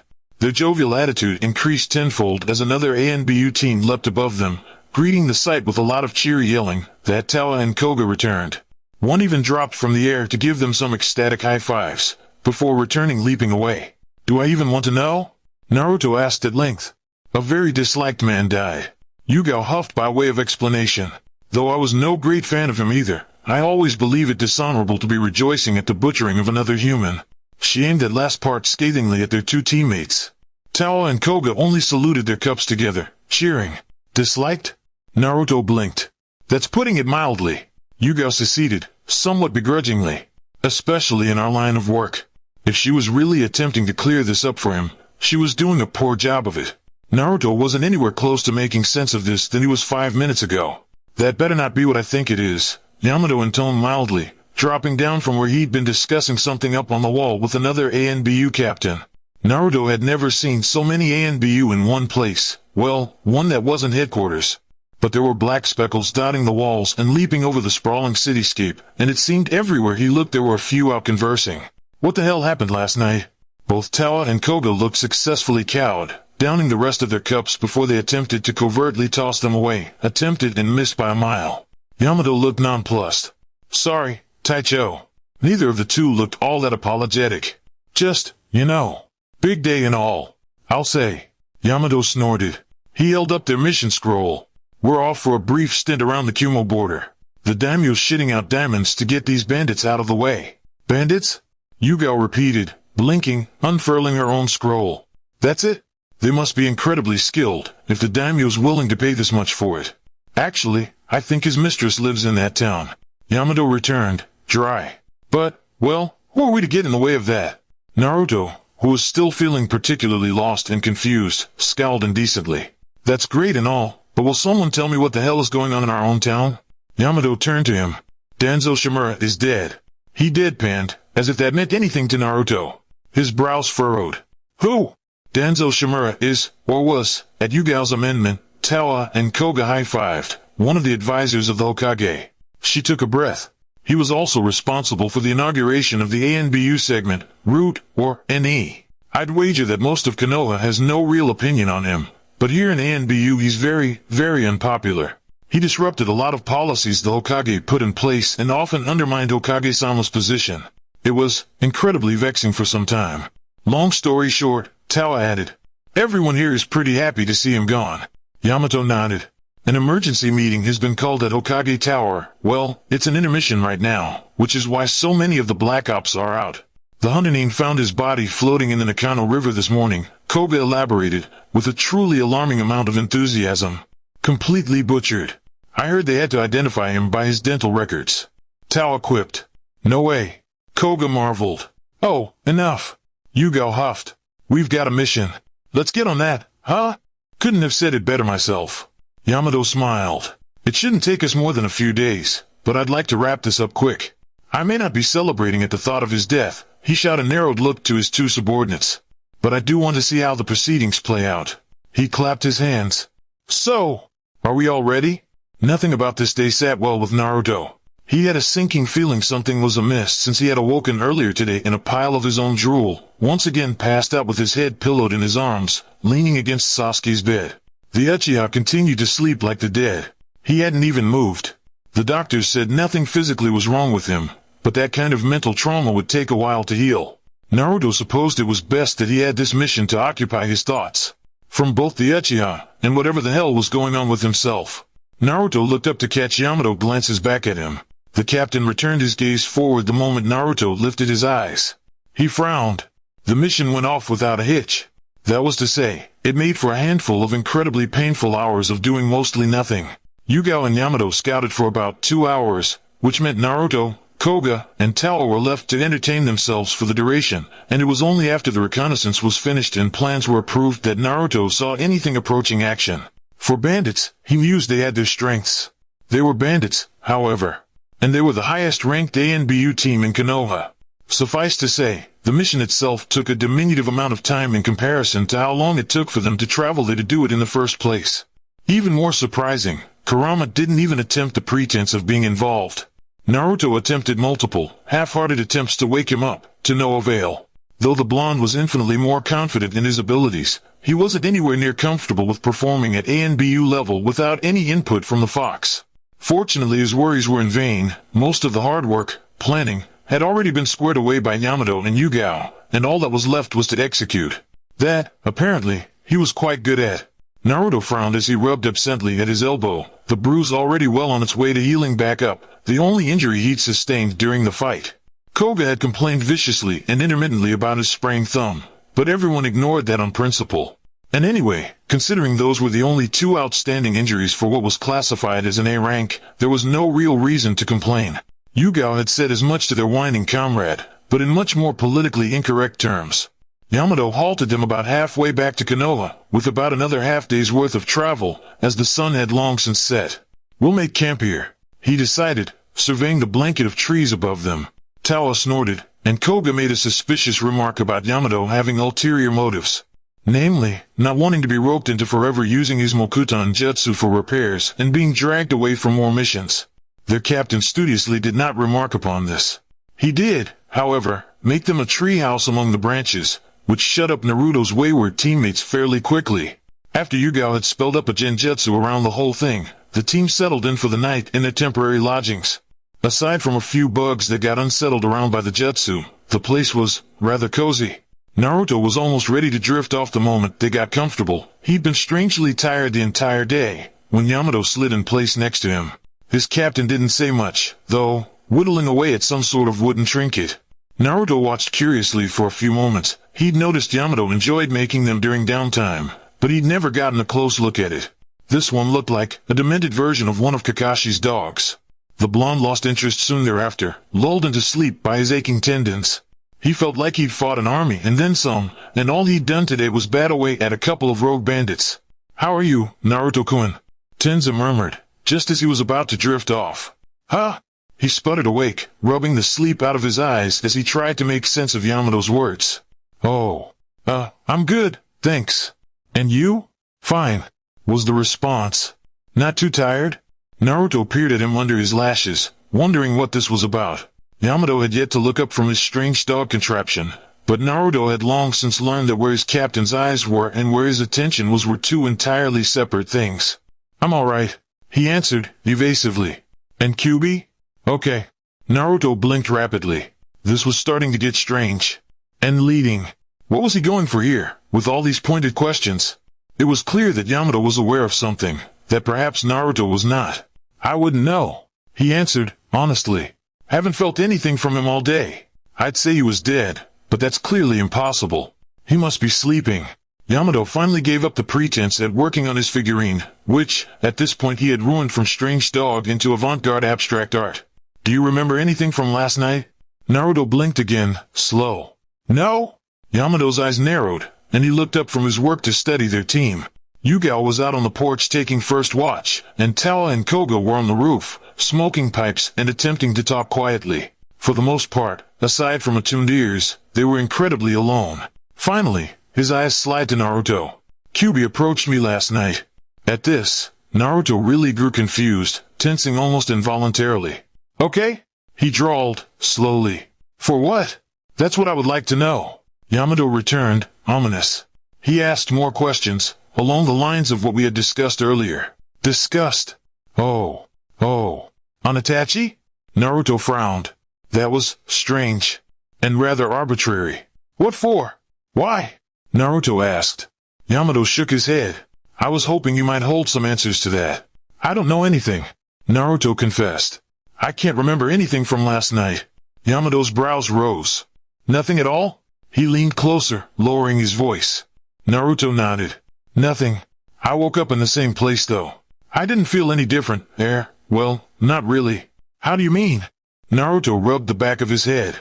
"I don't know how to explain it. I'm just tired. I feel like I ran a marathon, or 8. His expression quickly turned pensive. "Do you have any injuries?" No." He shook his head, sighing. "That might not mean anything. You do heal rather fast." "Why?" He sat up. "Why would I have any injuries? Do you know what I did last night?" "No." He let out a breath. "Nothing concrete." "But Naruto." His gaze was piercing, austere and concerned. "Denzo Shimura was murdered last night. And there was no concrete proof, but it was rumored that he had played a large role in making decisions about the Uchiha." Naruto's eyes widened. "He murdered them?" Yamato hissed, clasping a hand over Naruto's mouth. "Not so loud," he hissed. And then, with some exasperation, "Of course not. We all know who did. But, I'm not saying he was entirely without blame." Naruto's mouth opened, first with shock, then outrage. "What a bastard!" He scowled, keeping his voice down with a pointed look from Yamato. He blew a raspberry. No wonder everyone was celebrating at his death. Yamato's mouth thinned. "Well, I can't fault you on that one." He shook his head. "Either way, Naruto, he was murdered last night. I'm not being accusing, I'm just pointing out the facts. Denzo surrounds himself with some of the most dangerous the Black Ops has to offer at any given time of the day. He was an incredibly paranoid man, rightfully so. He'd made more than a few enemies in his heyday." Naruto's brows knit in confusion, wondering where his captain was going with this. It came quite suddenly to him, Tenzu's eyes sliding away. "What I'm trying to say is that whoever managed to get through all his guards, not to mention the man himself, who though old, was by no means defenseless. Well, that person had to have a few things, the element of surprise, and strength, and an ability to combat the Sharingan. The last one really threw the blonde for a loop." "What does that have to do with anything?" Tenzu shook his head. "Never mind that. Naruto, do you know anyone who might have that?" He balked. "No one?" That sounded impossible. Maybe like Kakashi or something. Wait, Tsunade? She'd certainly have the motive, if what everyone's been saying about the guy was true. But he couldn't image a woman freaked out by blood brutally ripping apart a guy. "You." Tenzu answered for him. Naruto choked. "Well, Kyuubi, at any rate." Tenzu amended. The blonde sputtered. He looked around wildly. Fortunately, their team was still occupied. "What do you mean?" He bit out, hysterical. How could Kyuubi? Why?" Tenzu shook his head. "I'm afraid I can't answer that. Naruto, I'm not saying this is concrete. I'm simply conjecturing. You don't know this, but Danzo has long since wanted you, for his own motives. I'm sure you must have some idea what Jinchurikis are normally used for, what with the Suna incident." Naruto nodded, numbly. "That would certainly give Kyuubi, hiding in your body, ample reason to walk in there, and be greeted only with benediction. He'd have the element of surprise. And he's quite powerful, as I'm sure you know." "Sure," Naruto allowed, slowly. He searched Yamato's face, wondering how much he knew. Naruto had been very keen on keeping his Sharingan far away from prying eyes. So unless Kyuubi had been using it while he was unawares, Yamato should be none the wiser about its manifestation. Luckily enough, the man answered his questions before he could really start to worry. This is even less common knowledge. But the reason for so much prejudice against the Uchiha in the first place was that it was rumored that there was some kind of connection between Nine-Tailed Demon Fox and the Sharingan, that there was some kind of connection between them and the attack. It wouldn't be that much of a stretch to assume it went both ways. His eyes widened. Oh, hell, when he put it like that, he might have. Naruto said, stupefied. I mean, he totally could have. It makes sense. Yamato shook his head. Maybe. But, the most important part is missing from this, the motive. What motive could Kyuubi have had? Does he ever need a motive to kill people? Naruto snorted, incredulous. Yamato's gaze turned pensive. Perhaps. He allowed, leaning back against the wall. I don't have much empirical evidence to refute that, but it doesn't seem like him to murder without motive. Naruto turned to him, dubious. Are you serious? Yamato made a non-committal noise. I'm not saying he couldn't. The man allowed. But, without a motive, I don't think he would. He turned to Naruto seriously. And I'm not saying he doesn't have one. I'm simply saying if he does, I don't know of it. Okay. Naruto agreed, voice small. But, do you think he did? Yamato sighed, shrugging. I wouldn't know, Naruto. He settled in more comfortably next to the blonde. No one would. Naruto swallowed. Except for him. Was it you?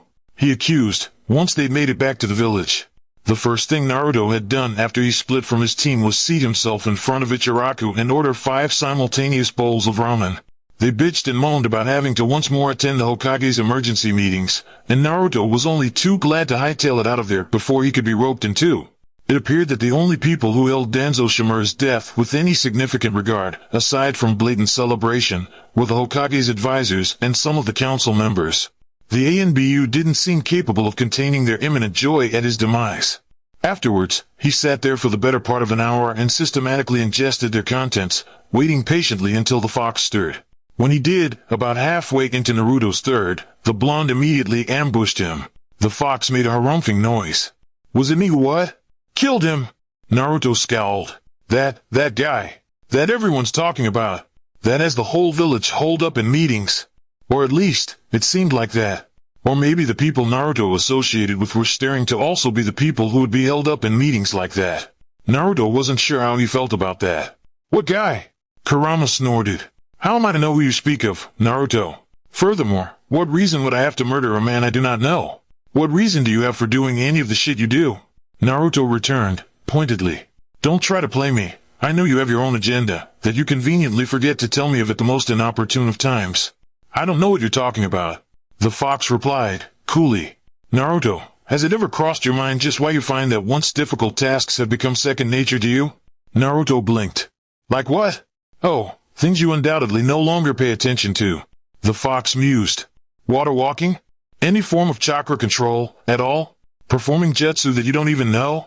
Does any of that sound familiar? Well, sure. Naruto allowed, and then, scoffing, oh. So you've just been training this whole time? He retorted, acerbic. Clearly it needs to be done. The fox hissed. Be fortunate this mortal body you own isn't nearly as susceptible as others, else nothing I do would be of any significant benefit. Naruto glowered. The fox made a convincing point. But rarely did Kurama tell him everything. Sure, what he said made ample amount of sense, but that sure as hell wasn't going to stop Naruto from questioning his true motives. He was just contemplating how best to connive the answer out of the fox when he involuntarily dropped his chopsticks. The shift caught him surprise. His muscles seized. He felt his fingers turn to rust and the breath in his throat hitch. The change enveloped him with little else, and suddenly his fingers deftly caught the chopsticks before they fell, and all the tendons in his body relaxed again, without his doing. Kyuubi stood, sniffing the air. Naruto sputtered. He said, eloquently. A little warning next time, yeah? Kyuubi purred, and an anticipation and bloodlust that wasn't as pooled in his stomach. I smell some snakes. Kyuubi sniffed the air again, shoving the ramen out of the way. And the Uchiha. Naruto gaped. What? The fox threw some coins down, before jumping into the skies, making for the Hokage Tower. However, he kept his head tilted into the oncoming wind, gaze focused at the front of the city. By the gates. Then why are you going in the opposite direction? He shouted wildly. Kyuubi didn't pay him any concern, taking off with enough speed to crack the tiles beneath him. Kyuubi! Naruto shouted again. Do you remember what happened in that forest? Kyuubi asked, in what seemed to be a completely different vein of thought. Naruto balked. What does that have to do with anything? That snake. Kyuubi murmured. He put some kind of mark on the Uchiha. Your Jounin-sensei attempted to curb its tendencies, but alas, a seal like that won't be deterred by something as simple as a redirection of chakra. Naruto thought on this. Could you take it off? Perhaps. The fox answered, enigmatic. Naruto changed tact. Would you? The fox didn't answer for a few moments, soundless as he bounded across the city. I may just have to. He glowered, at length. For it appears this Uchiha will forever be an unending hindrance towards my plans. What the hell does that mean? It means that, in this, we have the same goals. Kyubi replied. Clearly you weren't paying much attention. As usual, in the forest, Orochimaru revealed his plans to use the Uchiha as his next body. He asked specifically for the Uchiha to seek him out for more power. Naruto recoiled. Yeah, exactly. He's gonna use him as his new body. Why the hell would he go to him? Kyubi sighed. Unfortunately, your wayward teammate does not appear to share your logic, or, for that matter, any at all. And then, before Naruto could respond, above all else, what does Uchiha Sasuke value? Naruto paused. Himself? No. Kurama snorted. And then, power. Naruto sneered in disgust. From that snake? Though it would not seem likely, he does appear to have some marginal amount of usefulness. It appears that your friend finds worth in this. Well, there's no way in hell I'm letting him go to Orochimaru. Naruto snorted. I'd rather beat him into the ground and drag his sorry ass back home than let that happen. As would I. Kyubi agreed, silently. He would not lose an Uchiha so easily, especially when there was an obvious and simple solution in his midst. If he wanted power, Kurama would simply have to provide. Yugao. The woman blinked, shaking her head to clear her daze. This meeting was mind-numbingly boring. An absurd amount of Anbu and Jounin were packed into the Hokage's meeting room, which at best could hold about 24 people. They'd broken that record and then some. The council took the actual seats. The rest of them were made to stand against the wall, find seats among the rafters, or out of the windows. Unfortunately, after returning from their mission to find that the talks were still in place, she'd been stuck hanging half outside a window, squashed next to a drooling Shikaku. It seemed they were here for no real reason either, as the proceedings moved like molasses. Half the council was as ecstatic as the ANBU. The other half, backing the advisors, appeared stern and unmoved by the blatant jovial attitude of the room. The Hokage herself looked about as bored as Yugao, and doing a piss-poor job of hiding it. She was also into her 5th cup of sake. Yamato shifted beside her, and suddenly, a blonde tuft of hair emerged from below the window. Yugao peered down at the young Anbu hoisting himself on the windowsill. Naruto-kun, she whispered, surprised. You didn't have to come. Naruto snorted. I'm not here for this waste of time. In the glimmer of sunlight, she caught the claret red beneath the mask, and stilled. Kyubi, she breathed. Yamato stiffened. Kyubi tilted his head in acknowledgement. Can we help you?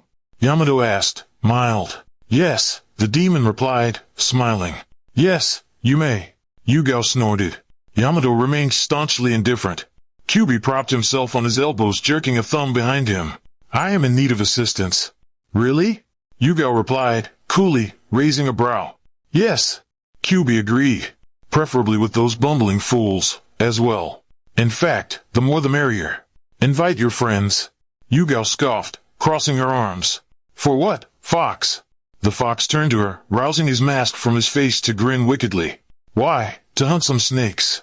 Doesn't that sound like fun? Yugao and Yamato turned to each other, clearly hearing the message underneath his words. 5 minutes. Yamato bit out. Kyubi nodded amiably, lifting himself onto his hands to catapult backwards, landing on the roof of a building some distance away. Yamato slid out of his sitting position, crouching on his knees. Get Tawa and Koga. Yugao nodded, austere, casting a disillusion genjutsu and moving stealthily through the room. Yamato hopped onto the roof behind Kyubi, who had tossed off his mask to sniff into the loitering wind, stalactite still at the bottom of the searing blue sky. He approached him cautiously, nothing in the demon's movements acknowledging that he recognized Yamato was there. Nothing, until he turned to face him slightly, one alarming red eye visible through the glare of the sun. The others? On their way. Yamato responded, turning around to the Hokage Tower. The meeting room was a dark spot full of shinobi hanging out the windows. Finally, he could make out the nondescript shapes of ninja dropping out of the room, heading their way. They dropped out of the sky, Yugao at the forefront, landing gracefully in a crouch, Tawa and Koga not too far away after. What's all this for, Yamato? Tawa called, bored. Yamato jerked a finger in the direction of Kyubi, who had yet to turn around. Tawa's demeanor immediately drifted into something somber. Naruto? Guess again. Kyubi smirked, turning around. Ah. Tawa appraised. Kyubi, why'd you call us here? Yugao asked, without preamble, crossing her arms against the whipping wind. Kyubi's eyes lowered into something endless. Sound has invaded once more. The reaction was instantaneous as it was predictable. The Jounin assembled immediately stiffened. Yugao swore. Yamato turned to him. Where? The front gates. Kyubi cocked his head. No, perhaps they've already departed. Hell, if they've departed, what do we care? Koga snorted. With something of infinite value. Kyubi added, silencing the ANBU. And that would be? Asked Yamato, impatiently. The Uchiha. Kyubi smiled viciously at the visceral reaction that elicited. I suggest we move if we want to catch them before something irreparable happens to him. With that, he took off into the Konoha skies, the 5 Jounin in pursuit. 4 of them. Yamato nodded, cracking his neck and stretching out his arms, returning from his espionage. 2 miles out. They appear to be waiting. There's a signature inside the barrel, probably the Uchiha. Waiting? For us? Yugao murmured. Tawa blinked rapidly. A barrel? Seriously? What the hell? Koga shrugged. They're outnumbered anyway. And you said they appeared young? Young enough to slip in as Genin. Yamato nodded. Their profile fits the descriptions from the sound Nin recorded at the Chunin exams. And they all knew just who was responsible for the invasion shortly thereafter. Koga smiled, vindictive. Well, revenge is a dish best served fresh. Shouldn't take too long. Tawa agreed. Who's going 2-on-1? Kyubi trailed some feet behind him, still sniffing the air furtively. No one, he replied, attention fixated on something in the distance. This is even strength. And then, as Yamato turned around with a curious look, I'm going ahead. Tawa balked. Slow down there, shorty. He manfully, or perhaps foolishly, ignored the ensuing growl. Why are you? They're waiting purposefully. They must have been tipped off. It's a ploy to distract us from our actual target. Tawa scowled, irritated. Taicho just said there was a signature inside that barrel they were carrying that matched Genin level chakra. A decoy. Kyubi sniffed. The Uchiha sent leads farther away. Tawa opened his mouth. The Uchiha is mine. Kurama interrupted, cold. And either way, Naruto will have the highest success in retrieving the Uchiha without significantly harming him. And then, mildly, unless, of course, you'd rather have to drag him back dead. Something tells me your council will be even less pleased with that than they already are, no? Yamato waved off Tao's protest. He makes a valid point. The captain decided. Let him go. Tao blew a raspberry. Kyubi gave a nod in his direction, ignoring his teammate entirely, before taking off into the dark canopy above. Yamato turned back to his team. Well, he began, amiable. Shall we? I swear. Sakura cried, loudly. Shikamaru, you have to help me. She pleaded. The lazy Genin, Chunin, now, blinked at her. Have you told anyone else? Sakura shook her head wildly. No. I just woke up, it just happened. And I can't find Kakashi-sensei, or any of the Jounin-sensei. Shikamaru, I don't know what else to do. That would make sense, Shikamaru mused, considering that all the high-ranking shinobi were currently cramped on the 10th floor of Hokage Tower. For what, however, he was still not able to discern. It appeared to be something classified. You're sure he's in trouble? Shikamaru wedged a finger in his ear. He could just be, fucking with you. Sakura shook her head valiantly. He wouldn't do that. She swore. It was perfectly possible that Sakura was making this up. Sasuke, leaving the village? Granted, he didn't know much about the Uchiha, but why would anyone leave? Usually there was a serious motive when someone left the only place they called home, along with all their safety, security, and, well, food supply and source of income. But she looked ready to fall over in terror. Maybe she had hallucinated it. Maybe the Uchiha was really that dim. All right. Shikamaru sighed. Let me round everyone up, and we'll go search for him. Thanks. She nodded, rubbing wearily at her head, a phantom pain still lingering from when Sasuke had knocked her out. This means a lot, Shikamaru. He shrugged. Yeah. He edged, rolling his shoulders and moving off to find some of the other Genin to help them. Sakura was right. Trying to barge their way into whatever high-ranked meeting was being held would be a terrible idea. The ANBU and a large amount of Jounin had been holed up there for the better part of 2 days.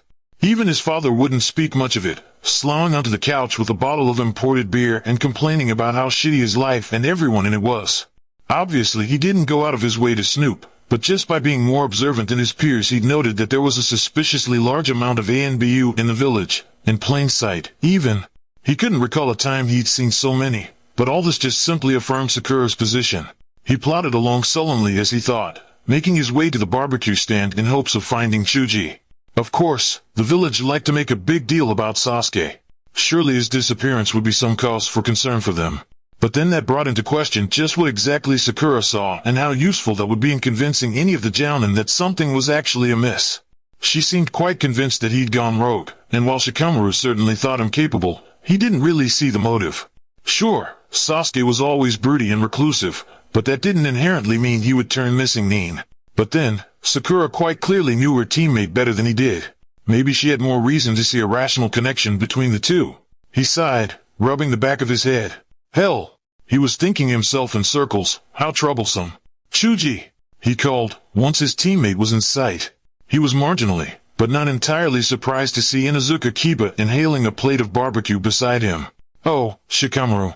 Chuji greeted, around a mouthful of food. How are you? Could be better. Shikamaru digressed.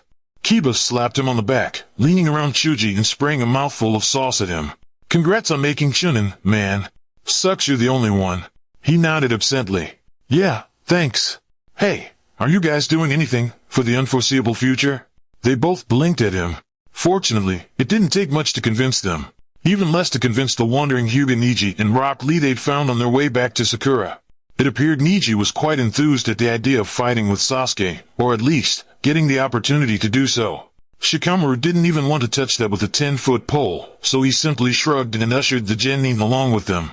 Rock Lee only needed to hear, possible rematch with Uchiha Sasuke, and more importantly, Sakura, to come running. That, Shikamaru also felt he was better off not questioning. By the time they made it back to Sakura some time had already passed, and they found the pink-haired Genin fretting worriedly by the gates. She rushed over to them once they were in sight. Finally! She breathed in relief. I thought you'd forgotten. Or worse, fell asleep somewhere. Shikamaru made a non-committal noise. He'd be more offended, but, well, that did sound like something he'd do. Kiba cracked his knuckles, smirking. So, we're here to hunt some Uchiha? Sakura looked cross at his crudeness, but nodded. He's missing. And he's out of the village. She looked down. The problem is, I have no idea where he went off to. Kiba laughed. Well, do you have anything of his? She blinked. I'm sorry. His smell. He gestured to Akamaru, who yipped playfully at her. We just need his scent, and we'll be good to go. Oh. She blushed scarlet. Well, I don't have anything of his, but... She leaned down, so Akamaru could sniff her. You, might be able to smell him on me. They all blinked in unison, brows raising. Shut up. She scowled. It's not what you think. Right. Kiba agreed with a lazy drawl. He turned back down to his dog, who had begun to sniff around Sakura. Akamaru looked back up, barking. He's got it. Let's head out. They all looked collectively at Shikamaru. Shikamaru sighed. I'm leading this, then? You are Chunin. Chuji noted mirthfully, around a bag of chips. Shikamaru looked skyward, pinching the bridge of his nose. Of course. He ushered them to follow him, before leaping off into the forests outside of Konoha. They could have been making better time, Shikamaru mused, but the fact of the matter was, they were a group of Genin. Not only that, they weren't even trained for search and destroy. Or hell, any kind of searching at all, with the exception of Kiba. He almost wanted to hope that Sakura was wrong. If Sasuke truly was leaving the village, well, Shikamaru doubted he would be doing it alone. And he doubted even more so that they'd get out of his unscathed. The four Genin and their Chunin lead spent some time running through the forest at Akamaru's behest. True to Shikamaru's ominous hypothesis, Sasuke was not traveling alone. Kiba reported that Akamaru had picked up 4 other foreign smells along with the Uchiha, all headed in the same direction. He must have met up with them out of the gates. Did he say anything about where he was going? Shikamaru slowed to ask Sakura, when it became clear that this situation may turn dangerous. He'd need all the information he could get. It was always so troublesome to be taken unawares. She bit her lip. No, she admitted at last. But, during the Chunin exams, in the Forest of Death, there was this guy. Shikamaru raised a brow. And? She swallowed, gathering breath. He bit Sasuke. She grimaced. Some kind of seal. I didn't get a good look at it, but he was different, after. It was, taking control of him. You think it has something to do with this? I'm sure of it. She nodded, grim. That guy, his name was Orochimaru. Shikamaru choked. And he said that Sasuke should come find him if he wanted to be stronger. Shikamaru cursed. Great. Orochimaru. Clearly Sakura had no idea who he was, but Shikamaru was no stranger to that name. Missing Nin, and Sannin to boot. Just what the hell were they getting themselves into? He prayed that Orochimaru himself hadn't come to collect the Uchiha. Kiba! He barked, leaping over to the front, where Kiba and Akamaru spearheaded the group. The brunette turned to him questioningly. Does Akamaru smell any snakes? Kiba looked down curious at his dog. Akamaru paused, nose to the air, before he barked. Kiba shook his head. No, none. Why? It's nothing. Shikamaru breathed in relief. Kiba's brows furrowed. It doesn't sound like. Akamaru let out a flurry of yips, and Kiba skidded to a halt, sending up a spray of dirt. Shikamaru barely had time to stop as well, nearly getting barreled over by Chuji. The group paused as Akamaru began to bark consecutively at Kiba. Kiba ignored them all, murmuring to his dog. He looked up then, face set ominously. Akamaru says he smells blood, and a lot of it. The group grew silent. Shikamaru cursed. Akamaru continued to yip, hopping to the front of their halted procession to bark alarmingly at the trees. Kiba swallowed. He also says there are more scents heading our way. Shit! Shikamaru cursed again, turning to Niji. Niji, can you? But Niji had already activated his Byakugan. The dog is right, he said, with great finality. There are 4 presences heading our direction. They appear to be quite formidable, considering their chakra signatures. Rank? Jounin, probably. Again, Shikamaru cursed.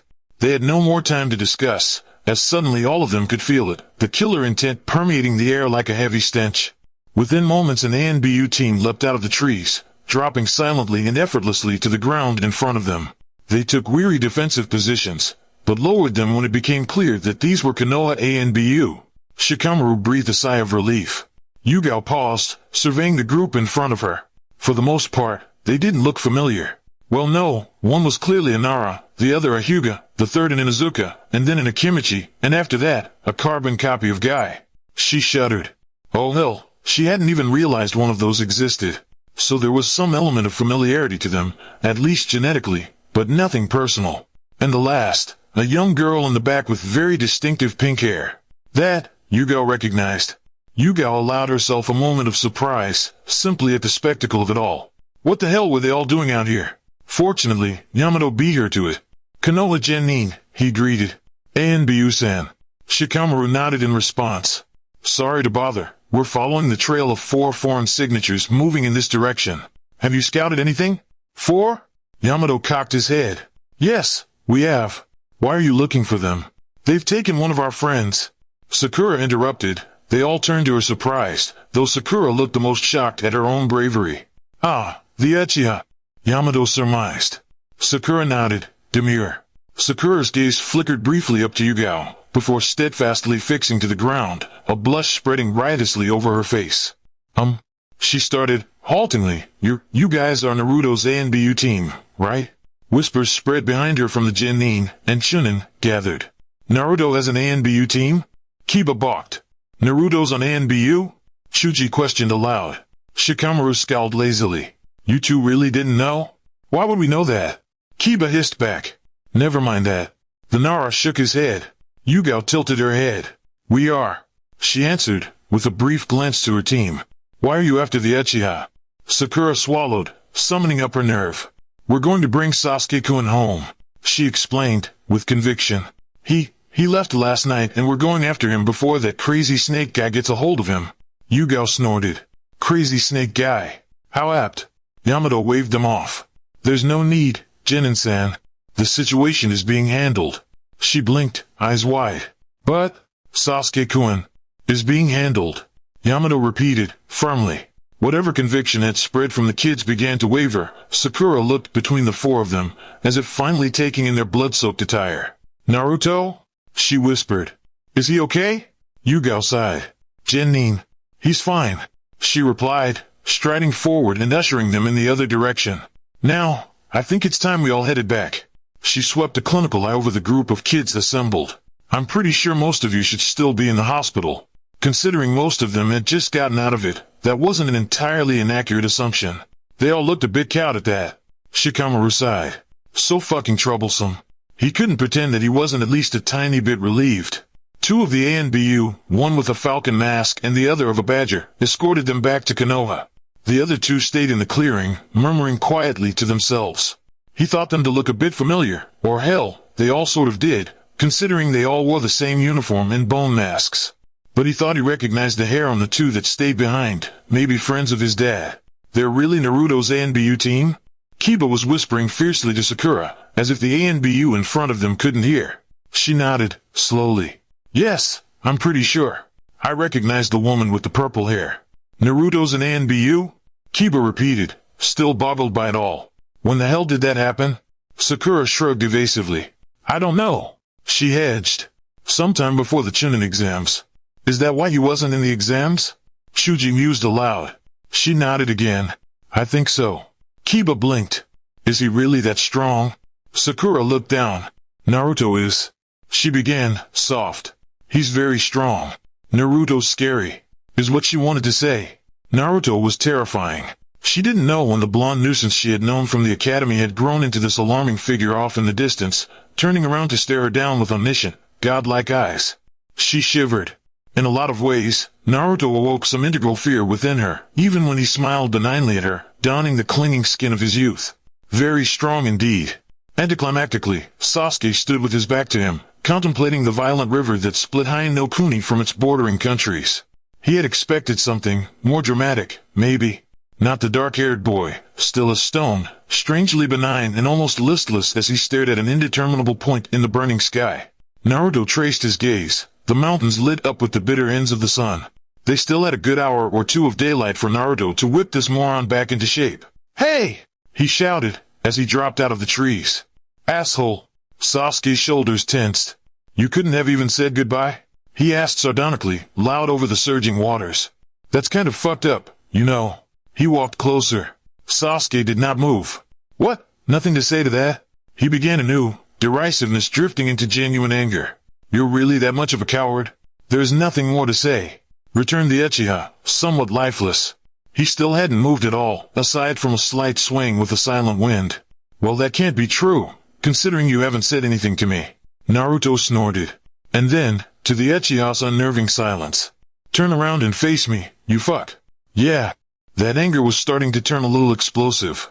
He couldn't help it, though, all his patience, or what little of it he had, always seemed to evaporate in the face of the dark-haired boy. He did. Finally.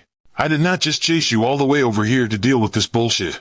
Naruto started anew, in perhaps the most graceless way possible. He had a speech planned for this, and it had gone out the window the moment he finally got the boy in his sights. Sasuke sneered. No one asked you to come all the way out here, moron.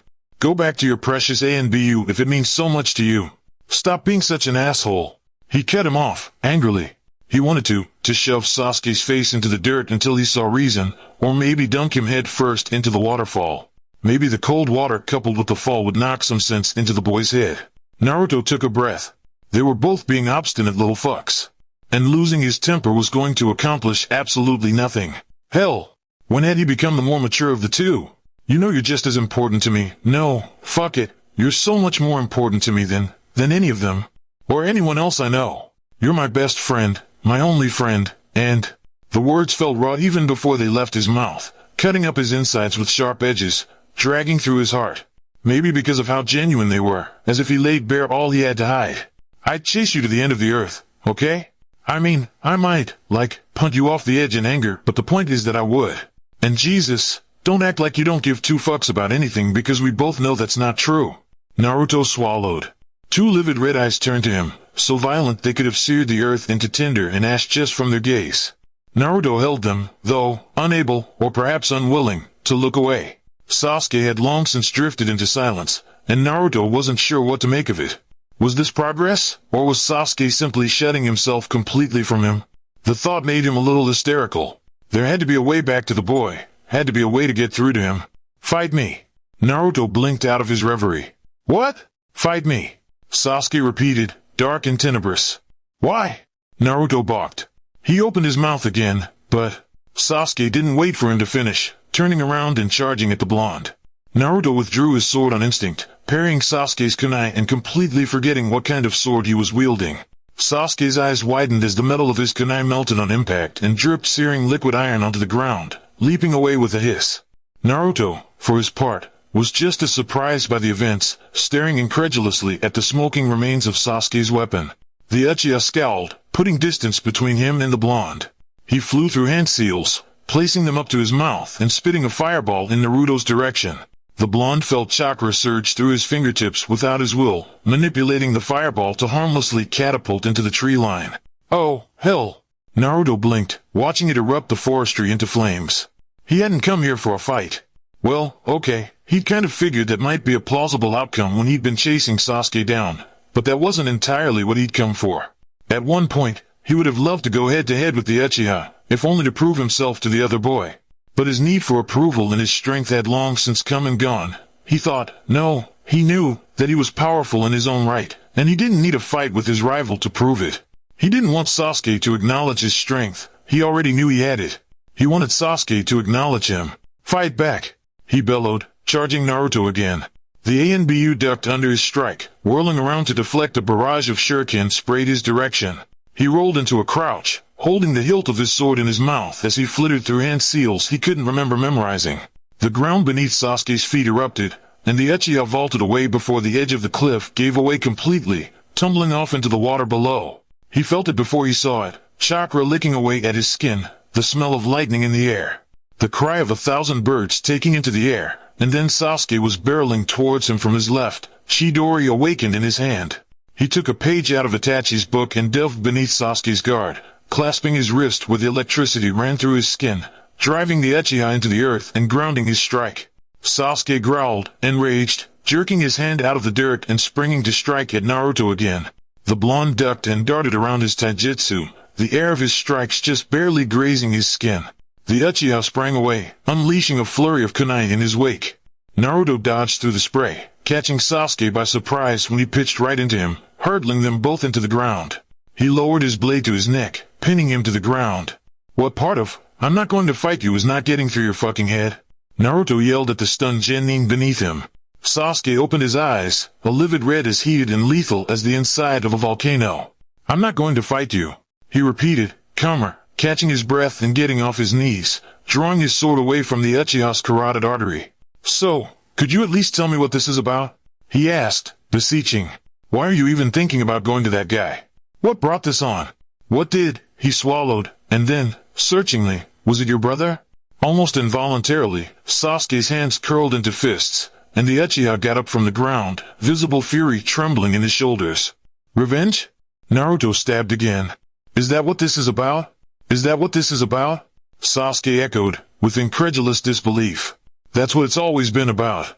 There is nothing else I live for, but the opportunity to kill that man." "That's not true," he wanted to shout. He knew that wasn't true. There was a brief, scintillating moment in time, a hand pushing him to the side, a body hovering over his own. "My body just moved on its own," that proved otherwise. Naruto searched the Uchiha's face. The utter impassivity was worrying, but he refused to give up hope just yet. He thought, he might have another angle to play. It was a gamble, but at this rate he was running out of ideas. Well, Naruto consoled himself, if he fucked it up, he could always just haul Sasuke's unconscious body back to Konoha. It might just ruin their relationship forever, but he'd rather sacrifice the most important person to him, have Sasuke hating him forever, than have him dead on an operation table. Or worse, alive, with a snake inside him. Naruto sighed, a grand capitulation. "Well, I can't stop you if you've made up your mind." Wrong. He could grind him into the dirt and carry his sorry ass back home, but he was saving that as a last resort. "But at least hear me out." Sasuke sneered again, but he made no move to leave, hesitating at the lip of the waterfall. But Naruto would never get to say what he had planned, because in that moment Kyuubi derailed all of his machinations, overtaking them, along with Naruto's conscience, with his own in one fell swoop. Kurama took a breath, and promptly ruined everything Sasuke knew about his life. Your brother was not the only one who had a hand in your family's death. If Sasuke noticed the radical change in Naruto's demeanor, he made no show of it, but for the slight narrowing of his eyes, too caught up in the words coming out of his mouth. "What do you mean by that?" he asked, deceptively steady. Kurama smiled, all teeth and sharp edges. "What, indeed? Tell me, did your brother ever give you any explanation for why he did it?" "Power." Sasuke bit out, as if the word physically pained him. "He did it for power," he said. "He said to cling to my pathetic life until I had enough power to challenge him." "And is that what you want? Power? From Orochimaru?" Naruto tilted his head, snorting. I don't think you'll find much there. Sasuke scowled. What do you care? You're important to me, Sasuke. He crooned. There was no deceit to be found in his words. No, in this, Kurama and Naruto had the same goals. Sasuke was important, though in profoundly different ways. To Naruto, Sasuke represented everything he wanted: affection, family, approval. To Kurama, Sasuke was an integral part of his machinations, and someone he would not let go of lightly.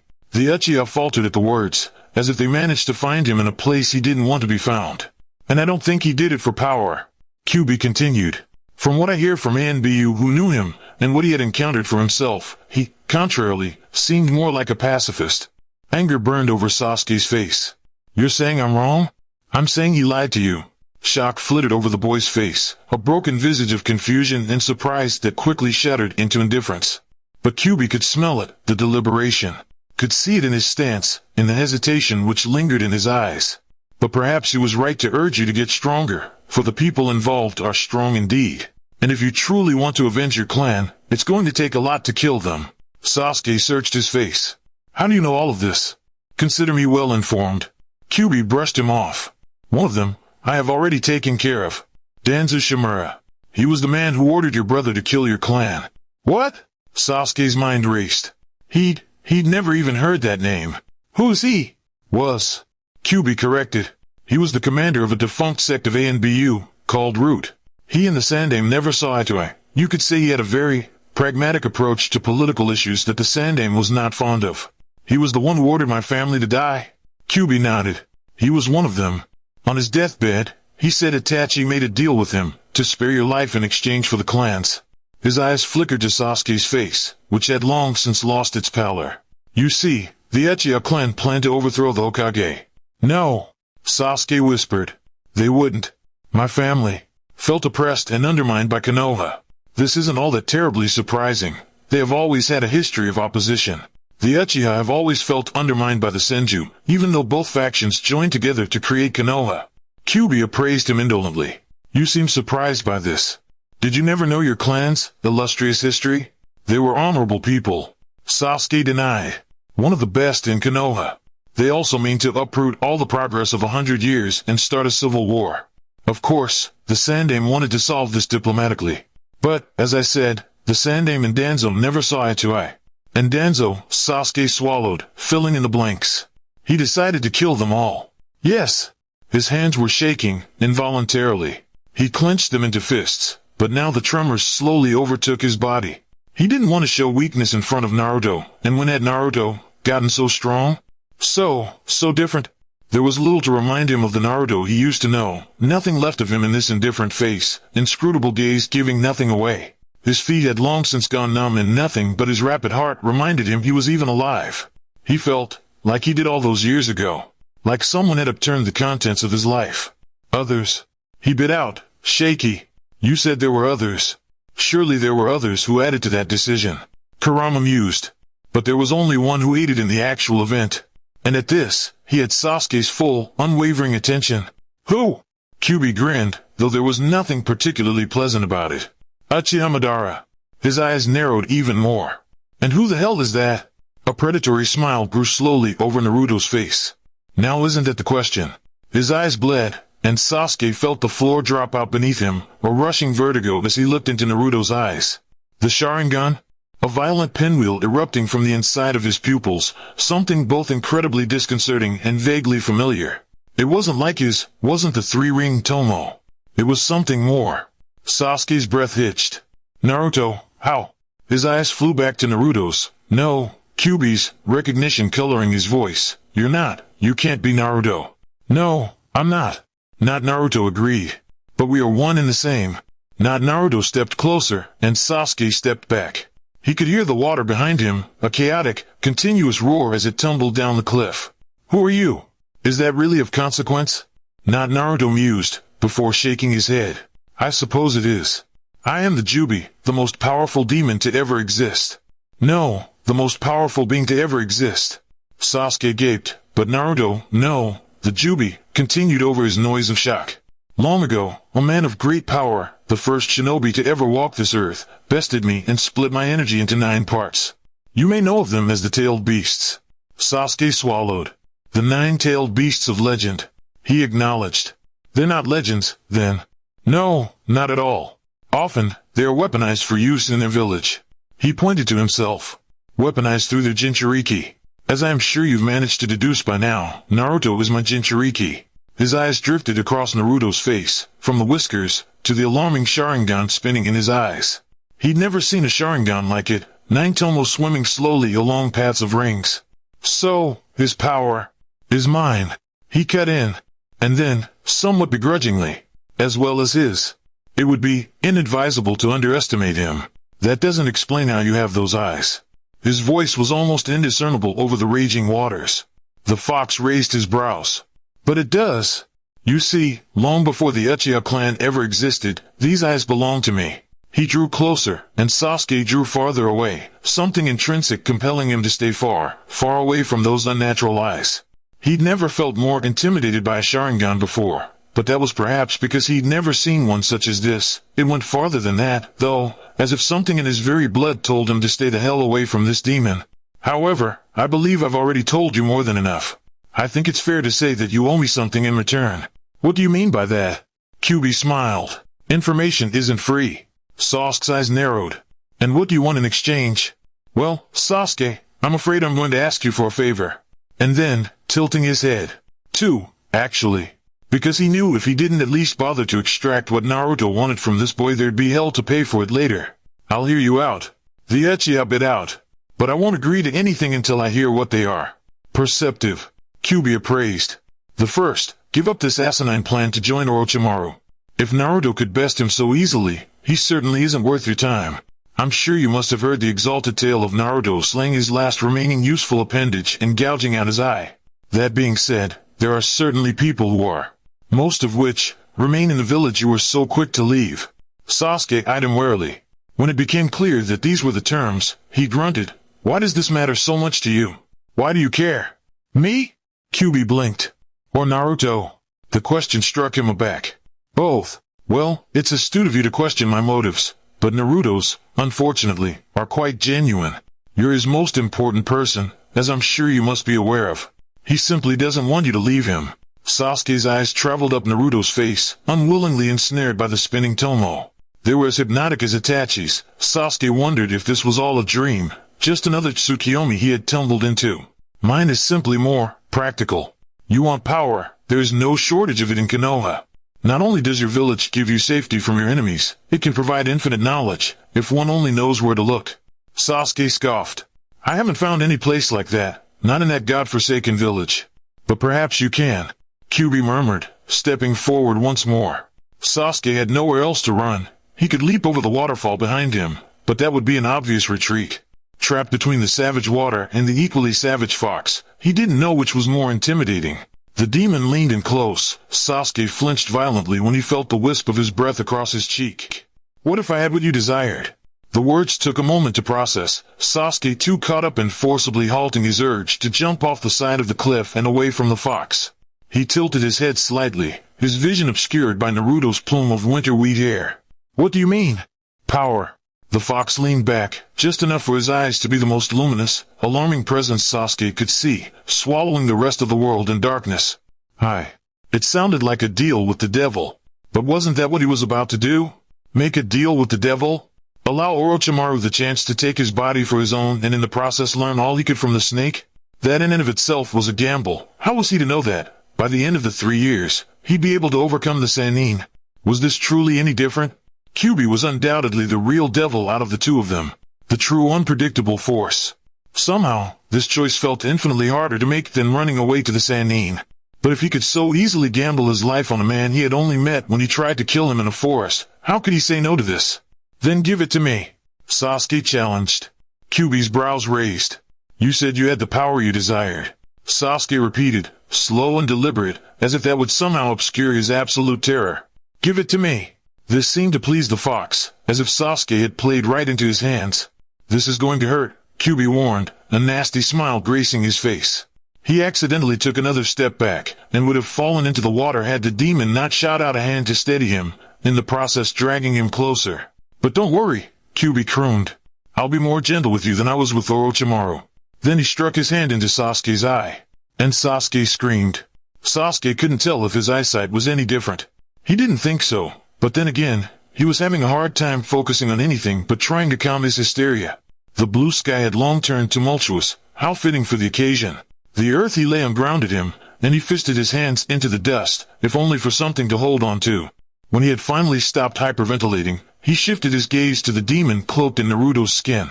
He didn't look all that different from Naruto, was the thing. Though he had never seen an expression like that on Naruto's face, nor had Naruto ever descended upon him with such inhuman fervor, moving to gouge out his left eye. Almost on instinct, his hand flew to the left side of his face. Blood had long since dried in thick rivulets against his cheek, matting his hair. But aside from a phantom pain, the intense agony of the entire ordeal had long since left. He shuddered at the absolute anguish of the entire event, something he'd have to relive in his perfect memory, for he had both Sharingan eyes opened. The burn had not yet receded completely, but Sasuke thought, perhaps, it had been worth it, because in its place, he drew up a kunai, finding himself in the world reflected in the metal. In its place was a slowly spinning eternal Manjikyu Sharingan. Meanwhile, Naruto lay in the dirt not too far from Sasuke, having an anguished mental debate as he attempted to wipe his best friend's blood off of his fingers. Oh God, was that part of an eyeball? He shoved his hand into the running water. Best not to ever find out.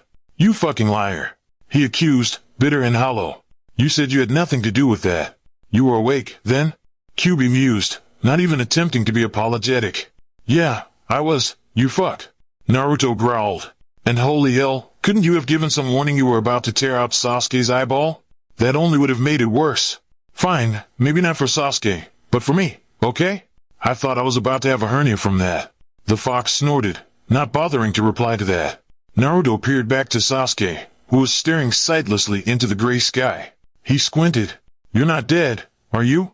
Sasuke's eyes slid toward him. One looked familiar, 3-tomoe swimming along a sea of red. The other was mildly disconcerting, an intricate pattern of swirling knives. No, he replied, distant. He seemed to be studying the blonde.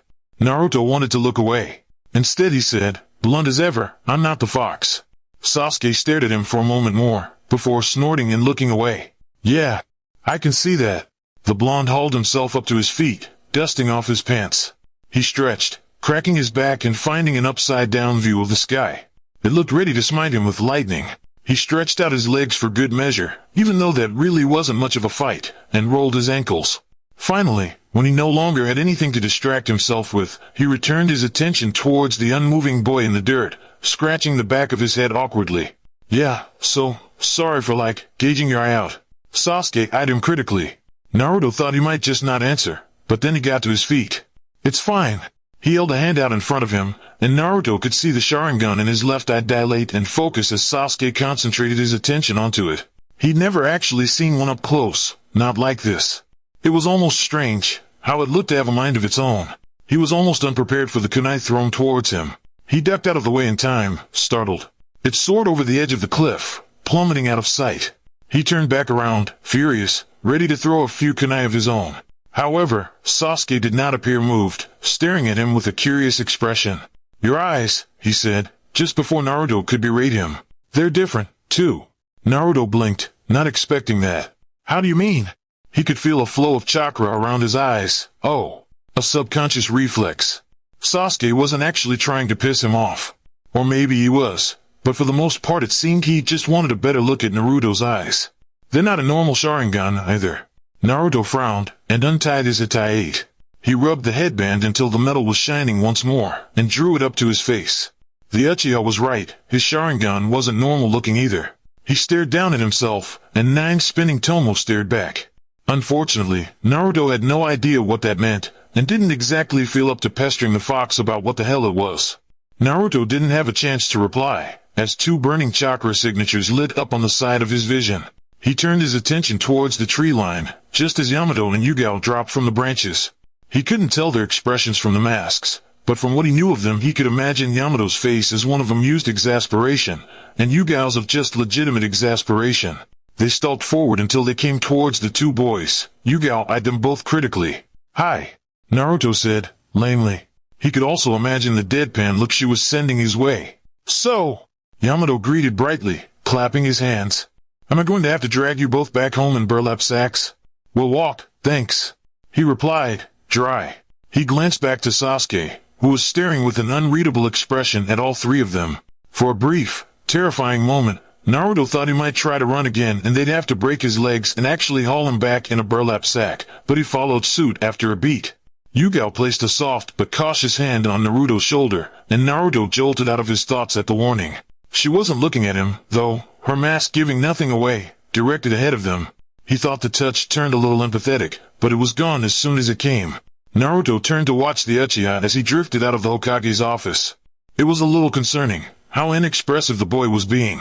Even Naruto, who had gotten quite adept at reading minute expressions from all his time in ANBU, couldn't get a strong read from the boy.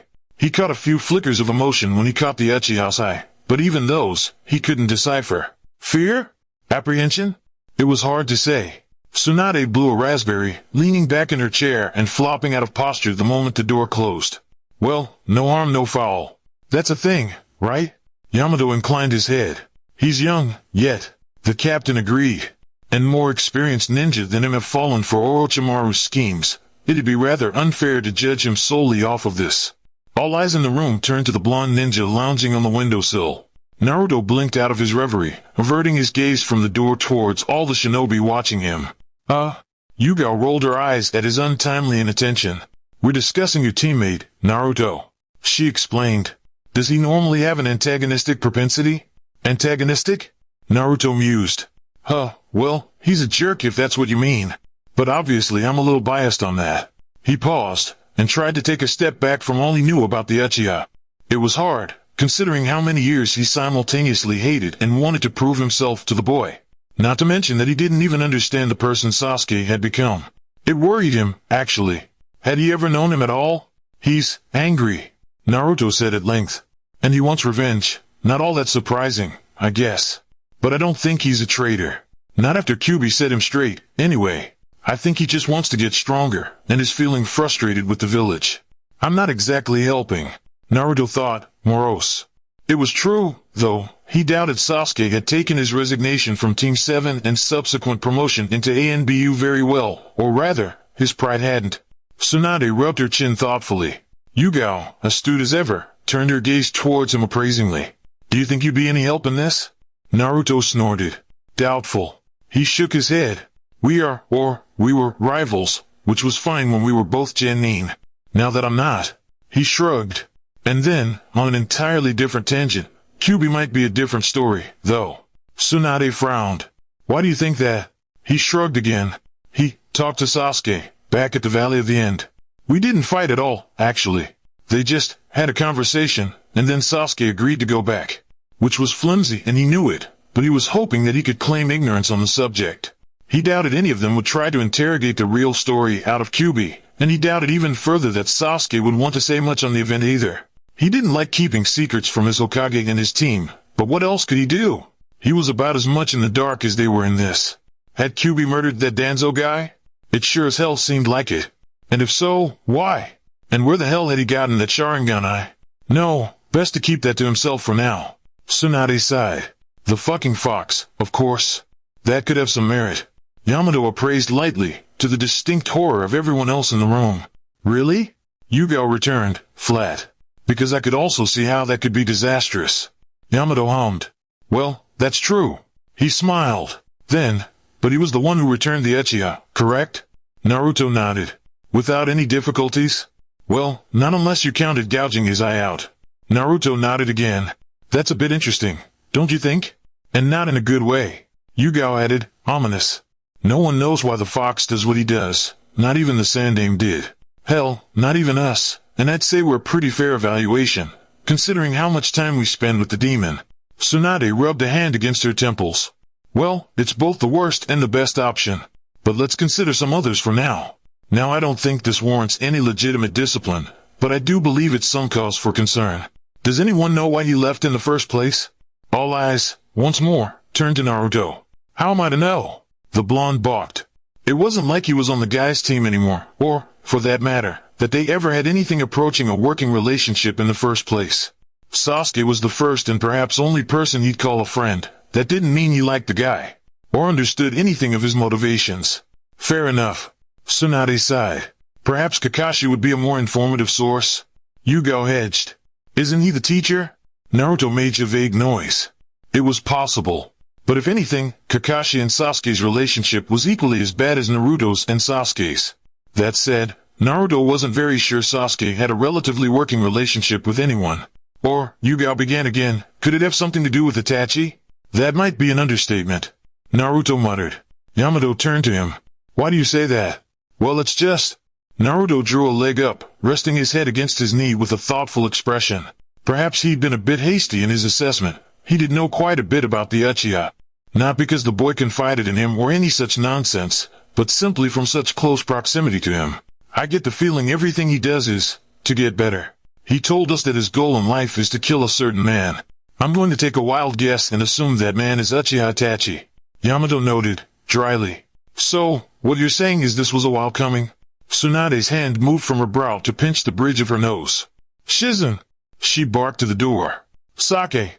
A shuffling, and then the Hokage's assistant was pushing her way through the door with a bottle of sake. Naruto wouldn't have been surprised if she'd been waiting out there for some time in anticipation of this command. I guess. Naruto answered, somewhat sheepish. Now that she put it like that, he could see how this was sort of inevitable. Maybe it had even started in their mission to wave? That was the first and only time Sasuke had acknowledged him as a human being and as an even marginally worthy adversary. Not too soon after Naruto had been whisked off into ANBU, he couldn't imagine it was easy having to deal with Sakura alone. Not to mention Sai, who appeared as irritating as he did weird. And then the Chunin exams, the fight with Gaara, and the inevitable shit show that was his encounter with his elder brother. Tsunade downed her glass, waving dismissively. Fuck! Well, Kakashi can deal with him. She turned to the blonde. I have something more important for you to do than babysit a wayward Uchiha. Naruto shifted upright at that. Huh? He turned to his team, who looked at as much of a loss as he was. A delegation is coming in tomorrow. For someone so incredibly drunk, she looked rather serious. You're to be here for the meetings with me. Naruto's mouth opened in surprise. This sounded like bureaucracy. Why the hell did she want him involved then? Hokage-sama, Yamato interrupted. You assigned us to. Yes. Swanda sighed. But I'm afraid you'll have to complete it without him. I'm sure Kamachi is out of the hospital, yes? This would be a good opportunity to ease her back into the swing of things. Naruto could tell Yamato wasn't pleased about being left out of the loop like this. However, in true testimony to his professionalism, he only inclined his head slightly. As you wish. Turns out Kakashi was the one assigned to keep an eye on Sasuke. Naruto supposed it was the most logical, not to mention the least blatant obvious of all the options. Kakashi was their sensei. After all, it wouldn't look too out of place to see him wandering around behind the Uchiha. That said, Sasuke did not appear to have any motivations to break out of the village again.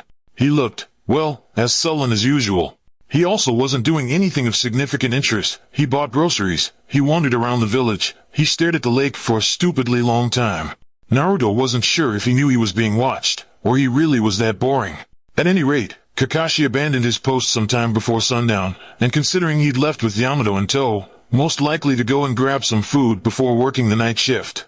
Naruto pounced on the chance to speak to the Uchiha alone. He'd feel a bit more guilty, but he was fairly sure Kakashi knew he was there. It was rather unlike his sensei to simply drop his assignment for no other reason than barbecue and sake. He dropped soundlessly out of the trees, as the Uchiha continued to half-heartedly fling kunai at a nearby row of wooden planks. He did not turn when Naruto intruded upon his silence, but there was a slight pause in his rhythm, giving acknowledgement to the blonde's presence. There was a brief, quiet moment in which neither of them said anything. Sasuke's arm dropped from its position, the kunai hanging loosely from his fingers. His face was turned in the other direction. Naruto blinked and withdrew his hands from his pockets. In the next moment, Sasuke was flying at him in a spray of kunai, and the blonde rolled backwards and out of the way. The Uchiha dove forward and drove a kunai into Naruto's forehead, but the blonde beneath him erupted into a cloud of smoke, and he whirled around to defend against Naruto's blade. He wasn't as unprepared this time, and expected the kunai in his hands to give as it melted beneath Naruto's blade. He threw a kick to the blonde's face that had the Anbu ducking out of the way. The blade caught against his arm in the interim though, slicing its way up his sleeve. Sasuke hissed, flipping backwards into a retreat. He spared a glance at his arm. A long, thin line drew its way up to his shoulder. Around it, burns had already started to form. He looked up again to see 5 Narutos running towards him. He blew a fireball at 2 of them, ducked around the third to stab it in the back of the neck, and numbly dodged the fourth before it could do the same to him. He dispersed that one with a shuriken hidden up his sleeve. The fifth, and the real Naruto, came last, and with a surge of red chakra he wasn't expecting. The acidic energy ate at the air around him, and he twisted violently out of the way to avoid its reach. It almost seemed to have a life of its own, extending past Naruto to burn through his shirt. He called up another Ketan Jutsu, and the blonde delved to the side as fire erupted out of his hands. He didn't quite make it out of the way, and Sasuke watched with stilted disbelief as the blonde rolled upright and drew the fire into the palm of his hand, where it was swallowed up out of existence. He felt the Rasengan before he saw it. All at once all the air in the clearing churned itself into Naruto's hand, a blinding blue-white light erupting around him. He'd never seen a technique like that. Where the hell had Naruto learned it? He poured his chakra into his own hand, feeling the electricity crawl up his arm. The two met in an uncontrollable combustion of energy, rupturing the ground and taking violently into the air with a bright light. The explosion threw them both back onto the ground. Sasuke pulled himself off the ground, just as Naruto did the same. They couldn't be more than a foot apart. He could count the tomo in the blonde's unnatural red eyes. There were an unnecessary amount of twigs in his hair, considering they hadn't been fighting in the trees. His mouth was set in a grim line of determination. He didn't recognize this person anymore. The two pairs of luminous, inhuman eyes met, before Naruto drew his fist back and punched the Uchiha in the face. He didn't quite lose his balance, but when he recovered he held a hand to the side of his face, directing a scathing glare at the blonde. He wiped angrily at a trail of blood escaping from his mouth. "Are you going to explain anything?" Sasuke scowled. "Or am I to guess?" Naruto dropped to the ground, pushing his hair off his sweaty forehead. "I dunno," he replied mildly. "Are you going to try to fight me again?" His expression turned pensive. "No," he said, at length. This drew Naruto's curious look. The eternal Manjikyu spun slowly in Sasuke's eye as he held Naruto's gaze unwaveringly. Naruto wondered if his own eyes looked similar. It was getting hard to tell. Activating it was starting to become a knee-jerk reaction whenever he fell into combat. Around them, the training ground looked like it had gone through a war or two. Along with most of the foliage, they appeared to have also uprooted all of the grass. The parts of it that weren't upturned dirt were still smoking. "All right." The blonde shrugged. "What do you want to know?" Sasuke didn't even know where to start. "Why did you become ANBU?" Naruto blinked. That was not what he expected. "The fox," he answered. Sasuke gave him a long look. "Because you're a Jinchuriki?" "Something like that." Naruto hedged. "But you've always been a Jinchuriki," Sasuke countered. "Why now?" The seal broke. Naruto shifted uneasily. That may be inaccurate. He doubted it broke on his own. Kyuubi had something to do with it, he was sure. "And we thought it'd be best if I joined ANBU. "And you?" Sasuke paused. "What are you two?" "That's a really great fucking question." Naruto smiled, though bereft of any legitimate humor. "I don't really know anymore." "We are one and the same," the fox had said, but that was in manipulation. It was plain as day to see how little Naruto and the demon resembled each other, which was to say, not at all. Just thinking of the demon made all the hairs on the back of his neck stand. He didn't want to think about their last encounter at all. The inhuman eyes that now swam in Naruto's, giving absolutely nothing away. Meanwhile, Naruto was practically an open book. That was reassuring, at least. Naruto frowned. "Why'd you go to Orochimaru?" Sasuke blinked. "What?" "Orochimaru," Naruto repeated. "Why would you do that?" He scowled. The last thing he wanted to do was explain to Naruto that he was jealous of him. That Naruto could go from the dead last in his class to one of the strongest ANBU in Konoha, into the kind of ninja that Chunin whispered rumors about when they lounged around, the kind that got dragged into the Hokage's top-secret briefings, whether voluntarily or no. He shrugged it off. "Power." Naruto studied him carefully. "Are you still?" he asked, at length. "What? Looking for power?" Sasuke drew a hand up to his temple, pressing lightly at the pressure there, a physical manifestation of the Sharingan swimming in his left eye.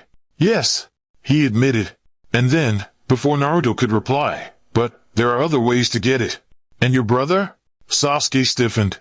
Not even half a day ago he would have lashed out at Naruto for even asking, for even knowing anything at all about his life goal. But a cold numbness had washed over him, as he lay next to the blonde in the dirt, staring up into the wicked sky with a foreign burn in his eye. His entire life had changed, again. He didn't know what his life's goal was anymore. Revenge, still? The anger was still there, surely, just as violent as it had been before. Even though he knew that there were pieces of his clan's massacre that he didn't know yet, he still knew he needed to avenge them. I will avenge my clan, he swore, clenching his fist. Naruto eyed him appraisingly, waiting for him to elaborate. If that means I have to kill him, then... He paused, looking away with a determined visage. Then I will. He ended. And then, turning back to Naruto, but I plan to get the full story out of him first. And out of your fox. He added. At this, Naruto snorted. Good luck with that one. To Sasuke's curious look, we're kind of stuck in the same body right now, and even I can't get anything out of him. There was a moment of silence as Naruto tossed his wakizashi between his hands absent-mindedly, and Sasuke's gaze had once more turned pensive. What's it like? He asked, suddenly. Naruto looked up. Being a Jinchuriki. Sasuke elaborated. He caught his sword in his left hand, holding it there as he thought on this. Where the hell would he even begin? It's all right. He couldn't even believe he was saying that.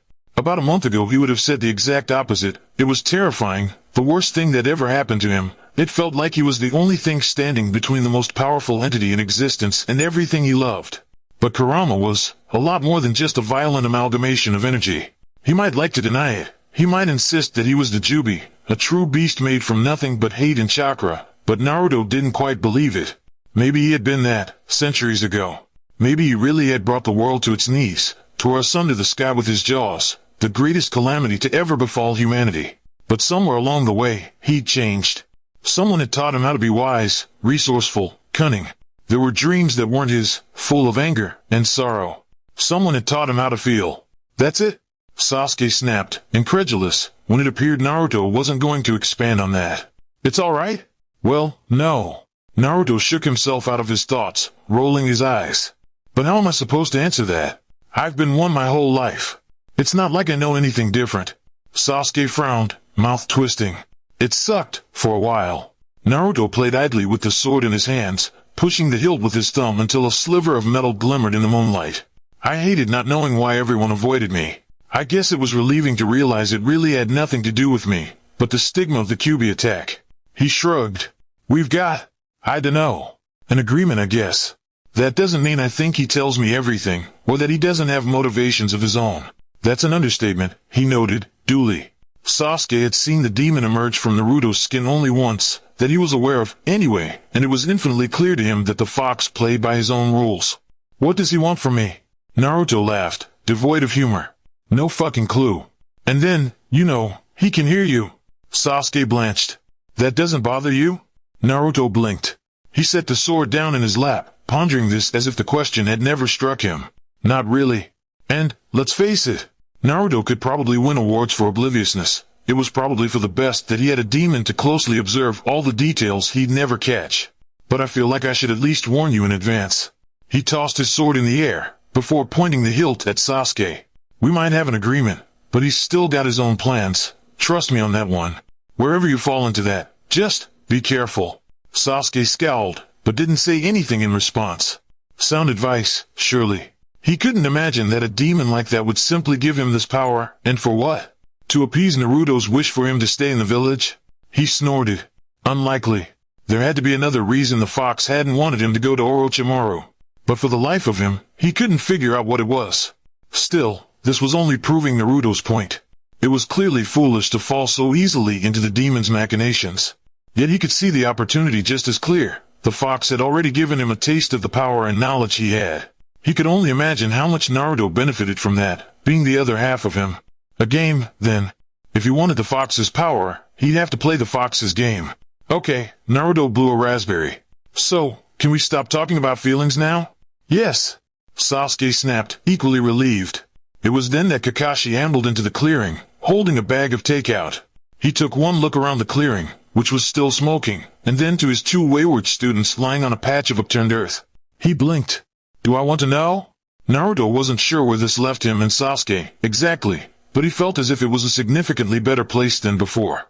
After Kakashi had hauled the Uchiha away and reprimanded Naruto sternly for blowing up a training ground, honestly Naruto, you should know this by now. The ANBU team that uses this in the morning is going to be out for blood. Naruto had spent some time wandering around the village, before inevitably ending up on his roof. He figured the fox must be onto something with all this meditation and shit, and if anyone in the world was going to know how chakra worked it would probably be the fox. Unfortunately, He wasn't the most patient of ninja, nor was he particularly inclined to sit for long hours doing essentially nothing, so it wasn't working out all that great for him. What am I trying to accomplish here, exactly? Naruto whined, not even 15 minutes in. Finally the fox answered him, after almost an entire day without deigning to respond. He gave a grand capitulation. Honing your senses. Honing them on what? The world. Like that was helpful. Kurama gave an involuntary sigh, recognizing Naruto's confusion. He pulled the blonde's hands together, clasping them around each other. He gave the blonde a moment, and then, what do you feel right now? Like I'm about to sneeze. Well, yes, the fox felt that now, but he scowled in irritation. Not that. He could feel Naruto's amusement, and knew the boy was having him on. He had no idea when the blonde's horrid sense of humor had started to become a source of fond exasperation rather than legitimate irritation, but he was still appalled with himself for finding it in good taste at all. You're doing something with my hands. The blonde noted. You're pulling chakra into them. Yes.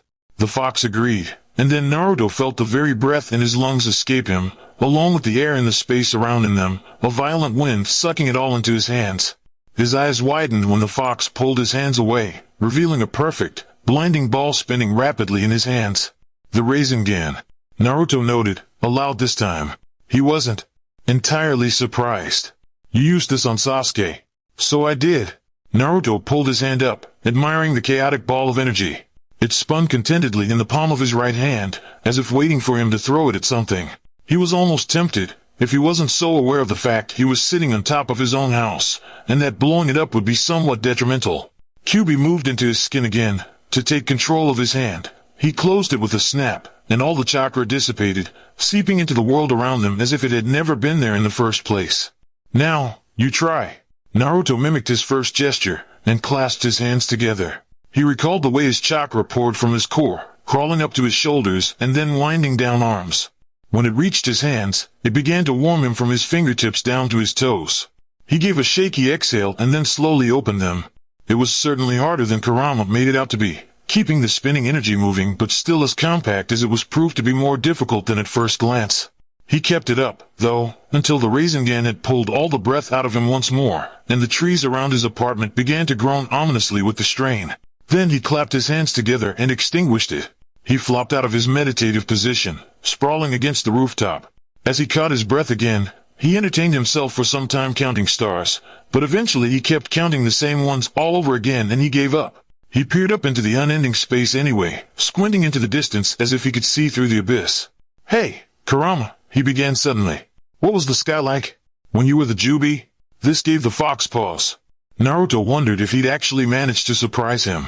He could almost feel him unwillingly stargazing with him. Much the same. Kurama replied, reluctant, after some deliberation.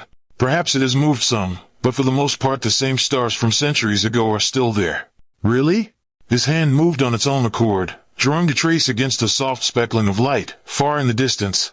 He felt as if he should be more disturbed at how easily Kyuubi could slip into his skin. That one, the demon said. Naruto focused his attention onto it. That is Polaris. It has pointed north for, perhaps for longer than this world has even existed. Longer than you've existed? Undoubtedly. Naruto hummed, reclaiming use of his hand to use it to scratch his nose. Even that felt fluid, instinctual, as if he had been the one to draw it up to the sky in the first place. How long ago was that? There was a long moment of silence, and for a while Naruto thought he'd lost the demon once again. I have taken many different forms. Kurama hedged. It is hard to say how much time has passed between. Forms? You mean, like the Jubi? Yes. The fox allowed. What was it like back then? Naruto breathed, absolutely charmed at the idea. He never cared much for history class. Irika made it sound like everything was an eternity ago, and also super boring. But Kyuubi was practically a living relic of the past. Naruto's imagination couldn't even begin to conjure up an idea of what the world was like back then. Endless war. Kyuubi answered, almost immediately. He frowned. This was a world long before ninja walked the earth, before chakra, even. Naruto's eyes widened. He hadn't even realized that a time like that existed. How could there be a time without chakra? Not even just ninja, but chakra itself? How could that be? He balked. Why did it change? Because a woman gained the forbidden power of the Shinju. Her descendants eventually became the shinobi world as you know it today. Naruto listened with quiet rapture as Kyuubi told him of foreign lands and worlds that felt as if they could never have taken place here. He'd never heard this story before. He was pretty sure they never covered this in his shinobi history class. He wondered if there was any other living being who knew of this ancient world. What kind of things had Kyuubi seen throughout the centuries? His teachings were called ninshu. In many ways, they were similar to the jutsu you use today. Is that what you do? Use ninshu? He asked tentatively, referring to the chakra manipulation he'd seen the demon do more than once. Yes, something like that. Kyuubi edged. Before continuing, he traveled the lands, spreading these ideals. He was revered as a god. Naruto digested this thoughtfully, as Kyuubi continued to explain the savior of the world, the Rakuto Sennin. The man in his dreams, he was sure of it. There was a brief half-dream in his memories, Kurama staring at him, at the Rakuto Sennin, with something like regret. Who was he? Naruto found himself blurting. What was his name? Kurama did not speak for some time. His name was Hagoromo Utsuki. He couldn't tell anything from the inflection in his voice, but something in his heart shuddered to a halt at the name. It took him a bit to realize that the feeling wasn't coming from him at all, but from the demon housed in his skin. Why did that name mean something to Kurama? All of a sudden the moment fell apart, as Kyuubi sat upright. His head snapped to the left, where he seemed to scrutinize the indeterminable distance. A strange wave of emotion swelled over him, and wow, okay, that was new. He'd never been able to feel what Kurama was feeling before. Not that it was in any way helpful, it wasn't any emotion he could understand. What? He asked, warily. Around them, the night sprawled over the world in an impenetrable abyss. He belatedly realized his Sharingan had awakened. Even then, there was nothing to see. What's wrong? Wrong? Kurama echoed, after he seemed to shake himself out of whatever reverie had captured his attention so fervently. Not wrong. Simply surprising. Yeah, because that didn't sound ominous. There was a split second, and then Naruto couldn't feel anything at all from his demon. He pouted needlessly. Okay. Then, what's so surprising? You don't feel it? The demon replied. Feel what? The other Jinchuriki. The two other Jinchuriki, as it were. Naruto supposed that must have been why Tsunade wanted him there in the first place, for whatever meeting was going on. He was running a little late, after having spent most of the night, stargazing. He couldn't exactly call it anything else, and he sort of felt a bit sheepish for completely missing some well-needed rest in favor of, what was in essence, staring blankly at the sky. Still, it was anything but unproductive. By the time dawn broke, he arrived through the window of the meeting room to see Tsunade throw a left hook into a large man's face. He gaped, shell-shocked, as the impressively built man dropped like stone onto the ground. After some moments, he drew himself back to his feet. In her brief time as Hokage, he'd seen Tsunade use a finger flick to throw someone through the wall before. This guy must be impressive to survive a full-on blow to the head. And then get up after like it was nothing. Even stranger, Tsunade didn't even seem all that mad. She crossed her arms, a frighteningly indifferent expression ossified into her expression. The man rubbed warily at his cheek, that was going to leave a mark, possibly for forever, and didn't seem intent on retaliating. For his part, Naruto had no idea what the fuck he was supposed to do. Someone just hit his Hokage. He's a ninja of Konoha. He must avenge her. Though to that end, she seemed to be doing a fine job holding her own as it was. That, and the two ninja by the door, presumably companions of the weirdly large dude, hadn't made a move to step in either, and he figured he could take his cue from them. Tsunade caught him from the corner of her eye, tiling her head slightly in greeting. Ah, Naruto. You finally decided to show up. He wanted to point out she'd never actually given him a specific time to arrive, but manfully refrained. She didn't wait for a reply, gesturing to the man in front of her, who hadn't stopped appraising her silently. This is A. He's the Reikage. Naruto choked. His attention snapped to the two ninja in the back. One was tan, and wore a pair of sunglasses even though he was indoors. The other was a small woman with flaxen hair and a pair of piercing, narrowed eyes set affectionately upon a small nose and heart-shaped mouth. He'd think she was pretty, but she was staring at him like she wanted to take him out back and execute him, not take him out back and jump his bones. A tingle of energy pricked against his skin in waves, and he scrutinized them further. It was not an entirely pleasant feeling, but it was certainly familiar. He could briefly remember feeling something of the same when he'd first laid eyes on Gaara. These were the Jinchuriki Kyuubi had sensed, then. He said, lamely. Hi. The Reikage's attention slid to him, and Naruto found himself the unwilling victim of that appraising gaze. He refused to back down, though, matching his look. After some amount of silence, the Reikage blinked, snorting.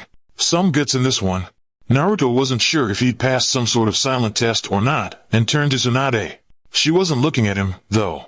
You better have a damn good reason for setting this meeting up. Hell, for setting foot in Konoha at all. He looked like he wanted to fight her on that, but he was also clearly holding himself back. Very clearly holding back, if he let Tsunade punch him in the face and didn't even punch her back in retaliation. As I said, his attention returned to the Hokage. I want to put aside past differences. It was Tsunade's turn to snort. Yeah, awesome. She narrowed her eyes. Now tell me the real fucking reason. He appeared to be weighing his options. Finally, he motioned towards the two Kumogakure nin in the back. They both stepped forward. A few days ago, two unknown operatives wearing cloaks of red clouds attempted to capture one of my shinobi. He gestured to the blonde woman. Tsunade raised a brow. And why the hell do I care? Because she is a Jinchuriki. Tsunade blinked in surprise. And I have reason to believe that they were attempting to capture her because of this. Her eyes flew hesitantly to Hokage. When he nodded, she elaborated quietly. They mentioned something about a ceiling. I think they were trying to extract the Nakomata. Akatsuki. All eyes snapped to Naruto. That's the group you're talking about. He elaborated. Tsunade's eyes narrowed. Ah, was all she said, not surprised at all. The Reikich's expression turned livid. He pivoted towards Tsunade, angrily. And you knew of them? He towered over her, and you did not forewarn us? In the space of a moment, an overwhelming wave of heat plumed into the air of the Hokage's office as Naruto's unsheathed sword hovered loosely against the Reikich's neck.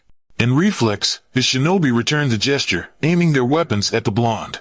His eyes slid to the Reikich's companions, a cold look to his face. They looked livid, because he had his sword to their Kage's neck? Or maybe because he'd gotten the jump on them? It was hard to say. He lowered his sword slightly, and the searing heat of the room cooled noticeably.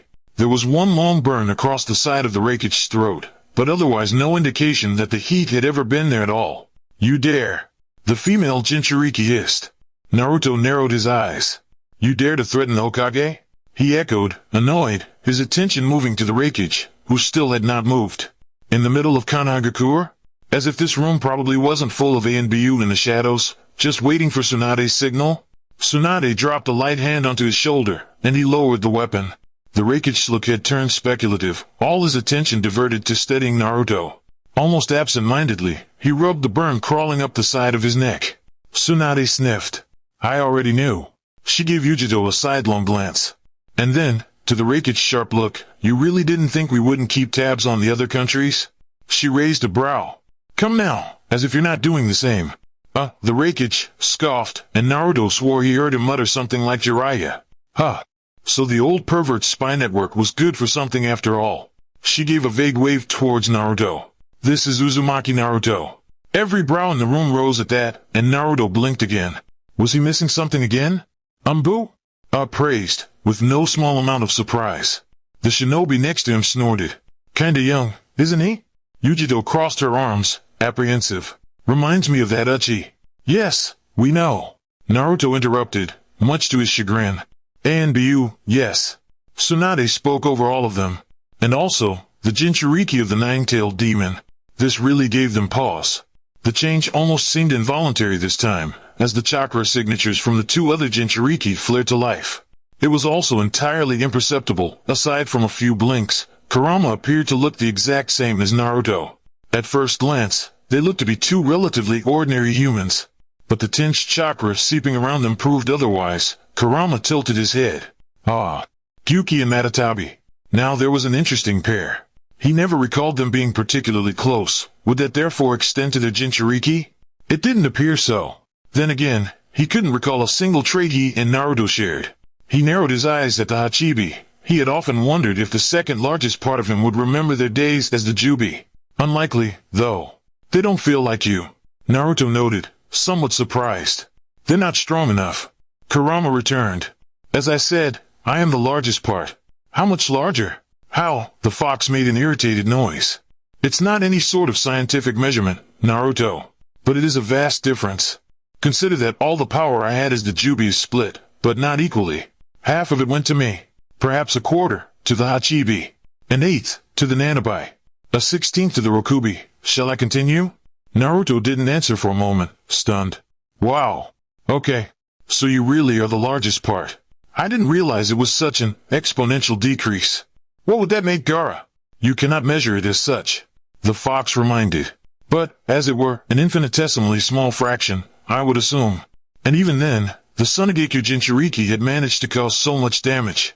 Naruto couldn't even begin to imagine the kind of terrifying power Kyuubi was capable of. But do not give away our relationship just yet. Kyuubi cautioned. Let me watch them a little longer. Fair enough, Naruto wouldn't have, anyway. Kurama redirected his attention back to the physical world. And why would Konoha forewarn you? He countered, to the party assembled. Considering your illustrious history with Konoha. And then, perhaps a bit smugly, and not to remark upon your illustrious history with Konoha's Jinchuriki. The Raikage did not look pleased. Tsunade's look turned furious. Naruto was absolutely confused. What the hell did that mean? He'd never met these people in his life. Naruto brings up a good point. Her voice remained flat and unaffected, but there was a dangerous undercurrent to her words.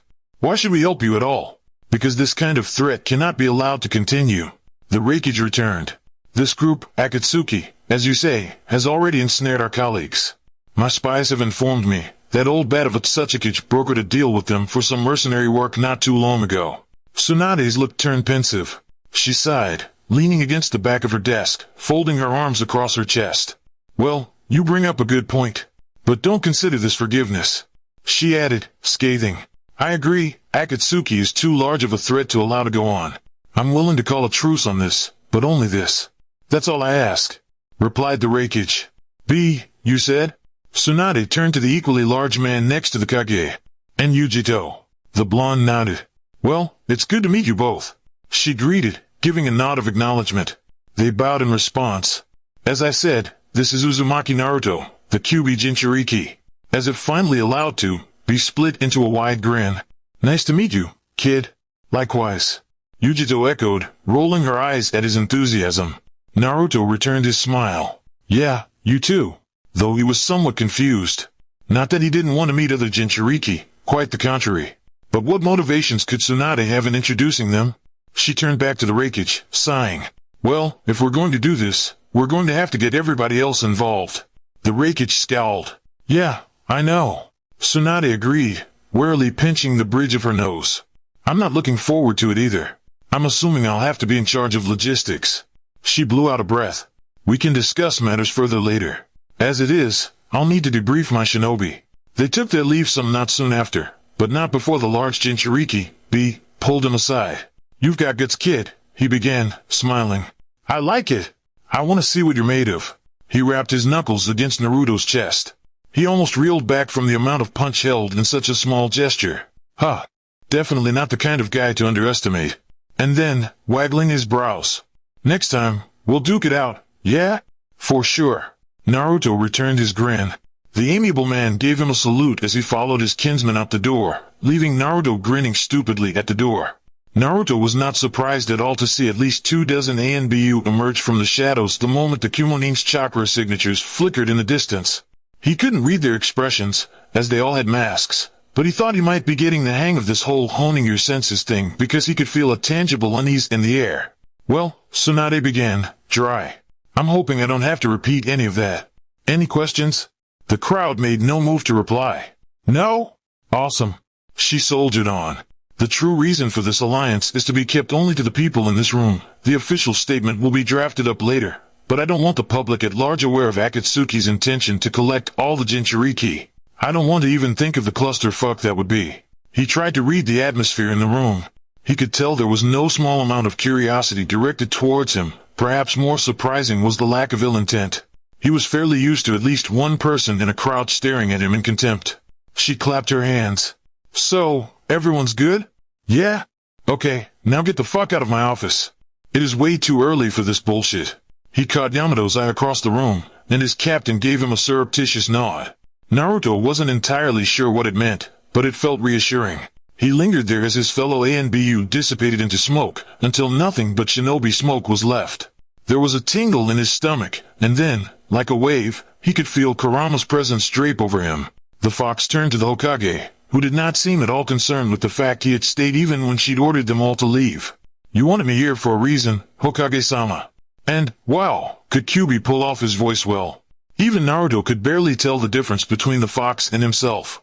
I'm sure this wasn't an unintentional coincidence. Tsunade smirked. You really are sharp, aren't you? And then, scratching her chin, you know, I heard you were kind of a moron. Hey! He protested, though it went unheard. In direct contrast, Kurama only smiled. Oh, well, I probably deserve that title, he said, sweetly, the little fuck. Her smile strayed after that. You're right, though, she harumphed, leaning back in her chair and propping her feet on her desk. Jiraiya had warned me beforehand about the incident. As you know, he's keeping tabs on Akatsuki. So when the fucking Reikage comes in to see me, well, I figured that was the most likely reason why. Kurama tilted his head. Why bring me? Intimidation? A show of power didn't seem quite like Tsunade's style. What did you think of them? Tsunade returned, seemingly on a different tangent entirely. Kurama paused, and then receded to allow Naruto to answer the question. They seemed okay. Naruto shrugged. Why? Tsunade rubbed her temples. The ninja world is broken, Naruto. Traveling through the borders has only made me realize this more. And Akatsuki is only capitalizing on this weakness. My ancestors are probably rolling in their grave, but I'd rather see a peaceful resolution. If combining forces is what it takes, then, perhaps it is time to put aside past differences. Naruto opened his mouth, stunned. He closed it after a beat.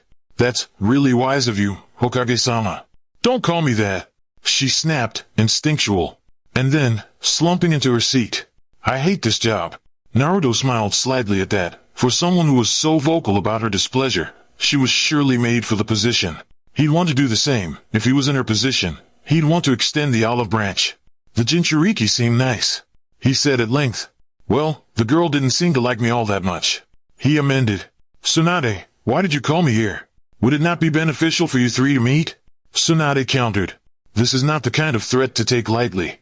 The tailed beasts are truly the most powerful forces of nature. The very idea of someone trying to collect them all, for whatever reason, doesn't bode well with me.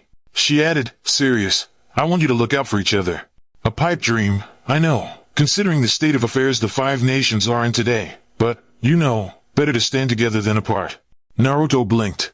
That was surprisingly mature of her, diplomatic, even. Honestly, he was stunned.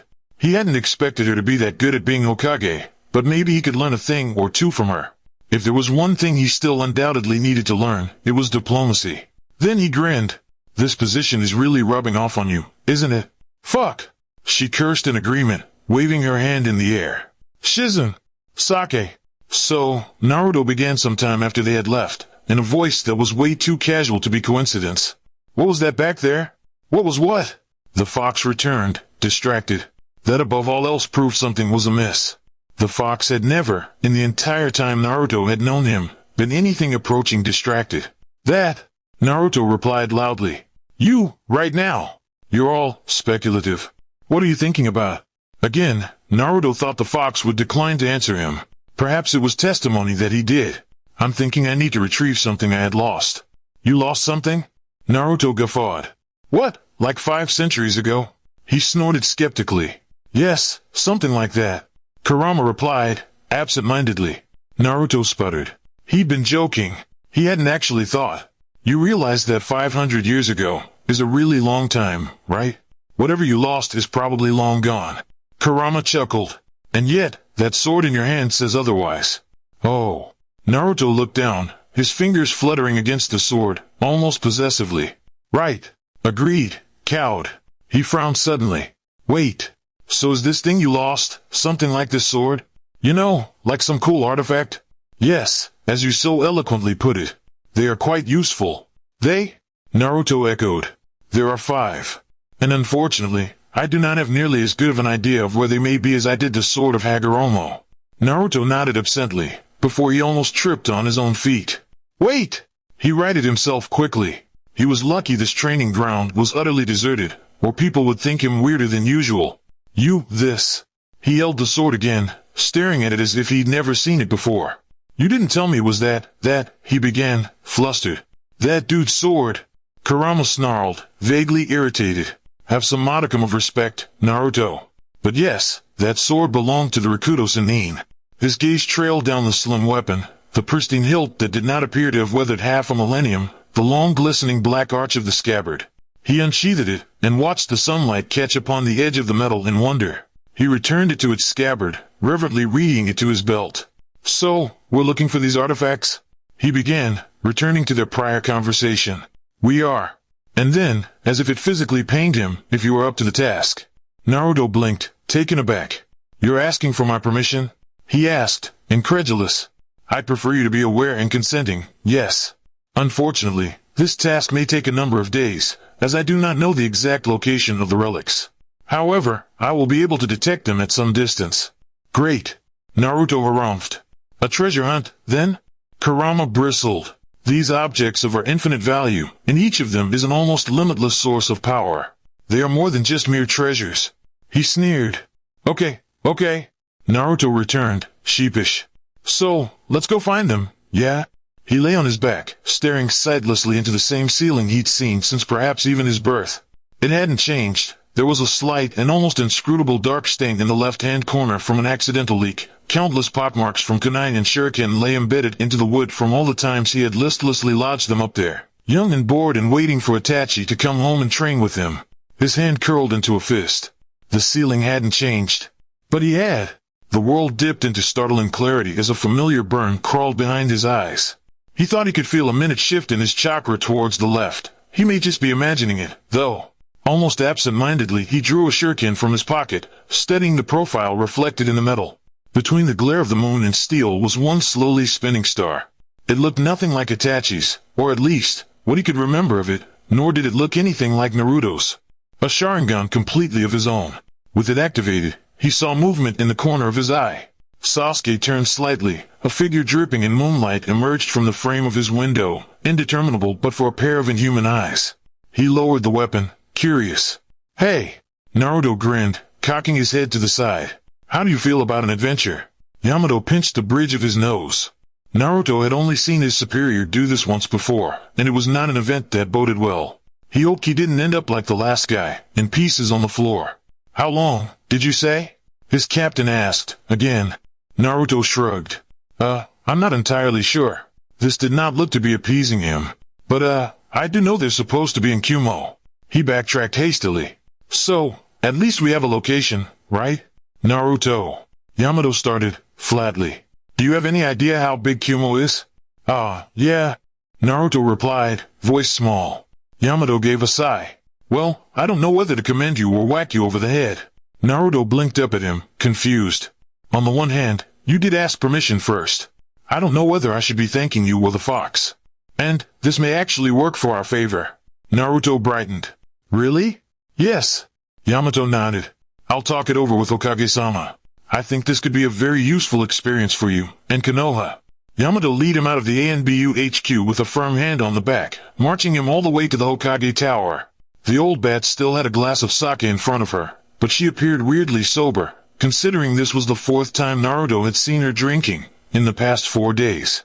She didn't look at all surprised to see them, waving them in with a resigned hand. Hokage-sama. Yamato greeted, with a strange amount of cheer. I have a proposition for you. She raised a brow, shoving her stacks of paper out of the way, and looking relieved for the interruption. Yamato. What can I do for you? I'd like to give Naruto PT, he said, smiling.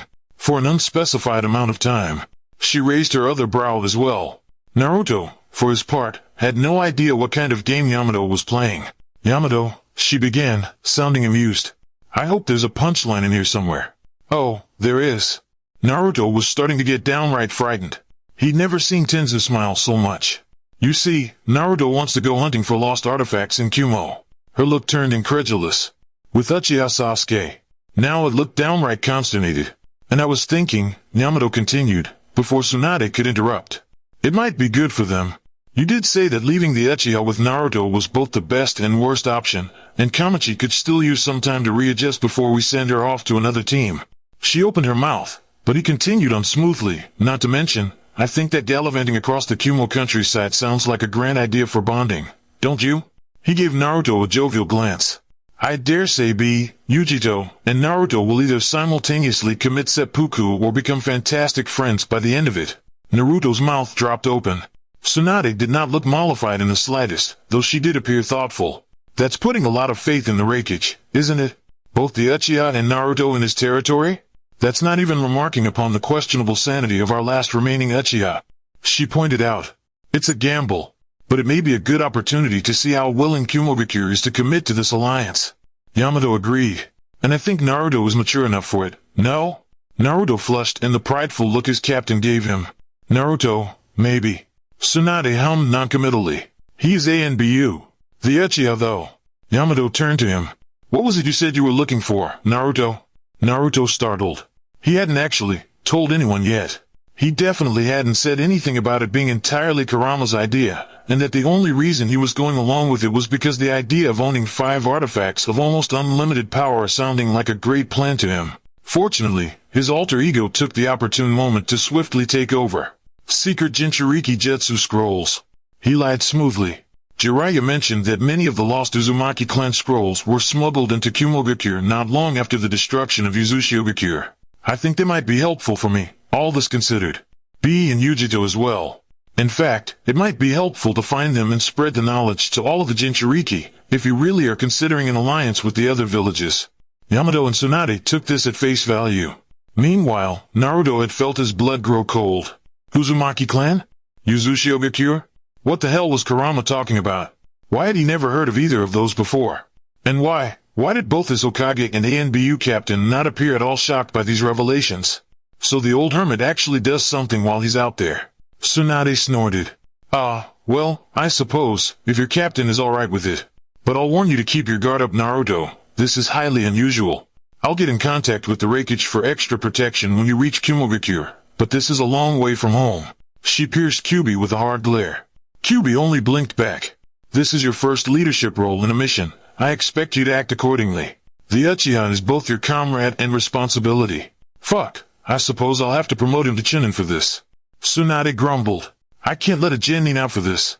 And there's no way I'm letting you traipse through Kumo without any contact. Yamato, I want updates every 2 weeks.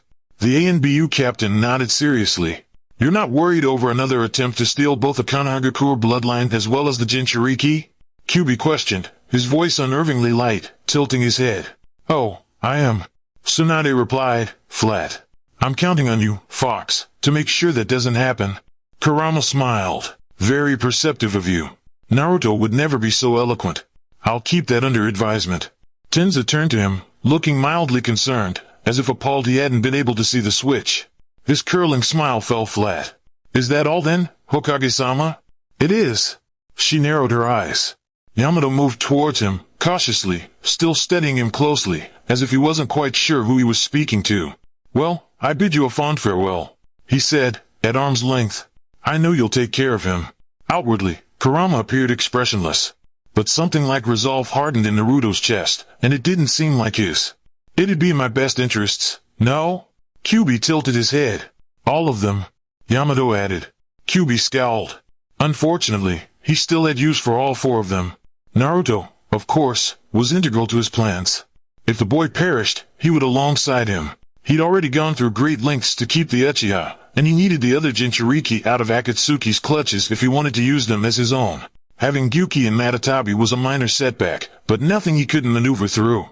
And it was well worth it to have the blessing of Konoha for this.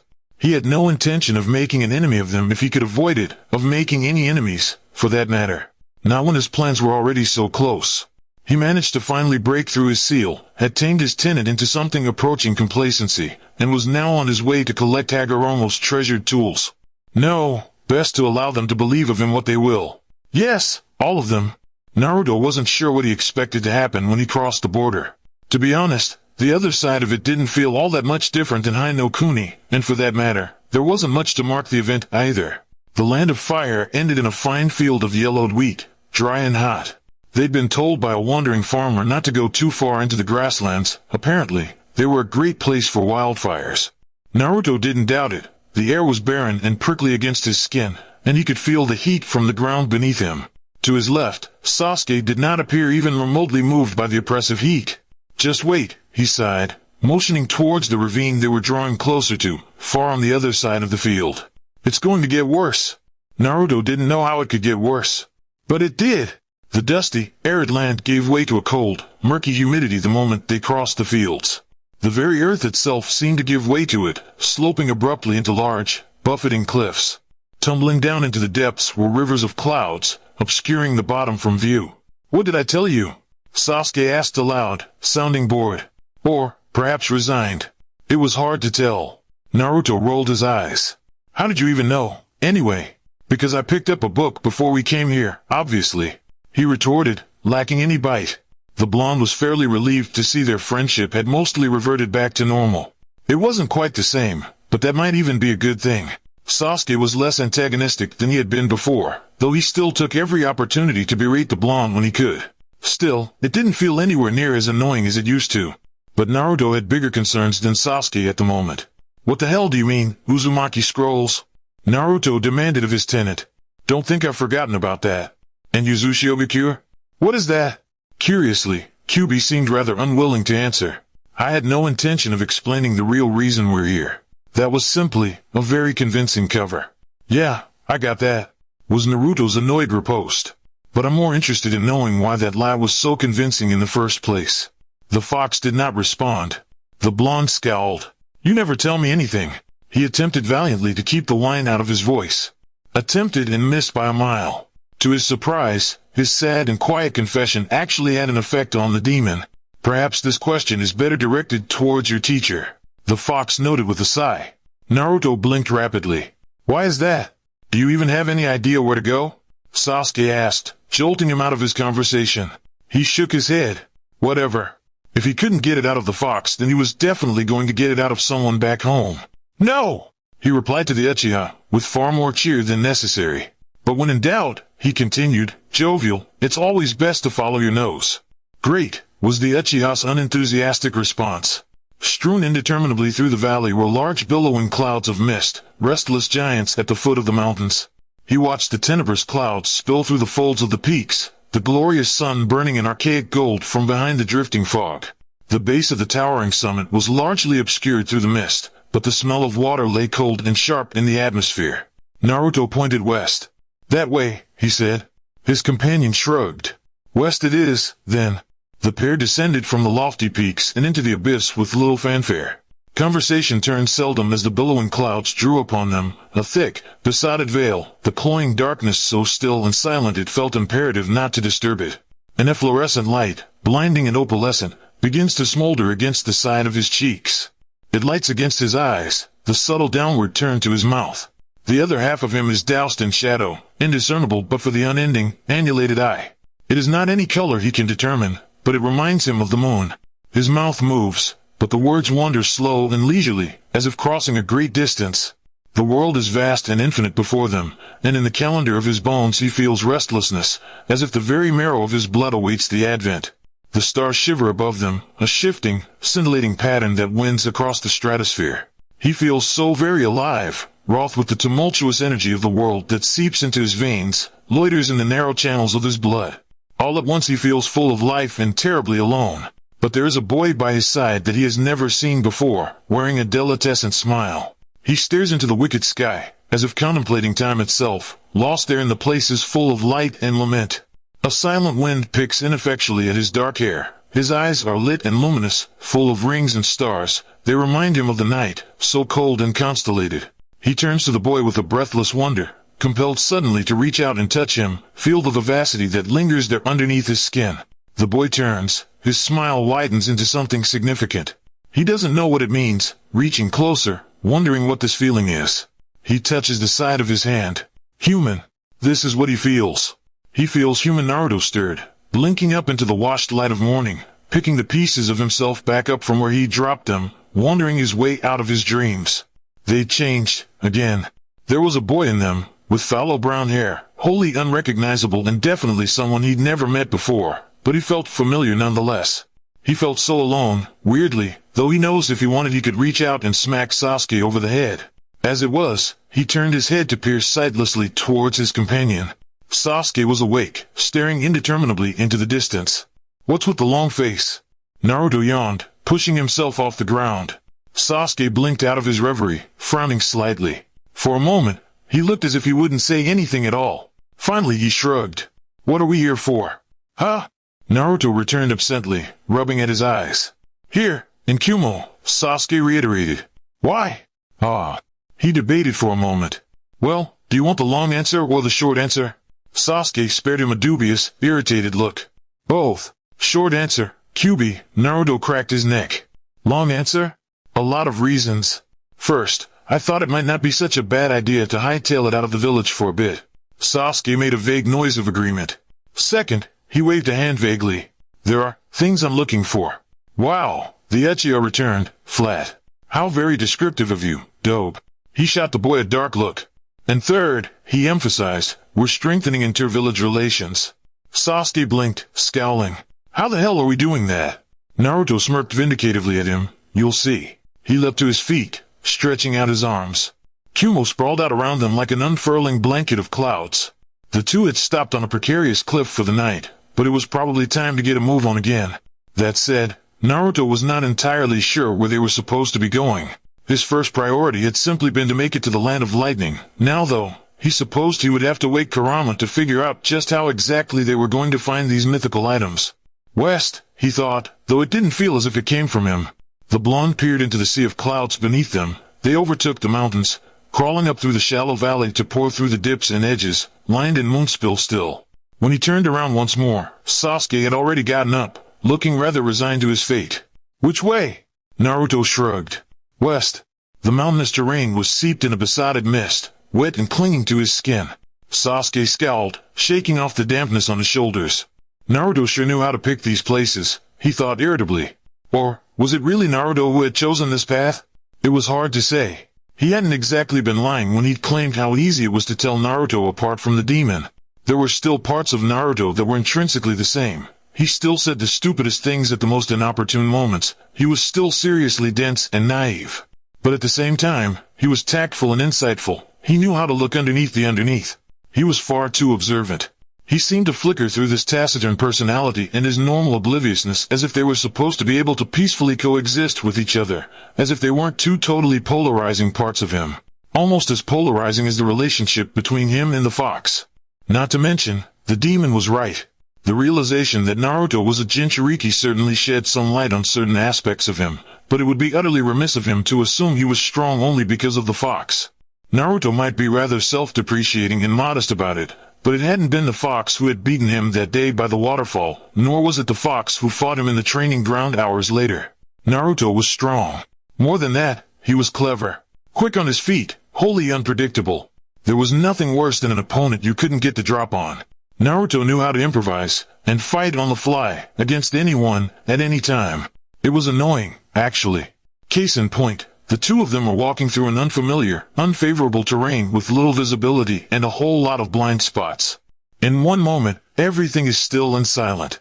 In the next, Naruto is engaging three unidentified operatives, who all had a way of seeing through the dense fog and knew the terrain far better than they did, and still managed to come out the victor of the scuffle. Sasuke also noted that Naruto did not go with a killing strike. He'd only meant to disarm. Sasuke took down the last one as Naruto made quick work of the other two, refraining from going for the jugular as well. Why do people always fight first and talk later? Naruto bragged to himself, shaking his head. He held out his hand to Sasuke, and it took him a beat to realize the blonde was asking for their paperwork. He threw it to the Anbu, who caught it and unfurled it in one fluid snap. Hi! He grinned brightly. We're here on business officially sanctioned by the Reikage. Incidentally, we're actually here for his brother. Would you mind pointing us in the direction of Kumogakure? Another one of Naruto's uncanny strengths, he always managed to endear himself to everyone. After a bit more conversation, the scouting team directed them, to his complete lack of surprise, west, insisting that if they just wandered their way blindly through the fog for a bit longer they'd come across the village in no time. Naruto appeared just as incredulous as Sasuke felt. The terrain had went from rocky and mountainous to rocky and mountainous and deadly. The landscape was littered with narrow cliffs and lethal drops that came up without warning. It was impossible to see their footing more than a couple meters ahead of them, and they'd already had some close calls. Suffice to say, the journey west was long and difficult. Naruto used a few Kage Bunshin to enlighten them and scout ahead, because he found it rather funny each time one of them accidentally fell down the ravine to their deaths. Well, it was certainly funnier with a clone than if it would be with one of them. It was also wholly impossible to tell what time it was. The world seemed fixated into an indeterminable state between not day and not night. The sky was an impenetrable, colorless ceiling above them, as was the ground around them. Naruto stopped abruptly then, much to his irritation. What? He asked, annoyed, as he almost ran into the blonde as he blindly felt his way through the mist. Why'd you stop? Are we there? No, said Naruto in a curious voice. The blonde peered into the vast shroud as if he could see through it, looking pensive. His expression remained thoughtful but unreadable, until finally he frowned and shook his head. We have company, he observed. Sasuke blinked, activating his Sharingan. If anything, the Dojutsu might just be making the fog worse. It wasn't like the Byakugan, which would have been able to spear through this fog without opposition. It sharpened his senses until everything was clear and focused, almost to the point that time seemed slower. This was incredibly useful in battle, but right now it was just giving him a raging headache. He turned to Naruto. The blonde hadn't activated his. His bright eyes flickered about, frown deepening upon his features. Finally he took a decisive step forward, and drew his hands around him. It was as if every particle of air in space trembled at his touch, convulsing upon itself before it exploded around him, parting the sea of clouds in an eruption of wind. He closed his eyes against the dust, and when he opened them most of the surrounding mountain range was cleared of fog. If you could do that this whole time, he began, irritated. Why the hell didn't you do that in the first place? The fog worked in our favor, Naruto remarked. Kumonin have devices in jutsu which allow them to see through the clouds, but even those have limitations on how far their vision goes. Sasuke felt his hackles raise at Naruto's voice. This didn't sound like the dope, but I found what I was looking for. He continued, darkly. And what would that be? The Uchiha returned, casting a wary glance at the blonde in front of him. The fox turned to him, smiling. I'd advise you to duck. He had a split second before he threw himself to the ground, an enormous boulder flying through the space and air he'd been in just a second ago. It crashed behind him, shaking the ground with the force of the throw. Sasuke's head snapped up. He dove towards the side as another small mountain hurtled towards him. He sprung to his feet, able to see his assailants easily without the fog to cover them. He tossed a fireball at the large man, who dodged and came running at him. He came to the excellent conclusion that his best bet would be long range with this man, in the nick of time too. Just as he'd leapt out of the way, the man shoved his fist into the ground, and the earth erupted in an explosive, jagged line. Naruto was right, he cursed to himself. Why does everyone here fight first and talk later? I suppose because they erroneously believe diplomacy is dead, the blonde remarked, from behind the large man. The other name blinked in surprise, peering down to where Naruto's frightening magic lava sword was held carelessly against his neck. Neither of them had seen him move at all. Really, Fox? A feminine voice snorted, as a woman emerged from behind a large jutting of rock. You're going to lecture us on diplomacy? Observing your enemy first always proves to be a better strategy. The fox returned, smiling blandly. He didn't appear at all concerned that the girl could tell he wasn't Naruto. He pulled his blade away from the large man. Almost immediately the Kumonin turned around, and promptly grabbed the fox in a bear hug. For his part, the blonde looked stunned into immobility. That was a good one, kid. The man laughed. Didn't even see you move. Guess there are some benefits for being so scrawny, huh? Scrawny, the fox sneered, but was cut off. You've brought a companion, the woman noted coolly, her eyes trailing towards Sasuke. For someone who appeared inspired by Kyuubi's speed, the large man was not particularly slow at all. He managed to move from hugging the fox to hugging Sasuke in the blink of an eye. Who's this shrimp? Be enthused, wrapping a burly arm around Sasuke. Hugging may be perhaps a bit misleading. It was more like attempted strangulation. The Uchiha glowered, but did not make any move to struggle out of the grip, probably aware it would be a lesson in futility, considering the size of B's arm. Uchiha Sasuke. The blonde replied. Sasuke, this is B and Naruto. Uchiha? Both balked, in unison. Yes, Kyuubi agreed dryly. And I would kindly ask you to refrain from stealing him off for his bloodline. B guffawed. Is this Konoha's version of trust falls? Consider it a gesture of good faith. Kyuubi shrugged. In Konoha's defense, the Raikage did send out the two of you. If anything, the two nations are testing each other equally. Great. Yugito sighed. That's why we're here. To test how truthful and honorable a ninja village will be to another? Doesn't that sort of defeat the point of being ninja? Occasionally even ninja must form alliances. The fox retorted, darkly. He shook his head.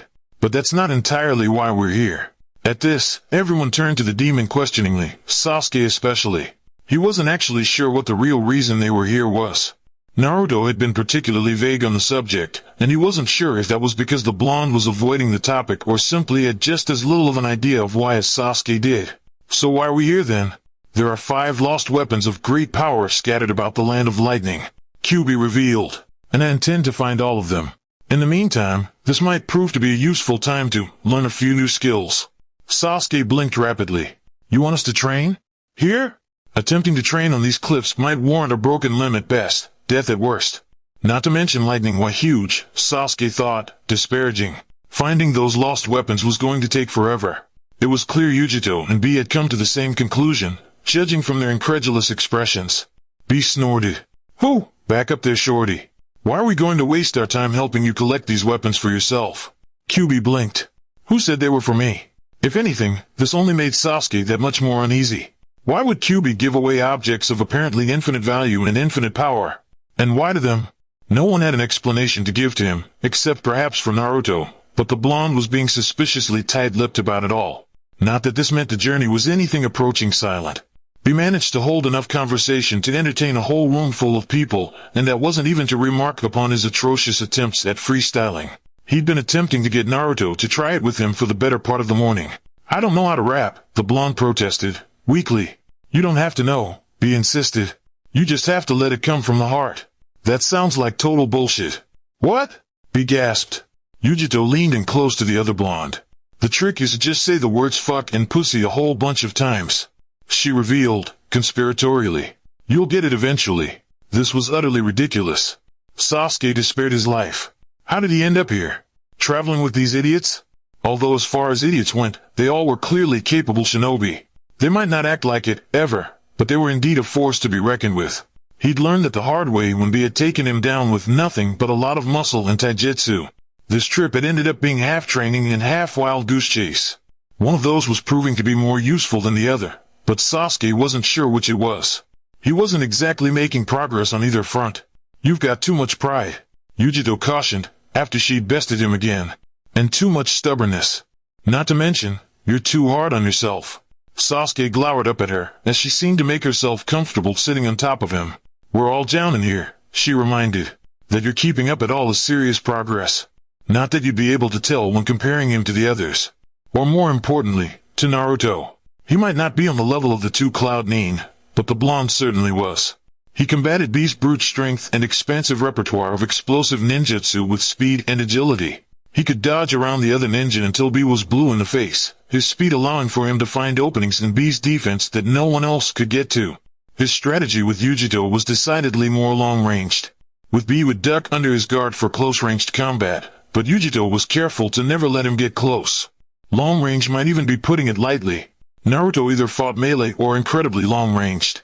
Far enough to land some enormous jutsu that rivaled B's. He was beginning to notice that all three of them had very specific styles, and while they might change it up depending on circumstances, Naruto especially, they all had a superior skill that they excelled in more than anyone else. It was a trait he realized a lot of Jounin shared. He was capable of holding his own against multiple opponents. He had the constitution of an ox and used it to his advantage at any given moment, overpowering his opponents and sticking it out through some serious ninjutsu attacks. And Naruto didn't hold back on those. Every strike he made spoke of years of honing his skills and developing his own style. The same could be said for Yugito. She was far harder to predict, which made her a dangerous opponent. Taking your eyes off her was a lethal mistake. Like B, she had an uncanny persistency and could take her fair share of blows, which had surprised him, given her small stature. She fought well alone, but worked well in a team. And not just with B. When they fought 2-on-2, it didn't matter who she ended up with, be it B, him or Naruto. She was always perceptive of where she needed to be to support him, in front blocking an attack or behind him with the long-range defensive, and she had a prolific arsenal of healing jutsu. Of course, they all healed at a noticeable faster rate than anyone else he ever met, but her in particular. And even Naruto was starting to develop his own fighting style, playing off of strengths and weaknesses that Kyuubi had already enlightened him of. Naruto found himself mimicking the fox more than not, but he'd never really taken the time to figure out why Kurama would take the defensive at certain points, why he would go for the killing strike, or why he would hold off. Out of the 4, or 5, technically, of them, he and Sasuke were the ones that needed the training the most. But out of him and Sasuke, he was having the easier time of it. But that wasn't all that surprising, considering his circumstances. It was never going to be fair having the fox around to help him, even when he wasn't doing it overtly or intentionally. Just by being observant, Naruto learned a lot from him. It was clear to see that Kurama not only had perhaps centuries of experience fighting and using jutsu, but had deduced the best way to go about it with Naruto's body. Hell, the fox knew him better than he knew himself. He acknowledged Naruto's small height and build, but more than that, used it to his advantage. Naruto would never be able to take a hit the way he could, nor would he ever have the defensive skills of Yugito. But Kurama didn't seem to need either of those, not when it was impossible for anyone to get close enough for the offensive anyway. He used his speed and nimbleness as both a way to attack and defend. In close combat he was deadly, but he was equally as dangerous from a vast distance. He had a way of seeming far larger than he actually was, controlling the space around him using the elements and his own jutsu, even though he took up so little space himself. It was only natural that Naruto was going to pick up on that. Whenever they stopped their trek for the day to start up training, he always made sure to get some time in himself, instead of leaving it all up to QB. In truth, though, the fox didn't participate very often. He didn't exactly need to, when it was clear he was always the certain victor in any matchup. Actually, much to the fox's exasperation, he'd somehow taken up the mantle of instructor. "I don't know why you're surprised," Naruto pointed out in response to the fox's unwillingness. "You were the one who suggested using this time to train.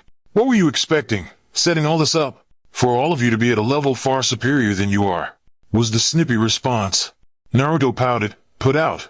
I think B and Yugito are really strong. And I mean, the bastard and I are definitely learning a lot from them, and they're learning a lot from you, so..." Kurama turned pensive at that, restless. It was making Naruto uneasy. But then it drifted away as abruptly as it came, the fox returning to his usual pissy self. "It's not enough," he replied, coldly. Naruto sighed, giving this up as a lost cause. Kurama's standards were out of this world. Did he realize that none of them had centuries of experience? And in his case, not even a decade? The blonde gazed sullenly into the campfire. What was the fox's problem, anyway? He'd been in a right foul mood ever since they got here, and considering that it was his idea in the first place, there was no reason for him to be. Not to mention, Killer Bee and Yugito were good company. He enjoyed their dynamic. Naruto looked up, gaze softening when he saw Yugito slam Bee's head face first into the ground, to stop his unending litany of lyrics. The man squawked, attempting to fend her off. He was more surprised with the dynamic between Yugito and Sasuke. The Uchiha seemed to tolerate Bee's presence in silent suffering, and was amiable enough to Naruto. He'd always been standoffish though, so the blonde wasn't all that concerned. He and Yugito almost always picked each other as sparring partners, and actually held long, in-depth conversations. "You're better off not settling into anything just yet," Yugito was advising to him, so quiet that Naruto could barely hear it. "We've all had years to figure it out." This didn't seem to be having its intended effect. If anything, Sasuke appeared even more annoyed and perturbed. The blonde woman sighed. "You're still young, you know. It's trial and error. You'll get it eventually. You're all young." Sasuke snapped back, roughly, before he stood. "I'm getting more wood for the fire," he called over his shoulder, as he wandered into the ambling fog. Naruto debated whether he should follow him and attempt to sort out what his problem is. Ultimately, he decided it might be in his better interests to just let the other boy be. Meanwhile, Kurama had an idea as to why the Uchiha was behaving the way he was, and had decided it was definitely in his best interests to intervene. After all, he didn't just expend so much effort in keeping the boy alive just to have him weak and useless. Weak and useless was a hindrance. Weak and useless was dangerous. It made him far more susceptible to the whims of others. There were 3 Uchiha left in the world, the fox thought, annoyed. One of them was capable of holding his own, but would make for a good investment for the fox as a potential ally. The other was Madara. Dealing with him was going to be difficult enough. The last thing he needed was for the man to gain another Uchiha, and there was only one left to play. The fox's eyes slid to the boy, who plodded along beside Bee. And he wouldn't put it past Madara to be able to do so. After all, once he had realized Itachi wasn't a viable option, he must have orchestrated everything in Sasuke's life to get him instead. Kurama stopped abruptly, causing everyone to almost crash into him. "What was that for?" Bee scowled. He didn't answer. Instead, he brought his hands up in the universal Genjutsu dispersal hand sign. The air in front of them shimmered, before collapsing upon itself. In its wake was an archaic, dilapidated shrine, overtaken by moss and bamboo, so obscured by the elements alone it barely needed the illusion in the first place. And in the center the fox found a very familiar gourd. Behind him, Yugito murmured to her fellow Cloud Nine, "I couldn't even see it." He only made a non-committal noise. But of course they didn't see it, for it was not a Genjutsu. This shrine had been sealed by the great sage himself, Of course, no one would be capable of seeing through the illusion. Most wouldn't even know how to look for it, let alone understand the intricate chakra flow enough to unravel it. What is that? Yugito squinted, moving closer. Benhisego. Kyubi all but purred. The demon wandered closer, entering the ancient shrine, stalking around the artifact. It had been quite some time since he'd seen it last. That's not much of an explanation, he pointed out, annoyed. One of the treasured tools of the Sage of the Sixth Paths, the fox elaborated in response. A very powerful tool indeed. It can capture and suck the soul out of the body. There was a long beat of silence from the group. Seriously? Yes, Kurama retorted, looking irritated by their unanimous incredulity. Incidentally, even attempting to use it requires so much chakra that shinobi cannot use it. He trailed a fond hand down the side of the dusty artifact. But the Sage of Sixth Paths could use it, right? Naruto clarified. Yes, but Hagoromo was no ordinary shinobi. The fox spit out in response, sounding offended that Naruto could even think to rope him in that category. Then, why are we here? Yugito scowled. Kurama blinked out of his thoughts, eyes sliding towards them. I said shinobi. He noted, coolly. Not Jinchuriki. Comprehension dawned on her face.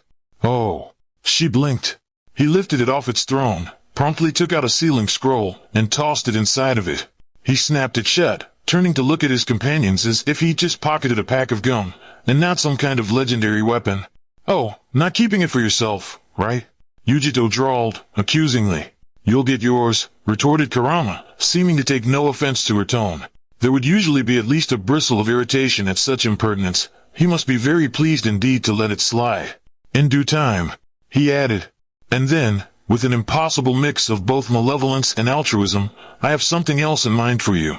The world returned to focus very slowly, drifting light coalescing into a coherent picture of shadow and sunlight, patterns in the sky, the nebulous color which draped itself over the world. Naruto blinked a few more times, thoughtful. In the distance, he could hear Bee hacking away at the lanky, malnourished-looking pines that dotted the craggy terrain, most likely for firewood. Trees didn't find much room for growth in the soggy wasteland of Kumo. Rather, they found far too much. There was not enough heat and sunlight, and too much moisture, making the steep cliffs barren of most foliage. It all seemed so familiar, even though it shouldn't. Naruto had never been to Cloud before. He'd never even stepped on this side of the border, and definitely hadn't traveled through it enough to find things of significance in the gloomy mountains. The blonde rolled to his feet. Sasuke was awake, staring blearily into the tumultuous troposphere, looking as if he'd been up for some time, but unwilling to move. Considering the beating Yugito gave him yesterday, that wasn't surprising. Said blonde was curled on the opposite side of the camp, unmoving.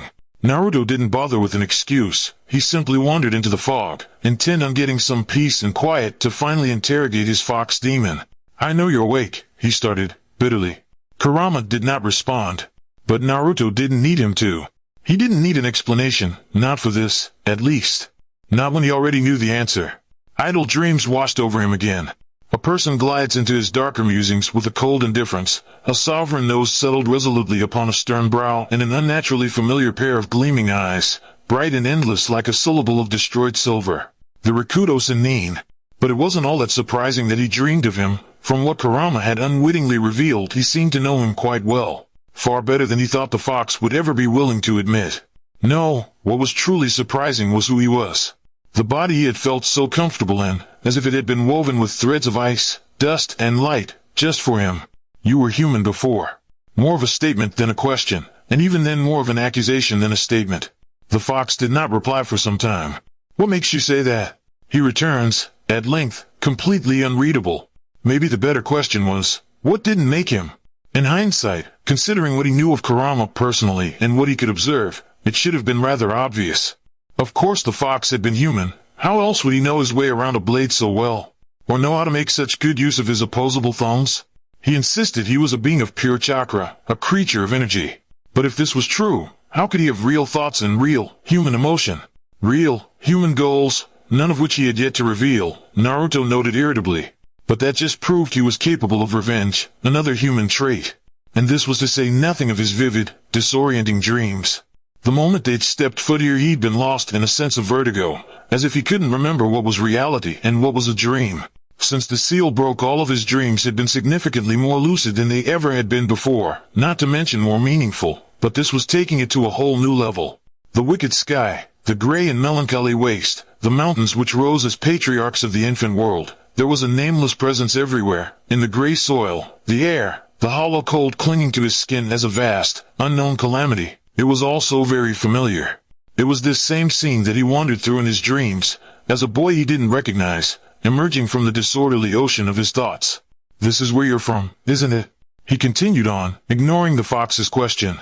Where he's from? How strange, to think that the shinobi world itself started on this hollow, vacant ground. That he could walk through the same mist that the Sage of Sixth Paths had. He peered around again. Maybe not. This world, suspended between sky and geography, certainly looked as if it belonged to some timeless, diminutive universe. Yes, replied the demon. Naruto let out a breath, scratching the back of his neck. Well, that would certainly explain why all this stuff is still here, the blonde remarked. And then, frowning, why are we here, anyway? I mean, why are we really here? Kurama sighed. You could most likely figure that out yourself. To gather up all these tools? To train? Leave the village? He paused. Or, to get close to the other Jinchuriki? The blonde scoured the shrouded distance as he waited for his answer. Narrow rock face in sharp relief of the prowling fog, the color of wetness. It was impossible to discern just how high up they were, when there appeared to be no ending beneath him or above him. They'd been wandering aimlessly for days. There was no other way to put it. Even Bee and Yugao had a difficult time scouting through this part of their country. It was very rare for any Cloud Nin to step foot in these parts. On that note, it was very rare for anyone to. The terrain was unforgiving, unmanageable, and built like a labyrinth that expanded in every direction. No one willingly stepped foot into these mountains. Well, no one except for them. And the Rakuto Sennin, apparently. All of the above, the great demon answered, shaking Naruto out of his thoughts. The tools are necessary, as are the Jinchuriki. Both are things that I can't chance falling into someone else's hands. You mean Madara's hands? Naruto filled in the blank. Yes. Kurama agreed. And others. Like that wasn't ominous. You really want me to get close to the other Jinchuriki? He snorted. You? Caring about fostering friendships? Alliances? He corrected. And yes, it is one of your strengths that you are wholly oblivious to. You have the incorrigible ability to inspire unwavering loyalty and faith in people who normally lack both. Naruto blinked rapidly. Are you complimenting me? I am capable of observing both your strengths and weaknesses. The fox sniffed, perhaps sounding even a bit uncomfortable. Naruto actually felt a bit warmed at his words. The fox wasn't always that bad. You just happen to have more of one than the other. He added, and Naruto's charitable thoughts fell away. Weaknesses can be exploited, Kyuubi continued. Fortunately, I am more than capable of making up for yours. The same cannot be said for your new companions. He frowned. Gyuki and Matatabi seem to be doing a good job with their hosts, he reasoned. And the bastards definitely come a long way. Kyuubi snorted, sounding as if he was too insulted at Naruto's comparison between him and the other two demons to even respond. This doesn't really explain why you're giving them away. Naruto pointed out. You might have everyone else guessing your motivations, but I definitely know one thing. They're not altruistic. Kurama was surprised into a laugh. When have I ever given anyone that impression? The blonde frowned. He hadn't. Well, not exactly. And yet, no one was dead. At least not in Konoha. The village wasn't razed to the ground, and for all intent purposes the great, malevolent demon fox had done nothing but proposition himself into an able, efficient shinobi, one which seemed perfectly content to follow the orders of the Hokage implicitly. That wasn't even to remark upon all the things he'd done for Naruto. Granted, they were most likely just as beneficial to Kyuubi as they were for him, but the fact remained that he had helped Naruto exponentially. I dunno. Naruto bit out, at length. And don't deflect the question. What was the question? He made an irritated noise. Why are we here? And why are you going through the trouble of finding these all-powerful artifacts or whatever if you're just going to give them away? Naruto thought the fox might have a scathing remark for that, but he only appeared amused by Naruto's impertinence. Because, Naruto, the fox replied, lo, the secret to gaining power is giving it away. Naruto blinked. Huh? Are you done talking to yourself, dope? A dry voice called from some distance away. Naruto spun around, squinting to make out the Uchiha's dark form, far enough to be obscured with a faint film of wet mist, hovering just beside the large rock they'd used as a landmark for their campsite. The blonde scowled. Sasuke knew very well that he wasn't talking to himself. Fuck off, he returned, glowering as he ran a wary hand through his hair. Is everyone up? We're waiting on you. The Uchiha retuned, sounding irritable. He was probably just still pissed that Yugito had gotten the drop on him yesterday. Yeah, the blonde muttered. And then, louder, I'm coming. Calm down, jeez. The sage of the sixth path sure had a really strange way of hiding his most sacred objects. The shrine, Naruto understood, that he could see holding some kind of historical relevance. But, he hidden his rope in a ditch and tossed his sword into a rock. Both proved to be a colossal pain to find, even with Kurama and Gyuki and Matatabi to an extent, being able to sense the sage's chakra. On the bright side, this made way for some serious training time. He knew Kyuubi had only tossed them all together for some sort of malevolent, self-serving reason, but he'd truly come to enjoy their time out here in the wastes. Almost to the point he didn't want it to end. He liked the easy banter between Yugito and B, and how Sasuke seemed to unwind the more time they spent away from the oppressive eyes of the village. And he'd certainly learned a lot from them, and not just straight jutsu and techniques. Yugito was probably the world's best tracker, and B was oddly insightful with his theoretical academia. And Sasuke knew a lot more about history than he'd ever let on.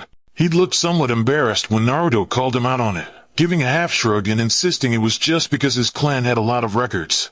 Either way, it proved to be very useful. He knew quite a bit about the items.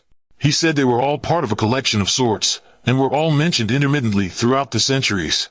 He also reflected that Kurama was correct. These weapons were said to have been used to suck the souls out of others. Most thought this all to be just another fabrication in the great tapestry of shinobi history. They'd proven to be unusable over the years, in line with what Kyuubi had remarked earlier, as no one had the chakra capacity to use them. Aside from the Jinchuriki, anyway. The large broadsword was given to Killer Bee, who took to the weapon like a duck to water, and had no trouble maneuvering with the sword's girth. Yugito was equally as suited for the Kokinjo. She said she had some experience with using whips, and the rope wasn't all that much different. Kyuubi tested the both of them with their new weapons, and appeared satisfied with their abilities, though he was particularly adamant at the both of them refraining from using the items for long periods of time, and avoiding usage in front of others. Naruto wasn't sure what all his secrecy was necessary for, but no one questioned the fox on it. He'd become the sort of unofficial leader of this new mismatched team of traveling ninja.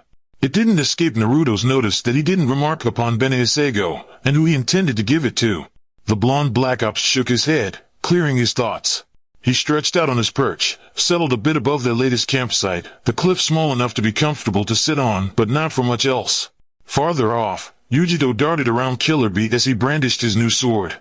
She kept jumping onto the flat side of the blade before darting off, drawing the other Cloud Knee into a frustrated rage. Knowing Yugito, she was probably taunting him into further ire as well. It was one of her strategies, and a damn good one. It stopped working on Naruto eventually, once he realized that Yugito only did it to break his concentration. Sasuke had a tougher time of it, but ultimately learned to tune it out. Like the wise Jinchuriki had stated earlier, he really did have too much pride. Killer Bee seemed to forever take personal offense, no matter how obvious it was, or how ridiculous her insults were. On the subject of the Uchiha, Naruto peered down into the camp. He looked to be meditating, or something. Naruto wondered if that actually accomplished anything. It never seemed to do much when he tried it. How many more? The Uchiha asked without preamble, not even cracking an eye. Huh? Naruto sat up further. These treasured tools, he elaborated. How many more of them are there? Naruto frowned as he hopped back onto the ground, flexing his jaw to pop his ears as he did so. He lost track of how many times they'd scaled up and down these plateaus, but judging from his ears they must be fairly high up. 2, I think, he answered, making himself comfortable next to the Uchiha. The Kahaku no Johei and the Bashozen. The Uchiha hummed in response, closing his eyes again. In the distance, Shikisaiken struck the ground in a blow so hard that he could feel the tremors even this far away. Judging from B's cry of outrage, Yugito dodged. Naruto attempted to join him in meditation, staring off into the chromatic horizon as he made a valiant effort to clear his mind of thought. This worked about as well as all the other times he tried it. Why did he give them away? And after a moment, does he plan on giving them all away? Naruto frowned, pensive. The tools, you mean? The Uchiha nodded. I don't know. I guess so. The dark-haired Chunin looked both incredulous and irritated. But why? He stressed. The blonde rubbed his forehead wearily. He didn't really give me much of an explanation. None that Naruto understood, anyway. Sasuke blinked at that, brow furrowing. A loud clang shook through the air, as Killer Bee's sword hit something of equal merit. So have you decided on anything? Naruto asked after a moment. Sasuke opened an eye at that. He seemed confused on what Naruto was referring to, before eventually he shrugged. Not really. Me either. Naruto confessed. I've definitely learned new styles from B and Yugito, but I can't really decide on one in particular. You handle the blade well, the dark-haired Chunin pointed out. Quite frankly, Naruto was stunned that he even complimented him at all. It was true though, he wielded the legendary sword of Susanoo as well as Susanoo himself probably did. That said, he still felt like he was leagues away from Kurama. I guess so. The blonde hedged, weirdly uncomfortable with the remark. Do you want to stick with the sword? Sasuke made a contemplative noise. Maybe, he decided upon, though he didn't sound particularly decisive. It complements the Chidori well. That was true. Metal and electricity could work very well together in practiced hands. Something about his words stirred a bout of thoughtfulness from the demon fox, but Naruto couldn't discern what it meant. You ever thought about using a staff? He found himself saying, completely out of nowhere. Sasuke turned to him, bewildered. Naruto didn't blame him. He was bewildered with himself. What in the hell possessed him to say that? No, Sasuke answered, slowly. It's not exactly a particularly offensive weapon. Ah, good point. He rubbed the back of his head sheepishly, before he frowned, expression turning pensive. He shook his head as if to clear his thoughts, and this disorienting feeling of not being himself. It was bad enough with Kyuubi around, but now he was feeling even more lost than usual. Was he having an existential identity crisis? Naruto despaired silently. He was far too young for this shit. Why'd you suggest a staff? Sasuke turned to him fully, almost demandingly. Naruto replied, eloquent. How was he supposed to say he had no idea? You know more than you let on, the Uchiha accused. So you have to have a reason for asking. The blonde looked thoughtful. Maybe I do, he conceded at length. And then, sheepishly, but not like how you think. I just have a feeling, you know? Sometimes things will just jog my memory or something. Well, not really his memory. It couldn't be his memory. He'd never been here or encountered any of this. So that left only one obvious alternative. But trying to get anything out of the fox was a headache waiting to happen. You have a feeling, Sasuke repeated, slow and incredulous. Naruto shrugged, laughing self-depreciatingly. I'd be more descriptive, but I don't really know what it is myself. I don't even know if all these thoughts and feelings are really mine, you know? A clang from behind him. Killer Bee laughed maliciously, before there was another swing and another ground-shaking strike. The laughter turned into outrage. Probably got a hit and then missed the second. Knowing Yugito, she would capitalize on his mistake. Sasuke frowned at him, expression turning thoughtful. Yeah, he conceded, after a bit. I can imagine it gets a little confusing. Naruto blinked, not really expecting the admission. A bark of laughter escaped him. Maybe just a little bit. He tried not to think about it, out of sight, out of mind, and all that. But the overwhelming nostalgia persisted, returning like a tidal wave at the most unexpected moments. Anything could set it off. Patterns the color of wetness draped upon the wicked sky, the swelling humidity roaming around them, Sasuke in sharp relief of an impenetrable curtain of silver. Sasuke, a lot, actually. He wasn't sure what it was about the other boy that inspired such déjà vu from him, but he was hit with the strong impression of seeing someone else every time the Uchiha turned to him. But who? It's not as if he'd ever met any other Uchiha. Itachi had offed the clan before he could even have a coherent memory of them. The blonde rubbed his forehead warily, trying to find some semblance of normality to steady himself with, but he felt as if he was too lost to remember what that was even like, something vacuous and hollow taking its place. Even with his new friends right before him, it was difficult to remember who he was. His name was Naruto. He liked ramen, the color orange, candy, and comic books. But this was as far as he could come before faltering, unable to describe himself any further. At one point, he would have said his goal was to be Hokage, for Sakura to like him, to be better than Sasuke and have the whole world acknowledge him as the best, or just acknowledge him, at all. He didn't hold that surety in his future any longer, but he had started to think he'd found himself again, somewhere along the way. He had a team now, of people who actually liked him for who he was, who knew and accepted the fact that he held the nine-tailed demon inside him. He had Kakashi, and Sakura, and even all his old classmates from the academy. He had B and Yugito. He had Sasuke, who knew what he was, and probably knew far more about him than Naruto would want to admit, who still called him a moron, where some would call him a monster. And he even made great progress with the fox. They weren't antagonistic, at any rate, and sometimes he thought Kurama might actually be fond of him. Exasperated, but fond all the same. They definitely weren't like Bee and the Hachibi, or Yugito and Matatabi, but they'd stopped being constantly at ends with one another. Stopped being at ends, but still had their secrets. Some bigger than others. Kurama gently pushed Naruto's conscience aside, until the boy's awareness slipped away, and only the fox remained. Naruto had yet to realize that his mind could be manipulated just like chakra, and Kyuubi wasn't about to enlighten him anytime soon. The fox gazed upon the familiar scenery, gripped with such an ineluctable nostalgia it made him uncomfortable. Something lacinated and nebulous rose to the surface of his thoughts, something far too close to regret. The undisturbed landscape unsettled him almost as much as Naruto's words from earlier did. It was incredibly disconcerting to think that perhaps part of his conscience was seeping into Naruto's. It shouldn't have been possible, but then, how else would Naruto have put the pieces together and come to the conclusion that Kurama had been human? It wasn't all that difficult to guess for those who were observant, but it was uncharacteristic of Naruto to take note of it. And why would the boy feel so forlorn and despondent, afflicted by a shapeless disquiet that he had never known? Why would he have suggested the Shikujo for the Uchiha? He wondered if this new level of synchronicity was inevitable, or aggregated by his return to a land he was so intimate with. The Uchiha turned then, throwing him a splenetic look. "Naruto, where the hell are we?" But he paused quite suddenly, eyes narrowing before widening, as if something had just dawned on him. Kyuubi observed this thoughtfully. Did the boy notice the difference between him and Naruto so quickly because of his bond with Naruto, through time and friendship, or because of his bond with Kurama, through blood and destiny? "Kyuubi," he caught himself, regaining his composure. "Are you going to tell us where to go, or do you want us to guess?" "Where to go?" the fox repeated, amused. "We're already here."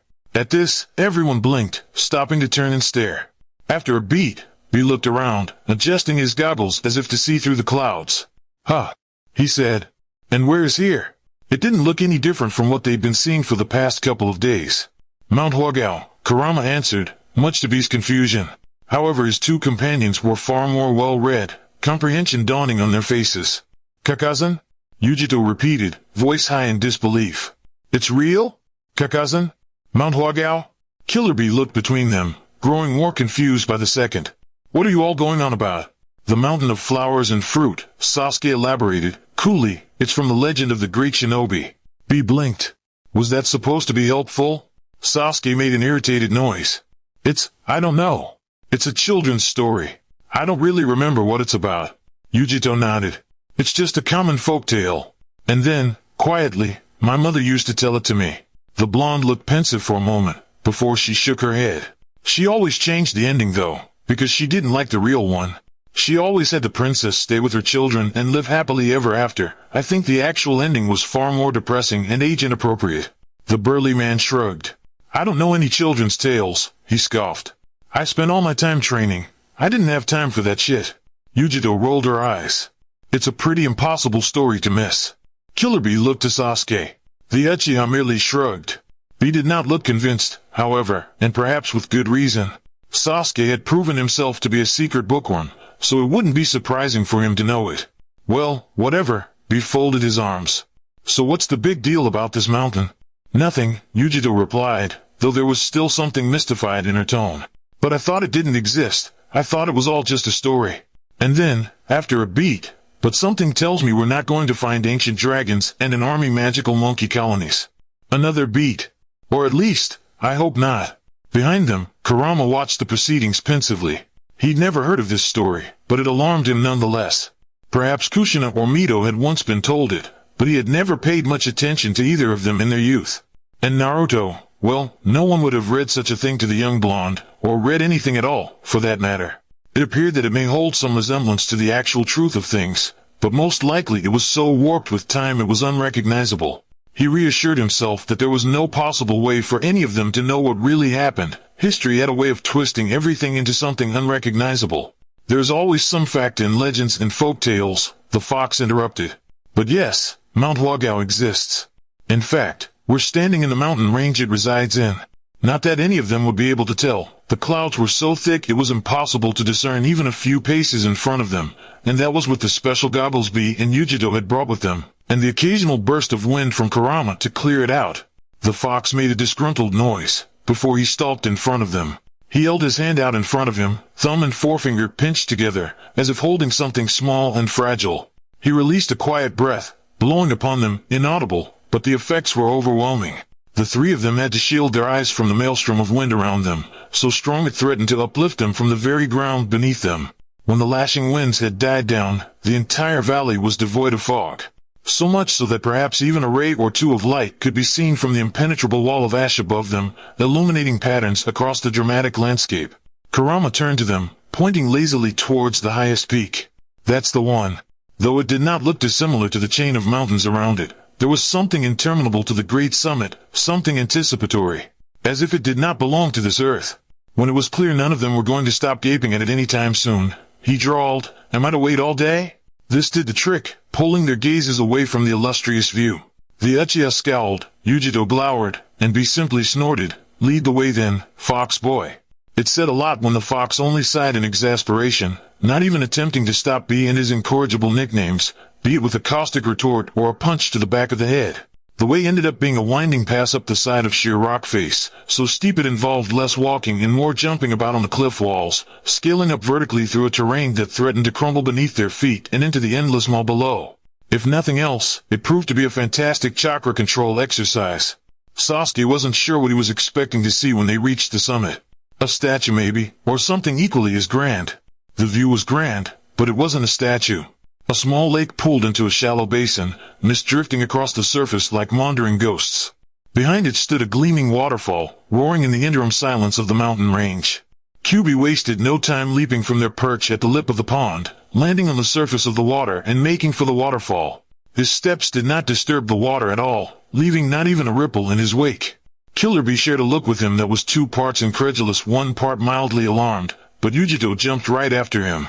He noticed that her steps definitely caused a reaction in the water, abstracting her reflection and causing sprinkling droplets to take to the air. The scene felt familiar, as if he'd seen it before. The Uchiha paused. That may be incorrect. It felt as if it was something he already knew, something out of an old legend so common it would strike everyone as familiar.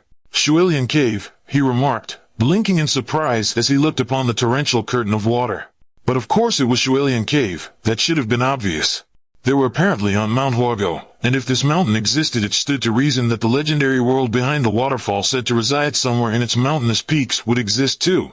The demon fox stopped just in front of the grand eruption of mist and water at the base of the falls, diamonds and white clouds like peeling jade fluttering behind him. He wasn't all that surprised when the fox crouched, and then leapt right into the current. He seemed to pass right through, as if the water was only Genjutsu, Killer Bee noted, frowning as he scrutinized the falls with his full attention. I couldn't sense it either, Yugito revealed, smiling drearily. Just like the shrine. She connected, thoughtfully. Maybe it was Genjutsu. Or maybe it was something more. Beneath the veneer lay a diminutive world that looked as if it hadn't been touched since the beginning of time. A memorial light filtered through to play upon the rocks, but there was no opening in the ceiling for the light to have shone through, and to that end, there was no sunlight to speak of in this godforsaken land anyway. And yet this did not stop the warmth from speckling against the side of his face, Yugito's hair, Kyuubi's shadow. The fox moved with purpose, stalking through this world of crystals and light, picking his way around the little rivulets of running water, and all the gleaming treasures beneath it. The trickling streams all congealed together into a glowing pool that looked both inviting and warm. The water was entirely undisturbed by the falls outside, and so clear Sasuke could see straight to the bottom, where scintillating jewels caught his eye. He wondered if there perhaps truly were treasures beyond imagination in the depths of the lagoon, or if it was simply an illusion meant to ensnare those foolish and greedy enough to attempt to take them. That would certainly fall in line with the stories, he thought, though in reality it sounded sort of preposterous. Even the best Genjutsu couldn't do that. But then, it appeared this archaic land didn't follow any of the chakra rules he'd learned at the academy. B and Yugito looked just as wonderstruck as he did, peering around the cavernous abyss with wide eyes. Kyuubi was far less enamored and mystified by the passing scenery, making straight for a long, flat, oblong stone that seemed to float on the surface of the water.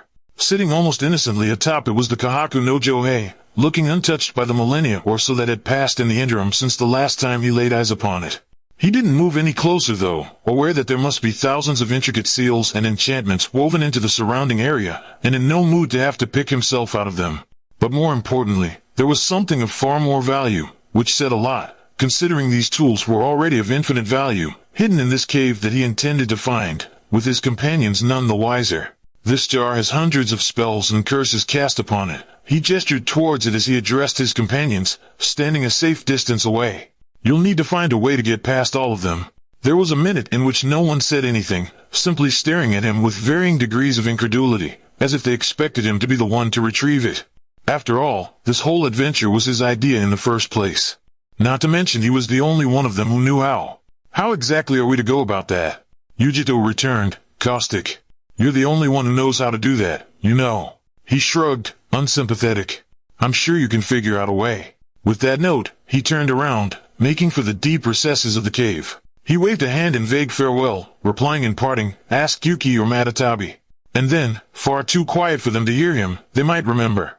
The fox well and truly disappeared then, swallowed up by the darkness without a word as to why or even where he was going, much to the utter disbelief of his companions. Yugito tossed a conflicted glance towards the innocuous pot, sitting on its stone platform. Well, that's just great. She sighed, turning to Bee and Sasuke. Anyone have any ideas? The demon fox wandered his way through the darkness with a marked urgency, turning sharp corners and ducking under low-hanging ceilings as if he could see through the abyss. Naruto stirred during the trek, rising back into wakefulness only to find himself still in the folds of nothingness. Wait, was he awake? Or was he still stuck in his mind, somewhere? No, you're awake, Kurama said aloud, in response to Naruto's evident confusion. Oh, said the boy. Huh. Are you sure? It sure didn't look it. Yes, I'm sure, Kyuubi snapped, exasperated. We are inside of Shualian Cave. There was a pause. You say this like that means something to me. The fox made a disgruntled noise.